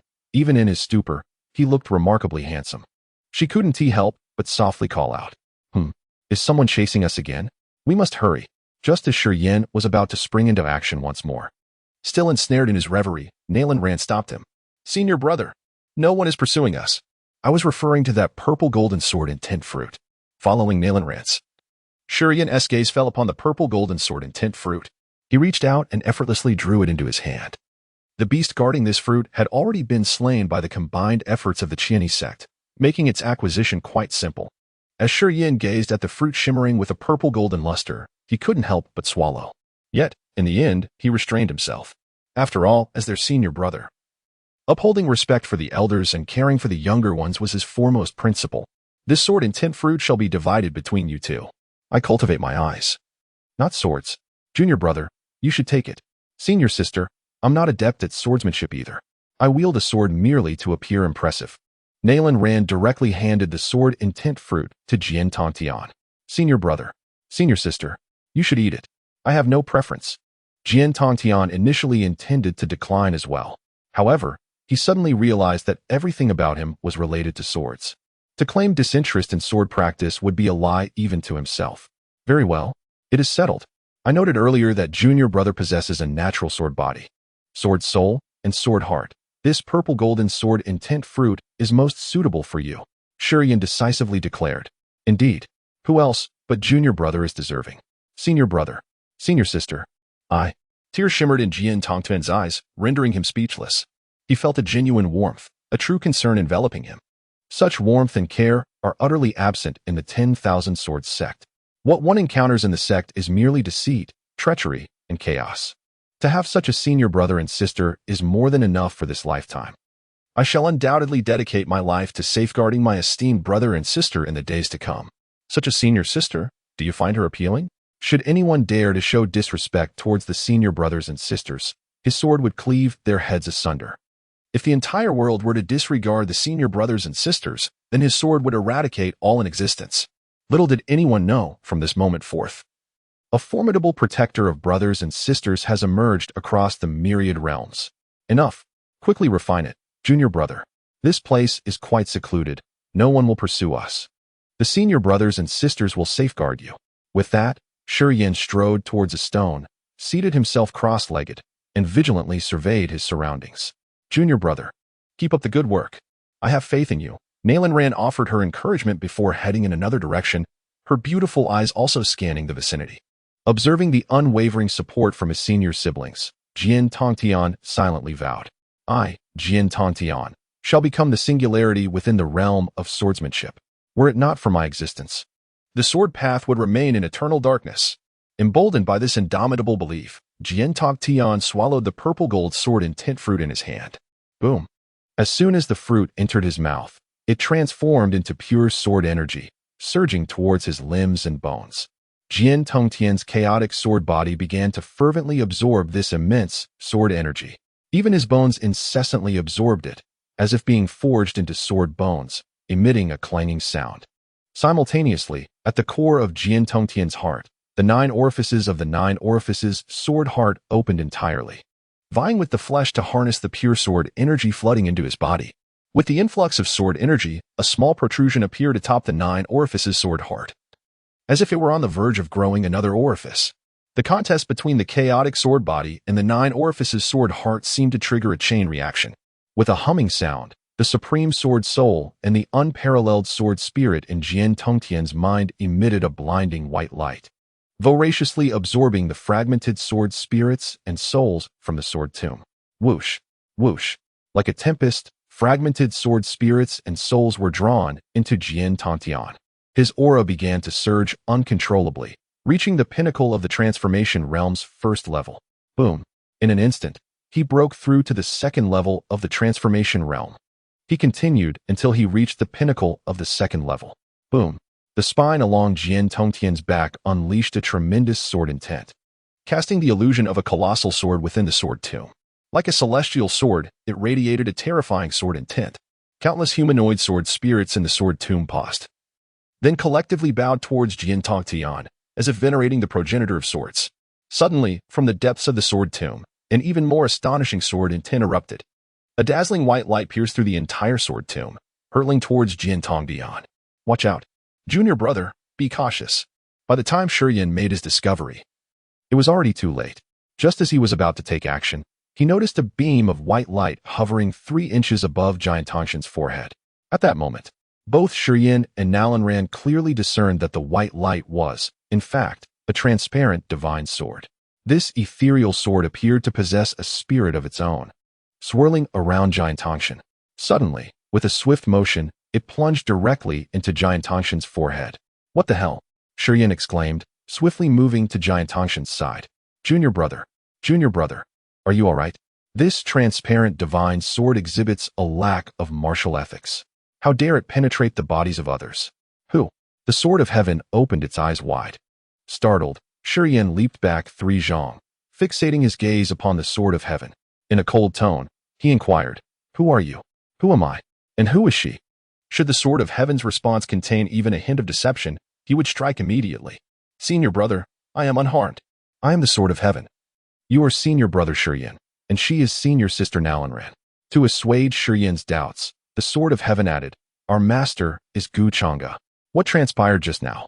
Shiyan and Nalanran approached the sword of heaven, their expressions filled with concern. That was the sword soul of the sword ancestor. It has now fused with my supreme sword soul. The sword of heaven's eyes sparkled with excitement. Chapter 49. The sword tomb closes. Blood spills 10 zhang. The sword ancestor's sword soul? Shiyan and Nalanran were taken aback. The sword of heaven then recounted the information gleaned from the sword soul. The sword ancestor is the sovereign of the sword realm across the myriad heavens and worlds, the progenitor of the sword Tao. In the zenith of the sword realm, the sword ancestor commanded 3,000 sword immortals, countless sword emperors, and sword saints, with their blades capable of cleaving through anything. They dominated the world, compelling all realms to bow in submission. However, one fateful day, darkness descended upon the sword realm, and all swords shattered.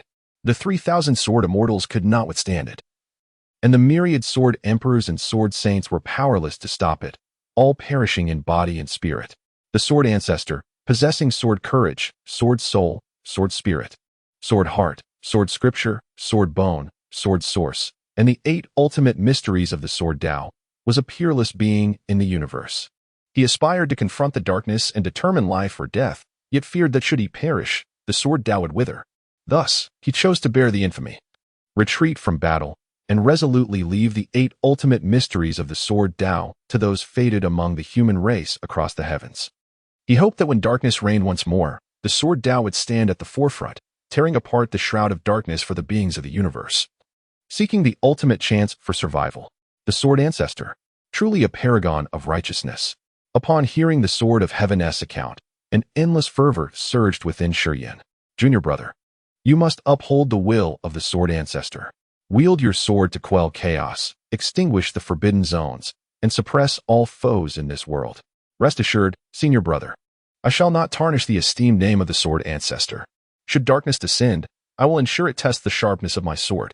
The Sword of Heaven declared with resounding confidence, its gaze seemingly transcending the eons. Witnessing the hopeful gaze of the Sword Ancestor and the final cries of the 3,000 Sword Immortals, just as the three prepared to delve deeper into the Sword Tomb, a thunderous rumble erupted within, as if it were on the brink of collapse. This left the 3 individuals perplexed. Subsequently, they beheld beams of white light descending from the void. A brilliant beam of white light descended upon each individual, enveloping the multitude. In that fleeting moment, everyone within the Sword Tomb became acutely aware that it was about to close. Whoosh, whoosh, whoosh. Shadows of figures, shrouded in white light, surged forth towards the exit of the Sword Tomb. Gasp! Shiyin and his companions, like the others, found themselves outside the Divine Sword City in the southern region of Dongwon. What is happening? Was it not stated that it would last 5 days? Why has the Sword Tomb closed prematurely? Indeed, who could argue otherwise? This young master had battled the Black Bear Spirit for 3 days and nights, on the verge of slaying it to obtain the Sword Intent Fruit, only to be suddenly transported away. How can I face my father's expectations? Father, I am unfilial. By the heavens, I have stealthily followed the individuals from the Beidou Sect for a full 4 days. Just as I was preparing to launch a surprise attack on the 5th day to seize their Sword Intent Fruit, the Sword Tomb has shut its gates. My Sword Intent Fruit. Sister-in-law, do you know what transpired?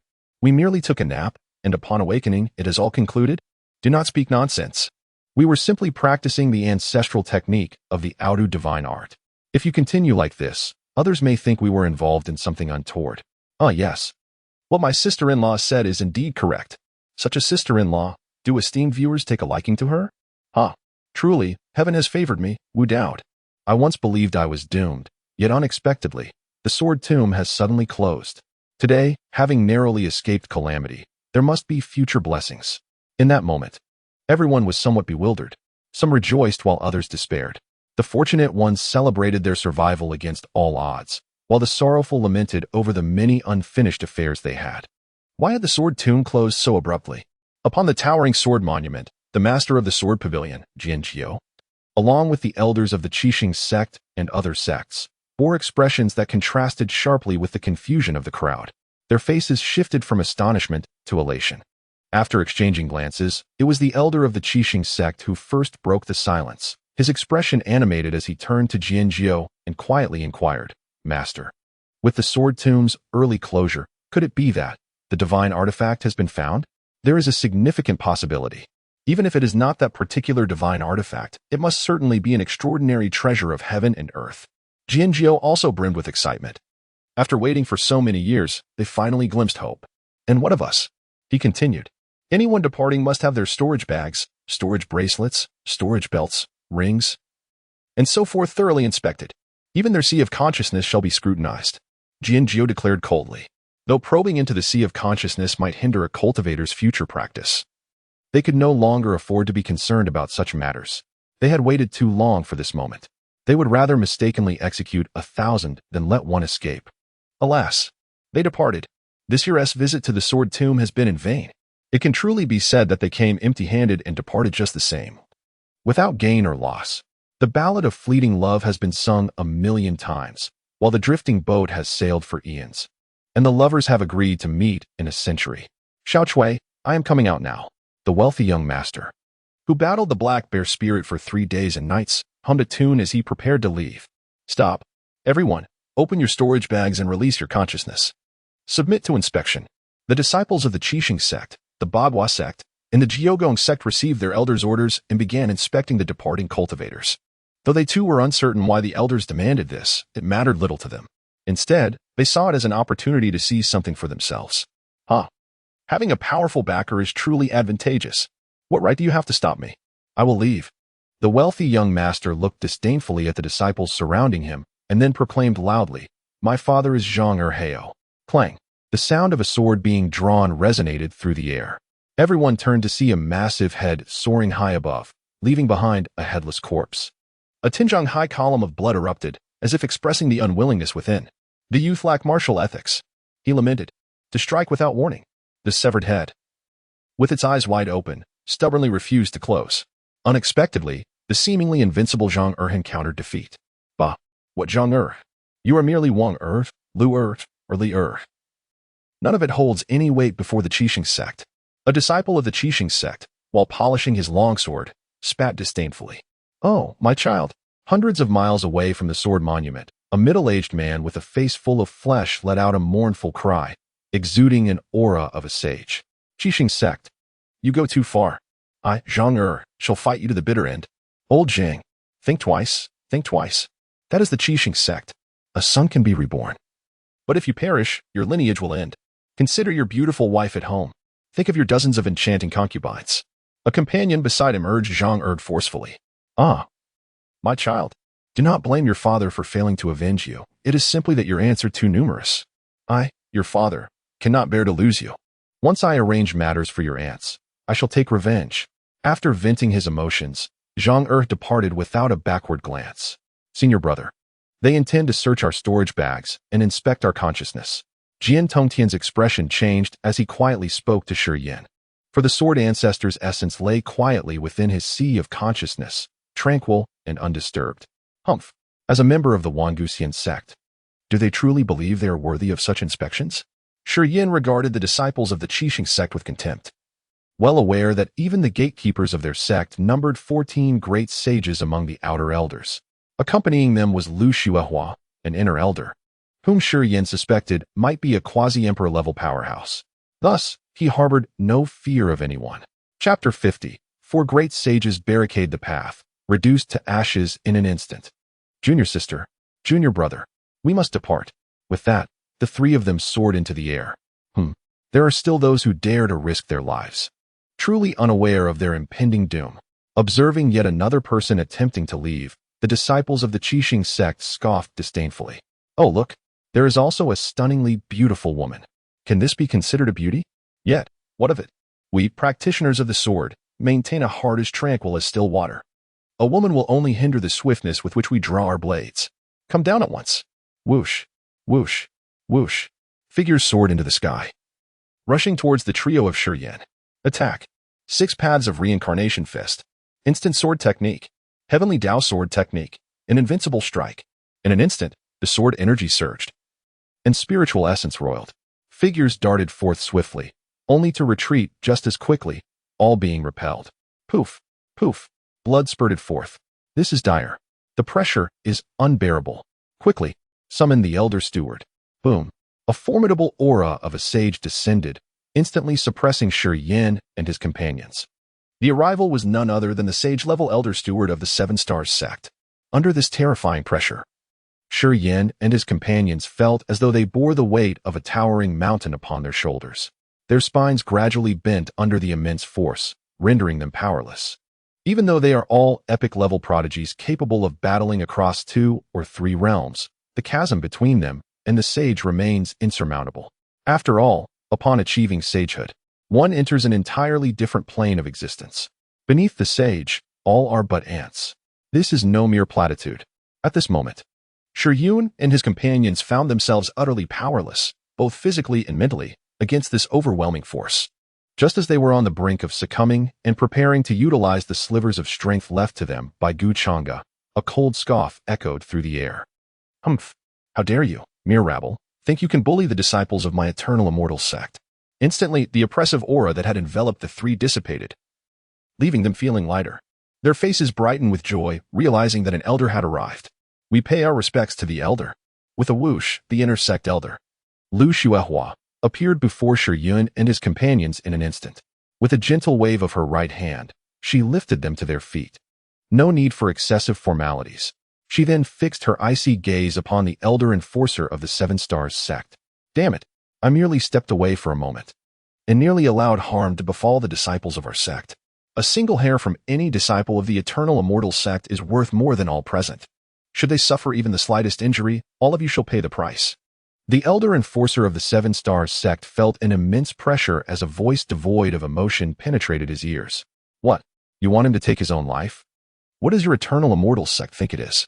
How dare you demand the elder of the Seven-Star Sect to end his own life? His eyes widened in disbelief, a surge of fury igniting within him. Even if you are a formidable sage, what of it? Our sect possesses sages as well. The surrounding onlookers were equally taken aback.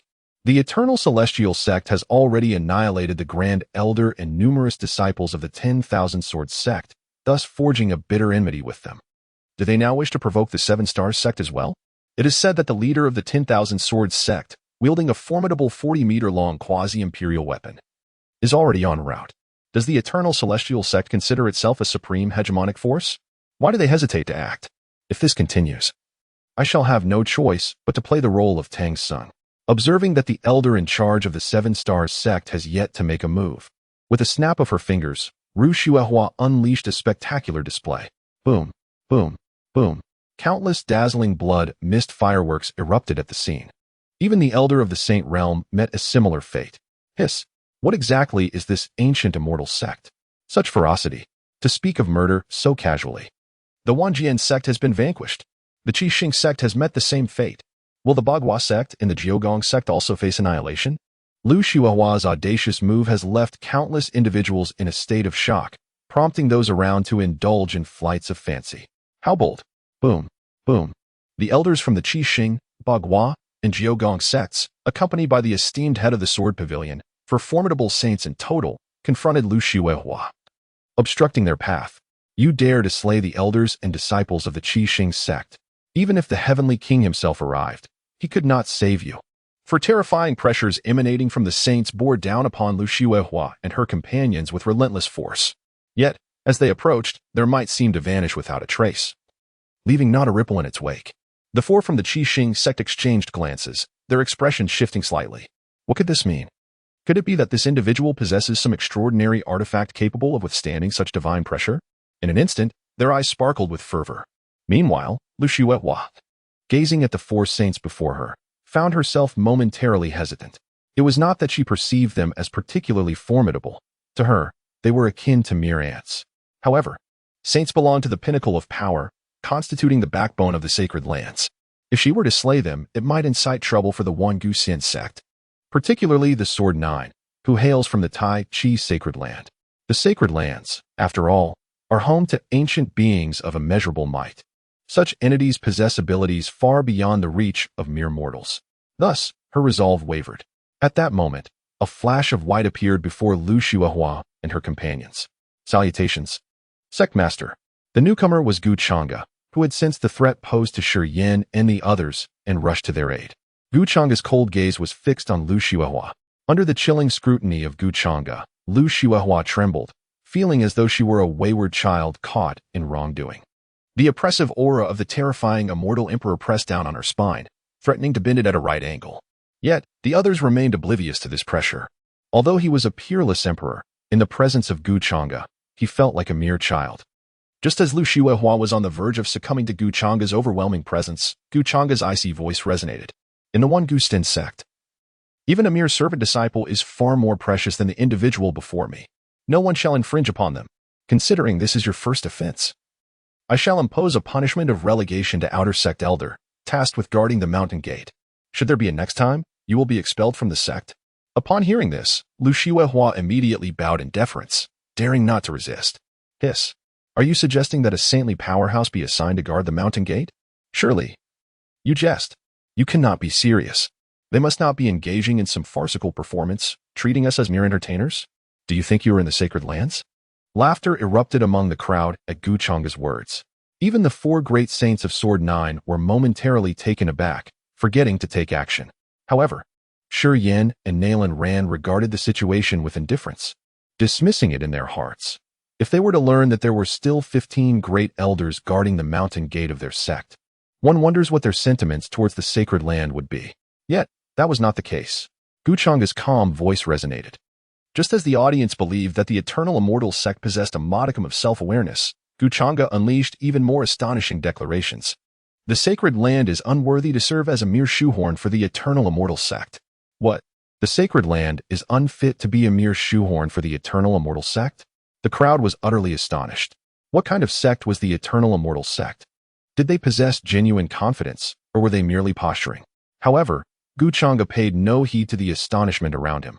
He fixed his icy gaze upon the 4 members of Changge and declared coldly, "Those who dare to harm the disciples of the Eternal Immortal Sect shall face annihilation."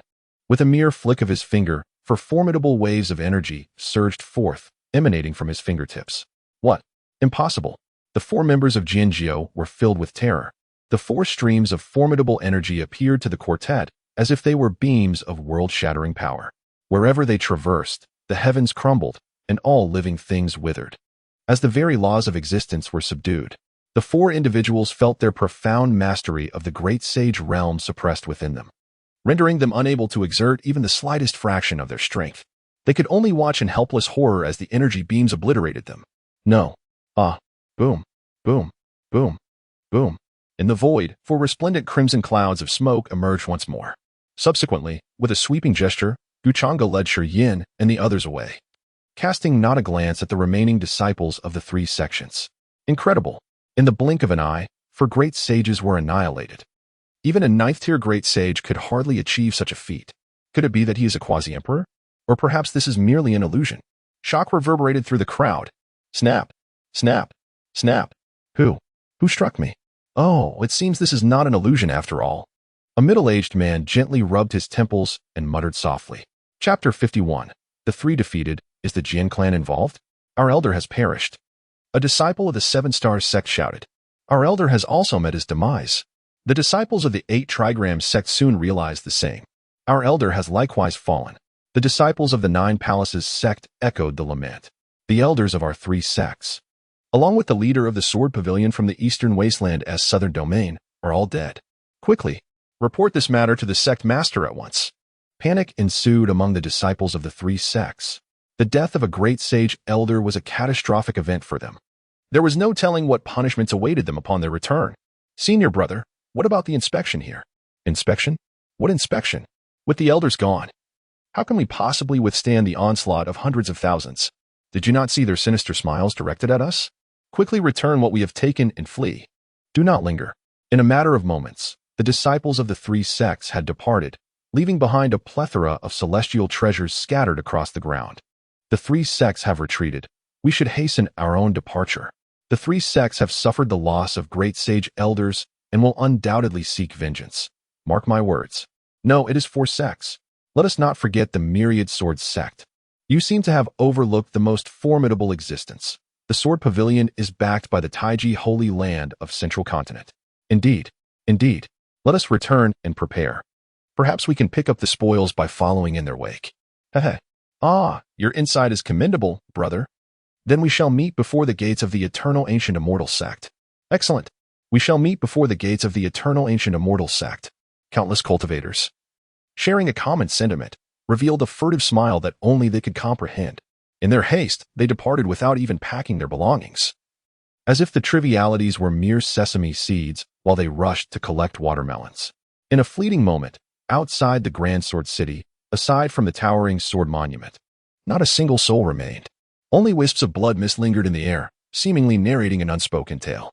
Senior brother, are we heading back to the sect? Indeed. Senior brother, is our sect large? Quite large. Senior brother, are there many people in our sect? Indeed. How many exactly? Perhaps a few hundred. Oh, then senior brother. What are their names? Shireen turned his gaze back towards the towering sword of heaven, feeling like a fly buzzing incessantly in his ear. The incessant noise was driving him to the brink of madness. Yet, as the elder brother, he felt obliged to respond to his junior's inquiries. However, the sheer volume of questions was overwhelming. Particularly, many of them were utterly absurd. What are the names of each individual in the sect? What are their preferences? How many restrooms are there in the sect? Are there more male restrooms or female ones? Good grief. What on earth is this? The most outrageous question is whether the sect has any backdoors. What is going on? Is this a preparation for an escape route? Just as Shi Yin was about to impart the essence of the sect's spirit of never abandon and the 4-character ethos to Jian Tong Tian, Nayland ran beside him let out an exclamation. Master. There is someone ahead. It appears to be a woman. A woman? Shi Yan and Jian Tongtian followed Nalan Rant's gaze forward. In the distance, they spotted a figure standing in their path. From her silhouette, it seemed she was indeed a woman. Who could she be? Could it be that she has come to seek a master? Might there soon be another junior sister? Shi Yan felt a surge of joy within. He had always favored junior sisters. Changge, however, remained silent. In truth, under the vast awareness granted by his formidable Immortal Emperor consciousness, he had already discerned the woman ahead and even knew her identity. Yet, he was puzzled as to why she dared to appear once more. At last, Changge and his companions approached the woman blocking their path, and they clearly recognized her. Humph. So it's you, Chao Qianri. How dare you show your face again? Jian Tongtian glared fiercely at the woman, his anger palpable. Every encounter with Chao Qianri filled him with an overwhelming vigor. The woman obstructing Gu Chang's group was indeed Chao Qianri. Giggling, why should I fear appearing? Do you think your so-called master and elders from the Wangu Xinzong can stop me? Your bones and your soul belong to me. Chao Qianri regarded Jian Tongtian and the others with an air of arrogance, completely disregarding Changge. This time, she was not alone. Haha, what a joke. You have fallen to me twice, and yet you are still so arrogant. If you cannot defeat me, why would your master need to intervene? Those who insult my master shall die. Jian Tongtian summoned the Tianzhan sword and charged at Chao Qianri. Changge did not intervene. The woman before them was Jian Tongtian's burden, and only by personally slaying her could he achieve clarity and reach the supreme realm of the sword path. As for the possibility of Jian Tongtian being injured or losing his life, absurd. Under the pinnacle of his Immortal Emperor consciousness, if he were unable to save his disciple, he might as well find a block of tofu to end his existence. Twice defeated by you? That was merely because the seals upon me were not fully lifted. Now, let me showcase my true strength. With that, a powerful aura emanated from Chao Qianri. Jian Tongtian, prepare to meet your end. Clang, clang. In an instant, the air was filled with swirling sword energy. Jian Tongtian, having undergone significant growth since his time at the Sword Tomb, now stood firm against Chao Qianri's formidable presence. Relying solely on his cultivation at the third level of transformation. Truly, he was worthy of being a sword body. Yet soon, it would all belong to me. Everything is about to come to an end. Suddenly, 3 grass-like leaves appeared behind Chao Qianri, each adorned with a myriad of mysterious runes. A formidable sword intent radiated from them, as if each leaf possessed the power to sever the sun, moon, and stars. Such terror. What? The Sword Grass Clan's grass character, sword technique. Shi Yan exclaimed in astonishment. His fears had finally materialized. As a member of the Imperial clan, he was naturally well-versed in such matters. The moment the 3 grass-like leaves manifested behind Chao Qianri, he recognized their identity. Senior brother, what is the grass character sword technique? Nalan inquired, voicing her confusion. The grass character sword technique was created by the ancestral 9-leaf sword grass of the Sword Grass clan, rivaling the divine powers of Kunping and the Thunder Emperor. The 9-leaf sword grass is an unparalleled powerhouse among the myriad races of the heavens. In ancient times, it stood shoulder to shoulder with true dragons, divine phoenixes, Qilins, and Kunping. 9 sword leaves can sever the sun, moon, and stars. In antiquity, there was a prodigy who refined a leaf of the 9-leaf sword grass and transformed into a supreme of the sword path. This exemplifies the might of the 9-leaf sword grass. Upon finishing his words, Shi Yan's face revealed concern as he turned to Changge. Master, if my junior brother encounters danger, please lend your hand. Do not worry. My disciples of the Eternal Immortal Sect will not face peril. Even if a great emperor were to arrive. Changge replied calmly. The Swordgrass clan, do not provoke my Eternal Immortal Sect, or I shall strip them of every blade of grass, leaving them barren. Chao Qianri commanded with a delicate tone. The astonishing sword intent surged towards Jian Tongtian. I will not lose. I cannot lose. I will never be defeated by this wretched person. I will kill him. Kill him. Jian Tongtian's heart erupted with overwhelming killing intent. Boom. Under this murderous aura, the sword ancestor's spirit within his mind seemed to awaken, emanating a dazzling white light that surged forth to strike at Chao Qianri. Bang! With a single blow, Chao Qianri was sent flying, crashing to the ground. Staring blankly at Jian Tongtian. This is impossible. I have been defeated again. What was that white light? Why do I sense a pressure that weighs upon my very soul? Chapter 52. Even if your ancestral 9-leaf sword grass were to arrive, it would be the same. As Chao Qianri was vanquished, A terrifying aura suddenly erupted from the void behind her. An elegant elderly woman emerged from within. Haha. It turns out to be the sword ancestor of humanity, one of the 8 extremes. Truly, heaven has favored my swordgrass clan. The tides of fortune have finally turned to Chao Jinhua. Haha. The elderly woman gazed intently at Jian Tongtian. Her eyes ablaze as if she were fixated on an extraordinary treasure. What? The revered ancestor Jinhua? Are you suggesting that the white light was the sword soul of the sword ancestor? Upon hearing the old woman's words, Chao Qianji expressed her astonishment. Indeed, it is the sword soul of the sword ancestor who fled from the sword realm all those years ago. And Ire, today you have achieved a remarkable feat. The ancestor's delight was palpable. Have you not long coveted my divine sword, the Biobillion? Today, I shall bestow it upon you. With that, Ancestor Jinhua produced a verdant divine sword and tossed it to Chao Qianji. Grasping the sword, she quickly cupped her hands in gratitude. Congratulations, Ancestor. Best wishes, Ancestor. Today we have acquired the sword soul. Tomorrow we shall possess the sword spirit. In the future, we shall reign supreme in the sword path, shaking the very heavens. Although she yearned for the sword soul, it was evident that it was not destined for her today. Ancestor, after obtaining the sword soul, could you perhaps grant me this man? Chao Qianji pointed at Jian Tongtian. The sword soul may have eluded her, but she still desired the sword body. Oh, you wish for this man? Have you begun to cultivate the 5 dragons embracing the pillar divine technique? The 5 dragons embracing the pillar technique is the supreme secret art of the Jian Chao clan. To cultivate it successfully, one must draw upon the essence of a male from the human race.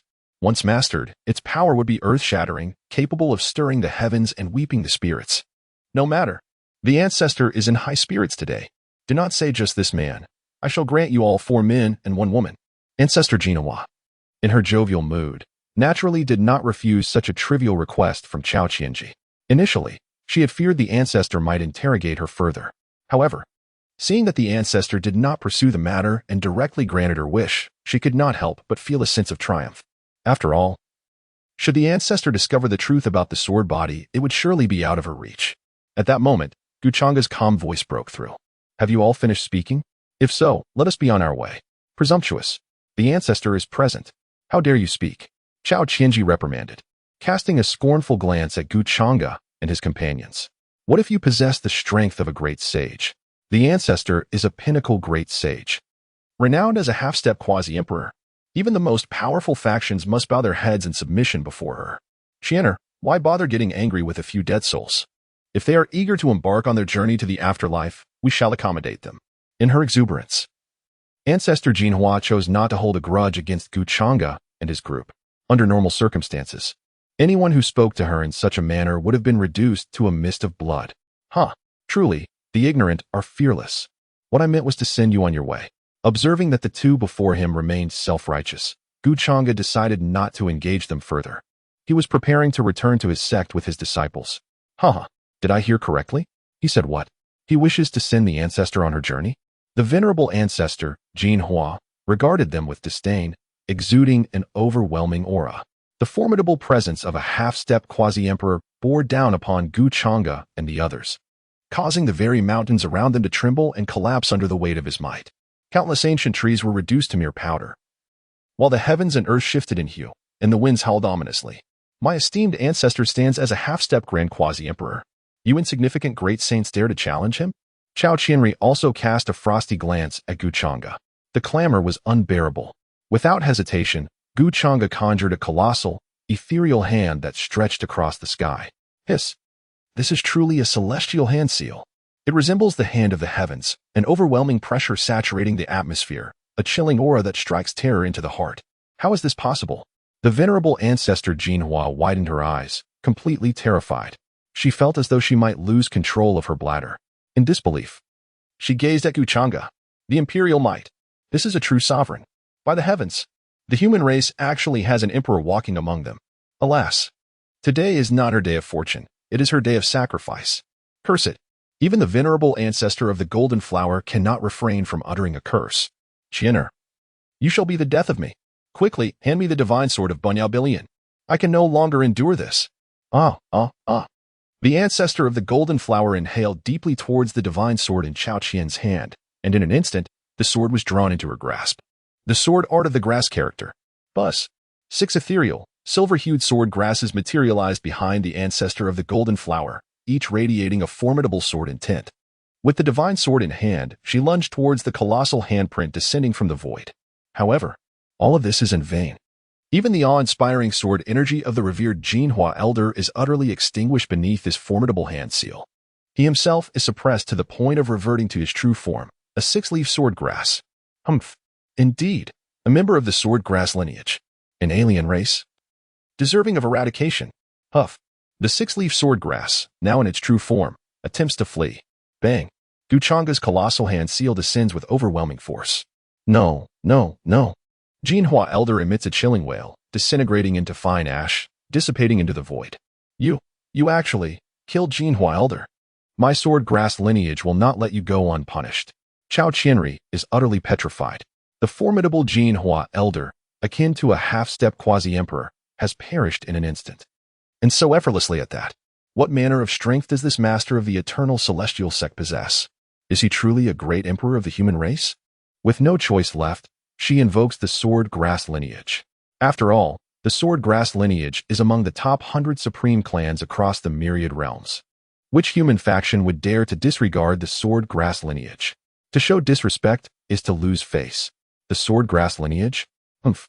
Even if your ancestor, the nine-leaf sword grass, were to arrive, it would be the same. Snap. Changge produces a sharp sound with his fingers. Bang. Chao Qianri, without a hint of resistance, transforms into a wisp of verdant ash. Whoosh. A gust of wind carries her away, scattering her remnants into the ether. This can also be considered a subtle immersion into the grandeur of mountains and rivers. Let us depart. Changge led the group away without hesitation. Little did anyone know that upon this nameless hillock lay the remains of a half-step quasi-emperor from the Swordgrass clan. At this moment, in the southern region of the eastern wilderness, outside the divine sword city, the Eternal Immortal Sect. My 10,000 sword sect will not rest until we vanquish you. The sect master of the 10,000 sword sect declared, shattering a nearby mountain with a single strike of his hand, his voice laced with fury. Master, I believe it prudent to deliberate further on this matter, a subordinate urged. I have just learned that the Eternal Immortal Sect has even slain the great sage elders of the Seven-Star Sect, the Beidou Sect, and the Nine Palaces Sect. It is evident that their strength is formidable. There is a possibility of a quasi-emperor among them. I propose we proceed like this, and then this. A rather disheveled elder of the 10,000 Swords Sect whispered into the sect master's ear. Humph, a quasi-emperor, you say? What of it? My 10,000 Sword Sect is not without such power. However, your suggestion is not without merit. Though it pales in comparison to my own, prudence must come first. Your title as the sixth of the 10,000 Sword Sect is certainly well-deserved. Very well, we shall await the arrival of the three major sword sects here. Send word to the sect, awaken the quasi-emperor ancestors, and prepare for their emergence at any moment. The sect master could not help but express his admiration.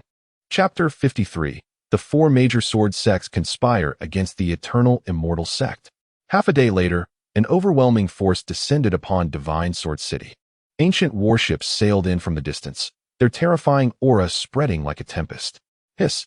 This is the Seven-Star Sect's Seven-Star warship, and the Beidou Sect's Beidou array ship. Over there, the Nine Palace-like warships belong to the Nine Palaces Sect. These three sects truly embody the essence of superlative dominance. Just these warships alone could likely obliterate any force within the southern region of the eastern wilderness. Who could deny it? It seems the Eternal Immortal Sect is about to face dire straits. Indeed, initially, I had hoped that my exceptionally gifted sister would join the Eternal Immortal Sect, but it now appears. Yes, I also intended to accompany my sister-in-law to the Eternal Immortal Sect to learn the arts, especially with the presence of great sage elders and three prodigious disciples. We cannot penetrate the realms of such superlative power, but perhaps the newly emerged Eternal Immortal Sect may offer an opportunity. For now, it seems best to continue our cultivation at home.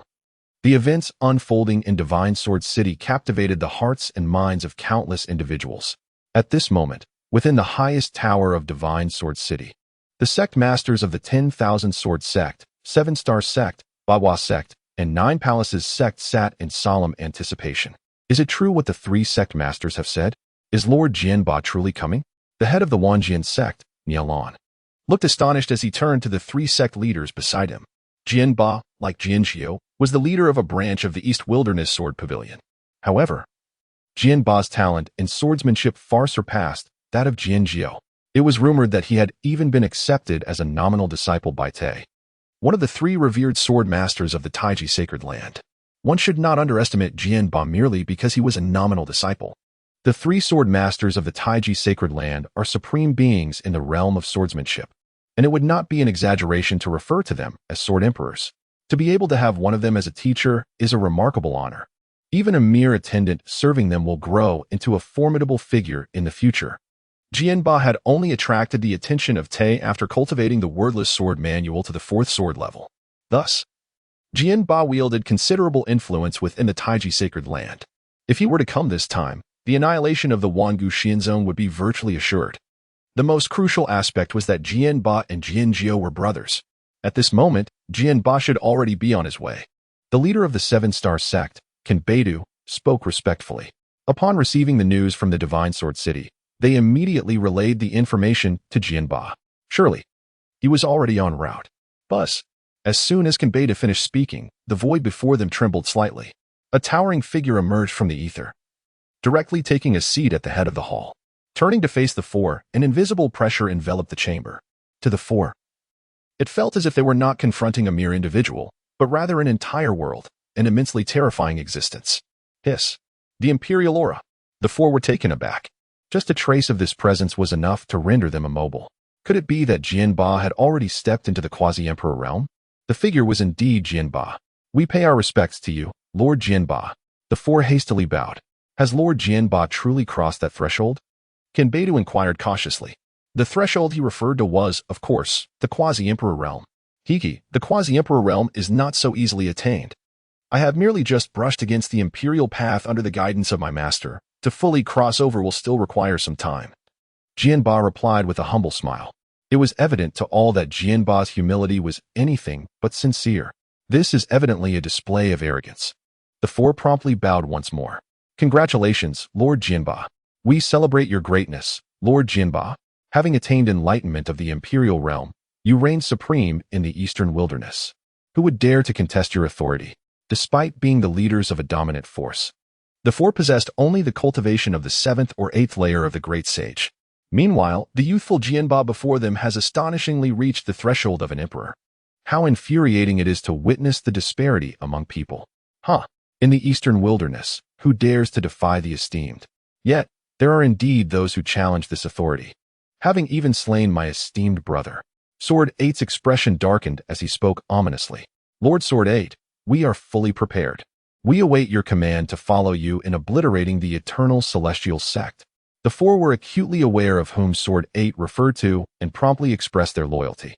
After all, the 7-star sect and the other 3 sects are considered subsects of the Taiji Holy Land, and at this moment, the Myriad Sword sect would certainly avoid incurring Sword 8's wrath.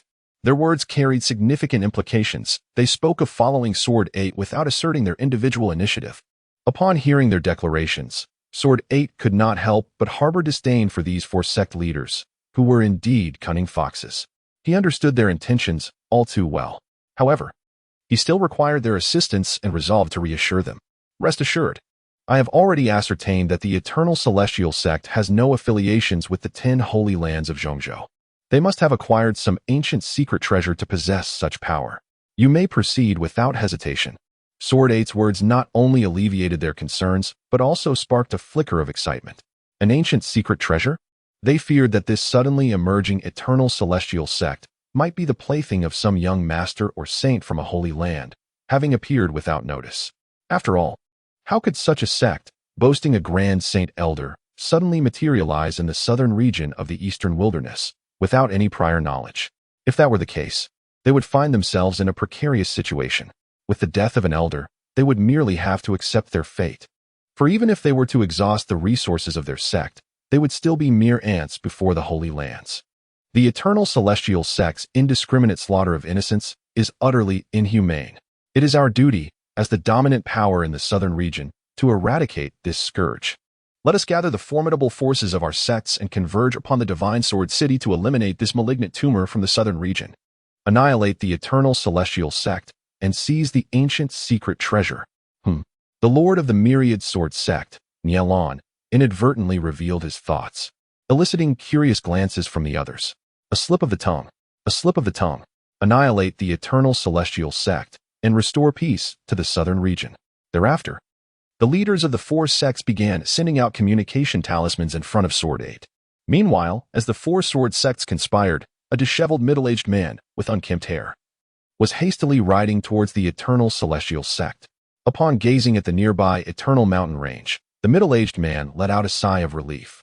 I have finally arrived. This is truly no ordinary task. Oh heavens! Oh earth! To think that I, the esteemed leader of the Changge sect, nearly perished on this journey. Indeed, this middle-aged man is none other than Feng Qingyang, the esteemed leader of the Changge sect, who has hurriedly journeyed to the Eternal Immortal Sect. In his relentless pursuit to reach the Eternal Immortal Sect with utmost haste, Feng Qingyang has traversed day and night for 7 consecutive days, without a moment's respite. Throughout this arduous journey, enduring hunger and thirst, traversing mountains and valleys, overcoming numerous obstacles with unwavering determination, he finally arrived at the majestic Wangu mountain range. As for the reasons behind his relentless effort, all of this stems from the incessant urgings of the 4 venerable ancestors of the Changge sect. They have not merely prompted him 3 times a day, but rather, it feels as though they are urging him every minute, nearly reaching a staggering total of 1,440 times in a single day. Feng Qingyang could not help but vent his frustrations inwardly. He is a man, not a beast of burden. Even a beast deserves a moment of respite. Just as he finished his lament, he prepared to continue his journey when, dingling, dingling, the communication talisman at his waist chimed once more. Chapter 54, The Essence of the Divine Pill. Feng Qingyang needed not guess who was sending the message. Who else could it be but the 4 idol ancestors? Indeed, as soon as he activated the talisman, a torrent of urgencies poured forth. Qingyang, have you arrived? Where are you now? What is the status? Have you secured the ginseng fruit? Feng Qingyang wore a resigned expression. Did these 4 ancestors have nothing better to do than monitor his every move? Yet, despite his exasperation, he could not dismiss their authority. He respectfully addressed the talisman. To the esteemed ancestors, Qingyang has already reached the Wangu Mountains and shall arrive shortly. What? Not there yet? Why is it taking so long? As a man, you must be swifter. Hurry, hurry. A man must be quick. The disgruntled voices of the 4 ancestors echoed through the talisman. Feng Qingyang wished to retort that he was already moving at the utmost speed. Indeed, even the donkeys of production teams in the mundane world could not match his diligence. What more could they possibly expect? Just as he was about to fire back, the voice of the second ancestor interrupted. Qingyang, you wouldn't dare to hoard the ginseng fruit for yourself, would you? We must inform you that your wife and daughter are currently with us. Do not entertain any other thoughts. What? You 4 old codgers have actually taken my wife and daughter hostage? And to think they have fallen into the hands of 4 lifelong bachelors.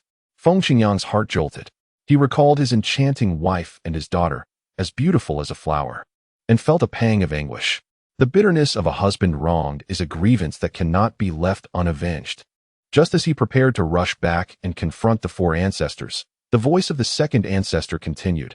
Qingyang, do not let your imagination run wild. We 4 ancestors are merely instructing them in cultivation. Their constitutions are most suited for the techniques practiced by the women of the Changge sect. The Yun Xinxing, they have already progressed to the 4th level. The 4 swords unite. Very well. Now hurry along your journey. We still have to guide your wife and daughter in their training. 3rd brother, I was supposed to go first today. 2nd brother, the communication talisman. The connection was lost. Beep, beep, beep. Subsequently, the communication symbol of Feng Qingyang was met with a busy tone. This scene left Feng Qingyang utterly perplexed. What was happening? Had the ancestors returned? Was the communication talisman still active? Was he concerned about hearing something? In an instant, countless inappropriate images flooded Feng Qingyang's mind. It couldn't be. No way. It must not be. The ancestors were all of considerable age. Even if they had the desire, they lacked the strength. Right. Hadn't the ancestor just mentioned? He was currently guiding his wife and daughter in their training. Yes, it must be that way. It definitely is. With this realization, Feng Qingyang felt a profound respect for the 4 ancestors welling up in his heart. The ancestors worked so tirelessly. He, Feng Qingyang, could not let them down. The Eternal Immortal Sect, here I come. Whoosh. Feng Qingyang surged forth towards the Eternal Immortal Sect with a fervor akin to being invigorated by a potent elixir. His speed was even threefold quicker than usual. 15 minutes later, Feng Qingyang stood before the magnificent Golden Mountain Gate. To claim he was not astonished would be a lie. After all, this gate was so resplendent, so immense. Just as he was about to enter, he suddenly recalled the words of the Changge sect ancestor, who had warned that the Eternal Immortal Sect was home to countless formidable beings and should not be recklessly trespassed.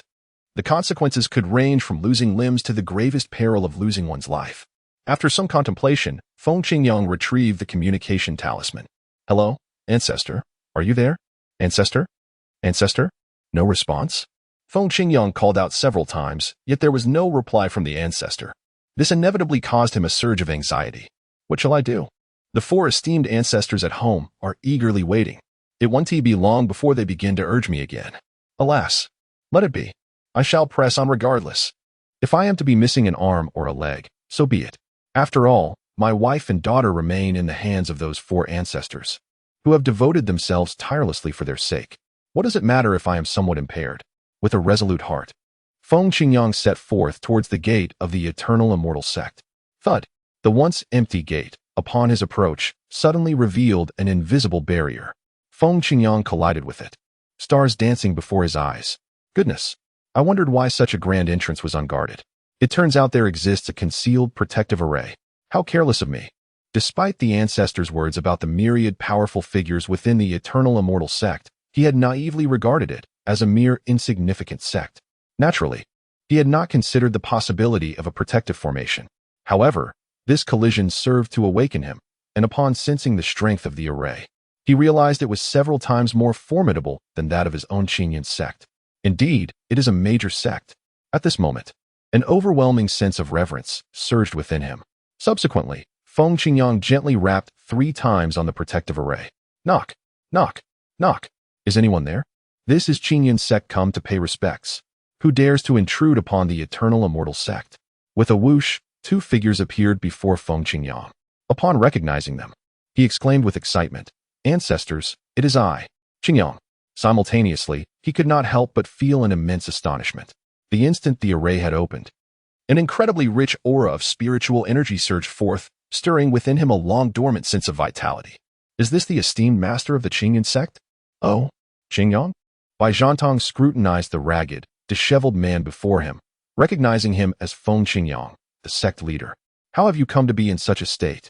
Alas, it is a long story. Ancestor, who is this person? Nailan Jie, standing beside Bai Zhantong, regarded the man who resembled a beggar with palpable confusion. Oh, this is the leader of our Changge sect, Feng Qingyang. Nailan, you may carry on with your business. I have matters to discuss with my junior. Oh, a comrade then. Very well. Just keep an eye on things while I step inside. I have just broken through to the Saint Realm and must focus on consolidating my strength. With that, Nailan Jie hurriedly entered the protective array of the sect, muttering to himself, Bai isn't just boasting. How impressive could the Changge sect truly be? It appears to be in a rather poor state. I must be cautious in my future conversations with Bai. As a formidable figure at the 8th level of the Great Saint Realm, Bai Zhantong heard Nailan Jie's murmurs all too clearly. Stumbling slightly, he nearly lost his footing. Qingyang, how can you present yourself in such a manner? You are bringing shame upon the Changge sect. Bai Zhantong, exasperated, could only vent his frustration towards Feng Qingyang. Ancestor, Feng Qingyang felt tears welling up, unable to articulate his plight. Surely, he could not confess that he had been striving tirelessly to repay the teachings imparted to his wife and daughter by the 4 ancestors. Ancestor, may I first retire to recuperate? Feng Qingyang recognized the disrepute his appearance cast upon the sect, and thus suggested he take a moment to recover. After all, the ancestor held a distinguished position within the Wangu Xianzhou. Besides the sect leader, the ancestor was the mightiest among them. With that, he made his way toward the Wangu Xianzhou. Qingyang, wait a moment. Bai Zhantong hastily called out to Feng Qingyang. Allow him entry into the Wangu Xianzhou? Preposterous. He had no authority to grant such permission. He was merely a gatekeeper. The sect leader was not present, and no one could enter without his approval. The sect leader is absent. Without the sect leader's consent, you cannot enter. What? I cannot enter? Is it truly the case that even with your status, ancestor, you cannot grant me passage? Did you not say that anyone entering or exiting the Wangu Xianzhou requires your permission? Feng Qingyang gazed at Bai Zhantong in shock, trying to decipher the implications of his words, though the meaning eluded him. In any case, do not inquire further. Just know that you cannot enter for now. Bai Zhantong was at a loss for how to explain the situation. He could not very well reveal that Feng Qingyang was merely an outer elder tasked with guarding the mountain gate. Did he not care for his dignity as an ancestor of the Changge sect? He could not bring himself to utter those words. Enough of this for now. Come. This is a ginseng fruit left by the 4 ancestors. This is your blackstone pill. Bai Zhantong presented 2 jade boxes to Feng Qingyang. Oh, ancestor. Why do all these ginseng fruits have a bite taken out of them? Feng Qingyang inquired in astonishment as he opened one of the jade boxes. That is because your ancestor, personally ensured that each ginseng fruit was fully ripe, Bai Zhantong replied. Oh, ancestor, you are truly formidable. Feng Qingyang exclaimed in admiration and then proceeded to open his own blackstone pill. He gazed at the 10 blackstone pills within the box, his heart racing with excitement. With trembling hands, he picked one up and examined it closely. Ancestor, this blackstone pill has a rather peculiar odor. It smells somewhat sour and foul. Bai Zhantong's eyes twitched, uncertain of how to respond. Should he admit that it was made from the dung of ginseng fruits? Well, that's just the scent of the divine pill. It may smell foul, but it tastes delightful. Chapter 55. The Shock of Feng Qingyang. Instant transformation into a great saint. Is this truly the essence of the divine pill? Smelling foul yet tasting exquisite? The ancestor's words left Feng Qingyang in a state of disbelief. Unable to resist, he placed the blackstone pill into his mouth. To his surprise, it had a certain chewiness.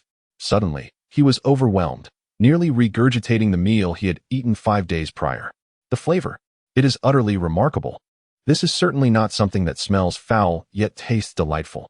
This is utterly foul in scent, and even more repugnant in taste. At this moment, Feng Qingyang has mentally cursed all the women of the ancestral family, despite the fact that the patriarch is solitary. A certain woman from the ancestral lineage has not escaped his disdain. Yet, this could not extinguish the resentment that simmered within his heart. How is it, Qingyang? What are the results? Has your lifespan been prolonged? Bai Zhantong observed the discomfort etched on Feng Qingyang's face, fully aware of the nature of the blackstone pill, and felt a twinge of guilt. He then inquired with genuine concern. Ancestor, the flavor of this pill is quite overwhelming. Feng Qingyang could no longer contain himself and voiced his thoughts. I did not ask about the taste. I inquired about your lifespan. What do you think? Do I need to tell you? The ancestor, despite the vast distance, could sense it already. Did you not notice how the ancestor was holding his breath? Bai Zhantong could not help but mutter to himself. It seems that my lifespan has increased by 3 months, 5 days, and 13 hours. Feng Qingyang exclaimed in astonishment. Indeed, this is the elixir that prolongs life. At this moment, Feng Qingyang gazed excitedly at the blackstone pill within the jade box, which no longer emitted a foul odor. Instead, it was imbued with a subtle fragrance. One of these pills could extend a person's lifespan by 3 months. These 10 elixirs signify a lifespan exceeding 3 years. Indeed, such an abundance. Moreover, the venerable ancestor continues to hold a position within the Eternal Immortal Sect, ensuring a continuous supply of blackstone pills. Thus, his lifespan, while it may not be infinite, extending an additional 40 to 50 years should pose no insurmountable challenge. 40 to 50 years. A promising prospect for the great sage. At this moment, Feng Qingyang trembled with excitement. He had lingered at the pinnacle of the 9th Heavenly King for 50 years. Should he fail to achieve a breakthrough within the next decade, his bodily functions would inevitably decline, extinguishing any hope of advancement. Now, he glimpsed a ray of hope for his breakthrough. Ancestor, might I request rest assured? As long as the ancestor remains within the Eternal Immortal Sect, a steady supply of blackstone pills shall be provided to you. Bai Zhantong spoke with unwavering confidence. While he could not guarantee the same for the ginseng fruit, the blackstone pills could be provided in abundance. After all, the sect leader of the Eternal Immortal Sect had a penchant for liberally dispensing treasures. As an outer elder guarding the mountain gate, he naturally enjoyed the privilege of proximity. Very well. You have secured both the ginseng fruit and the blackstone pills. Now, you should return. Bai Zhantong issued a prompt dismissal, eager to return to his own cultivation. Did you not notice that the old monk has already attained the sage realm? If he did not hasten, he might find himself surpassed one day. Ancestor, may I take my leave now? Feng Qingyang expressed his discontent. After traveling such a distance, he had yet to even taste a fruit before being sent away. What more do you desire? A fruit, perhaps? No. I shall take my leave at once. Sensing the ancestor's displeasure, Feng Qingyang could only manage an awkward smile. Whoosh! Bai Zhantong swiftly vanished into the grand formation, leaving Feng Qingyang in a state of bewilderment.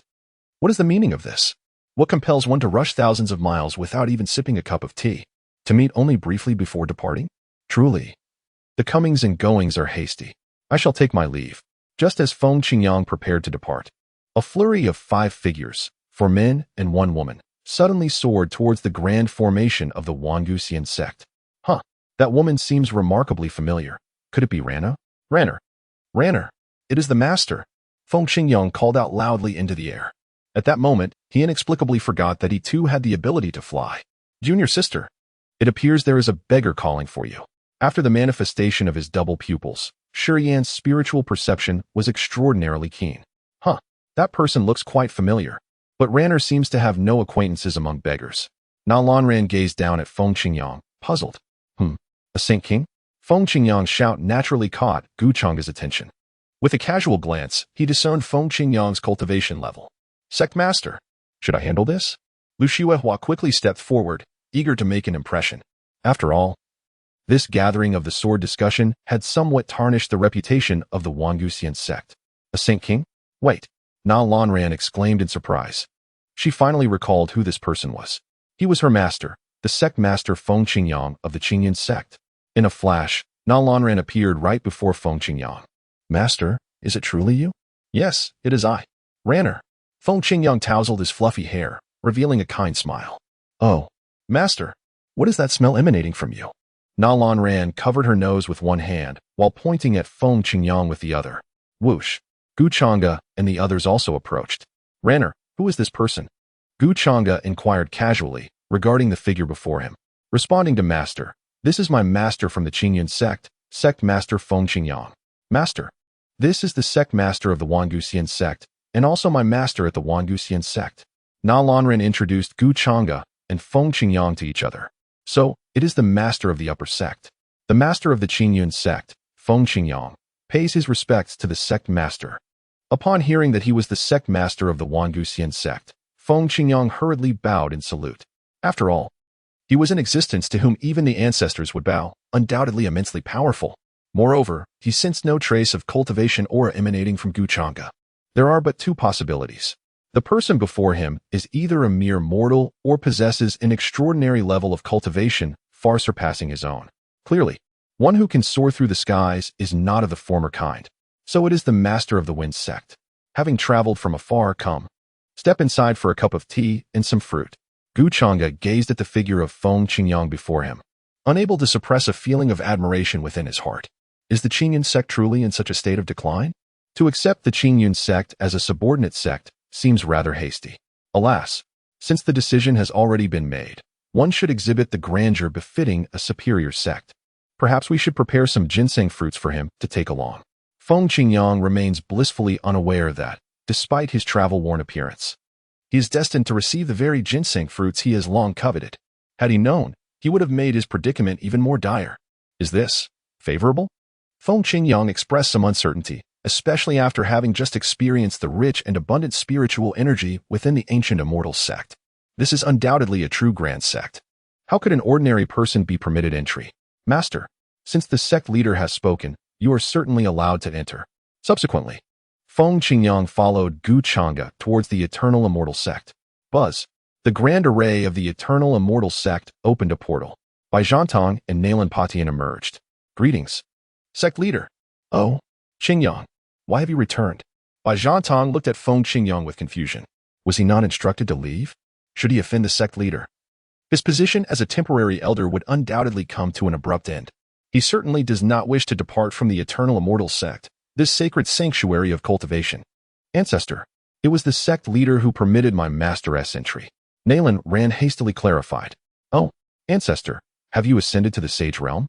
Nalan Ran turned to Nalan Patian and observed his appearance, which had grown notably more youthful, radiating an aura of sanctity. She surmised that he must have indeed achieved the sage realm. Merely a stroke of luck. Nalan Patian proclaimed with a proud expression. The aspirations of countless ancestors of the Nalan family have finally been realized through him. All right, let us proceed inside. Gu Changge interjected, for otherwise, These individuals would likely continue their chatter indefinitely. Boom. As they stepped into the protective array of the Eternal Immortal Sect, Feng Qingyang and Bai Zhantang wore expressions akin to those from long ago, utterly bewildered. Is this a realm of wonder? A deluge of ethereal essence, rich to the point of near liquefaction, surged forth from all directions. The laws of the cosmos before him had thickened remarkably. Within the entire sect, the myriad harmonies and principles were exquisitely clear, manifesting as various celestial birds and extraordinary beasts, taking shape in the void. The grand pathways of heaven and earth penetrated directly into his being. Boom. Feng Qingyang's entire body trembled. The vibrant yellow essence, pent up for 7 days, nearly erupted forth. The great sage realm, achieving the status of a great sage in an instant. Feng Qingyang stood dazedly in place, gazing around in bewilderment. He could hardly articulate the emotions swirling within him at this moment. Chapter 56. Sect Master Feng, your method of enjoying tea is rather unique. The spiritual energy is so dense it feels almost liquid. The profundity of the Tao is so substantial it yearns to materialize. Surely, even a celestial realm cannot surpass this. As Feng Qingyang absorbed the surrounding ethereal energies, he was left utterly astounded. Once more, he felt the overwhelming strength coursing through him, achieving the status of a great sage in an instant. Who would believe such a tale? Yet it undeniably transpired in his very existence. The grand realm he had struggled to penetrate for decades was achieved here in a mere second. Feng Qingyang's mind momentarily faltered. Could it be that the relentless journey over the past days had left him mentally drained? Surely I am not dreaming. Seizing the opportunity while Changge and the others were distracted, Feng Qingyang discreetly pinched the inner thigh with his right hand. Ah, ouch. That hurt. It was indeed not a dream. Grimacing in pain, Feng Qingyang refrained from using his mystical powers to shield himself, seeking to validate the authenticity of this place. That truly hurts. Master, what is the matter? Are you unwell? Feng Qingyang's exclamation left Nalan Ran utterly perplexed.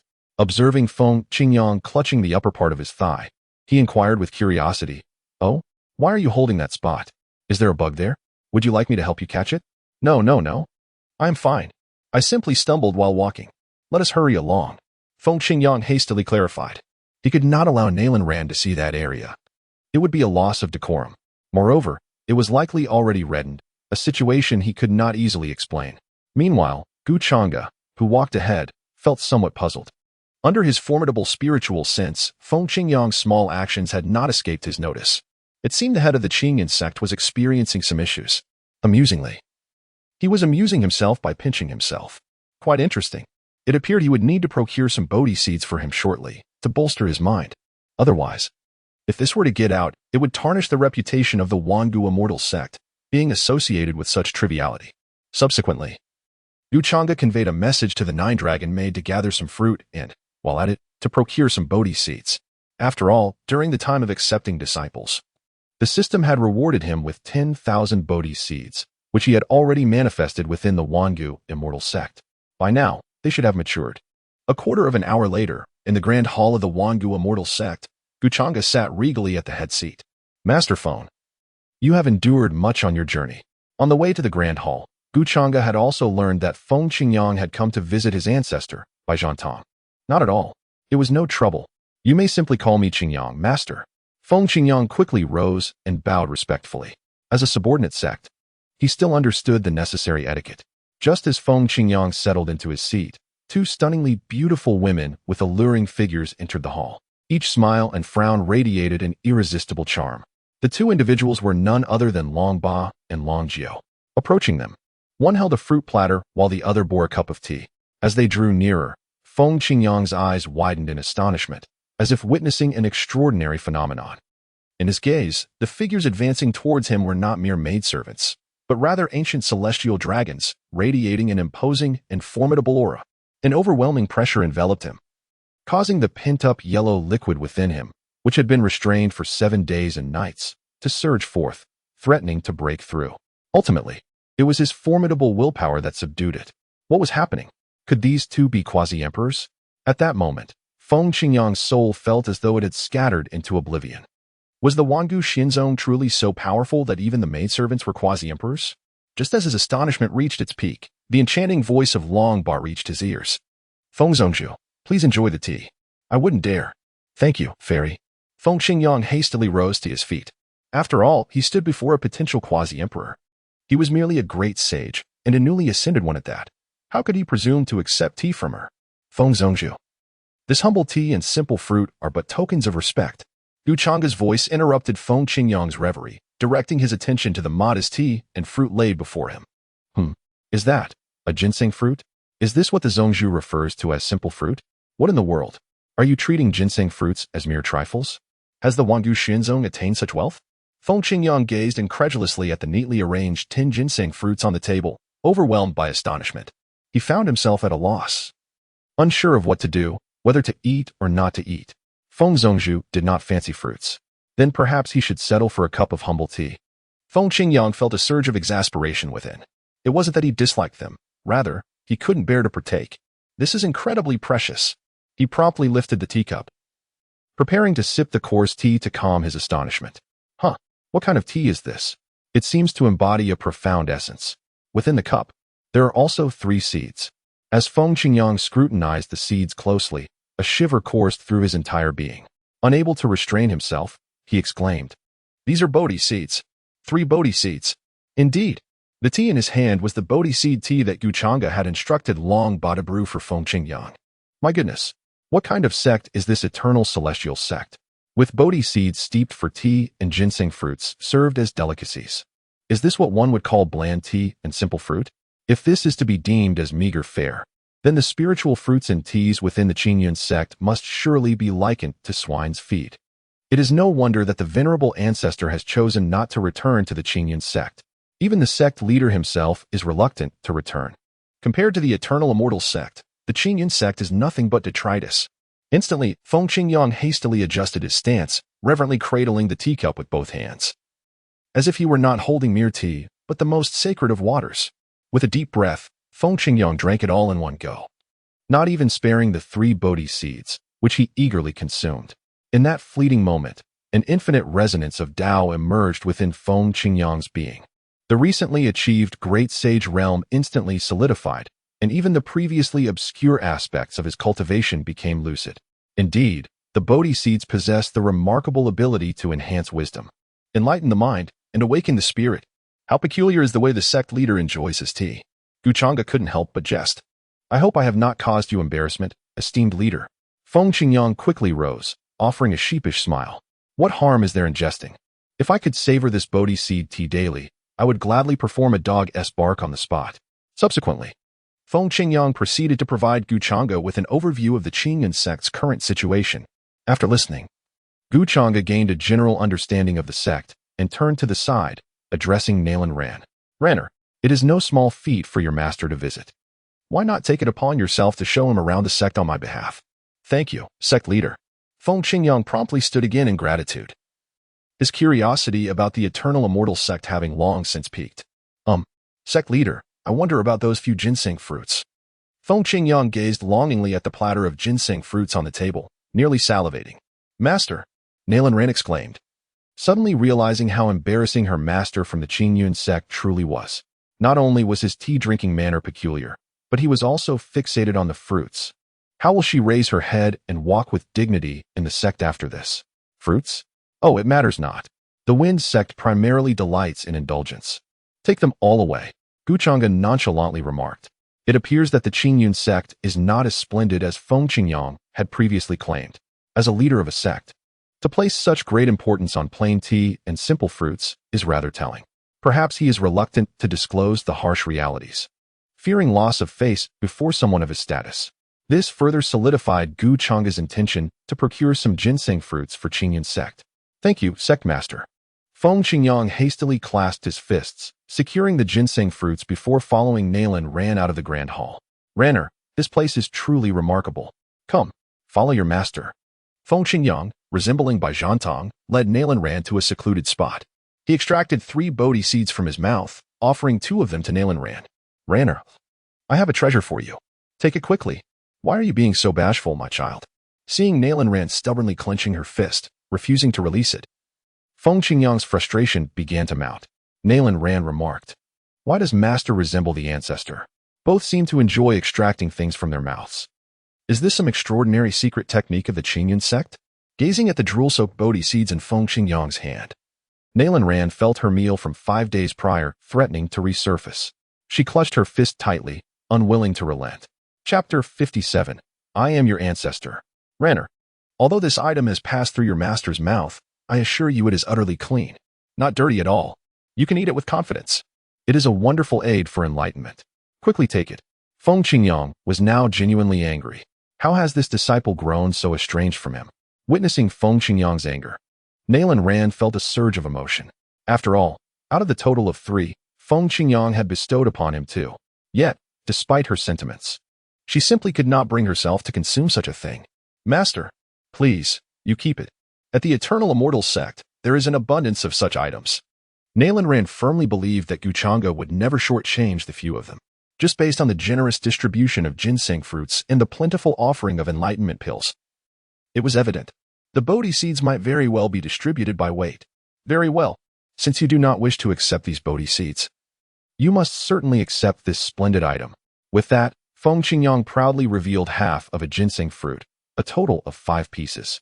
Observing Feng Qingyang's self-satisfied expression, Nalan Rand found himself at a loss for words. Master, perhaps you should keep this for yourself. I still have 2 large baskets. 2 large baskets, you say? What? 2 large baskets of ginseng fruit. Feng Qingyang suddenly realized, his voice rising threefold, gazing at Nalan Rand in disbelief. Disciple, these are indeed the spiritual roots of heaven and earth. Before Feng Qingyang could finish his sentence, he witnessed Nalan Rand directly withdraw 2 large baskets of ginseng fruit from his storage ring. In that fleeting moment, Feng Qingyang gazed at the 5 inconsequential items in his hand, feeling a sense of dismay. Alas, he, Feng Qingyang, had sacrificed his pride merely to acquire 10. Before him stood his disciple, who nonchalantly revealed 2 large baskets, containing no less than 300 or 400, if not more. The disparity between individuals is truly disheartening. Subsequently, Feng Qingyang, lost in thought, followed Nalan Rand as they meandered through the Eternal Celestial Sect. Suddenly, 2 figures approached them. Greetings, senior sister. Does she not exude the grace befitting a senior sister?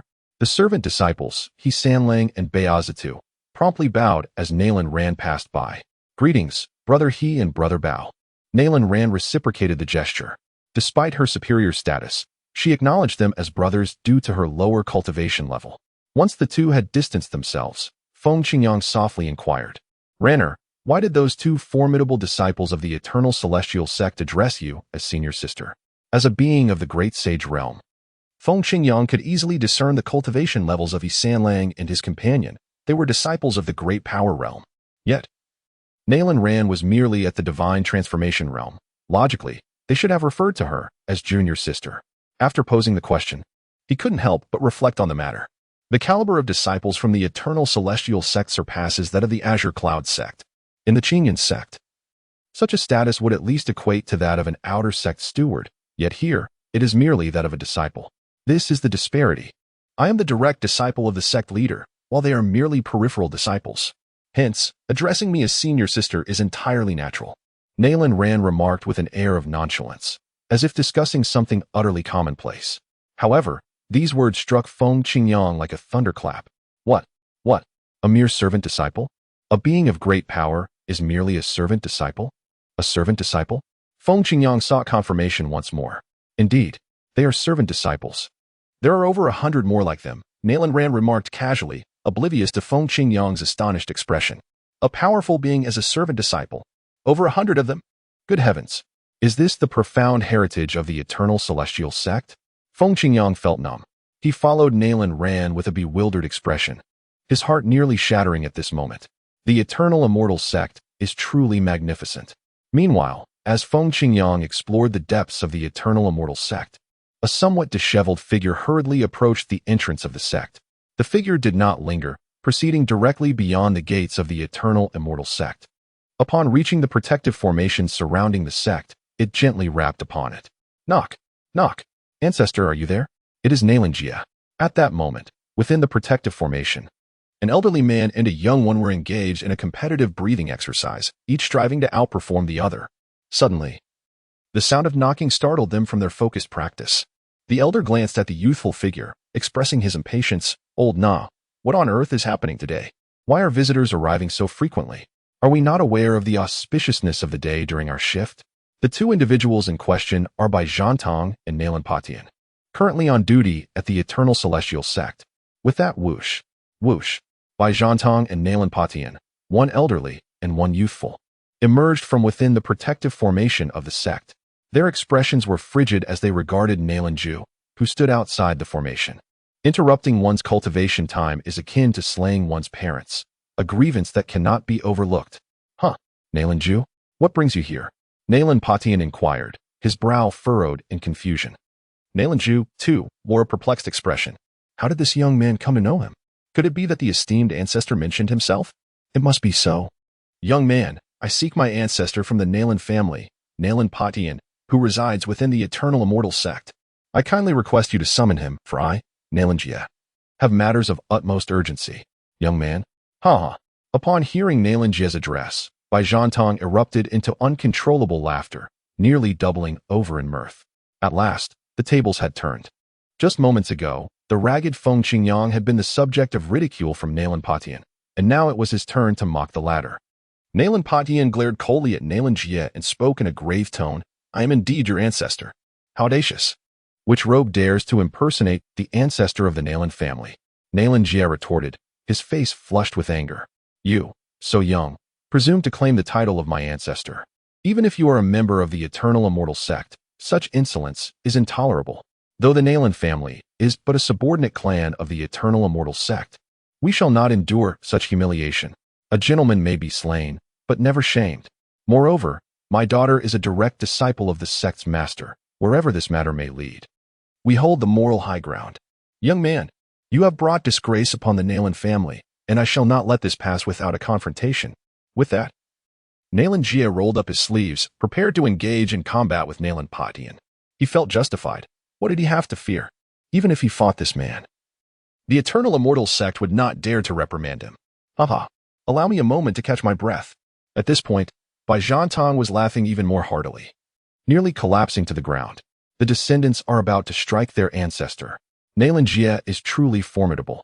You unfilial descendant. Nalan Patian glares with a fierce countenance. Despite the absence of his beard, boom, Nalan Patian unleashes the overwhelming aura of a sage. Uft. Nalan Jie spews forth a mouthful of blood, suppressed to the ground. Hiss. Such immense power? No, it is the divine might. A sage. This is a sage. But what of it? Even a sage cannot casually claim the title of my ancestral lineage, the Nalan clan. A senior is a sage. Does that imply he should bully the weak? Nalan Jie spat blood, defiantly speaking. Unfilial child. Unfilial child. I am indeed your ancestor, Nalan Patian. Nalan Patian exclaimed, stomping his feet in anger. Jier, take a closer look at me. You have 3 moles above your left buttock, do you not? Ah, it truly is my ancestor. Upon hearing Nalan Patian mention the 3 moles, Nalan Jie finally noticed the striking resemblance between the person before him and his ancestor. Could it be? The ancestor has achieved sagehood? Good heavens! How could the ancestor have become a sage? Suddenly, Nalan Patian recalled a possibility. Once a cultivator attains sagehood, they can reshape their physical form and regain their youth. The ancestor's newfound youth must certainly be a result of achieving sagehood, especially considering the aura he had just exhibited. In astonishment, Nalan Jie exclaimed, Ancestor, you have become a sage. The Nalan clan is now indeed a family of sages. Nalan Patian beamed with pride. Did you see? Your great-great-grandfather once remarked that I possessed the potential of a sage. Back then, your great-great-granduncles did not believe him. Thankfully, they all passed away early, otherwise. Wouldn't they be embarrassed now? Upon receiving confirmation from Nalan Patian, Nalan Jie quickly offered his congratulations. Congratulations, ancestor. Congratulations. With the ancestor's elevation to sagehood, you can strike the vibrant tiger of the southern mountains and kick the turbulent dragon of the northern seas. Merely an empty title, it is of little consequence. Nalan Patian humbly replied. He then inquired, by the way, what was the urgent matter you mentioned earlier? Chapter 58, the Imperial level summoning card, summoning the 4 great beauties? Yes, I almost forgot the main issue. Nalan Jie suddenly recalled the purpose of his visit, his expression turning grave. Reporting to the ancestor, a grave matter has arisen. I have received concrete intelligence that the 4 dominant powers, 7 Stars Sect, Beidou Sect, 9 Palaces Sect, and 10,000 Swords Sect, are gathering their forces to annihilate our Eternal Immortal Sect. What? The 7-Star Sect, Beidou Sect, 9 Palaces Sect, and 10,000 Swords Sect? The 4 dominant powers have united to obliterate our Eternal Immortal Sect? Not only Nailan Padian, but even Bai Zhantong was utterly astonished. What had transpired? Had the sect master exhumed their ancestral graves, or stolen the concubines of their sect masters? How could it provoke the 4 sects to unite against the Eternal Immortal Sect? As a superlative power, Changge sect was well aware of the might of the dominant forces. Are you certain you haven't misheard? Nailan Padian still found it hard to believe. Ancestor, it is absolutely true. That is why I have made the arduous journey to inform you. I hope the sect master prepares in advance, at the very least, to leave a path of retreat. Nailan Jie affirmed resolutely. But why? What compels them to annihilate the Eternal Celestial Sect? Nailan Padian was engulfed in profound frustration. What a splendid cultivation environment the Eternal Celestial Sect offers. In just half a month, he has ascended to the realm of the sage. He is convinced that if he continues to practice here, he may even possess the potential of a grand sage. Must the good days come to an abrupt end? Could it be that the sect master has taken all the female disciples from the 4 major sects participating in the sword discussion conference? Yet, the sect master does not seem to be a lecherous man. Moreover, with dozens of female disciples from the 4 sects, his frail physique could hardly endure such an endeavor. Nailan Padian remains perplexed. Changge interjects. How dare you underestimate this sect master? Not to mention dozens. Even hundreds or thousands would not suffice for a single day's work of the sect master. What is it then? Please, do enlighten us. Nailan Jie gazes at the anxious elder, hesitating to speak. It is not that he is unwilling. Rather, the truth is too astonishing to comprehend. When he first heard it, he could hardly believe it. It is utterly shocking. At the sword discussion conference, the sect master annihilated all members of the 4 sects, including the elders of the Grand Sage realm. What? Eradicated the Grand Sage elders of the 4 dominant sects. Goodness. Sect master, this is rather reckless. You ought to have shown some restraint. Those are the 4 mighty powers. Nailan Jie displays a look of uncertainty. What else is there? Speak plainly. Nailan Padian admonishes. And he also killed Jian Jiu, the leader of the Eastern Wilderness Southern Domain Sword Pavilion. What? My goodness. Bai Zhantong and Nailan Padian are utterly astonished. Alas, esteemed leader, you have truly pierced the heavens. Although Jian Jiu is merely a sub-leader, he embodies the very essence of the Sword Pavilion, which in turn signifies the Tai Chi Holy Land, one of the 10 sacred sites of the ancient continent. The two stumbled, nearly losing their balance. Old Na, I shall oversee this. You must swiftly escort your junior to report to the leader. Let the leader prepare forthwith. Bai Zhantong urged Nailan Padian with urgency. If it were only the 4 dominant powers, there might still be a glimmer of hope with the myriad immortal array. After all, apart from the 14 outer sect elder saints, the ancient immortal sect boasts 4 even more formidable inner sect elders. However, with the addition of the sword pavilion, it seems that hope has all but vanished. Jier, come, let us pay our respects to the leader. With a flourish of his grand sleeve, Nailan Padian whisked Nailan Jie towards the main hall of the sect. The might of a sage is indeed terrifying. At the ancient immortal sect, within the main hall, after Feng Qingyang's departure, Changge was preparing to head to the 9-Dragon Peak, intending to discuss the intricacies of the character coin with the 9 Dragon Maidens, showcasing his prowess.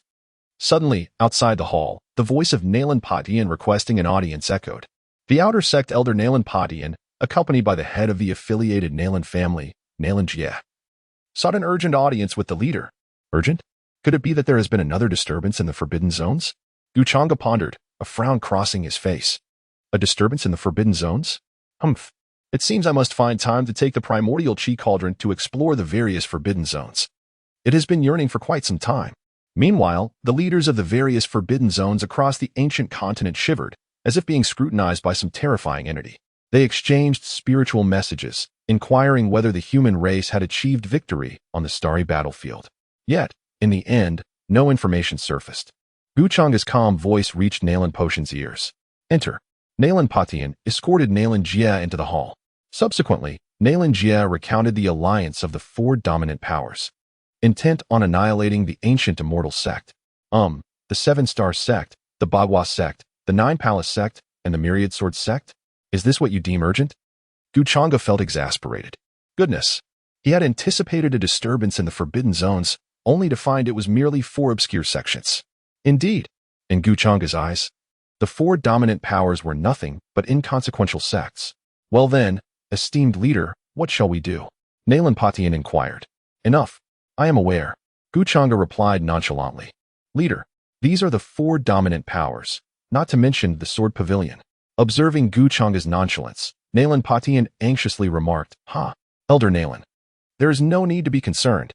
They are but a few insignificant ants. Gu Changge maintained an air of effortless composure. A few ants. Nalan Patian gasped in astonishment, as did Nalan Jia. Was the sect master's tone not excessively audacious? These were, after all, the four dominant forces. To the sect master, there were merely four ants. Could it be that our Wangu Xianzong is regarded as a sacred land? For a moment, both men were engulfed in uncertainty.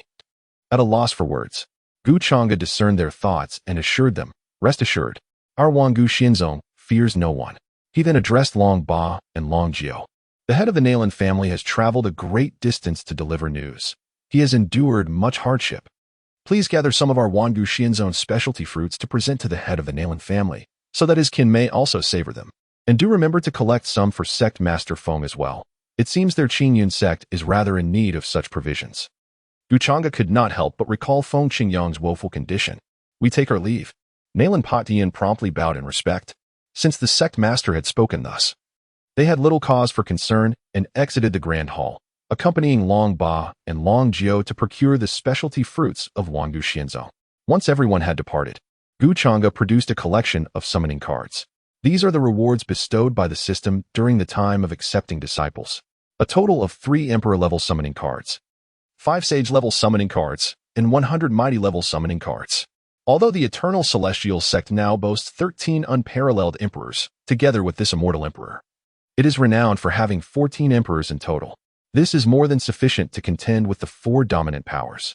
Yet, who would ever complain about an excess of strength? Subsequently, Gu Changge silently recited in his heart, use all summoning cards. Ding. Upon utilizing 100 mighty-level summoning cards.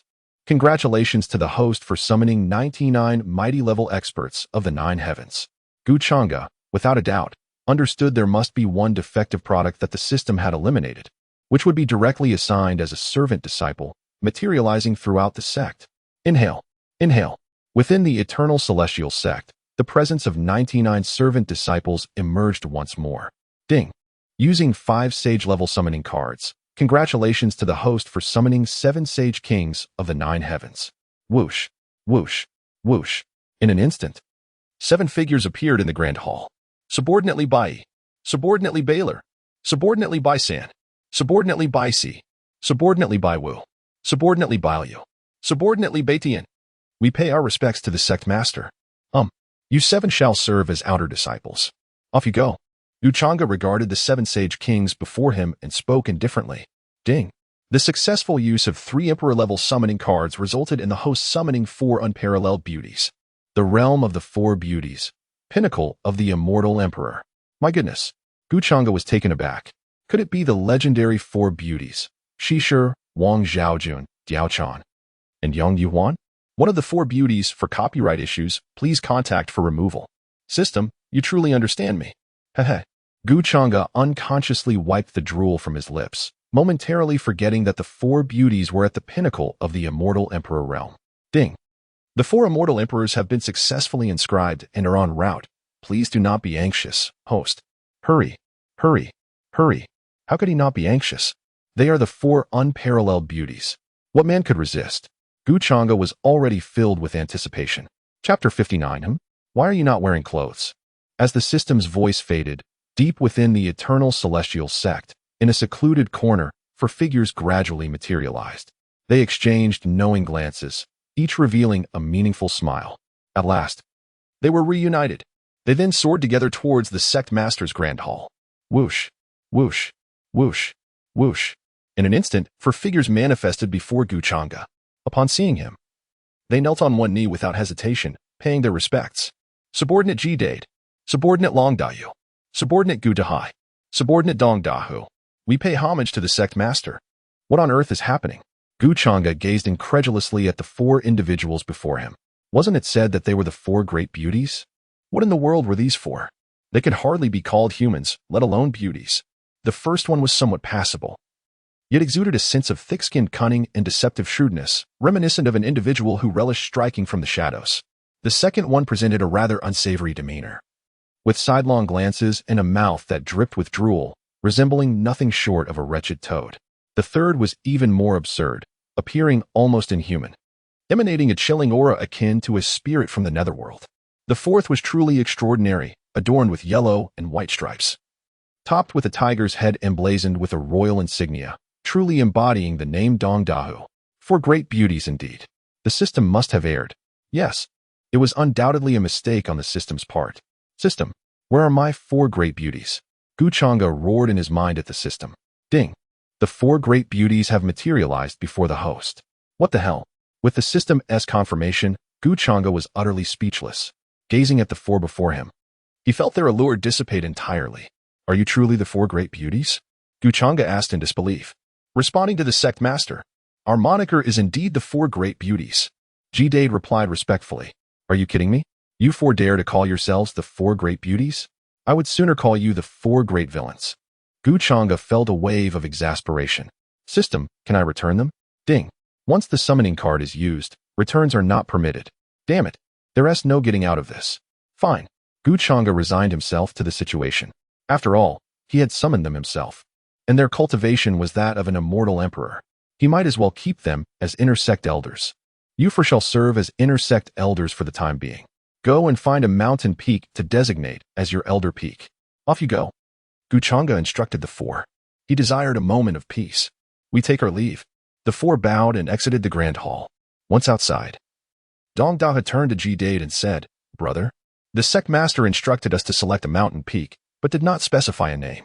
What shall we call our peak? Isn't it obvious? We shall name it after our moniker. Let it be called Beauty Peak. Huh. Indeed, the elder is formidable. Yes. Let this be the name. Agreed. With exhilaration, the four set off in search of their revered elder at the majestic peak. By the heavens, the beautiful maiden peak. In their animated conversation, Changge naturally overheard. He was left utterly speechless, having been met with an unexpected revelation of cultural essence. How remarkably confident these four individuals are. Nevertheless, I shall focus on enhancing my own cultivation. Relying on others pales in comparison to relying on oneself. With a sigh, Changge found another card in his hand, the Boundary Break card. The functions of this card, as described by the system, flashed through his mind. Boundary Break card. It transcends the barriers of realms, as long as one is in a state of complete mastery within their current realm. Using this card allows entry into the next level. At present, he stood at the pinnacle of the Immortal Emperor, and utilizing the Boundary Break card would undoubtedly propel him into the Supreme Emperor realm. With a silent incantation in his heart, Changge activated the card. Ding. Congratulations, host. The Boundary Break card has been successfully used. Boom. A torrent of formidable heavenly and earthly spiritual energy surged from an unknown void, directly infusing into Changge's body. Alongside this terrifying influx of energy came an overwhelming comprehension of the heavenly Tao. The pinnacle of Changge's Immortal Emperor realm began to tremble. Boom. Within his body, 265 bones resonated with the roar of dragons, each transforming into a supreme true dragon, howling towards the heavens, yearning to break through the firmament and soar into the cosmos. Vaguely, these supreme true dragons opened their eyes, exuding an imposing aura that looked down upon the world. Simultaneously, as Changge ascended to the Supreme Emperor realm, the 365 divine apertures within him transformed into unparalleled true realms. Deities began to evolve once more, seemingly embodying the essence of supreme true gods, eager to manifest in the world. The voices of the divine resonated throughout the entire supreme true realm. 100,000 bloodlines transmuted into supreme divine veins. The countless divine artifacts upon these divine veins evolved into an immortal and indestructible state, each transforming into a potion of eternal life. 46 billion cells further evolved into ancient supreme true dragon elephants, each emitting a resounding roar.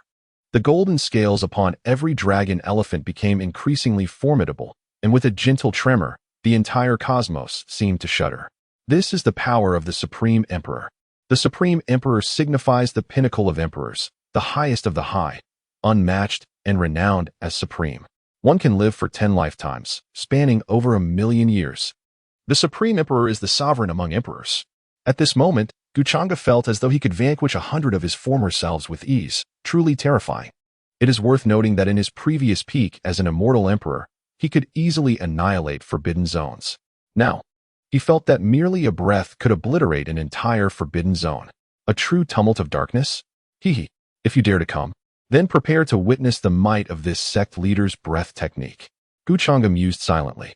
After ascending to the Supreme Emperor, Changge did not cease his cultivation, but instead turned his attention to the other two rewards within the system's space. Eye of the Heavenly Tao. It can discern the essence of all things within the Heavenly Tao, including cultivation, aptitude, and more. The Eternal Celestial Demon Body. Among the myriad of cultivation physiques in the world, a staggering 36 million exist, yet only the Eternal Celestial Demon Body commands unparalleled respect. The Celestial is of the Yang, while the Demon embodies the Yin.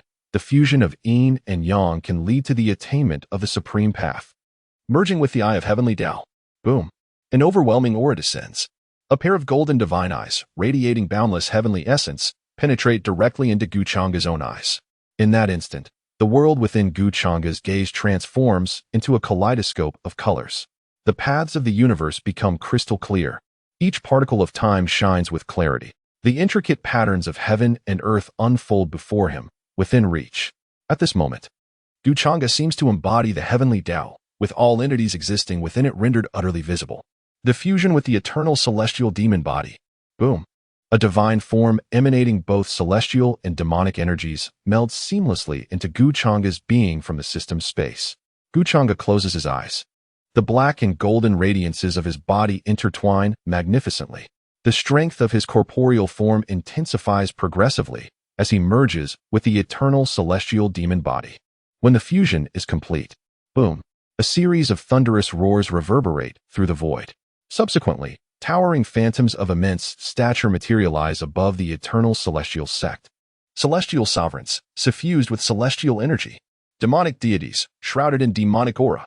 Each silhouette exudes an aura of unfathomable terror. Upon counting, over 10,000 formidable beings manifest. The sheer number of these celestial sovereigns and demonic deities sends shockwaves through countless factions across the ancient desolate continent. Celestial and demonic forces appearing simultaneously? Could it be that the celestial clan and the demon clan have descended upon the ancient desolate continent? Swiftly, messengers are dispatched to investigate.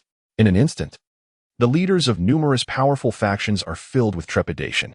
After all, the celestial clan and the demon clan rank among the top 10 races in the myriad of celestial beings. They cannot help but send forth personnel to discern the truth, yet ultimately return empty-handed. This, of course, is a matter for another time. The Eternal Celestial Sect. Within the grand hall of the sect master, Changge opened his eyes, and two streaks of divine light flashed and then vanished. This power is overwhelmingly formidable. Changge reveled in the strength of his physical form, filled with elation. At this moment, he held the confidence to defeat an early-stage Supreme Emperor with his own initial cultivation of the Supreme Emperor. He could even contend with an Eternal Emperor, who stands above the Supreme Emperor. This is the terror of the Eternal Celestial and Demonic Body. Just as Changge was about to venture out to observe the items prepared by Long Ba and Long Jiao for Nalan Jie and Feng Qingyang, the voices of Long Ba and Long Jiao echoed, reporting to the sect master. The head of the Nalan family and sect master Feng have come to bid you farewell. Changge lifted his gaze and could not help but gasp in shock. How strikingly inappropriate. Why are you not wearing any clothes? This old monk can hardly endure it. Chapter 60. The Eternal Celestial Sect has given too much. Fog obscured the view. So it turns out Long Ba and Long Jiao possess such remarkable physiques. Her figure is voluptuous and alluring. At this moment, Changge felt a wave of heat coursing through her body, signaling a transformation within her being. Those who understand. There is no need for further elaboration. An instinctual desire surged through her mind. She could not help but internally exclaim, "What a bewitching presence! It disrupts my inner equilibrium. I am on the verge of metamorphosis." To her astonishment, Ranner's figure was equally striking, rivaling that of Long Ba and Long Jiao. Just as Changge was poised to succumb to the primal instincts of her lower self, she suddenly glanced back, her entire being jolted by shock. What on earth? It turned out that behind Long Ba and Long Jiao, Feng Qingyang and Nalan Jie were also entirely bare. What a scene! The Eye of Heaven. Alas, I forgot to deactivate the Eye of Heaven. The Eye of Heaven is now closed. Changge let out a sigh of relief. So it is. No wonder. The eye of heaven reveals all that exists beneath it. At this moment, Changge observed the 5 individuals outside the grand hall, and they appeared normal again. Feng Qingyang still looked disheveled, and Nailan Jie remained in a state of disarray. It was indeed the reason behind the eye of heaven. Just having merged with the eye, he was still unaccustomed to its activation and deactivation. Changge's heart exclaimed how perilous that was. However, it was no wonder Nailan Jie had not fathered a son. So that was the case. Heh. Just a moment ago, Changge had caught a glimpse of Nailan Jie's. Yet at this moment, the expressions of Feng Qingyang and the others could no longer be described as merely joyful. It should be termed joy incarnate.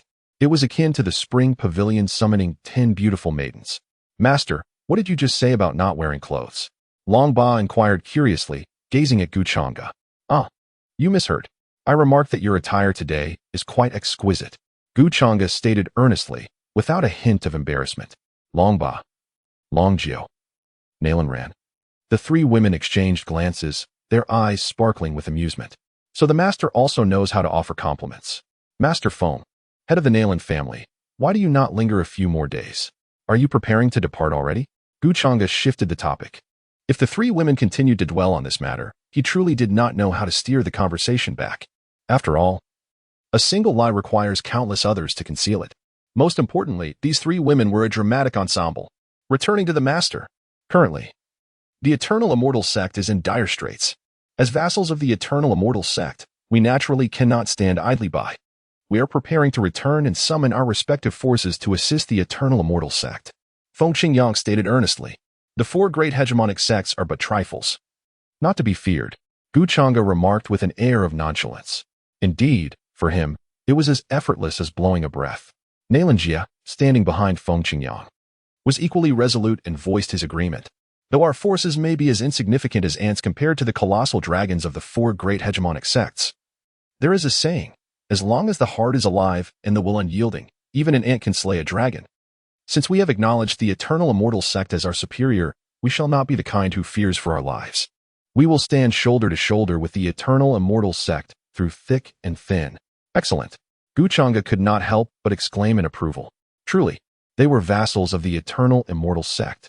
Their courage was commendable, despite the fact that the Eternal Immortal Sect regards the 4 great overlords with utter disdain. Feng Qingyang and his companion, even if they were to summon every member of their faction, would scarcely make a dent in the situation. For what are ants but mere ants? As for Nailan Jie's boastful claim that such ants could slay dragons, Changge dismissed it as mere drivel. Nevertheless, the fervent determination displayed by the 2 brought Changge a sense of solace. After all, no sect wishes to witness its subordinate forces abandon ship in the face of external threats. Under Changge's watchful gaze, Feng Qingyang and his companion remained resolute, unwavering in their stance. All of this transpired because Changge requested Long Ba and the others to bestow upon them each a basket of fruit. Yet, these were no ordinary fruits.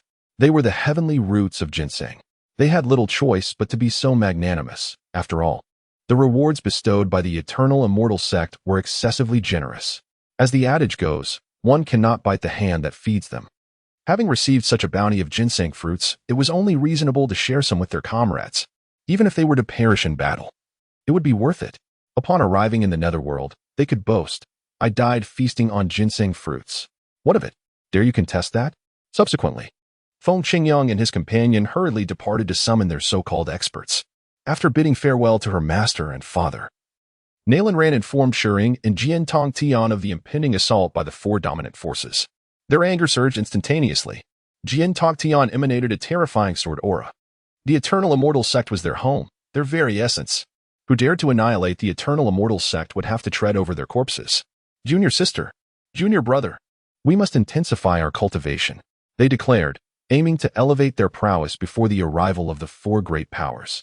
They were determined to demonstrate the might of the 3 disciples of the Eternal Immortal Sect. However, they could not solely focus on arduous training. Practical experience was paramount. Thus, every 2 days, they would engage in duels to test their skills. As the eldest disciple, Shering directly addressed Nailan Ran and Jian Tongtian. Very well, I concur. Thereafter, the 3 disciples of the Eternal Immortal Sect plunged into fervent training. One day, They consumed a pound of enlightenment pills. Another day, they devoured 20 ginseng fruits. And yet another, they bathed in Bodhi tea.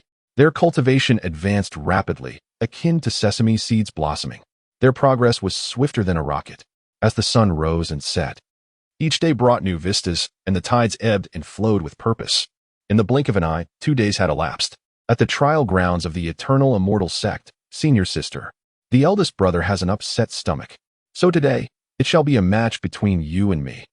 Jian Tongtian declared confidently, gazing at Nalan Ran. In just 2 days, his cultivation had surged from the initial to the mid-stage of the transformation realm, surpassing 4 minor realms. He now stood as a formidable expert at the 5th level of the transformation realm. Very well. Nalan Ran smiled at her self-assured junior brother. Do you think you are the only one making progress? Be careful, senior sister. Jian Tongtian warned, as he trembled with excitement, his body radiating sword energy.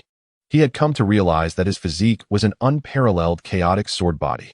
With a swift motion, he raised his arm and bellowed into the void, "Sword, come forth." Boom. His voice resonated throughout the trial grounds, reverberating in all directions. Clang, clang.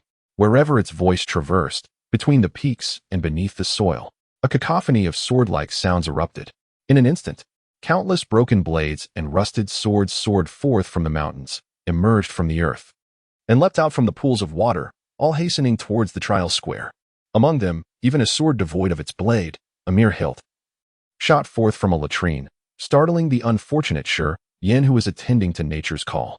Swish, swish, swish, swish. In that fleeting moment, a myriad of long swords circled above the head of the sword sovereign, assuming a posture of submission.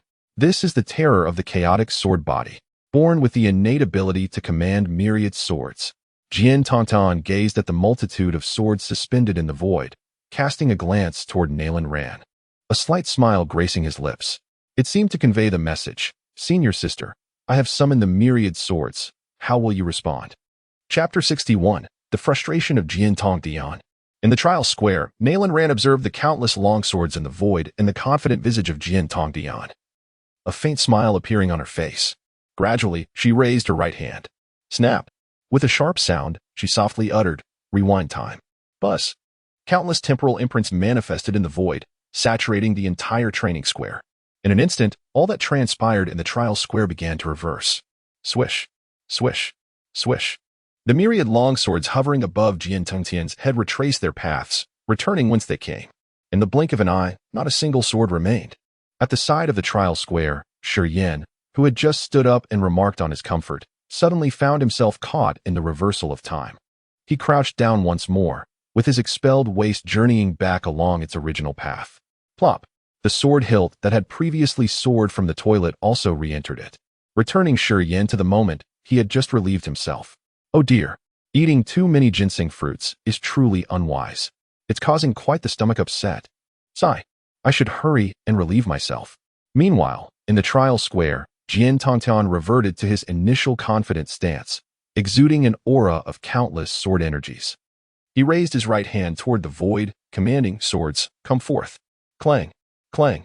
In an instant, myriad broken and rusted swords surged forth from the mountains, beneath the earth, and from the water pools, racing toward the trial square.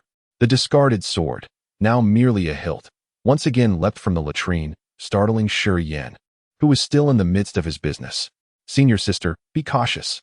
Jian Tongtian, brimming with confidence, regarded the multitude of long swords in the void, still seemingly asking, "Senior sister, I have summoned the myriad swords. How will you respond?" Nalan Ran gently shook her head and snapped her fingers once more. Time rewound. In an instant, all occurrences in the trial square began to unfold in reverse. The myriad long swords flew back to their original locations. Shi Yan, crouching once again, stood up and repeated, "Ah, how comfortable. Just as before." Whoosh. He squatted down again, his expelled waist retracing its path. Plop. The sword hilt also returned to the toilet. And Shi Yan was once again in the scene of his recent relief. With slightly bent legs, he was about to exert himself. Oh dear. Eating too many ginseng fruits is truly unwise. It's causing quite the stomach upset. Sigh, I should hurry and relieve myself. Suddenly, Shi Yan's expression changed dramatically. Wait, this isn't right. I distinctly remember having expelled it. How could it still be within me? What on earth is happening? Shi Yin suddenly realized that something was amiss. Meanwhile, on the trial square, Jian Tongtian also reverted to his original posture of unwavering confidence. Countless sword energies surged forth from his entire being. He raised his right hand towards the void and bellowed, "Sword, come!" Clang, clang. In an instant, innumerable broken swords and rusted blades soared from the peaks, beneath the earth, and from the water pools, heading towards the trial square. That worthless sword, reduced to nothing but a hilt, once again soared from the cesspool. This time, Shi Yin has seen clearly. Such an event has indeed just transpired. The hilt of this sword is identical to that of the previous one, with a thunderous command. Open the heavens, twin pupils. Suppress the universe. Shi Yin unleashed his ultimate technique. Whoosh, whoosh, whoosh, whoosh. In an instant, countless longswords reappeared above Jian Tongtian's head, bowing in deference. However, at this moment, Jian Tongtian wore a look of confusion. What is happening? Why do I feel as though I have already summoned countless longswords? It did not make sense. Indeed, these myriad swords were hovering directly above him. Could it be that his recent rapid ascension in cultivation had led to an illusion? Unable to fathom this, Jian Tongtian merely shook his head. He then confidently gazed at Nalan Ran, his expression still asserting, "I have summoned tens of thousands of long swords, senior sister. How do you intend to respond?" Nalan Ran merely shook her head, a scornful smile gracing her lips. With a snap of her fingers, time rewound. Everything that had transpired on the trial square began to reverse. The multitude of long swords soared back to their original positions. At that moment, Shi Yin, who was currently standing, exclaimed, "How comfortable." However, he soon sensed something amiss. Countless mysterious runes were fervently assaulting his dual eye barrier, seemingly attempting to revert it to its primordial state. This is the imprint of time. Beneath his celestial eye, he finally discerned the source of the anomaly. Someone was wielding temporal magic. Could it be his junior sister? As the senior brother of Nalan Ran, he was well aware that she possessed a body of time and practiced the sacred scripture of time.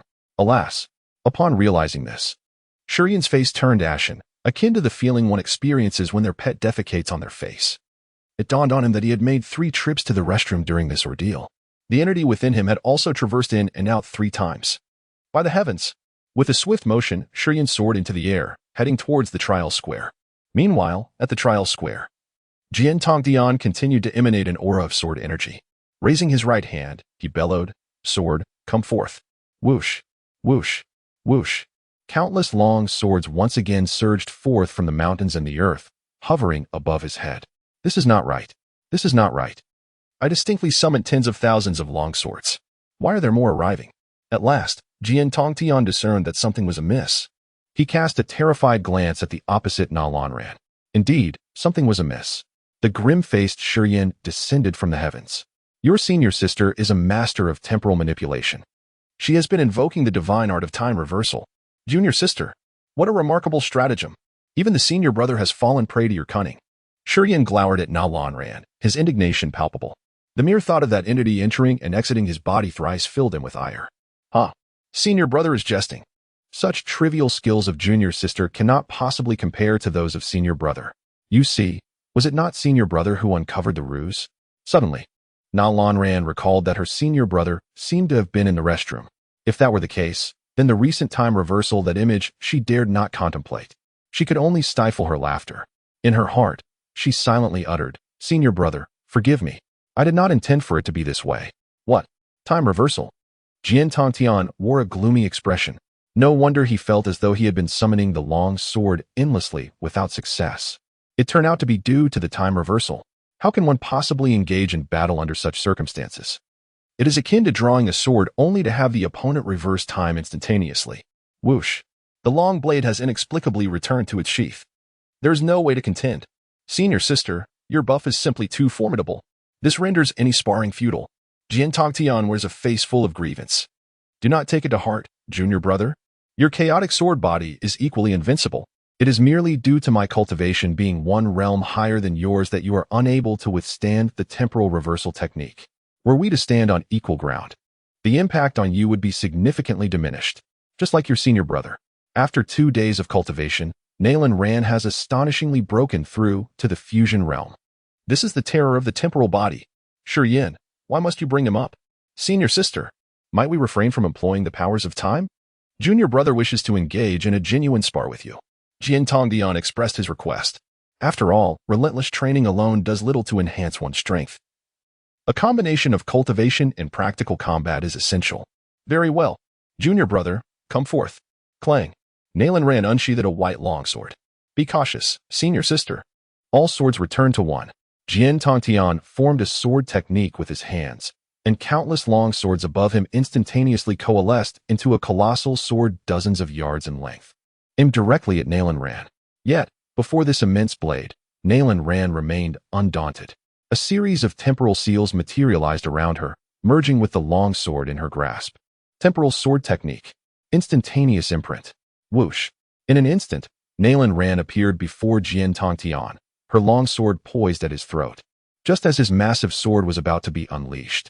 Jian Tongtian was taken aback. What is happening? The divine abilities falter. Even the sword technique proves inadequate. Chapter 62. The four great sword clans, armed with imperial weapons, proceed to the Eternal Immortal Sect. Observing Jian Tongtian's dejected countenance, Nalan Ran offered solace. Junior brother, sometimes it is not enough to pursue the intricacies of swordplay. One must also strive for speed and execution. Remember, in the realm of martial arts, speed is invincible. Jian Tongtian pondered her words deeply. Speed is invincible? Indeed. How enlightening. Thank you, senior sister. Junior brother has gained insight. Jian Tongtian respectfully bowed to Nalan Ran. Subsequently, he grasped the Tianzhan's sword with his left hand, his expression solemn, channeling energy into his right hand. He shouted into the void, heaven-slaying sword technique. Rip. A blinding white light erupted, as if the very sky were cleaved open. The terrifying sword aura sliced a significant portion off the opposing mountaintop. Hiss. How formidable. Both Shi Yin and Nalan Ran marveled in awe. However, Jian Tongtian appeared to remain motionless in place. The swiftness of this sword is truly commendable, ranking third in the ancient continent. It appears that he has genuinely grasped the profound truth that the only unbreakable martial art is speed. My junior brother is indeed a prodigy in the way of the sword. My prowess pales in comparison. Nalan Ran cannot help but marvel at this extraordinary talent for swordsmanship. Merely by uttering a casual remark, she has managed to create such a formidable sword technique. From that moment on, the three frequently engaged in sparring and exchange, and their cultivation deepened day by day. Meanwhile, a piece of news emanating from the city of divine swords sent shockwaves throughout the entire southern region of the eastern wilderness. The 7-star sect, the Beidou sect, the 9 palaces sect, and the 10,000 swords sect are joining forces to launch a campaign against the Eternal Immortal Sect. In an instant, all factions in the southern region were astounded. After all, these are the 4 dominant powers. The last time the 4 major forces united was several decades ago, during the upheaval at the Forbidden Zone of the Demonic Spirit Lake, when they collectively defended against the invading army of the Divine Crocodile Clan. Have you heard? The 4 great dominant forces of the southern region are uniting to attack the Eternal Immortal Sect. What kind of sect is the Eternal Immortal Sect? I've never even heard of it. What has this sect done to warrant such a coalition of the 4 great powers? You don't know about the Eternal Immortal Sect? Surely, you must have missed this recent sword discussion conference. The 3 disciples of the Eternal Immortal Sect are incredibly formidable. They obtained over 1,000 golden sword intent fruits within the sword tomb, inciting the pursuit of tens of thousands, only to turn the tables and slay their attackers. What? So powerful? That's not even the most astonishing part. During the sword discussion conference, the Grand Elder of the 10,000 Swords Sect attempted to bully the weak by targeting the disciples of the Eternal Immortal Sect, only to be annihilated by a single palm strike from the Great Sage Elder of the Eternal Immortal Sect. Hiss. Did the Eternal Immortal Sect truly dare to obliterate the Grand Elder of the 10,000 Swords Sect? Do they possess such audacity? Is this what audacity looks like? After the sword tomb closed, the 7-star sect, the Beidou sect, and the 9 palaces sect attempted to search everyone and probe their souls. The leader of the Eternal Immortal Sect arrived and wiped out all the elders of the 3 sects with a single strike. Even Jinjiu, the branch master of the Sword Pavilion in the Eastern Wilderness's southern region, was obliterated. No way. Is the Eternal Immortal Sect truly this formidable? A single sect facing off against 4 dominant sects, not to mention the Sword Pavilion. Could the leader of the Eternal Immortal Sect be an aspiring emperor? Don't listen to his nonsense. It was 1 finger, not a palm. I was there at the scene. What? 1 finger? No. Both of them are wrong. It was 1 breath. Holy moly. One breath? Damn. I was there. It was a single palm strike. No. It was one finger. No. It was one breath. Dare to bet on it? The loser must treat at the Wanchun Tower. Let us bet. When I win, I will order 5 courtesans from Wanchun Tower. What the heck? 5. Is your body up for it? Whether my body is fit or not is none of your concern. I only look. I don't need to act. Is that not acceptable? Besides, I was once known as the 9-fingered divine beggar. The city of divine swords. Hundreds of ancient warships hover in the air. These are indeed the formidable battleships of the 4 dominant powers of the 7-star sect. They are filled with ordinary disciples, inner sect disciples, core disciples, elders, and the profound heritage of the sect. Why?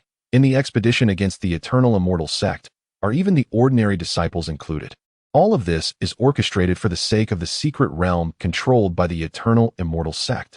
After all, scavenging a secret realm necessitates manpower. It is unthinkable to send the sect master and the elders to undertake such tasks. Additionally, the management of certain miscellaneous disciples also requires adequate personnel.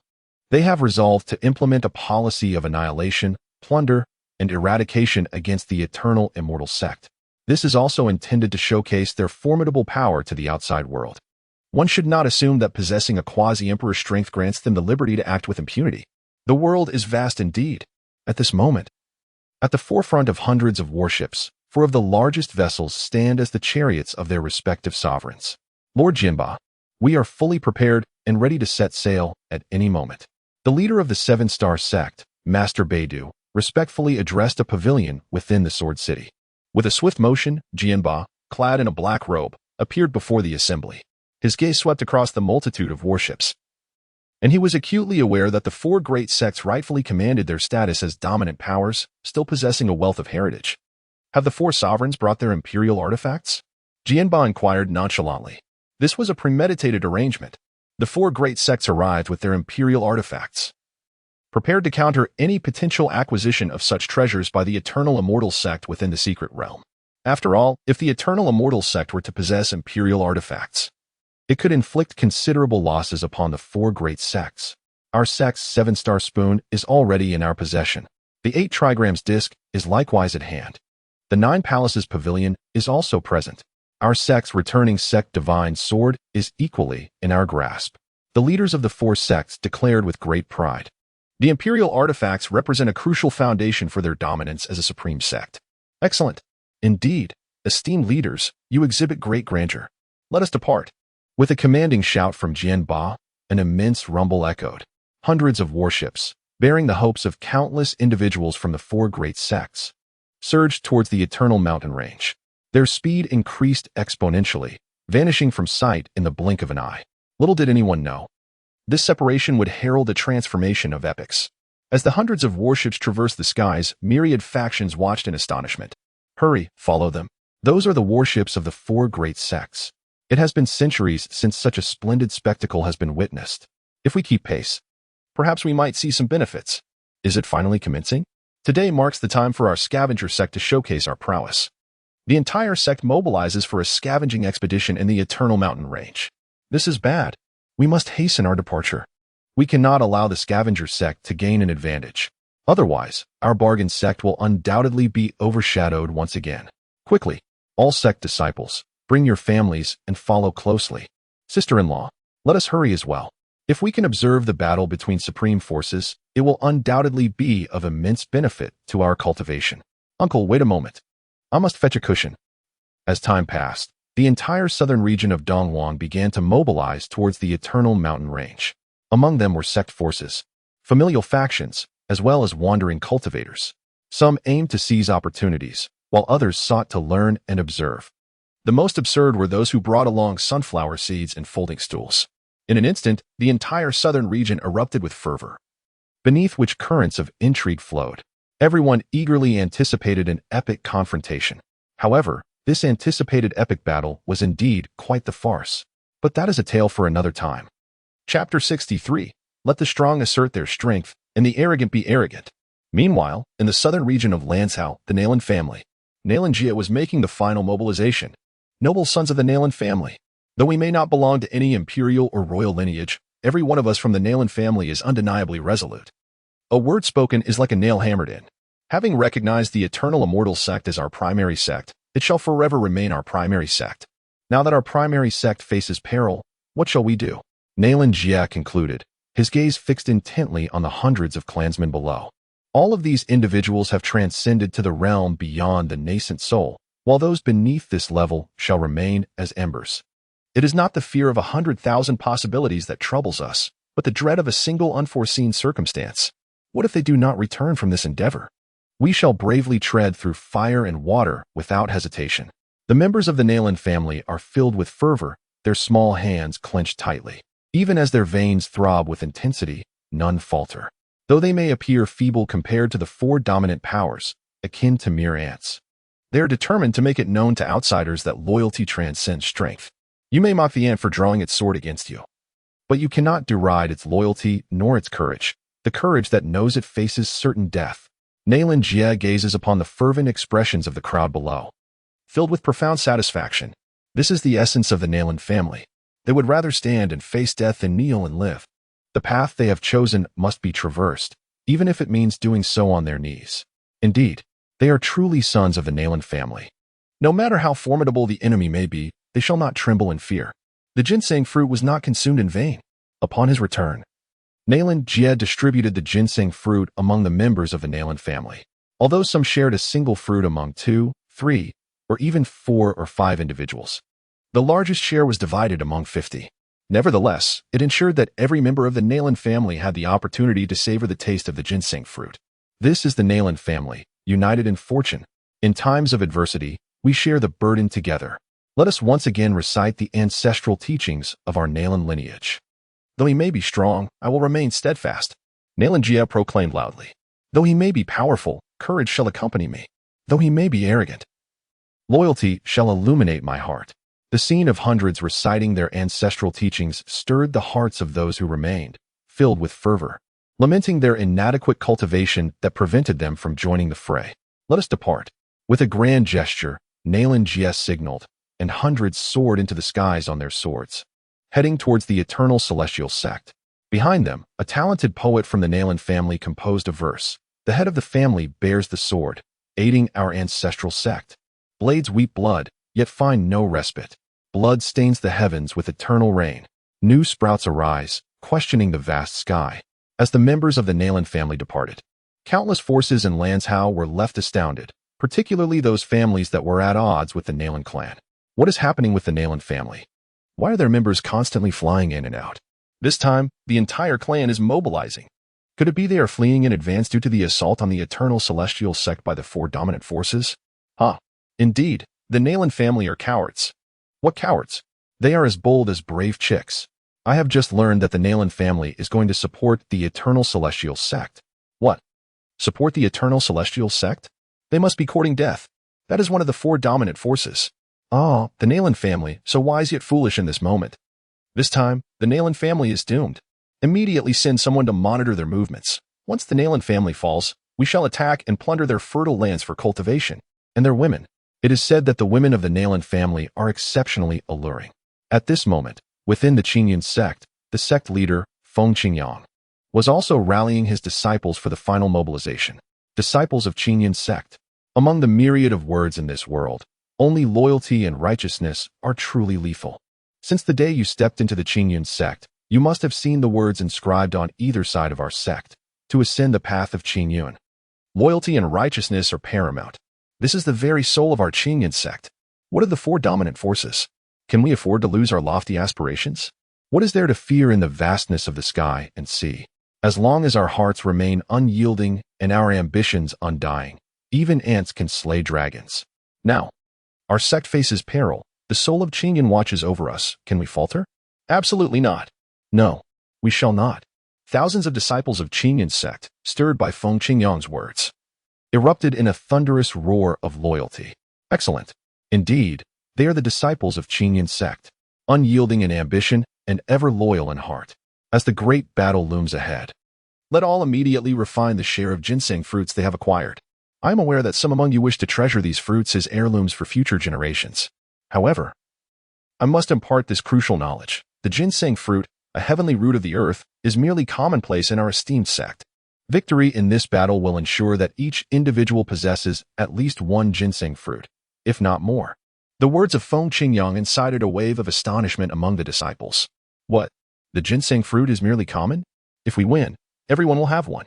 By the heavens! I am all in. Initially, I had planned to exert only 70% of my strength, reserving 30% for my escape. Now, if anyone dares to flee, I shall be relentless. We must summon every ounce of our strength. Sect leader, let us depart swiftly. My blade is eager for action.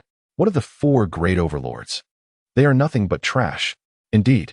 Sect leader, let us go. I have heard that the Nalan family, being a subordinate force, has already set forth. We cannot be left behind. Sect leader, give the order. The over 1,000 disciples of Qingyun's sect gazed at Feng Qingyang, their eyes alight with fervor. What? Do they say we fight for the ginseng fruit? Impossible. The disciples of Qingyun's sect are loyal and righteous. We would never covet such a trifling treasure. To battle.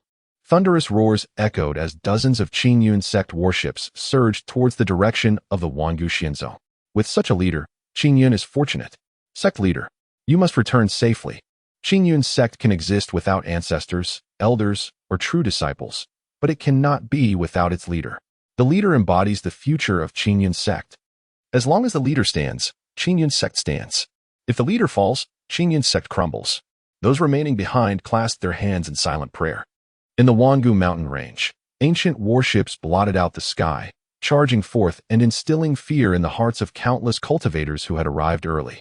They have come. The 4 great overlord forces have finally arrived. It is them.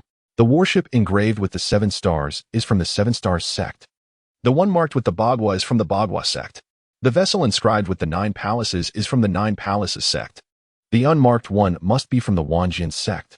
The throngs of cultivators already present in the Wangu mountain range erupted with excitement.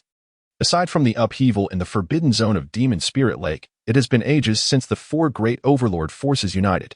It seems the Wangu Xianzong is truly facing its demise. Quick, notify the clan head. It is time to prepare for the spoils. Hurry and inform the sect leader. The scavenging army is on its way. Find a place to secure. Soon, one might need to relieve themselves 300 miles away. My disciple, are the sunflower seeds, peanuts, and chrysanthemum wine ready? The grand spectacle is about to commence. Chapter 64. Even with my hands bound, I shall protect the sect. I, Lu Shuahua, can extinguish foes with ease. Come. The Wangu Xianzong faces off against the 4 great dominant sects.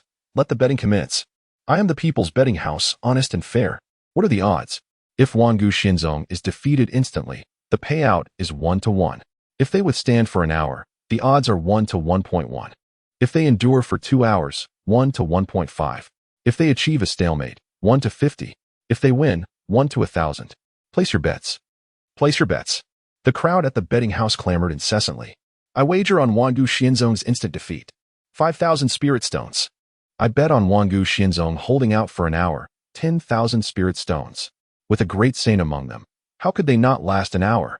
I bet 2 hours, 50,000 spirit stones. Aha, you are unaware, aren't you? The 4 great dominant forces come bearing their imperial weapons. A well-informed individual revealed the shocking news. Good heavens. No, I want to retract my bet. I wish to place a new wager. So do I. In an instant. Those who had bet on Wangu Xianzong enduring for 1 or 2 hours clamored to withdraw their bets. What are you doing? What are you doing? The rules of the betting house are clear. Once placed, the bet stands. Let us see who dares to break the rules. The master of the betting house emanated the aura of a great saint, intimidating those who sought to cause trouble. The dissatisfied bettors could only express their discontent through glances. Too intimidated to act against the betting house, for it was rumored that a holy ground loomed behind it. I shall wager 10,000 pounds of divine essence. I bet on Wangu Xianzong to win. Just then, as the crowd wallowed in regret, a young man boldly produced 10,000 pounds of divine essence. Countless cultivators turned to gaze at the newcomer. Youth is indeed a blessing. Wealth brings forth audacity. Oh, it's you. Wang Mumu. You're alive. Was it not said that you perished after falling from a cliff while journeying to Hunyua sect for study? It appears that not only did you survive the fall, but you also encountered fortuitous circumstances. Recognizing him, some gazed at Wang Mumu, their eyes gleaming. A stroke of fortune should be cherished. Beware of losing it all. Hiki. I, Wang Mumu, am the child of destiny. Surviving a fall is but a trifle. This wager, the odds are certainly in my favor. Furthermore, should I win, it would mean mere mortal weapons transforming into imperial arms. With a dismissive smile, Wang Mumu confidently handed over the 10,000 divine essence to the betting house. Indeed, the youth should emulate this young brother. In youth, one must strive and not choose comfort at the time of endeavor. When it is time to fight, one must fight. The spokesperson of the betting house generously praised him, subsequently producing tokens to finalize the wager with Wang Mumu. I too shall wager on Wangu Xianzong to win. 3,000 spirit stones. This is the ransom I prepared for myself. A voluptuous and provocatively dressed courtesan, with a playful bite of her fragrant lips, unveiled all her possessions amassed over the years. It turns out to be the enchanting Jingjing from Wanchun Tower. Fear not. Miss Jingjing shall undoubtedly have her desires fulfilled. Even if she loses everything, we are still here for her, aren't we? Each of us can contribute a little spirit stone, sufficient for her redemption. Hee. A donation from each one? As Bai Jingjing surveyed her surroundings, she noticed the lecherous gazes fixed upon her, and her expression transformed in an instant. Bai Jingjing, for copyright issues, please contact for removal. There must be at least hundreds of thousands, right? If each person contributes once, will she still be the same? The monk speaks the truth. I, Jiboda, shall contribute once. I, Lubu Ju, shall contribute 5 times. I, Gaowan, shall contribute 10 times. Meanwhile, establishments such as Changlefang, Xinghua Village, and Honglu we have all opened betting tables. For a moment, the Wangu mountain range is bustling with excitement. Some even set up stalls on the ground. Ancestrally renowned flying swords, undeniably ancestral, freshly made 5th grade spiritual pills, still warm. Don't miss out as you pass by. The famed Qing Bei goose legs, delicious and inexpensive. At this moment, within the protective formation of the Wan Gu Xian Zone, Bai Zhantong and Nalan Patian are inhaling the essence of the heavens and the earth. Suddenly, Bai Zhantong, now in the late stage of the great saint's 8th level, changes his expression. He turns to Nalan Patian, who is meditating beside him, and says, "Old Na, look." Nalan Patian follows Bai Zhantong's gaze and is startled to see hundreds of small black dots appearing in the distant sky. Old Bai, are those not the warships of the 4 dominant powers? It is them. They have arrived. Quickly inform the sect master. I will hold them off here. Bai Zhantong declares with a grave expression. Even though he is now at the late stage of the great saint's 8th level, he still feels apprehensive in the face of the 4 dominant powers. Sect master, they are coming. They are here. Nalan Patian hastens toward the main hall of the sect. Inside the Wan Guxian Zone, there is a clamor. What disorder is this?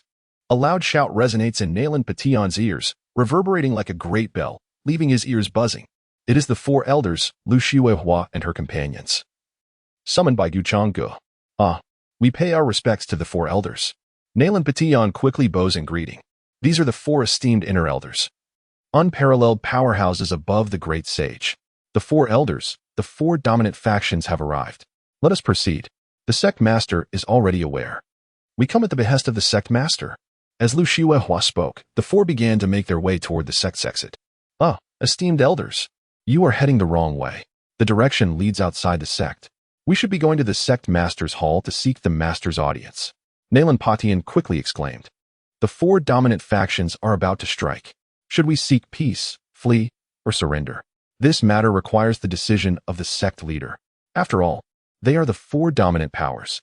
Although Gu Changge has consistently maintained a demeanor of tranquility, in Nalan Potion's eyes, the sect leader's calm exterior belies a heart in turmoil. Consequently, in his mind, the only courses available to the Wan Guxian sect are to seek peace, flee, or surrender. Have we gone astray? Not at all. We are heading outside the sect. Lu Xuehua remarked nonchalantly. Outside the sect? What purpose do the 4 elders have in venturing beyond the sect? Lu Xuehua's words left Nalan Patian bewildered. We are going to deal with 4 insignificant insects. For insignificant insects? Nalan Patian momentarily failed to grasp the implication. Suddenly, his eyes widened in astonishment as he gazed incredulously at the 4 elders. Are the 4 elders truly intending to confront the 4 dominant powers? Does the sect leader not need to intervene? In his recollection, the 4 elders had always been subservient before the sect leader. The sect leader intervening? Lu Xuehua's expression revealed disdain. Merely 4 insignificant insects. Why should the sect leader take action? We 4 are more than sufficient. What? 4 are sufficient? Nalan Patian was taken aback. Elders, those are the 4 dominant powers. They are certainly not mere insects. It's one thing to say such things, but please do not act on them. Otherwise, one would merely be a boastful champion. Just as Nalan Patian was preparing to dissuade them, Lu Shuihua's even more astonishing words reached his ears. If it weren't for the constraints of time, even with my hands behind my back, while safeguarding the Wangusian sect, I, Lu Shuihua, could effortlessly annihilate them. Chapter 65. The Four Inter-Sect Elders Strike. The four sects annihilated. Hands behind my back, while safeguarding the Wangusian sect. I could still easily obliterate them? Nalan Patian was utterly astonished. This boastful display truly deserves a thumbs up. However, deep down, he yearns to exclaim, "Goodness, what time is it? Can we not indulge in such bravado?" The four great sects are nearly at the mountain gates. Just as Nalan Patian was about to voice his thoughts, Lu Shuihua waved her hand, transporting Nalan Patian outside the sect. With a calm gaze, he surveyed the surroundings. Wait, why are only 5 individuals from the Eternal Immortal Sect emerging? Indeed, just 5. What is this nonsense? I had anticipated an epic battle and prepared my sunflower seeds and peanuts. Have they truly surrendered? Surely, the others have not fled, leaving only these 5 to capitulate. What the heck? The public betting house did not offer odds for the Eternal Immortal Sect's retreat. This is a disaster. My investments are at stake. Alas, my ransom money. What is the matter with this, Bai Jingjing?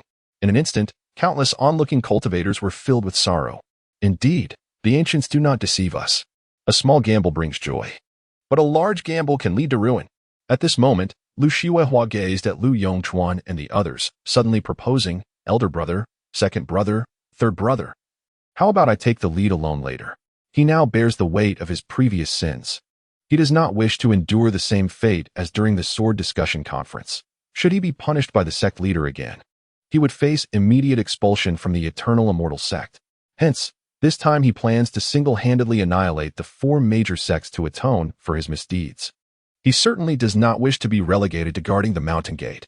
That simply will not do. The sect leader sent all 4 of us here. What would it mean if you were to take all the credit for yourself? We wish to stretch our limbs just as much. Our arms and legs have grown rusty. After Lu Yongchuan finished speaking, the 3 of them struck an exaggerated pose, pretending their arms and legs were immobile. As Nalan Patian observed the scene, he found himself at a loss for words. "Are you all here to perform?" he exclaimed in frustration. He's in such a hurry. Can't you see the warships of the 4 great sects are already approaching? In the distance, hundreds of warships were swiftly drawing near. At this moment, the insignias of the 7-Star Sect and the Bagua Sect were becoming increasingly distinct on the vessels. The sight of these ancient ships ignited a fervor among the onlookers. The battle is about to commence. We have finally reached this moment. How exhilarating. The money lost at the gambling house is merely an investment for this spectacle. After all, such a grand performance may not be witnessed for centuries. The previously disheartened cultivators were instantly rejuvenated by their resilient spirits. Truly, the 4 great dominant forces were formidable. They commanded hundreds of these terrifying warships. Wouldn't it be splendid to salvage a few fragments from the wreckage? Such materials are invaluable for crafting exquisite spiritual artifacts. Stop daydreaming. Given the current lineup of the 4 great dominant forces, they could obliterate the Eternal Immortal Sect in an instant. Do you still hope to salvage anything? It seemed today's battle would be a swift execution. The grand performance would conclude before it even began. The cultivators on the ground gazed at the warships of the 4 great sects with fervent admiration and envy. At that moment, the 4 great dominant forces also noticed the 5 members of the Eternal Immortal Sect. The hundreds of warships began to decelerate. They had no intention of inadvertently annihilating the Eternal Immortal Sect. They were prepared to thoroughly torment them, imparting a lesson in despair, a warning to others. Just as the warships of the 4 great sects came to a halt, ready to deliver some opening remarks, an astonishing surge of energy erupted, sweeping across the vast sky. The terrifying aura sent tremors through the bodies of the hundreds of thousands of cultivators on the ground, plunging the scene into an eerie silence. Amidst their astonishment, they beheld a colossal handprint materializing in the void. The overwhelming imperial might emanating from that handprint made their souls tremble. What an ominous presence. This is certainly not a mere great sage. Could it be a quasi-emperor? It must be a quasi-emperor. I have felt this sensation before when a quasi-emperor made a move. It was indeed a quasi-emperor. No wonder I felt such an uncontrollable urge to flee. A quasi-emperor. Now, we are in for an extraordinary spectacle. The expenditure of 1,000 spirit stones is worth it. Countless cultivators gazed at the immense handprint in the void, filled with awe and trepidation. Hey, old four. You are violating the code of martial ethics. We agreed on one family per person. Seeing Lu Xuehua conjuring the gigantic handprint, Lu Chunxing and the others were unwilling to be outdone. They sprang into action. Boom, boom, boom, boom.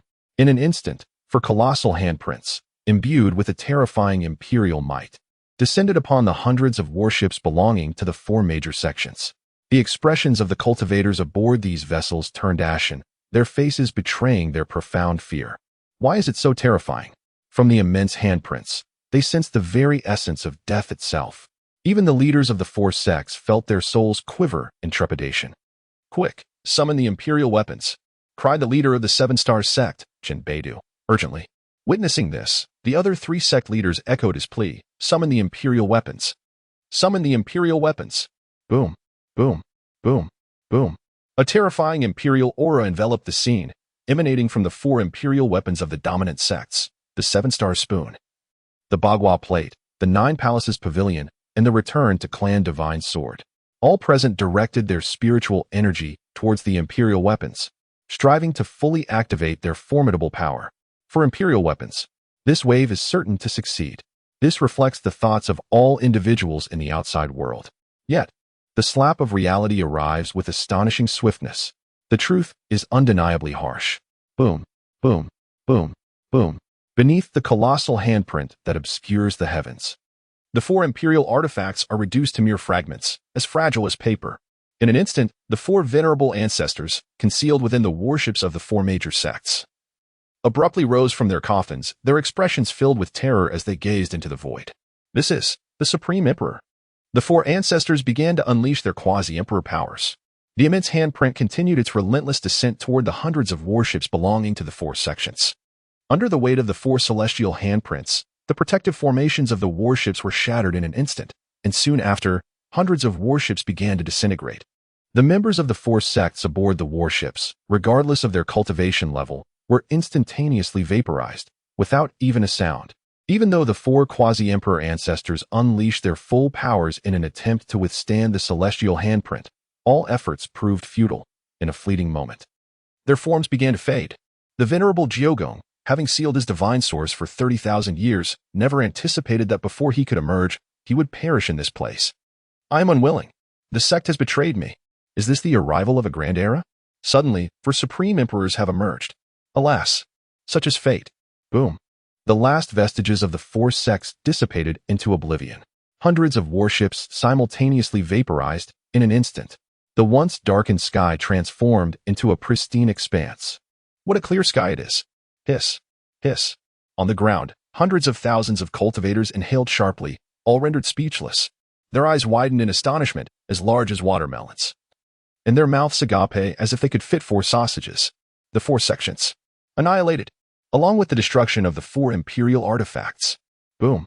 A wave of astonishment swept through the hundreds of thousands of cultivators. They turned their gazes toward the four from the Eternal Immortal Sect. Their eyes filled with nothing but reverence. These are four great emperors.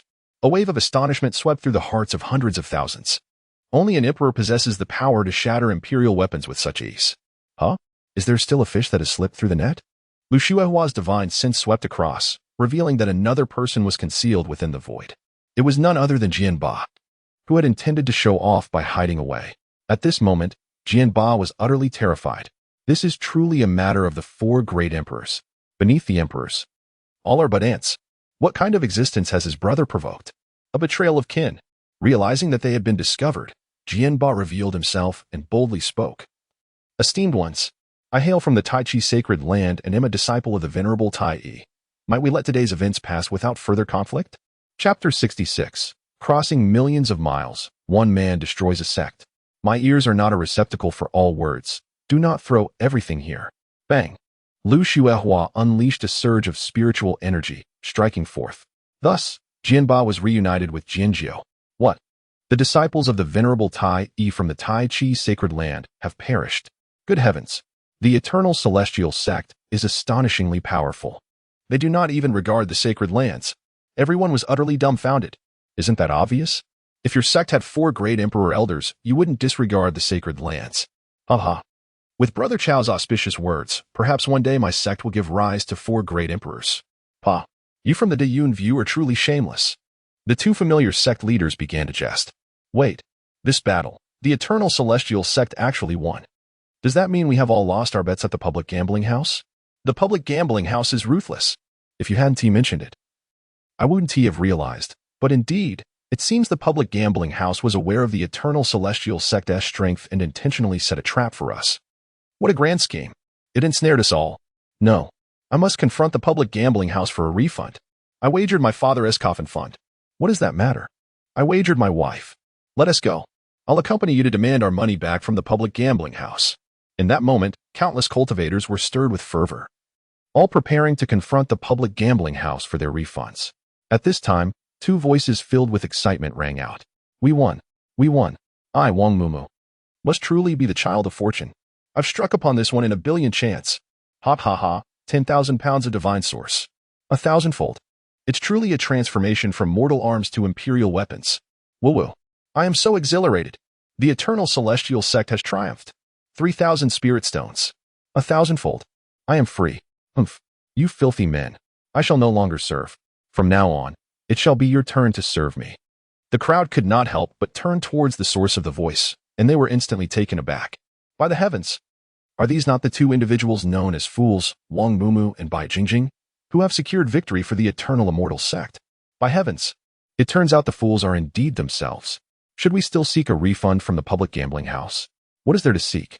Have you not noticed that this time, the public gambling house has lost everything, not even a pair of trousers left? Those who initially planned to confront the gambling house now deflate like punctured balloons.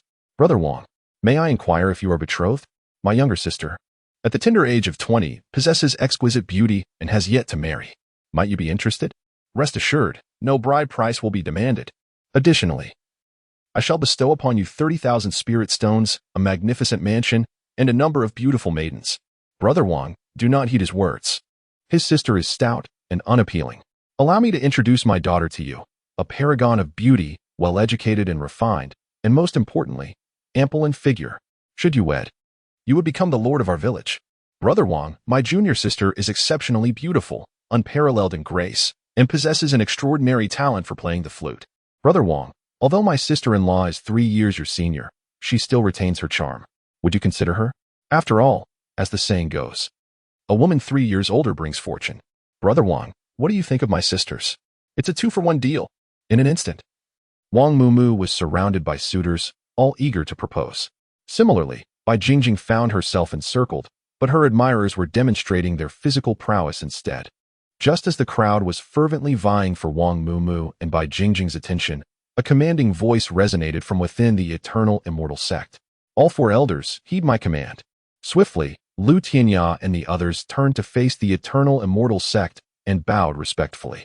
The 7-Star Sect, the Bagua Sect, the 9 Palaces Sect, and the 10,000 Swords Sect, through sheer numbers, have dared to bully us, disregarding the Eternal Immortal Sect. I hereby command you to immediately proceed and obliterate the 4 major sects. May I ask, Sect Master, is there any special instruction regarding the annihilation of the 4 major sects? Gu Changge's call for the 4 elders filled Lu Xuehua with exhilaration. It seemed she would successfully atone for her past misdeeds. No longer would she be relegated to guarding the mountain gate.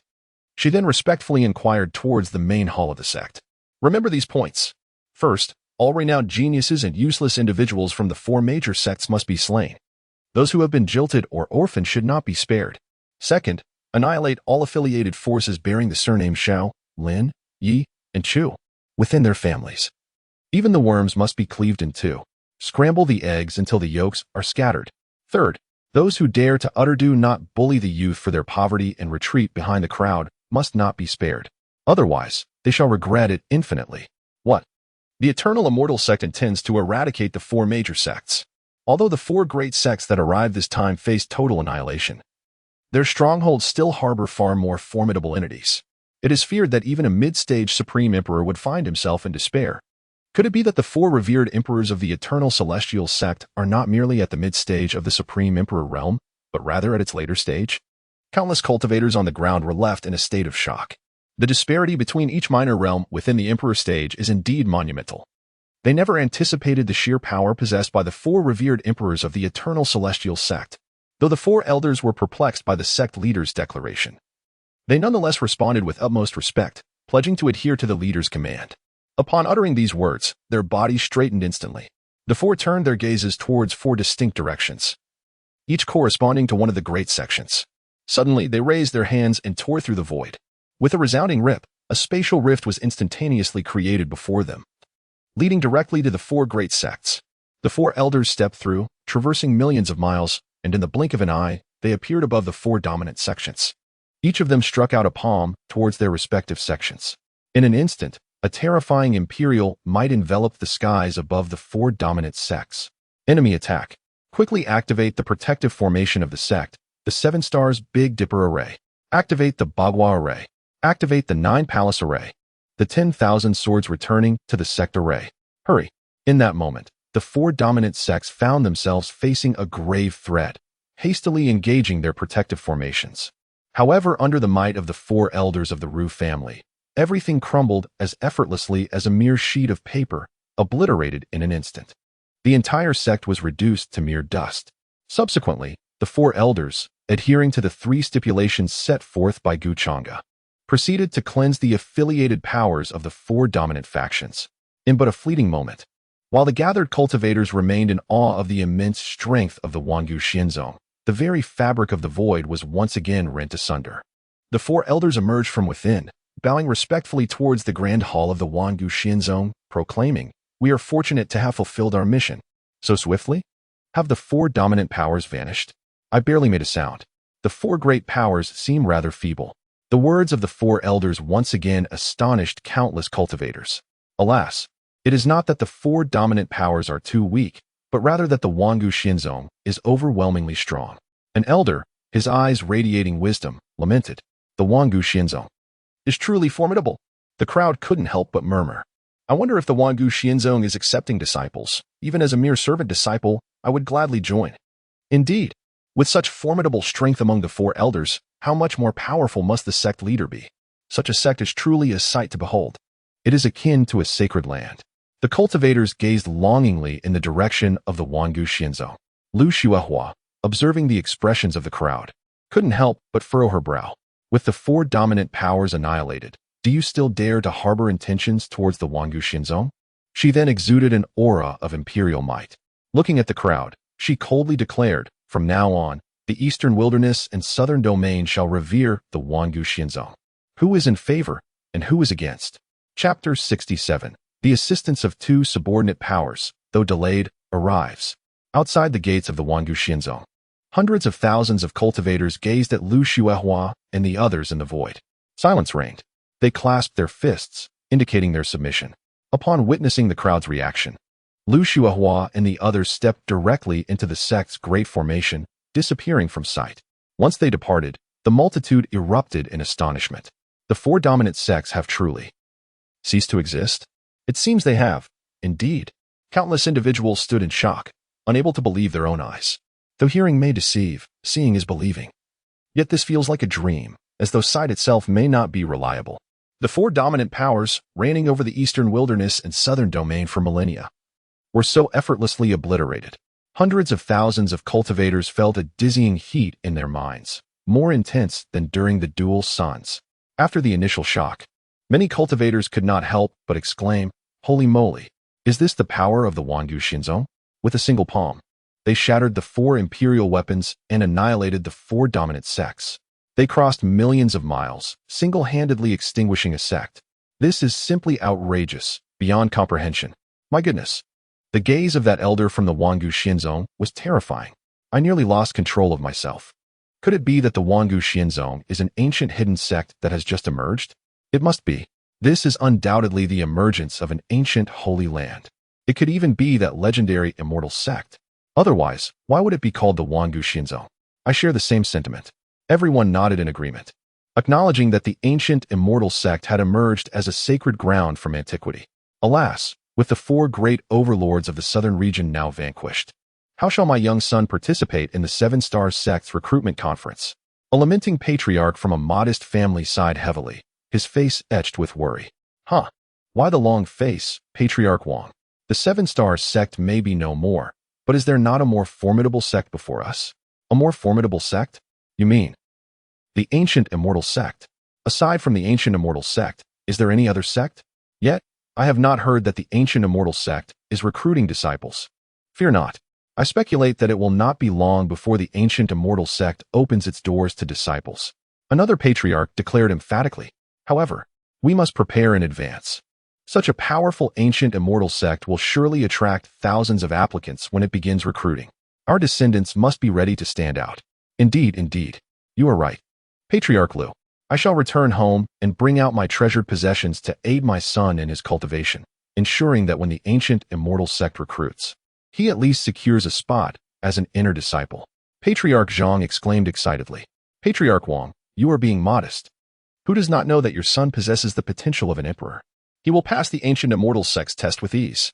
What potential of an emperor? Those are mere rumors. Patriarch Wang waved his hand, speaking humbly. Observing this, Patriarch Lu could not help but curse inwardly, thinking, damn it. Who does not know that this old fellow boasts about his son's emperor potential to everyone? Yet here he is pretending in front of me. Patriarch Lu, you should also prepare. I have heard that your daughter is not only extraordinarily gifted, but also breathtakingly beautiful. She is bound to catch the eye of the ancient Immortal Sect's leader. The Lu family's rise to prominence is just around the corner. Then let us borrow the good fortune of Patriarch Wang. We shall consider ourselves allied. Indeed. Shall we journey together? Excellent. After you, Patriarch Lu. The two patriarchs, filled with confidence in their descendants, departed hand in hand from the ancient Immortal Mountains. These two insignificant families dare to dream of their descendants entering the ancient Immortal Sect? Even as servant disciples, they would likely have no chance. Why should Sect Master Tang bother with their trivialities? However, we too must prepare in advance, striving to secure more of our descendants' entry into the ancient Immortal Sect. This will undoubtedly enhance our sect's influence in the southern region. Sect Master Yun speaks wisely. In no time, countless individuals from various factions began to depart, urging their descendants to cultivate diligently, striving to join the ancient Immortal Sect when it opened its doors. After all, with the ancient Immortal Sect reigning supreme in the southern region, any descendant who becomes a disciple there would undoubtedly wield great power in the future. As the crowd dispersed, a sudden flurry of activity erupted. Hundreds mounted their flying swords, arriving at the gates of the Eternal Immortal Sect. Oh, could it be that yet another faction seeks to challenge the Eternal Immortal Sect? Yet their strength seems woefully inadequate. The most formidable among them barely reaches the integration stage. I recognize them. They are from the Nalan family of Lanzhou. It is said that they are vassals of the Eternal Immortal Sect. Perhaps they have come to offer their support. Support for the Eternal Immortal Sect? How tardy. One might argue, however, that better late than never. Let us depart. The spectacle has concluded. Time to return home for a meal, a nap, and to attend to our wives. The surrounding individuals chuckled as they walked away. Hearing their laughter, Nalan Jia felt an unsettling sense of ridicule aimed at him. Moreover, there was not a single member of the Eternal Immortal Sect present. Could it be? A disconcerting thought surfaced in his mind. Patriarch, look, blood. An elder of the Nalan family pointed at the ground. Before them lay a gruesome scene of bones and blood at the entrance of the Eternal Immortal Sect. Gasping, Nalan Jia descended to the ground. His gaze fixed intently on a particular bone, slowly picking it up. Cradling the blood-stained remnant in his hands, sorrow filled his eyes. This is the leg bone of our ancestor. I recall the distinct bite mark left by a dog on his leg. Alas, it is true. It seems we have arrived too late. Our ancestor has likely passed on. The Eternal Immortal Sect is no more. The coalition of the four dominating sects has indeed proven insurmountable. Nalan Jia appeared forlorn, as if decades had been stripped from his age in an instant. He had believed that by aligning with the Eternal Immortal Sect, and with the ancestor reaching the Saint Realm, the Nalan family would soar to unprecedented heights. Who could have imagined that before they could take flight, their wings would be clipped? The prospect now looms that. As he contemplated the ruthless tactics of the four dominant factions, a chill ran down Nalan Jia's spine. Ancestor, woe is me. Our ancestor has ascended. Hundreds of members of the Nalan family expressed their grief and rage. Just then, a thunderous roar resounded. Dozens of warships surged from the distance, landing decisively before Nalan Jia. A figure emerged from among them, exuding an undeniable presence of authority. Sect Master Feng? Oh, Patriarch Nalan. Nalan Jia recognized Feng Qingyang, the master of the Qingyun sect. as he was a disciple of Feng Qingyang. Patriarch Nalen, what has transpired here? Feng Qingyang surveyed the scene of bones and blood, along with the somber atmosphere enveloping the Nalen family, and inquired softly. Sect Master Feng, we have arrived too late. The Eternal Immortal Sect is no more. Nalen Jia cried out in despair. What? The Eternal Immortal Sect has been destroyed. How can this be possible? Feng Qingyang could hardly believe it. The might of the Eternal Immortal Sect had been vaguely alluded to by the venerable Bai Zhantong. Just the outer gates, great sage elders guarding the mountain, gate numbered 14. Furthermore, each one surpassed Bai Zhantong by tens of times. Bai Zhantong was a formidable figure at the 8th level of the Great Sage. If they are indeed tens of times stronger, then they must be Great Sage 9th level experts. Master Nalen, have you made an error? With such immense power in the sect. How could this be? Chapter 68, The Sect's Dominance. Each member possesses a ginseng fruit and a string of Bodhi beads. Feng Sect Master, there is no mistake. Behold this bone. It is indeed the leg bone of my ancestor from the Nalen family. Nalen Jia handed over the bone marked with canine teeth to Feng Qingyang.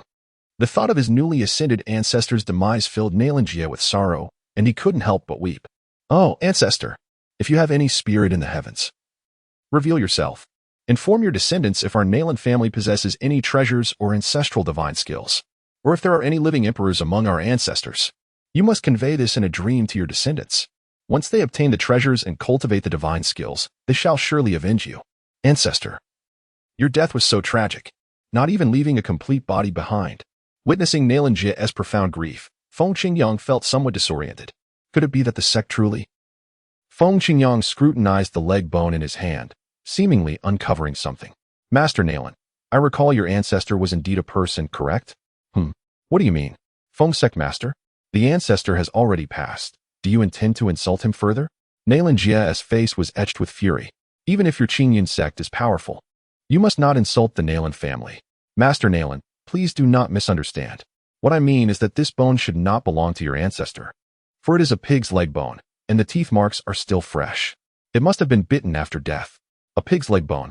Nalen Jia took the bone back from Feng Qingyang, examining it once more.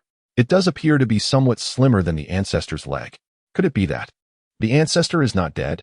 At that moment, whoosh, a figure radiating the pressure of a sage soared out from within the Eternal Immortal Sect. The sect master commands, please, the Qingyun sect and the Nalen family, enter the sect. Ancestor, you truly have not perished. Nalen Jia beheld the approaching figure, which was none other than the ancestor of the Nalen family, Nalen Patian. Nalen Patian, You wretched descendant. How dare you curse your ancestor to death? If I had died, who stands before you now? The sect has not been obliterated by the 4 great hegemonic powers? The Eternal Sect obliterated? Nalen Patian furrowed his brow and rebuked. The Eternal Immortal Sect, reign supreme in the southern domain.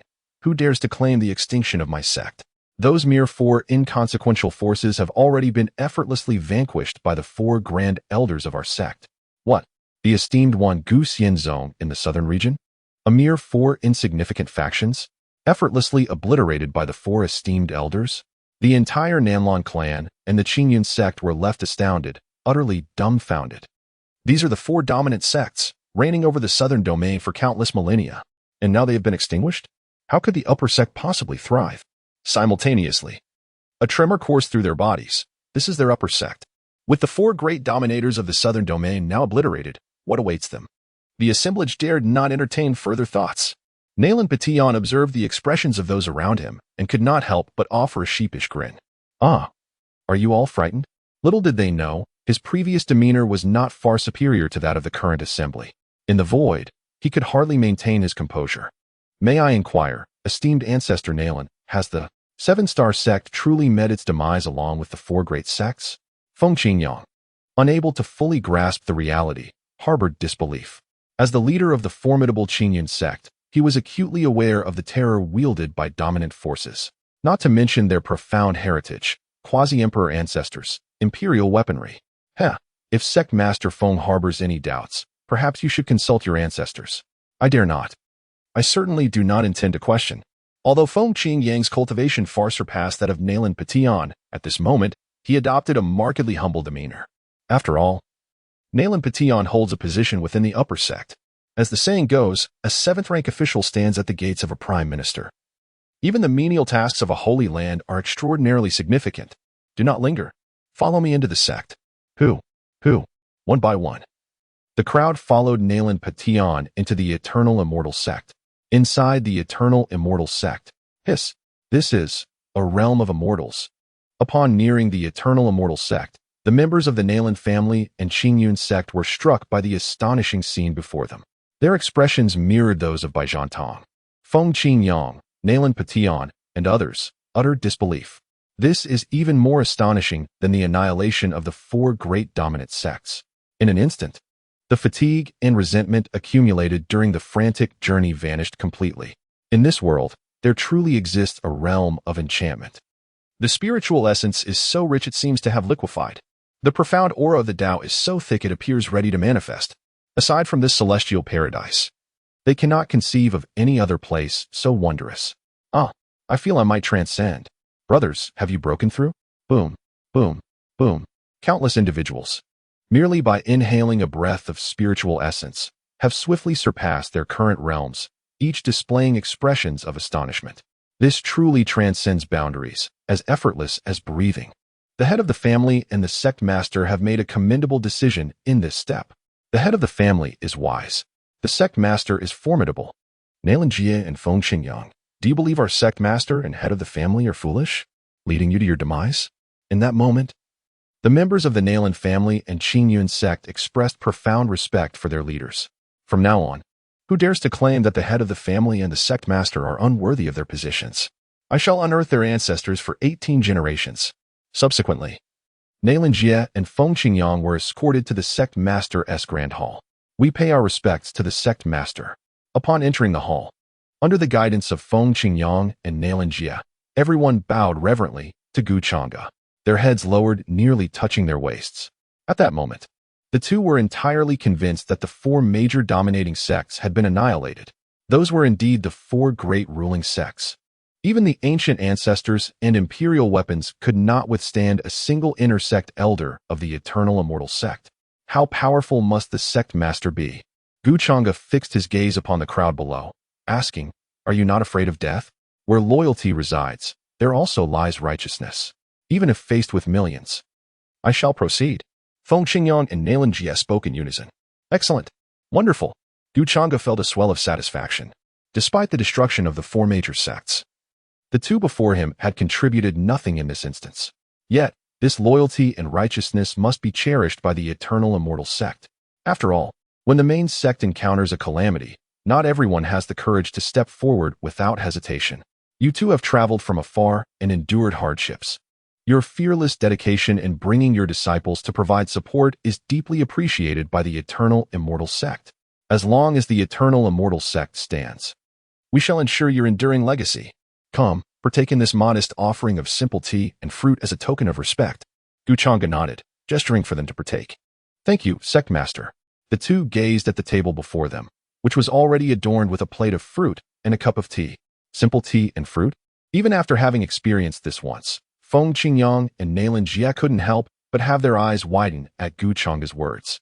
Only the sect master would refer to heavenly spiritual ginseng fruit as simple fruit, and tea brewed from Bodhi seeds as simple tea.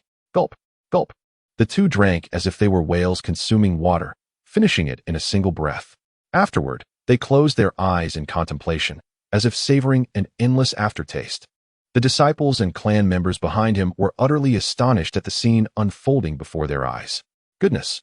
The way the family head and sect leader enjoyed their tea was rather unconventional. It felt somewhat embarrassing. You two have traveled from afar, and as the upper sect, we have no gifts to present to you.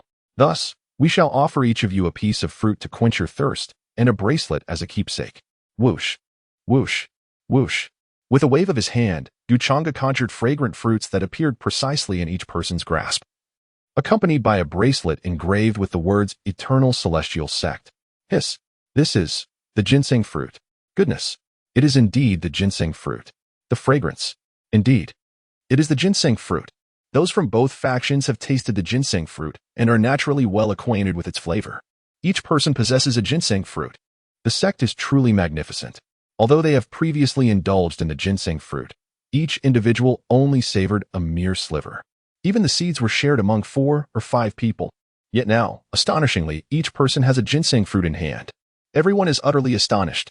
This journey has become increasingly worthwhile. This has also resulted in the future, whenever the Eternal Celestial Sect encounters an issue, individuals from the two major factions, in their fervent desire to secure a chance to be summoned, will go to great lengths to outdo one another. Wait, the fruit in question is the ginseng fruit. This bracelet.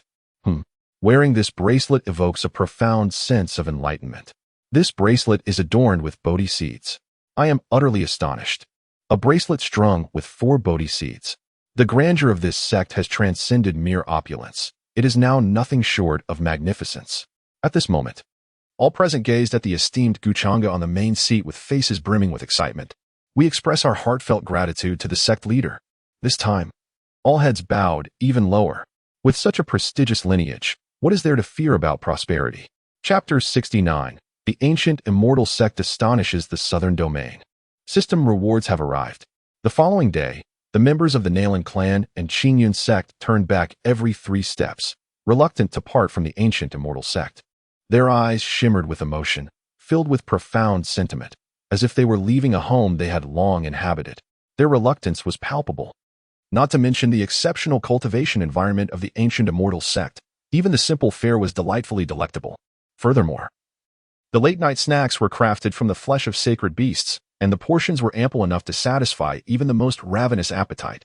Just within a single day, the strength of these individuals has surged to at least 5 times greater than before. The Nalan family can finally be considered a formidable power. Master, please speak to the sect leader on my behalf. Allow me to remain. I am proficient in all household tasks, from laundry to cooking. Indeed, Master, I am skilled in music and performance. Cannot I stay as well? The members of the Nalan family gazed expectantly at Changge. Changge looked exasperated. Goodness, you wish to stay? I, the master, wish to remain too, but is it feasible? Have you examined your own capabilities? Within the Wangguxian sect, even the most menial disciples possess formidable strength surpassing mine.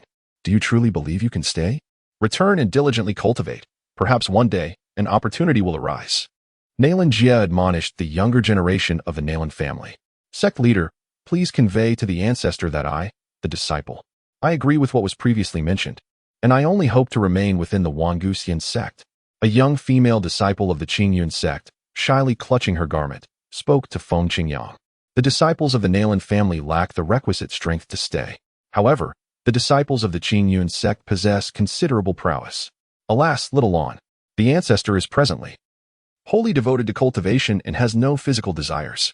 Feng Qingyang, observing the regretful expression on the young disciple's face, recall the saying, when a sincere love is presented before you, yet you fail to cherish it, only to regret it once it is lost, there is no greater sorrow in the mortal realm. Let us go. Focus on your cultivation. Perhaps one day, when the sect opens its doors to new disciples, an opportunity will present itself. By Zhan Tong, who says I, the ancestor, have no desires. Boom, boom. The members of the Nalan family departed aboard the favorable vessel of the Changge sect. Meanwhile, the entire southern region was in turmoil. Have you heard? The ancient hidden sect, Wangguxian sect, is in turmoil. The 4 dominant powers of the Changge sect intended to attack the Wangguxian sect, prompting the 4 elders of Wangguxian sect to intervene, each delivering a single strike, and with 4 strikes, the 4 sects were annihilated. Have you heard? The storyteller has not ceased since the day before yesterday. The moment the Wangguxian sect emerged, it frightened a cow by the roadside. When the Wangguxian sect reappeared, it crushed hundreds from the 4 sects. With the 3rd emergence, the 4 major sects were entirely obliterated. And with the 4th emergence, its name resounded throughout the southern region. Yet none knew. The storyteller is mistaken. I was present at the scene. It was not 4 elders each delivering a strike, but rather a single individual delivering 4 strikes to annihilate the 4 sects. The Wangguxian sect is astonishingly powerful. Hiss. A single individual vanquishing the 4 dominant powers? Is the Wangguxian sect a holy land? I believe it surpasses even a holy land. Even the esteemed Sword 8 and Sword 9 of the Sword Pavilion perished at the hands of the Wangguxian sect. In a tavern, several cultivators gathered together, engaged in leisurely conversation. Their interest peaked particularly when the discussion turned to the battles involving the ancient Immortal Sect and the 4 dominant forces, causing them to lean in attentively. Your boastfulness knows no bounds. The 7-star sect, the 8 trigram sect, the Nine Palaces Sect, and the 10,000 Swords Sect have dominated the southern domain for countless years, each boasting ancestral figures on the verge of becoming emperors and possessing imperial weapons as their foundation. How could a newly emerged ancient immortal sect simply declare the annihilation of such powers? It is utterly preposterous. Has Lord Lin just emerged from seclusion? Indeed. I have recently been in seclusion, honing my family's secret technique, the Sunflower Divine skill, and I have just attained mastery today. No wonder Lord Lin is unaware. It is all true. The territories of the Seven Stars Sect and the other 3 sects have been reduced to ruins, and their subordinate forces have been purged. Is this truly the case, Lord Lin? It is indeed. The entire southern domain is abuzz with this news. Moreover, our sect has issued a highest decree. No member of the sect must offend the ancient immortal sect. Otherwise, they will be expelled from the sect. And all consequences shall fall upon the individual, with the sect bearing no responsibility. By the heavens, is this real? It is indeed. It is said that at that time, in the southern domain, within the Wang family estate, an uproar ensued. Who told me that the ancient immortal sect would surely perish? Quickly, recall our spies from the Nalan family. Gather all the beautiful women in our family and send them to the Nalan clan, even if it means serving as slaves or maidservants, just to seek their forgiveness. Hurry, we must act swiftly. In a brief span, even those who had never heard of the ancient immortal sect were filled with awe and reverence for its might. A single sect standing against the 4 dominant forces, effortlessly extinguishing one of them. There were also celebrations as the 10,000 Swords Sect, known for its peculiar practices, had finally met its end. Truly, the heavens have opened their eyes. Oh no, it is the ancient immortal sect that is formidable. I shall set up a longevity tablet in my home for the sect's leader. Such scenes were unfolding in various corners of the southern domain, with a trend of news spreading towards the eastern wilds and the northern domain. Meanwhile, within the ancient immortal sect, Changge was indulging in a life of luxury, reclining in a pool filled with thunder calamity liquid. To his left, the voluptuous Long San was slicing a ginseng fruit, while to his right, the ethereal Long Si held a cup of Bodhi tea. Kneeling before him, the fresh-faced Long Wu gently massaged his shoulders. Ah, little Wu, be gentle. Yes, just like that. Ah, so delightful. This is the pinnacle of life, Changge exclaimed, occasionally expressing his delight. At that moment, a notification chimed. Congratulations. Enough with the interruptions. Didn't you see that the host is currently indulging? Changge fiercely berated the system in her mind. Damn it, such a lack of perception. Could one not wait until the enjoyment is complete before making a sound? System, what?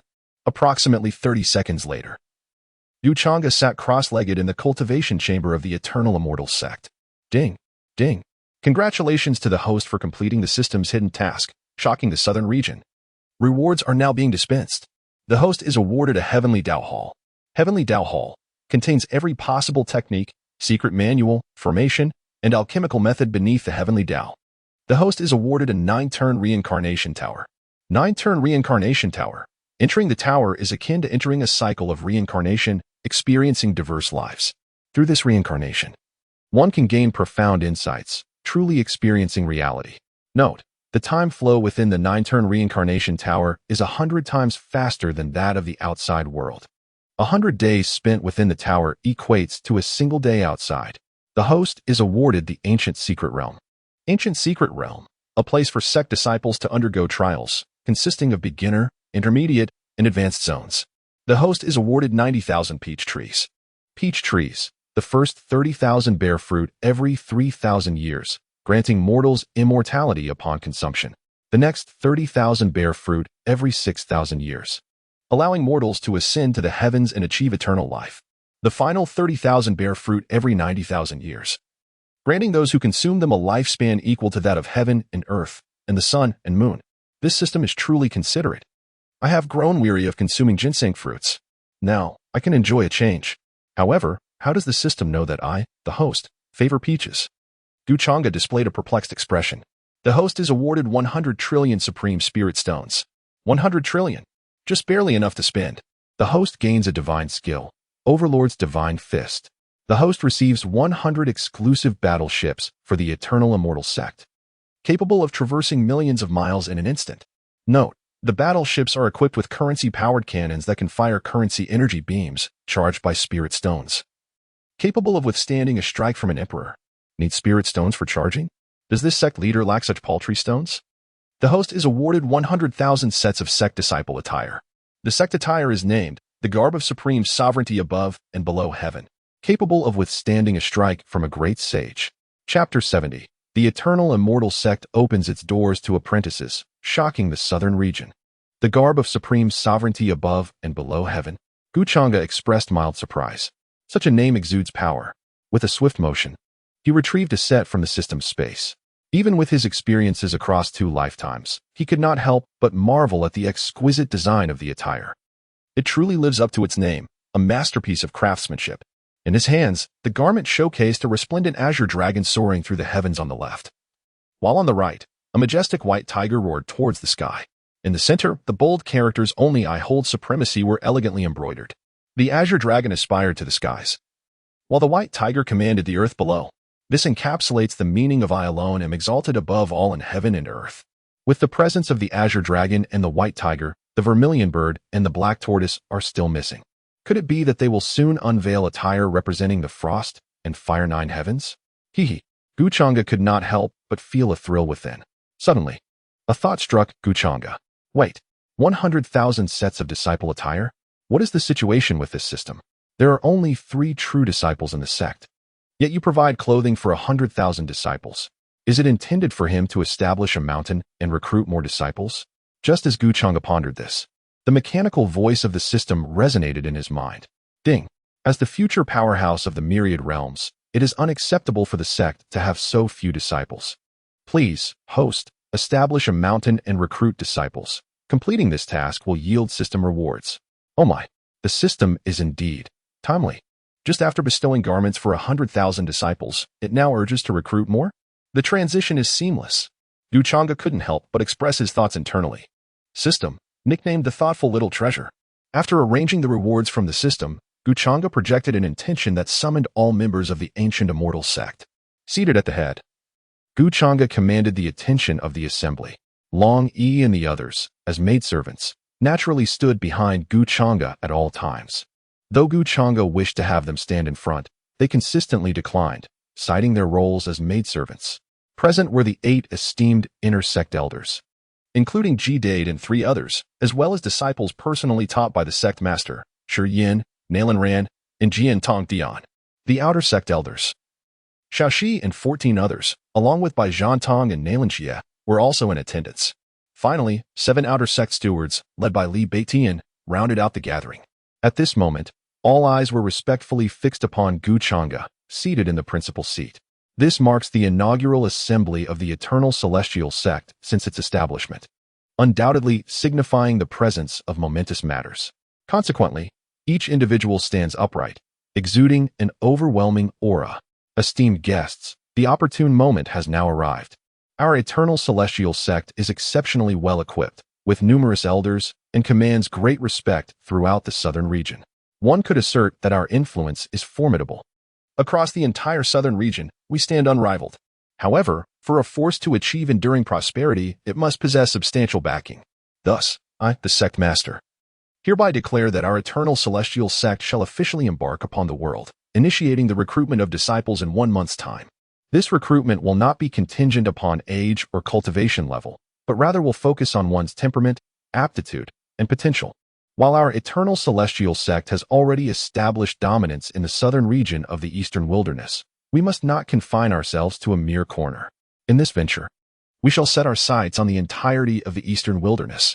I implore all elders and disciples to join me in amplifying the grandeur of the Eternal Celestial Sect and to create another epic of brilliance.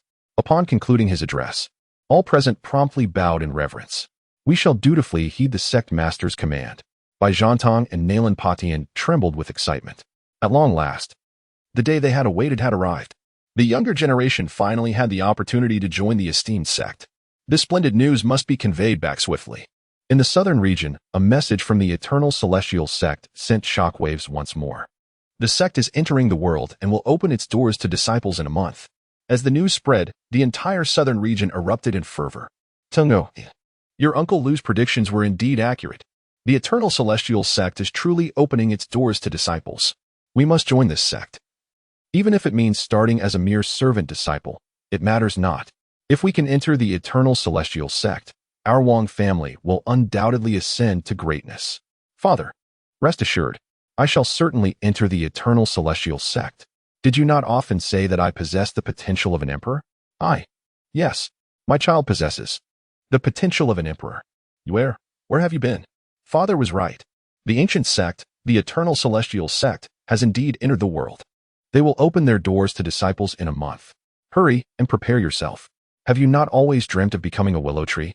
The Lu family cannot resolve this issue, but once you enter the Eternal Celestial Sect, there will surely be a master who can assist you. Quickly, get ready, my dear.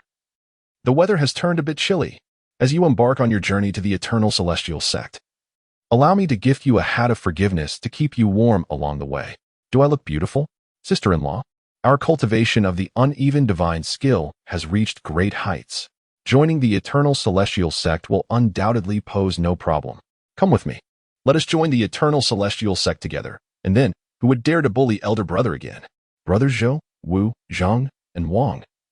The Eternal Celestial Sect is recruiting disciples. Let us hasten. If we delay, we may miss the next ship to the Eternal Celestial Sect. There is no need to fret. Brother Zhao, if we miss this boat, there will be another. Moreover, the number of individuals seeking to join the Eternal Celestial Sect will surely exceed millions. With our qualifications, whether arriving early or late, the outcome remains unchanged. How can you be so despondent? We are in the prime of our lives, and we ought to ride our dreams as steeds, not waste our youth, but instead, forge a splendid future together. Rise quickly and follow me. As the announcement of the Wangu Immortal Sect opening its doors to disciples spread, countless families, empires, sects, and solitary cultivators flocked toward Wangu. Numerous cultivators shouldered their burdens, some forming sisterly groups, others accompanied by brothers, or even traveling with uncles and aunts, all heading in a singular direction. A magnificent procession numbering in the billions. After all, the mere dispatch of 4 elders was sufficient to obliterate 4 major dominant forces, illustrating the immense power of the Wangu Immortal Sect. In the hearts of the cultivators in the southern region, the Wangu Immortal Sect has become a sanctuary. A sanctuary indeed. Such a supreme existence is found only in the Central Plains. Merely by joining, even as a mere servant, one can bring glory to their family. What? You look down upon servant disciples? Have you not heard the saying? The servants of a sanctuary are unparalleled. I take pride in being a servant. Even an ancestor from a first-rate force leaped from his coffin, hoping to seize the chance to join the Wangu Immortal Sect through sheer luck. Even if tasked with chopping wood, fetching water, or cleaning latrines, he deemed it an honor. What? You think cleaning latrines lacks dignity? I am the head of the Wangu Immortal Sect, overseeing all its latrines. Who dares to disrespect me? I shall suffocate you. Meanwhile, outside the gates of the Qingyan sect, Feng Qingyang quietly emerged with his bag on his back.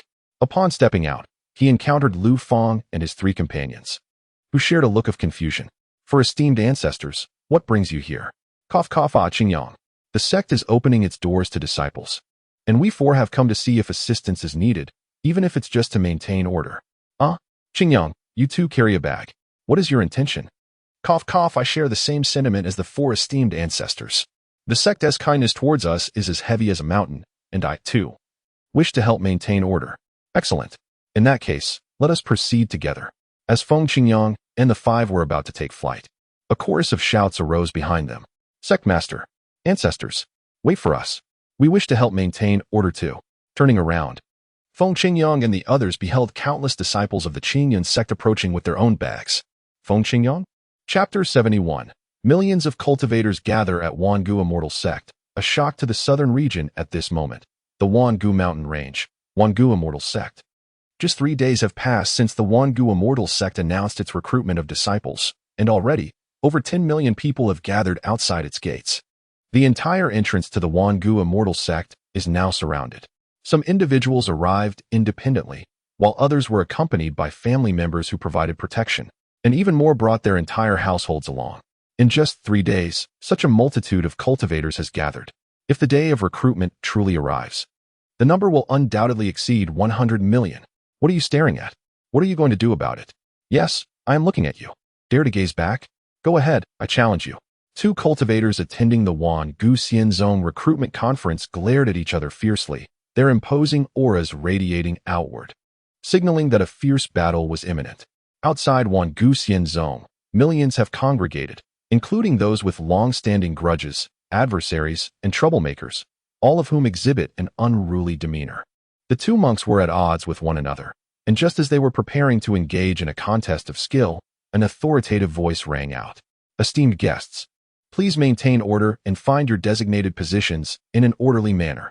Gentlemen to the left, ladies to the right. If you have come in groups, kindly seek suitable spots within the Wangu mountain range. Furthermore, it is hereby declared, the sect leader has issued an edict.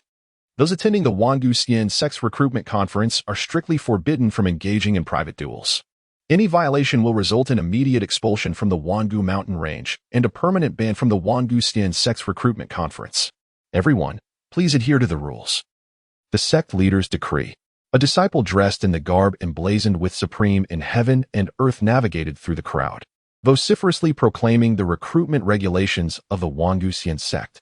After all, with the current attendance exceeding 10 million, this number would inevitably grow. Among them, there would surely be individuals harboring grievances, those who could not see eye to eye, and those inclined to provoke trouble.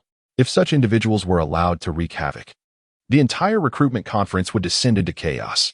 How could the Wanguxian sect possibly conduct its inaugural recruitment conference under such circumstances? Did it not value its reputation? Thus, Changge established such a rule. Upon hearing this, the two adversaries abruptly halted their actions. Expulsion from the Wangu mountain range, blacklisted, forever barred from participating in the Wanguxian sect's recruitment conference? How could they allow such a fate to befall them after traveling great distances to be here? Wasn't their sole purpose to join the Wanguxian sect? To forfeit this opportunity merely due to a disagreement would haunt them for the rest of their lives. Their expressions softened immediately, and they exchanged cordial smiles. Brother, you seem familiar, like a long-lost sibling of mine. That's why I couldn't help but gaze at you a bit longer. Please don't take offense, said one. I, too, find you reminiscent of my long-lost elder brother. How about we forge a brotherly bond today? Replied the other. Absolutely. Elder brother, allow me to bow before you. Rise. Dear brother, let us join hands and participate in this recruitment conference together. Follow me, for my sister-in-law has set up a tent over there. Let us share a drink. Lead the way, elder brother. As they spoke, the two erstwhile rivals clasped hands and ambled off to the side. This scene, heralded by the servants of the Eternal Immortal Sect, unfolds frequently outside its gates.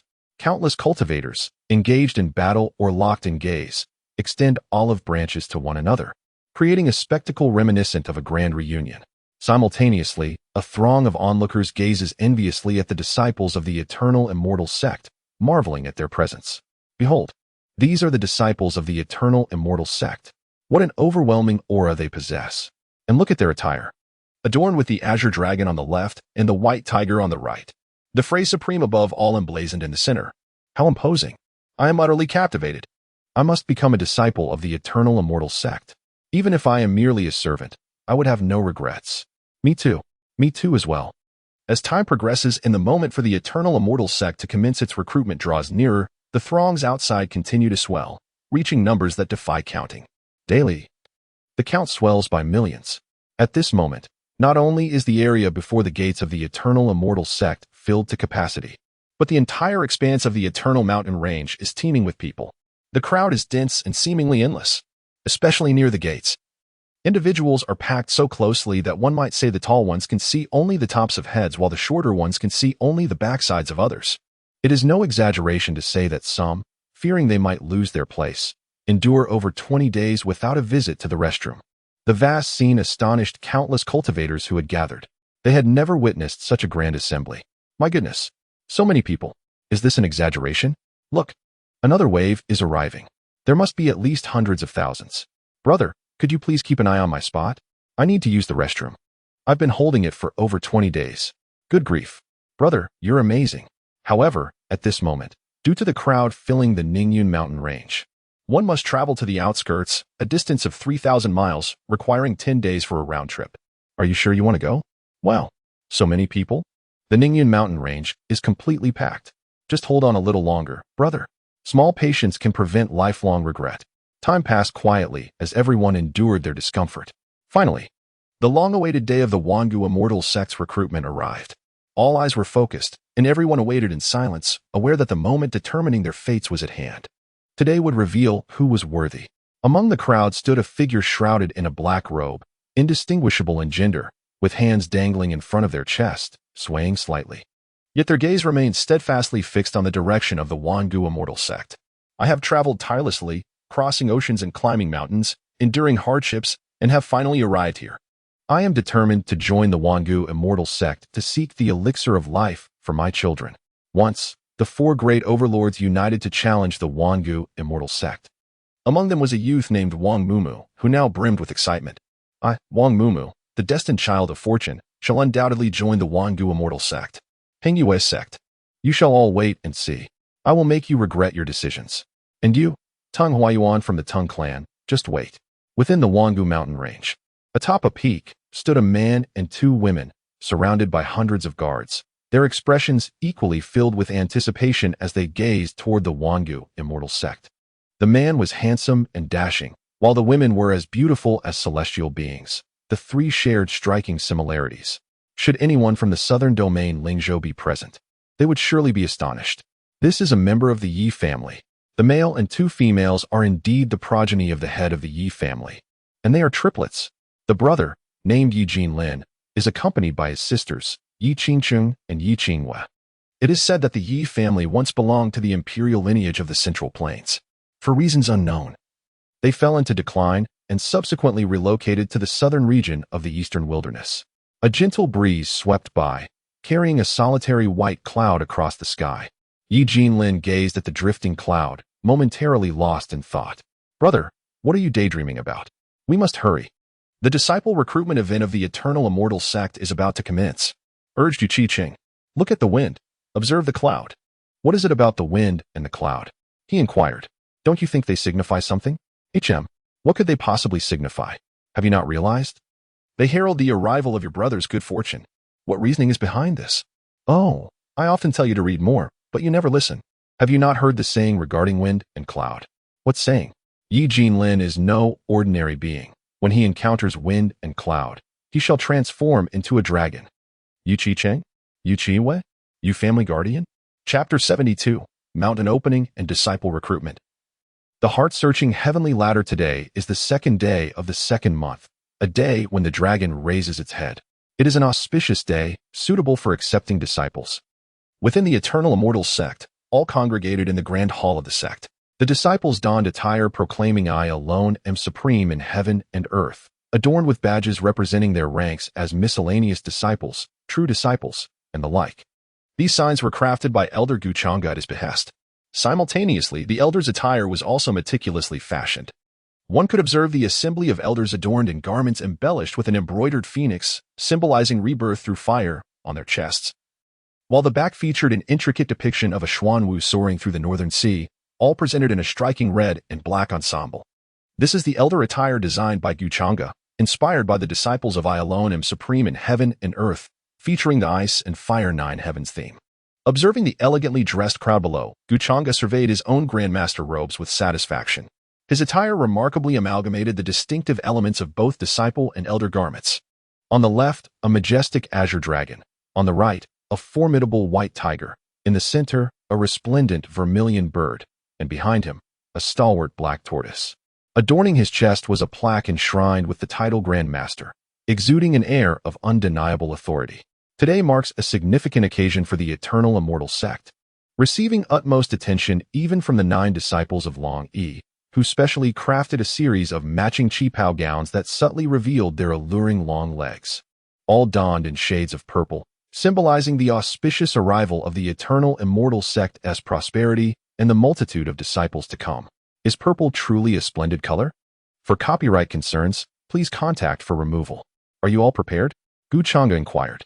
Within the grand hall, all gazes turned towards him in unison, bowing respectfully, ready for action. Excellent. Let us embark. Let us commence the mountain opening and recruitment of disciples. Gu Changge stepped forth, followed closely by the 9 vibrant figures of Long Yi and her companions. Next in line were the 8 esteemed elders of the inner sect, trailed by the 3 direct disciples, and finally, the 14 outer sect elders alongside the appointed elder by Zhantong and Na Lan Patian. The 7 outer sect stewards and miscellaneous disciples did not join, as they had already taken their positions outside, maintaining order with the early arriving members of Changge sect. With great pride and vigor, Changge and his entourage soared forth towards the mountain gates. As they emerged, a wave of astonishment rippled through the waiting crowd outside the sect. They have come. The Grand Master and elders of the Eternal Immortal Sect have arrived. The opening is finally upon us. If we do not begin soon, we shall be overwhelmed.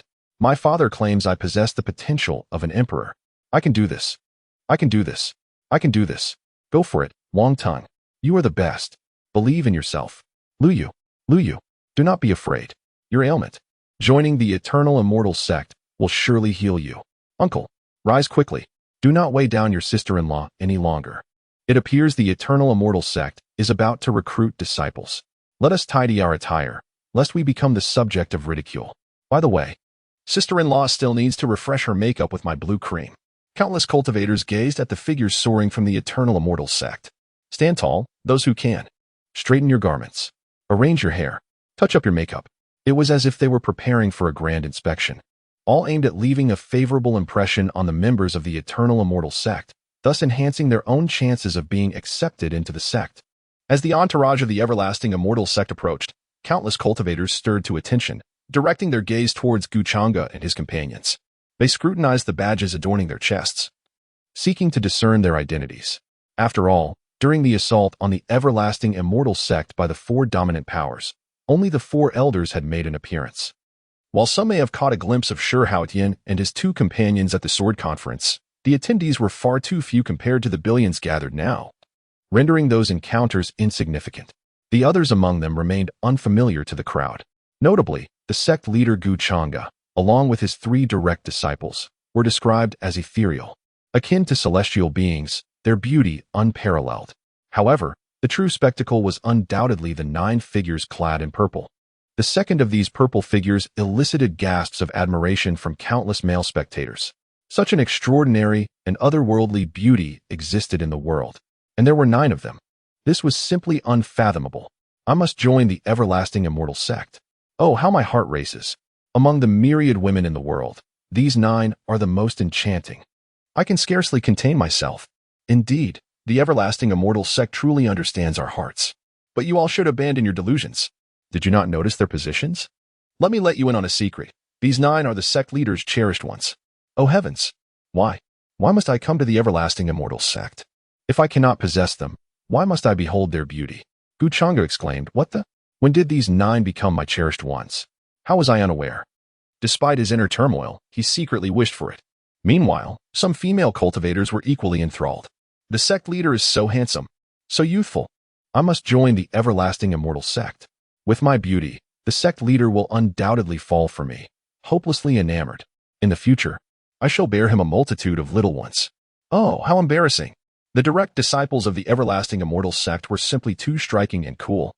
My heart is utterly lost to the Everlasting Immortal Sect. Who could deny it? Even someone like me, typically unflappable, is smitten. Of course. There were also those who remained clear-headed. Goodness. The inner elders of the Everlasting Immortal Sect number 8. How terrifying. 8 quasi-emperor elders. Wait. Isn't that the ancestor of the Changge sect behind? Why does he only have the badge of an outer elder? Could it be that the other 15 with him are all at the Great Sage level? No way. The Great Sage powerhouses are merely outer elders. The Everlasting Immortal Sect must be a hidden, great sect. I must become a part of it. Simultaneously, the women from the Nalan family who had married outside, as well as the men who had joined other families, were shouting excitedly to those around them. Husband, did you see? Did you see? The one following the sect leader is our Nalan family ancestor. Which one? That one. How can you not see? Humph. If you can't see, then you're not allowed in my bed tonight. Ah, I see it. I see it. So beautiful. Truly stunning. It's really your ancestor. What did you say? I said strikingly handsome. So handsome it's dazzling. With the appearance of Changge, countless cultivators were filled with exhilaration. Observing this, Changge refrained from further words and simply waved his hand. Boom. A magnificent white jade celestial staircase, towering at an astonishing height of 9,999 steps, materialized before the crowd. The staircase seemed to stretch infinitely into the sky. It was precisely yesterday that Changge inquired with the system about whether there existed any treasures capable of testing the hearts and characters of disciples. The system generously bestowed upon him the resplendent white jade heavenly ladder before him. From the information provided by the system, Changge learned that this white jade heavenly ladder was known as the ladder of self-reflection. As its name suggests, the ladder of self-reflection directly prompts one to confront their innermost self. Upon ascending this ladder, one can behold the depths of their soul, clarifying their spirit with each step taken, posing questions such as, do I bear any shame towards heaven and earth? Do I bear any shame towards my conscience? Do I bear any shame towards my sect? Do I bear any shame towards my mentors? Do I bear any shame towards my friends? Do I bear any shame towards my family? Do I bear any shame towards humanity? Chapter 73, Manifestations on the ladder. The ladder rises to an astounding height. Composed entirely of lustrous white jade, its summit remains elusive, shrouded in an air of mystery and profundity. This is the first impression the heart's ladder leaves upon the multitude. Upon witnessing the sudden emergence of a celestial staircase reaching directly to the heavens, countless individuals fell into a profound silence. They understood that what they had been anticipating was about to unfold. Indeed, at that moment, Changge spoke. I am the leader of the Eternal Celestial Sect. Now, let me explain the first trial.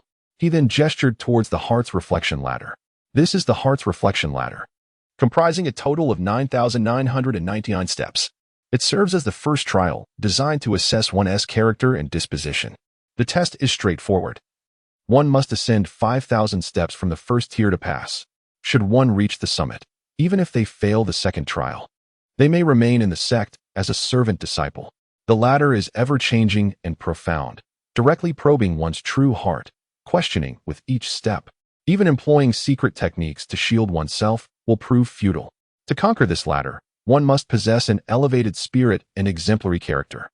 The heart's reflection ladder will recognize the cultivation level of each climber, tailoring distinct illusions for varying realms to ensure fairness and impartiality. Once Changge finished speaking, a wave of astonishment rippled through the millions of cultivators. Different realms, different environments. The first trial of the Eternal Celestial Sect was indeed fair and just, truly worthy of being a secluded grand sect. Those who had previously harbored concerns due to their lower cultivation levels felt an instant sense of relief. The Eternal Celestial Sect is truly commendable. It does not judge based on cultivation or talent, but rather on one's heart and character.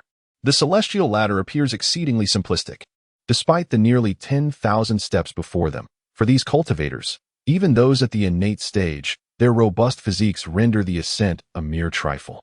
One might contend that whether it be 10,000 steps or even 100,000, reaching the pinnacle is merely a matter of moments.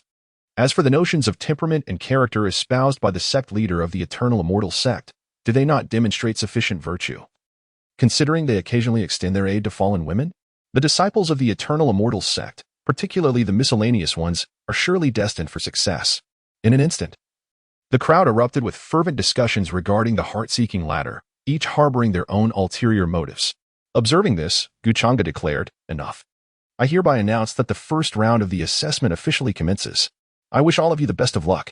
No sooner had Changge's words echoed than a multitude of cultivators, who had been eagerly anticipating this moment, surged toward the first step at an astonishing speed of 100 meters per second. The heart's ladder stretches wide for thousands of miles, capable of accommodating countless souls simultaneously. Run, charge forth. To reach the summit, one must first embrace madness. Recklessly advance without hesitation. Onward, my comrades. Let us plunge into the fray. Give it our all. As long as we are not exhausted to death, we will press on tirelessly. Only through perseverance shall we prevail. Onward, my underdogs. Oh yes, the journey has finally commenced. I, the fortunate prince, am destined to ascend to the peak. Father, your son, endowed with the prowess of an emperor, is on his way. Await the auspicious news of my triumph. Sister-in-law, you stand before me. Uncle, I shall propel you forward. But dear uncle, do not rush too swiftly. Sister-in-law may struggle to keep pace. In that instant, millions of cultivators surged forward, fearful of lagging behind and losing their chance at the summit. What a spectacle it was. Truly a sea of humanity, accompanied by the resounding clangor of drums. The rhythmic beating of drums serves as an encouragement for countless aspirants attempting to ascend the heavenly ladder, accompanied by fervent slogans. Sweat and toil forge brilliance. Cheer for those who strive for the heavenly ladder. Forge ahead with determination, never yielding in defeat. And let your voices resound for the climbers of the heavenly ladder. Brave the journey and dare to chase your dreams. You are the most resplendent among the aspirants. You are the brightest star. With every leap and bound, joy knows no sorrow. The pinnacle of the heavenly ladder beckons, and the sand sculptures smile in delight. Changge has not departed. Although the recruitment conference spans 10 days, it is customary for prodigious disciples to emerge on the very first day. Those who arrive later are often of lesser merit. Thus, Changge is eager to witness whether this recruitment event will unveil any extraordinary talents. With a swift gesture, Changge summoned the 9 dragons' divine palanquin and took his seat. The attendants promptly presented ginseng fruits, peaches, Bodhi tea, enlightenment pills, sunflower seeds, and peanuts. Meanwhile, at the heart-seeking heavenly ladder, the initial wave of hundreds of thousands had already ascended to the first step. I made it. I made it. I am the first. The first group erupted into jubilant cheers, their exuberance suggesting they had already reached the summit. Suddenly, a cry pierced the air. Help! Help! It's so hot. I'm burning up. A cultivator, upon stepping onto the heavenly ladder, found himself engulfed in flames, his heart racing with alarm as he shouted in distress. His legs instinctively retreated, unable to maintain control. In a flash, the cultivator was abruptly teleported away, evidently having failed in his ascent. The monk encountered the profound inquiry of courage posed by the celestial ladder. A practitioner, who contends with fate itself, could hardly be daunted by mere flames. Alas! The malevolent forces from beyond the realm invade. The Eternal Immortal Sect can no longer withstand the onslaught. What shall be done? What shall be done? The best course of action is to retreat. Ah, yes. First, I shall visit the scripture repository. Having finally joined the Eternal Immortal Sect, I cannot depart empty-handed. Heh. The unparalleled techniques shall all be mine. This individual confronts the question of loyalty and righteousness. When the sect faces peril, one must choose whether to endure hardships alongside it or to flee for oneself. Clearly, this person opted for the latter, resulting in being transported away by the celestial ladder. If one cannot share in the sect's tribulations, why should the sect accept you? Ha! I have finally joined the Eternal Immortal Sect. In the future, I shall soar to greatness, destined to become a person of renown. What? My mother seeks me? Humph. Who is this mother of mine? This young master's parents have long since passed. Surely this is yet another deceit. A man clad in humble attire. Fearful that others might discover his impoverished origins and the unattractive visage of his mother, refuses to acknowledge her. This individual faces the inquiry of kinship. A son should not disdain his mother's appearance, nor should a dog scorn a modest home. If a person cannot even cherish their own parents, how can they hope to find their place in the world? Whoosh! This individual too was transported away by the celestial ladder. Brother, I assure you, my sister-in-law and I are innocent. Please, you must believe your younger brother. Ever since your departure, our family has gradually fallen into decline. We have only practiced the ancestral art of the uneven divine skill together, striving to strengthen our lineage, never crossing the boundaries of propriety. My husband, before you left, you entrusted your uncle to care for me. Over the years, he has been a source of great concern for me. Yet, I promise you, our relationship has remained utterly pure. This heart bears witness to the heavens and the earth. It was indeed the cultivator who had brought his sister-in-law to the disciple recruitment conference. Both entered the illusion simultaneously. They were confronted with the question of heaven and earth, inquiring whether they had engaged in actions that defied humanity and contradicted the principles of nature. Should any impropriety arise between uncle and niece, it would undoubtedly be disapproved by the cosmos. With a sigh, they opened their eyes to discover they were still upon the celestial ladder. Joy illuminated their faces, clearly indicating they had passed the trial. At that moment, the purity of their bond had only deepened. Hand in hand, they continued to support one another as they ascended further. Master, do you find this place beautiful? How about here? In this spot? Giggled a provocatively dressed female cultivator. Her face adorned with makeup, standing on the celestial ladder, her cheeks flushed and demeanor shy. The rebellious disciple encountered the question of lasciviousness. Excessive lust inevitably leads to calamity. Having just joined the sect, she audaciously attempted to seduce the master, leading to her immediate failure. Changge remarked, "The esteemed scholars may not appreciate it, but I certainly do. Leave me be." Chapter 74. Those who insult the Eternal Immortal Sect shall perish. Amidst the clamor, throngs of cultivators pressed forward, ascending the celestial ladder. while others were swiftly transported away. In a brief span, tens of thousands had been eliminated. Oh, I truly feel worthless. I barely stepped on and was sent away. Do you think you are the only one who feels worthless? We are all worthless. I'm even less than worthless. I was trampled upon before I could even step forward. Who dares tread upon me? Get off. Let us, the worthless, depart together. How can we face our families? Shall we admit our worthlessness? It matters not. Worthless we may be, but some are even less than us. Indeed, many are worse off than our kind of worthless. How envious they were of those who had ascended the celestial ladder. In life, joy and sorrow coexist. It is often the case that misfortunes prevail. The defeated, filled with resentment, cast envious glances at those who had successfully climbed the ladder. At that moment, the highest climbers were none other than the uncle and niece, who had already ascended over 100 steps. This is the first challenge of the recruitment conference for disciples. It tests an individual's character and disposition, serving to eliminate those with malicious intentions, inferior qualities, and a penchant for laziness, cunning, and a passive attitude. Only those with resolute hearts and great perseverance can ascend to greater heights. Should those deemed unworthy be allowed entry into the Eternal Celestial Sect, they would inevitably engage in wrongdoing, betray their mentors, and tarnish the esteemed reputation of the sect in the future. This is the true essence of the Heart's Ladder. Changge and others quietly observe the failures before them. Such a disposition? They still aspire to join the Eternal Celestial Sect? Wake up. Stop dreaming. Rise and continue your slumber. However, some, who have been pampered since childhood or are lost in their fantasies, simply cannot accept such a grim reality. Impossible. This cannot be happening. This is absolutely inconceivable. My father has proclaimed that I possess the potential of an emperor. Furthermore, I have trained fiercely since childhood, striking the southern mountains' fierce tiger and kicking the northern sea's dragon. How can I not ascend even to the first step? There must be something wrong with this ladder. Father, where are you? Hurry here. Please assert that there is an issue with this ladder. The young master of the Wang family gazed at the ladder before him, his face suffused with rage. A genius endowed with emperor-level potential, yet he couldn't even conquer the first step. What a joke. Is he truly inferior to that pair of relatives? Do not be disheartened, my son. Father is here. He scoffed. I believe this Eternal Celestial Sect is merely a facade. What a worthless sect. It matters not if we do not enter. They must be blind to reject a genius of emperor potential. Let's leave. If this place does not welcome us, there are other places for us. The head of the Wang family swiftly moved to his son's side, unleashing a torrent of frustration directed at the Heart's Ladder. From the moment his son was born, he had been labeled as possessing emperor potential. Among their vast family of hundreds, he was the foremost genius. Prior to their arrival, he had boasted that with his son's reputed potential, joining the Eternal Celestial Sect would be as effortless as drinking water. Unexpectedly, failing even the first trial left him wondering where he could show his face upon returning. With a son so timid, needing someone to accompany him even for a midnight trip to the bathroom, he dares to aspire to join the Eternal Celestial Sect? Truly a whimsical dream. Indeed, punching the southern mountains tiger and kicking the northern sea's dragon?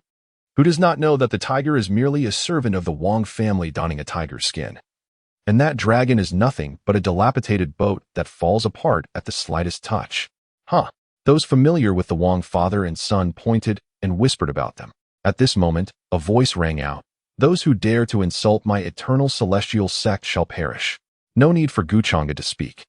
Lu Xuehua stepped forward with a commanding shout. Lu Xuehua, eager to impress Changge, declared, You dare to call my Eternal Celestial Sect garbage? I see you two as mere trash among the refuse. Die. No. Esteemed Ancestor Wang. Sensing the formidable aura emanating from Lu Xuehua, the Wang father and son were instantly gripped by terror, their hearts pounding. What folly was it to engage in such verbal sparring? Bang! The Wang father and son were reduced to mere pulp, though this pulp carried a distinct odor. This scene profoundly shocked countless individuals who had faced defeat. Lu Xuehua's cold gaze surveyed the surroundings before she spoke, devoid of any emotion. The recruitment event of my Eternal Immortal Sect is entirely voluntary. Those who do not wish to participate may leave. However, since you have chosen to attend, you must approach this with reverence. Should anyone dare to insult our sect again, they shall meet a grim fate. Countless failures, who had intended to voice their grievances, now dared not utter a word, retreating in dismay. After all, the elder had not permitted any complaints. Uttering even a few words of discontent could result in a severe beating or the loss of one's cultivation. leaving them regretting it to the point that not only their insides would turn green but their hair as well. With a swift motion, Lu Xiaohua returned and respectfully resumed her original position. Changge merely cast a fleeting glance, remarking, "Well done." A single phrase set Lu Xiaohua's heart aflame with joy. This wave of action proved worthwhile. However, Changge's subsequent remark unexpectedly plunged him into the ice house. It was merely that he lacked sufficient ruthlessness. Were it me, I would have scattered his ashes to the winds. Hiss. A sharp intake of breath resonated behind Changge, the usually gentle sect leader, so unexpectedly fierce. Fortuitously. He is their leader, otherwise, one might have been utterly terrified. Meanwhile, a youthful figure was rapidly ascending the celestial ladder, having already climbed over 300 steps in the blink of an eye. Although this was but a fraction compared to the total of 9,999 steps. It was an extraordinary feat when measured against the majority of cultivators. At this moment, only the two senior relatives above him retained their advantage in time. Moreover, this figure continued to surge forth with increasing speed. Hiss. What? Goodness. Whose child is this? Such valor. He is even slightly faster than me. A cultivator who had just reached the 10th step of the ladder gazed at the figure who had already ascended 400 steps. Brother Wang. There is no need for envy. What does it matter if you run so swiftly? Ahead lies merely more steps. Just like us. Indeed, your insight is commendable. Brotherly. This figure has captured the attention of countless onlookers, who marvel at the astonishing speed with which he ascends the heavenly ladder, leaping several steps in the blink of an eye, as if traversing his own backyard. Look, is that not Wang Mumu, who once triumphed over the Eternal Celestial Sect? Who would have thought his fortune would thrive here as well? Is he aiming for the top? How remarkable! Is luck truly favorable everywhere? Sister, do you see? This is the suitor I have introduced to you. Not only is his worth in the millions of divine sources, but he is also valiant and invincible. Sister, is that the Wang brother you spoke of? You truly did not misjudge him. It matters not how many divine sources he possesses. What is paramount is his ferocity. He is more formidable than any beast. My sister is quite taken with him. Wait, who is that figure behind him? They are equally fierce. Chapter 75, The Celestial Reverse Pearl. Wang Mumu versus the Chaos Stone Monkey. At the moment when Wang Mumu swiftly ascended the heart-testing ladder, the crowd noticed another individual emerging behind him, scaling the ladder with a speed that rivaled Wang Mumu's. This scene instantly captured the attention of countless onlookers. After all, Wang Mumu had ascended to the 1,000th step, leaving the 500 steps behind him nearly deserted. The appearance of this individual was particularly striking. Who on earth is this? How can they display such ferocity? Has yet another prodigy emerged? Look, they are swiftly closing in on Wang Mumu. How astonishingly fast. This man is captivating. Perhaps it could be a woman. I find women equally appealing. What is the problem with that? But what if they aren't human? What if it's a beast? I would gladly accept that too. So what if it's a beast? Some creatures are more reliable than you filthy men. Hiss. The complexities of human-beast relationships are far from resolved. In an instant, a multitude of male compatriots expressed their exhilaration. Numerous cultivators turned their gazes towards that figure, eager to discern who this person truly was. Yet, this individual was entirely shrouded in a black robe, obscuring their gender, physique, age, and stature. However, such attire did not surprise the crowd. After all, everyone has their own preferences. Among the trillions of cultivators present, some were enveloped in white robes, while others brought a sculpture to participate in the assessment. There were even several clad in costumes, seemingly arriving as a group. Nevertheless, the manner in which this person ascended the heavenly ladder left everyone perplexed. They were seen traversing the steps on all fours, moving much like an animal. The astonishing act of ascending the celestial ladder left the onlookers utterly astounded. Could this be the recently popularized remedy that claims to cure all ailments, even hemorrhoids, through a form of crawling wellness? Or perhaps this position facilitates better performance in assessments. Instantly, astute individuals began to experiment. Yet, the outcome was a profound disappointment. No sooner had they prostrated themselves than they were expelled by the celestial ladder, failing the evaluation. Indeed, rumors are often deceiving. As Wang Mumu set foot on the 5,000th step, a wave of confidence surged within him. Truly, Wang Mumu is the child of fortune. Blessed by the luck of a European monarch, the daunting heart-testing ladder appeared before him as effortless as slicing through vegetables. This first place truly belongs to him. Just as he was about to turn around and express his exuberance, whoosh, a shadowy figure darted past him, startling Wang Mumu. What on earth just sipped by my feet? Upon focusing his gaze, he gasped in astonishment. What is that creature? Its speed is astonishing. Is it human? No, it cannot be. This is bad. It has already raced ahead of him. Blast it. First place must be his, Wang Mumu's. Observing that swift black silhouette, a wave of shock surged within Wang Mumu. This recruitment event is indeed a gathering of prodigies. How remarkable to encounter such a formidable individual. This is even better. Without pressure, where would the motivation arise? Just moments ago, I exerted merely 99% of my strength. Now, I shall unleash my full power. Genshin, activate. Whoosh. With a single stride, Wang Mumu surged over 100 steps, swiftly narrowing the gap to that shadowy figure. Yet, to his surprise, every time he began to close in on that figure, it would suddenly accelerate once more, widening the distance between them, as if it were deliberately toying with him. This left Wang Mumu so infuriated that she could only huff and puff as she desperately pursued. This scene left the entire audience in a state of shock. It is well known that ascending even a single level is akin to reaching for the heavens. Yet, they astonishingly leaped across 100 levels in one fell swoop. A feat unprecedented. Moreover, they have already surpassed 5,000 levels. This signifies that they have successfully cleared the first stage. However, the two individuals show no signs of halting, as if they are intent on reaching the pinnacle. This has evoked immense envy among countless cultivators in the subsequent generations. Is this the distinction that separates the geniuses from the rest, rendering them seemingly unattainable? Brother, my future husband, Wang Mumu, has been surpassed. What should I do? Fear not. Dear sister, sometimes rapid progress is not necessarily advantageous. Endurance is key. I believe Wang Mumu possesses great potential. Have faith in him. He shall undoubtedly emerge victorious. Sister, that shadowy figure is even more formidable. Are you not feeling a flutter of excitement? Sister, you only delight in teasing me. I perceive that it is you who is smitten. Look, you are practically overflowing with emotion. I wonder which man could possibly withstand the formidable desires of both of us sisters. At this moment, within the majestic carriage of the 9 dragons, Changge is equally astonished. Who would have anticipated that less than half a day into the event, 2 extraordinary talents would already emerge? This is indeed a fortunate event for the Eternal Celestial Sect, a blessing for the Eastern Wasteland, a stroke of luck for the ancient continent. I wonder what extraordinary physiques these 2 super geniuses possess. The Eye of Heaven, awaken. Beneath the celestial order, nothing escapes the gaze of the Eye of Heaven. A subtle, intangible ripple emanated from Changge. Those behind him suddenly experienced an overwhelming sensation, as if they stood before Changge with nothing concealed. It felt akin to the unadorned intimacy shared between lovers in a moment of passion, strikingly similar in essence. This evoked a peculiar sensation among the individuals following Changge. The men, particularly Long Egio and Nalan Ran, seemed to share this sentiment. Again, it was that feeling. It was happening once more, in the presence of the sect leader. This exposure was utterly embarrassing.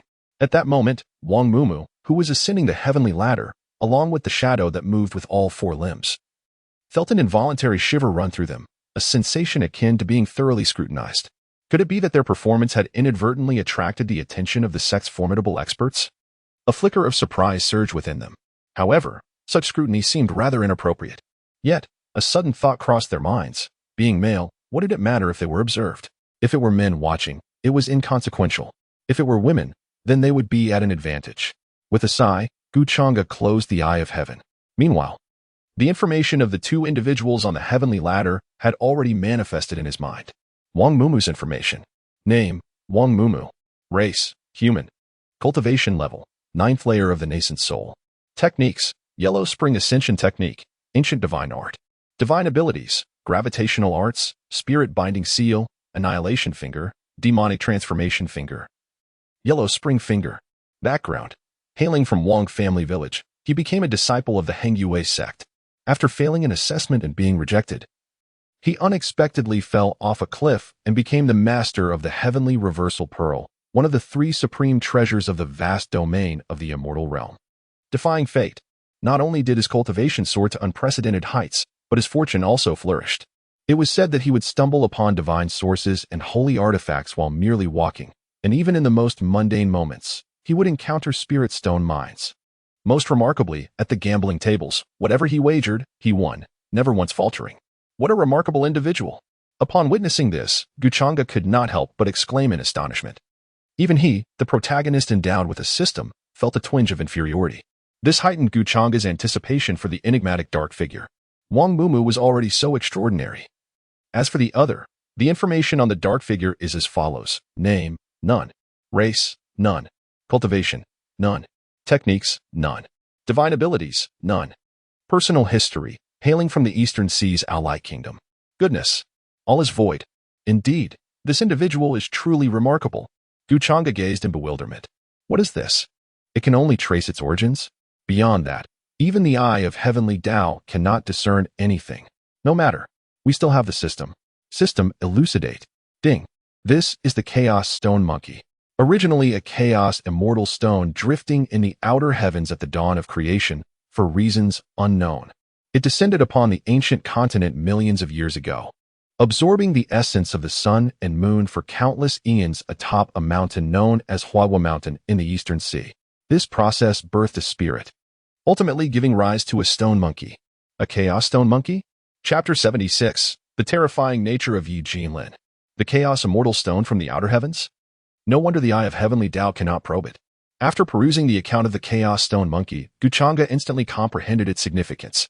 He had learned from ancient texts left by his master that beyond the starry skies lies the outer heavens, a realm dominated by the extraterrestrial demonic forces. Even the heavenly Tao cannot intervene. These demons arise from the myriad emotions and desires of living beings. As long as sentient life persists, these demons shall endure. Changge, however, scoffed at this notion. Immortal and indestructible? They have yet to encounter his Eternal Immortal Sect. When faced with his Eternal Immortal Sect, they shall truly understand the meaning of suffering beyond death. These matters were not within his contemplation, as he observed Wang Mumu and the chaotic stone monkey still racing ahead. Changge felt an overwhelming joy swell within his heart. This wave is truly remarkable. A child of destiny. A chaotic stone monkey. What a tremendous fortune. If only dozens or even hundreds of such prodigies were to emerge in the future, how splendid it would be. Subsequently, Changge turned his gaze toward the hard inquiry ladder, eager to see if any more extraordinary talents would make their appearance. At this moment, Wang Mumu and the chaotic stone monkey had ascended to the 8,000th step of the ladder. Gasping for breath, Wang Mumu looked at the chaotic stone monkey ahead and exclaimed, "Brother, there are only the two of us at the forefront. There's no need to be so relentless, is there? Speak a word. Do you not understand Mandarin? Are you okay? Namaste." As Wang Mumu attempted various forms of communication without receiving a response, he began to comprehend the situation. It turned out that the monkey was a monk, practicing the art of silent meditation. But what of it, even if one practices such silence? This first step is undoubtedly mine. Charge, charge, charge. Wang Mumu's speed has increased by a notch. Of course, where there are geniuses, there are also incompetents. Countless cultivators are struggling to ascend the 5,000 steps, stumbling as they climb. How is it that I cannot surpass the first 1,000 steps? I am heralded as a prodigy, a once-in-a-decade talent. 3,000 steps. Is this truly my limit? No. I, Nan Bowen, am destined to become the #1 man. How can I remain stagnant at 3,000 steps? I must ascend. 4,999 steps. Just one step away. One more step. I can do it. Ha. Do you see that? The one ranked third is my brother, Gni, who is extraordinarily beautiful. He is now a disciple of the Eternal Immortal Sect. In the future, who dares to bully my beautiful brother Gni? A man pointed excitedly at his brother on the heavenly ladder. The crowd followed his finger to gaze. Goodness, it's merely 5,000 steps. With such fervor, one might think he has reached the pinnacle, just as the crowd prepared to mock. Suddenly a white figure leaped over them. With one step, he directly ascended the 500 steps of the heavenly ladder. With another step, he had reached 1,000 steps. With a third and fourth step, he swiftly arrived at 2,000 steps. In just 4 steps, he had surpassed hundreds of thousands of cultivators. This scene has left countless individuals utterly astounded. Goodness gracious. One step covers 500 stairs. Who might this be? Even more valiant than the previous two. How can he appear so effortlessly? Could he possibly be the illegitimate son of the Eternal Immortal Sect's leader? Changge, how old am I? Could I possibly have such a grown son? No way. No way. Is it truly the case that someone does not even know who he is? Huh? From your words, it seems you are aware of his identity? My apologies. I too am in the dark. Blast it. Strike him. Hit him with all your might. In an instant, This incited a commotion among the cultivators. Suddenly, these individuals appeared to recall something, and the tumult abruptly ceased. "Brother, how do you find it? My massage technique is rather commendable, isn't it?" "Indeed, quite impressive. Just refrain from concentrating on one spot next time." "Agreed. Once we depart from here, I shall let you experience my 18 techniques." However, on another note, who exactly is this person? Such valor cannot belong to an unknown individual. The crowd was filled with curiosity regarding the suddenly emerged youth before them. He is none other than the young master of the Yi family in Lingzhou, Yi Jinlin. Yi family? Which Yi family? Is there any other Yi family besides that one? Ah, it truly is that Yi family. Goodness, what riddle are you all playing at? Which Yi family are you referring to? Brother, let me enlighten you about this Yi family. Do speak up. You're driving me mad. At this moment, Yi Jinlin, atop the celestial ladder, paid no heed to the crowd and continued his rapid ascent. He had already surpassed 5,000 steps. However, beyond that threshold, his speed began to wane. For the pressure increased with each ascending tier. Even as his pace diminished, he maintained a remarkable speed of 300 steps per stride. As anticipated, Yi Jinlin felt a surge of joy within. From the moment Changge announced the rules of the ladder test, he sensed that this challenge was merely a formality for him. And now, it was indeed proving true. For Yi Jinlin harbored a secret unknown to others. Since the moment of his birth, he had been endowed with an invincible buff. Each day he lived, his spiritual intelligence would increase by 1 point. This intelligence encompasses IQ, talent, disposition, and more. Now, after 16 years, his intellect has reached a staggering 840 points, bordering on the divine. Consequently, over the years, he has effortlessly mastered any technique he encounters, regardless of its complexity. He senses that in a few decades, merely gazing at the sun or moon will enable him to create unparalleled techniques. Even in the most mundane acts, he believes he could devise extraordinary methods. Thus, he has earned the moniker of Technique Slayer in Lingzhou. Is the esteemed Yi about to transform from a technique slayer into a heavenly ladder slayer today? How terrifying! Such prowess could instill fear in anyone. Yi is undoubtedly superior to me. I cannot compete. As he ascends the heavenly ladder, Yi Jinlin gradually begins to feel the strain. Questions that pierce the essence of existence resonate within him. What is the purpose of your life? To protect my family. What is the purpose of your life? To shield my sister from harm. What is the purpose of your life? To survive. What is the purpose of your life? To live with a clear conscience. What is the purpose of your life? 4. This profound inquiry into the essence of existence is a question that reverberates through the heavens and the earth. Even for Yi Jinlin, whose intellect borders on the divine, it proves to be a formidable challenge. Indeed, what is the purpose of his existence? Is it for himself? For his family? For happiness? For the pursuit of strength? In a moment of introspection, Yi Jinlin finds himself engulfed in confusion, instinctively closing his eyes. Suddenly, a fleeting image flashes through his mind, a vivid recollection of the countless human lives he has witnessed along his journey from Lingzhou, each enduring hardships and struggles.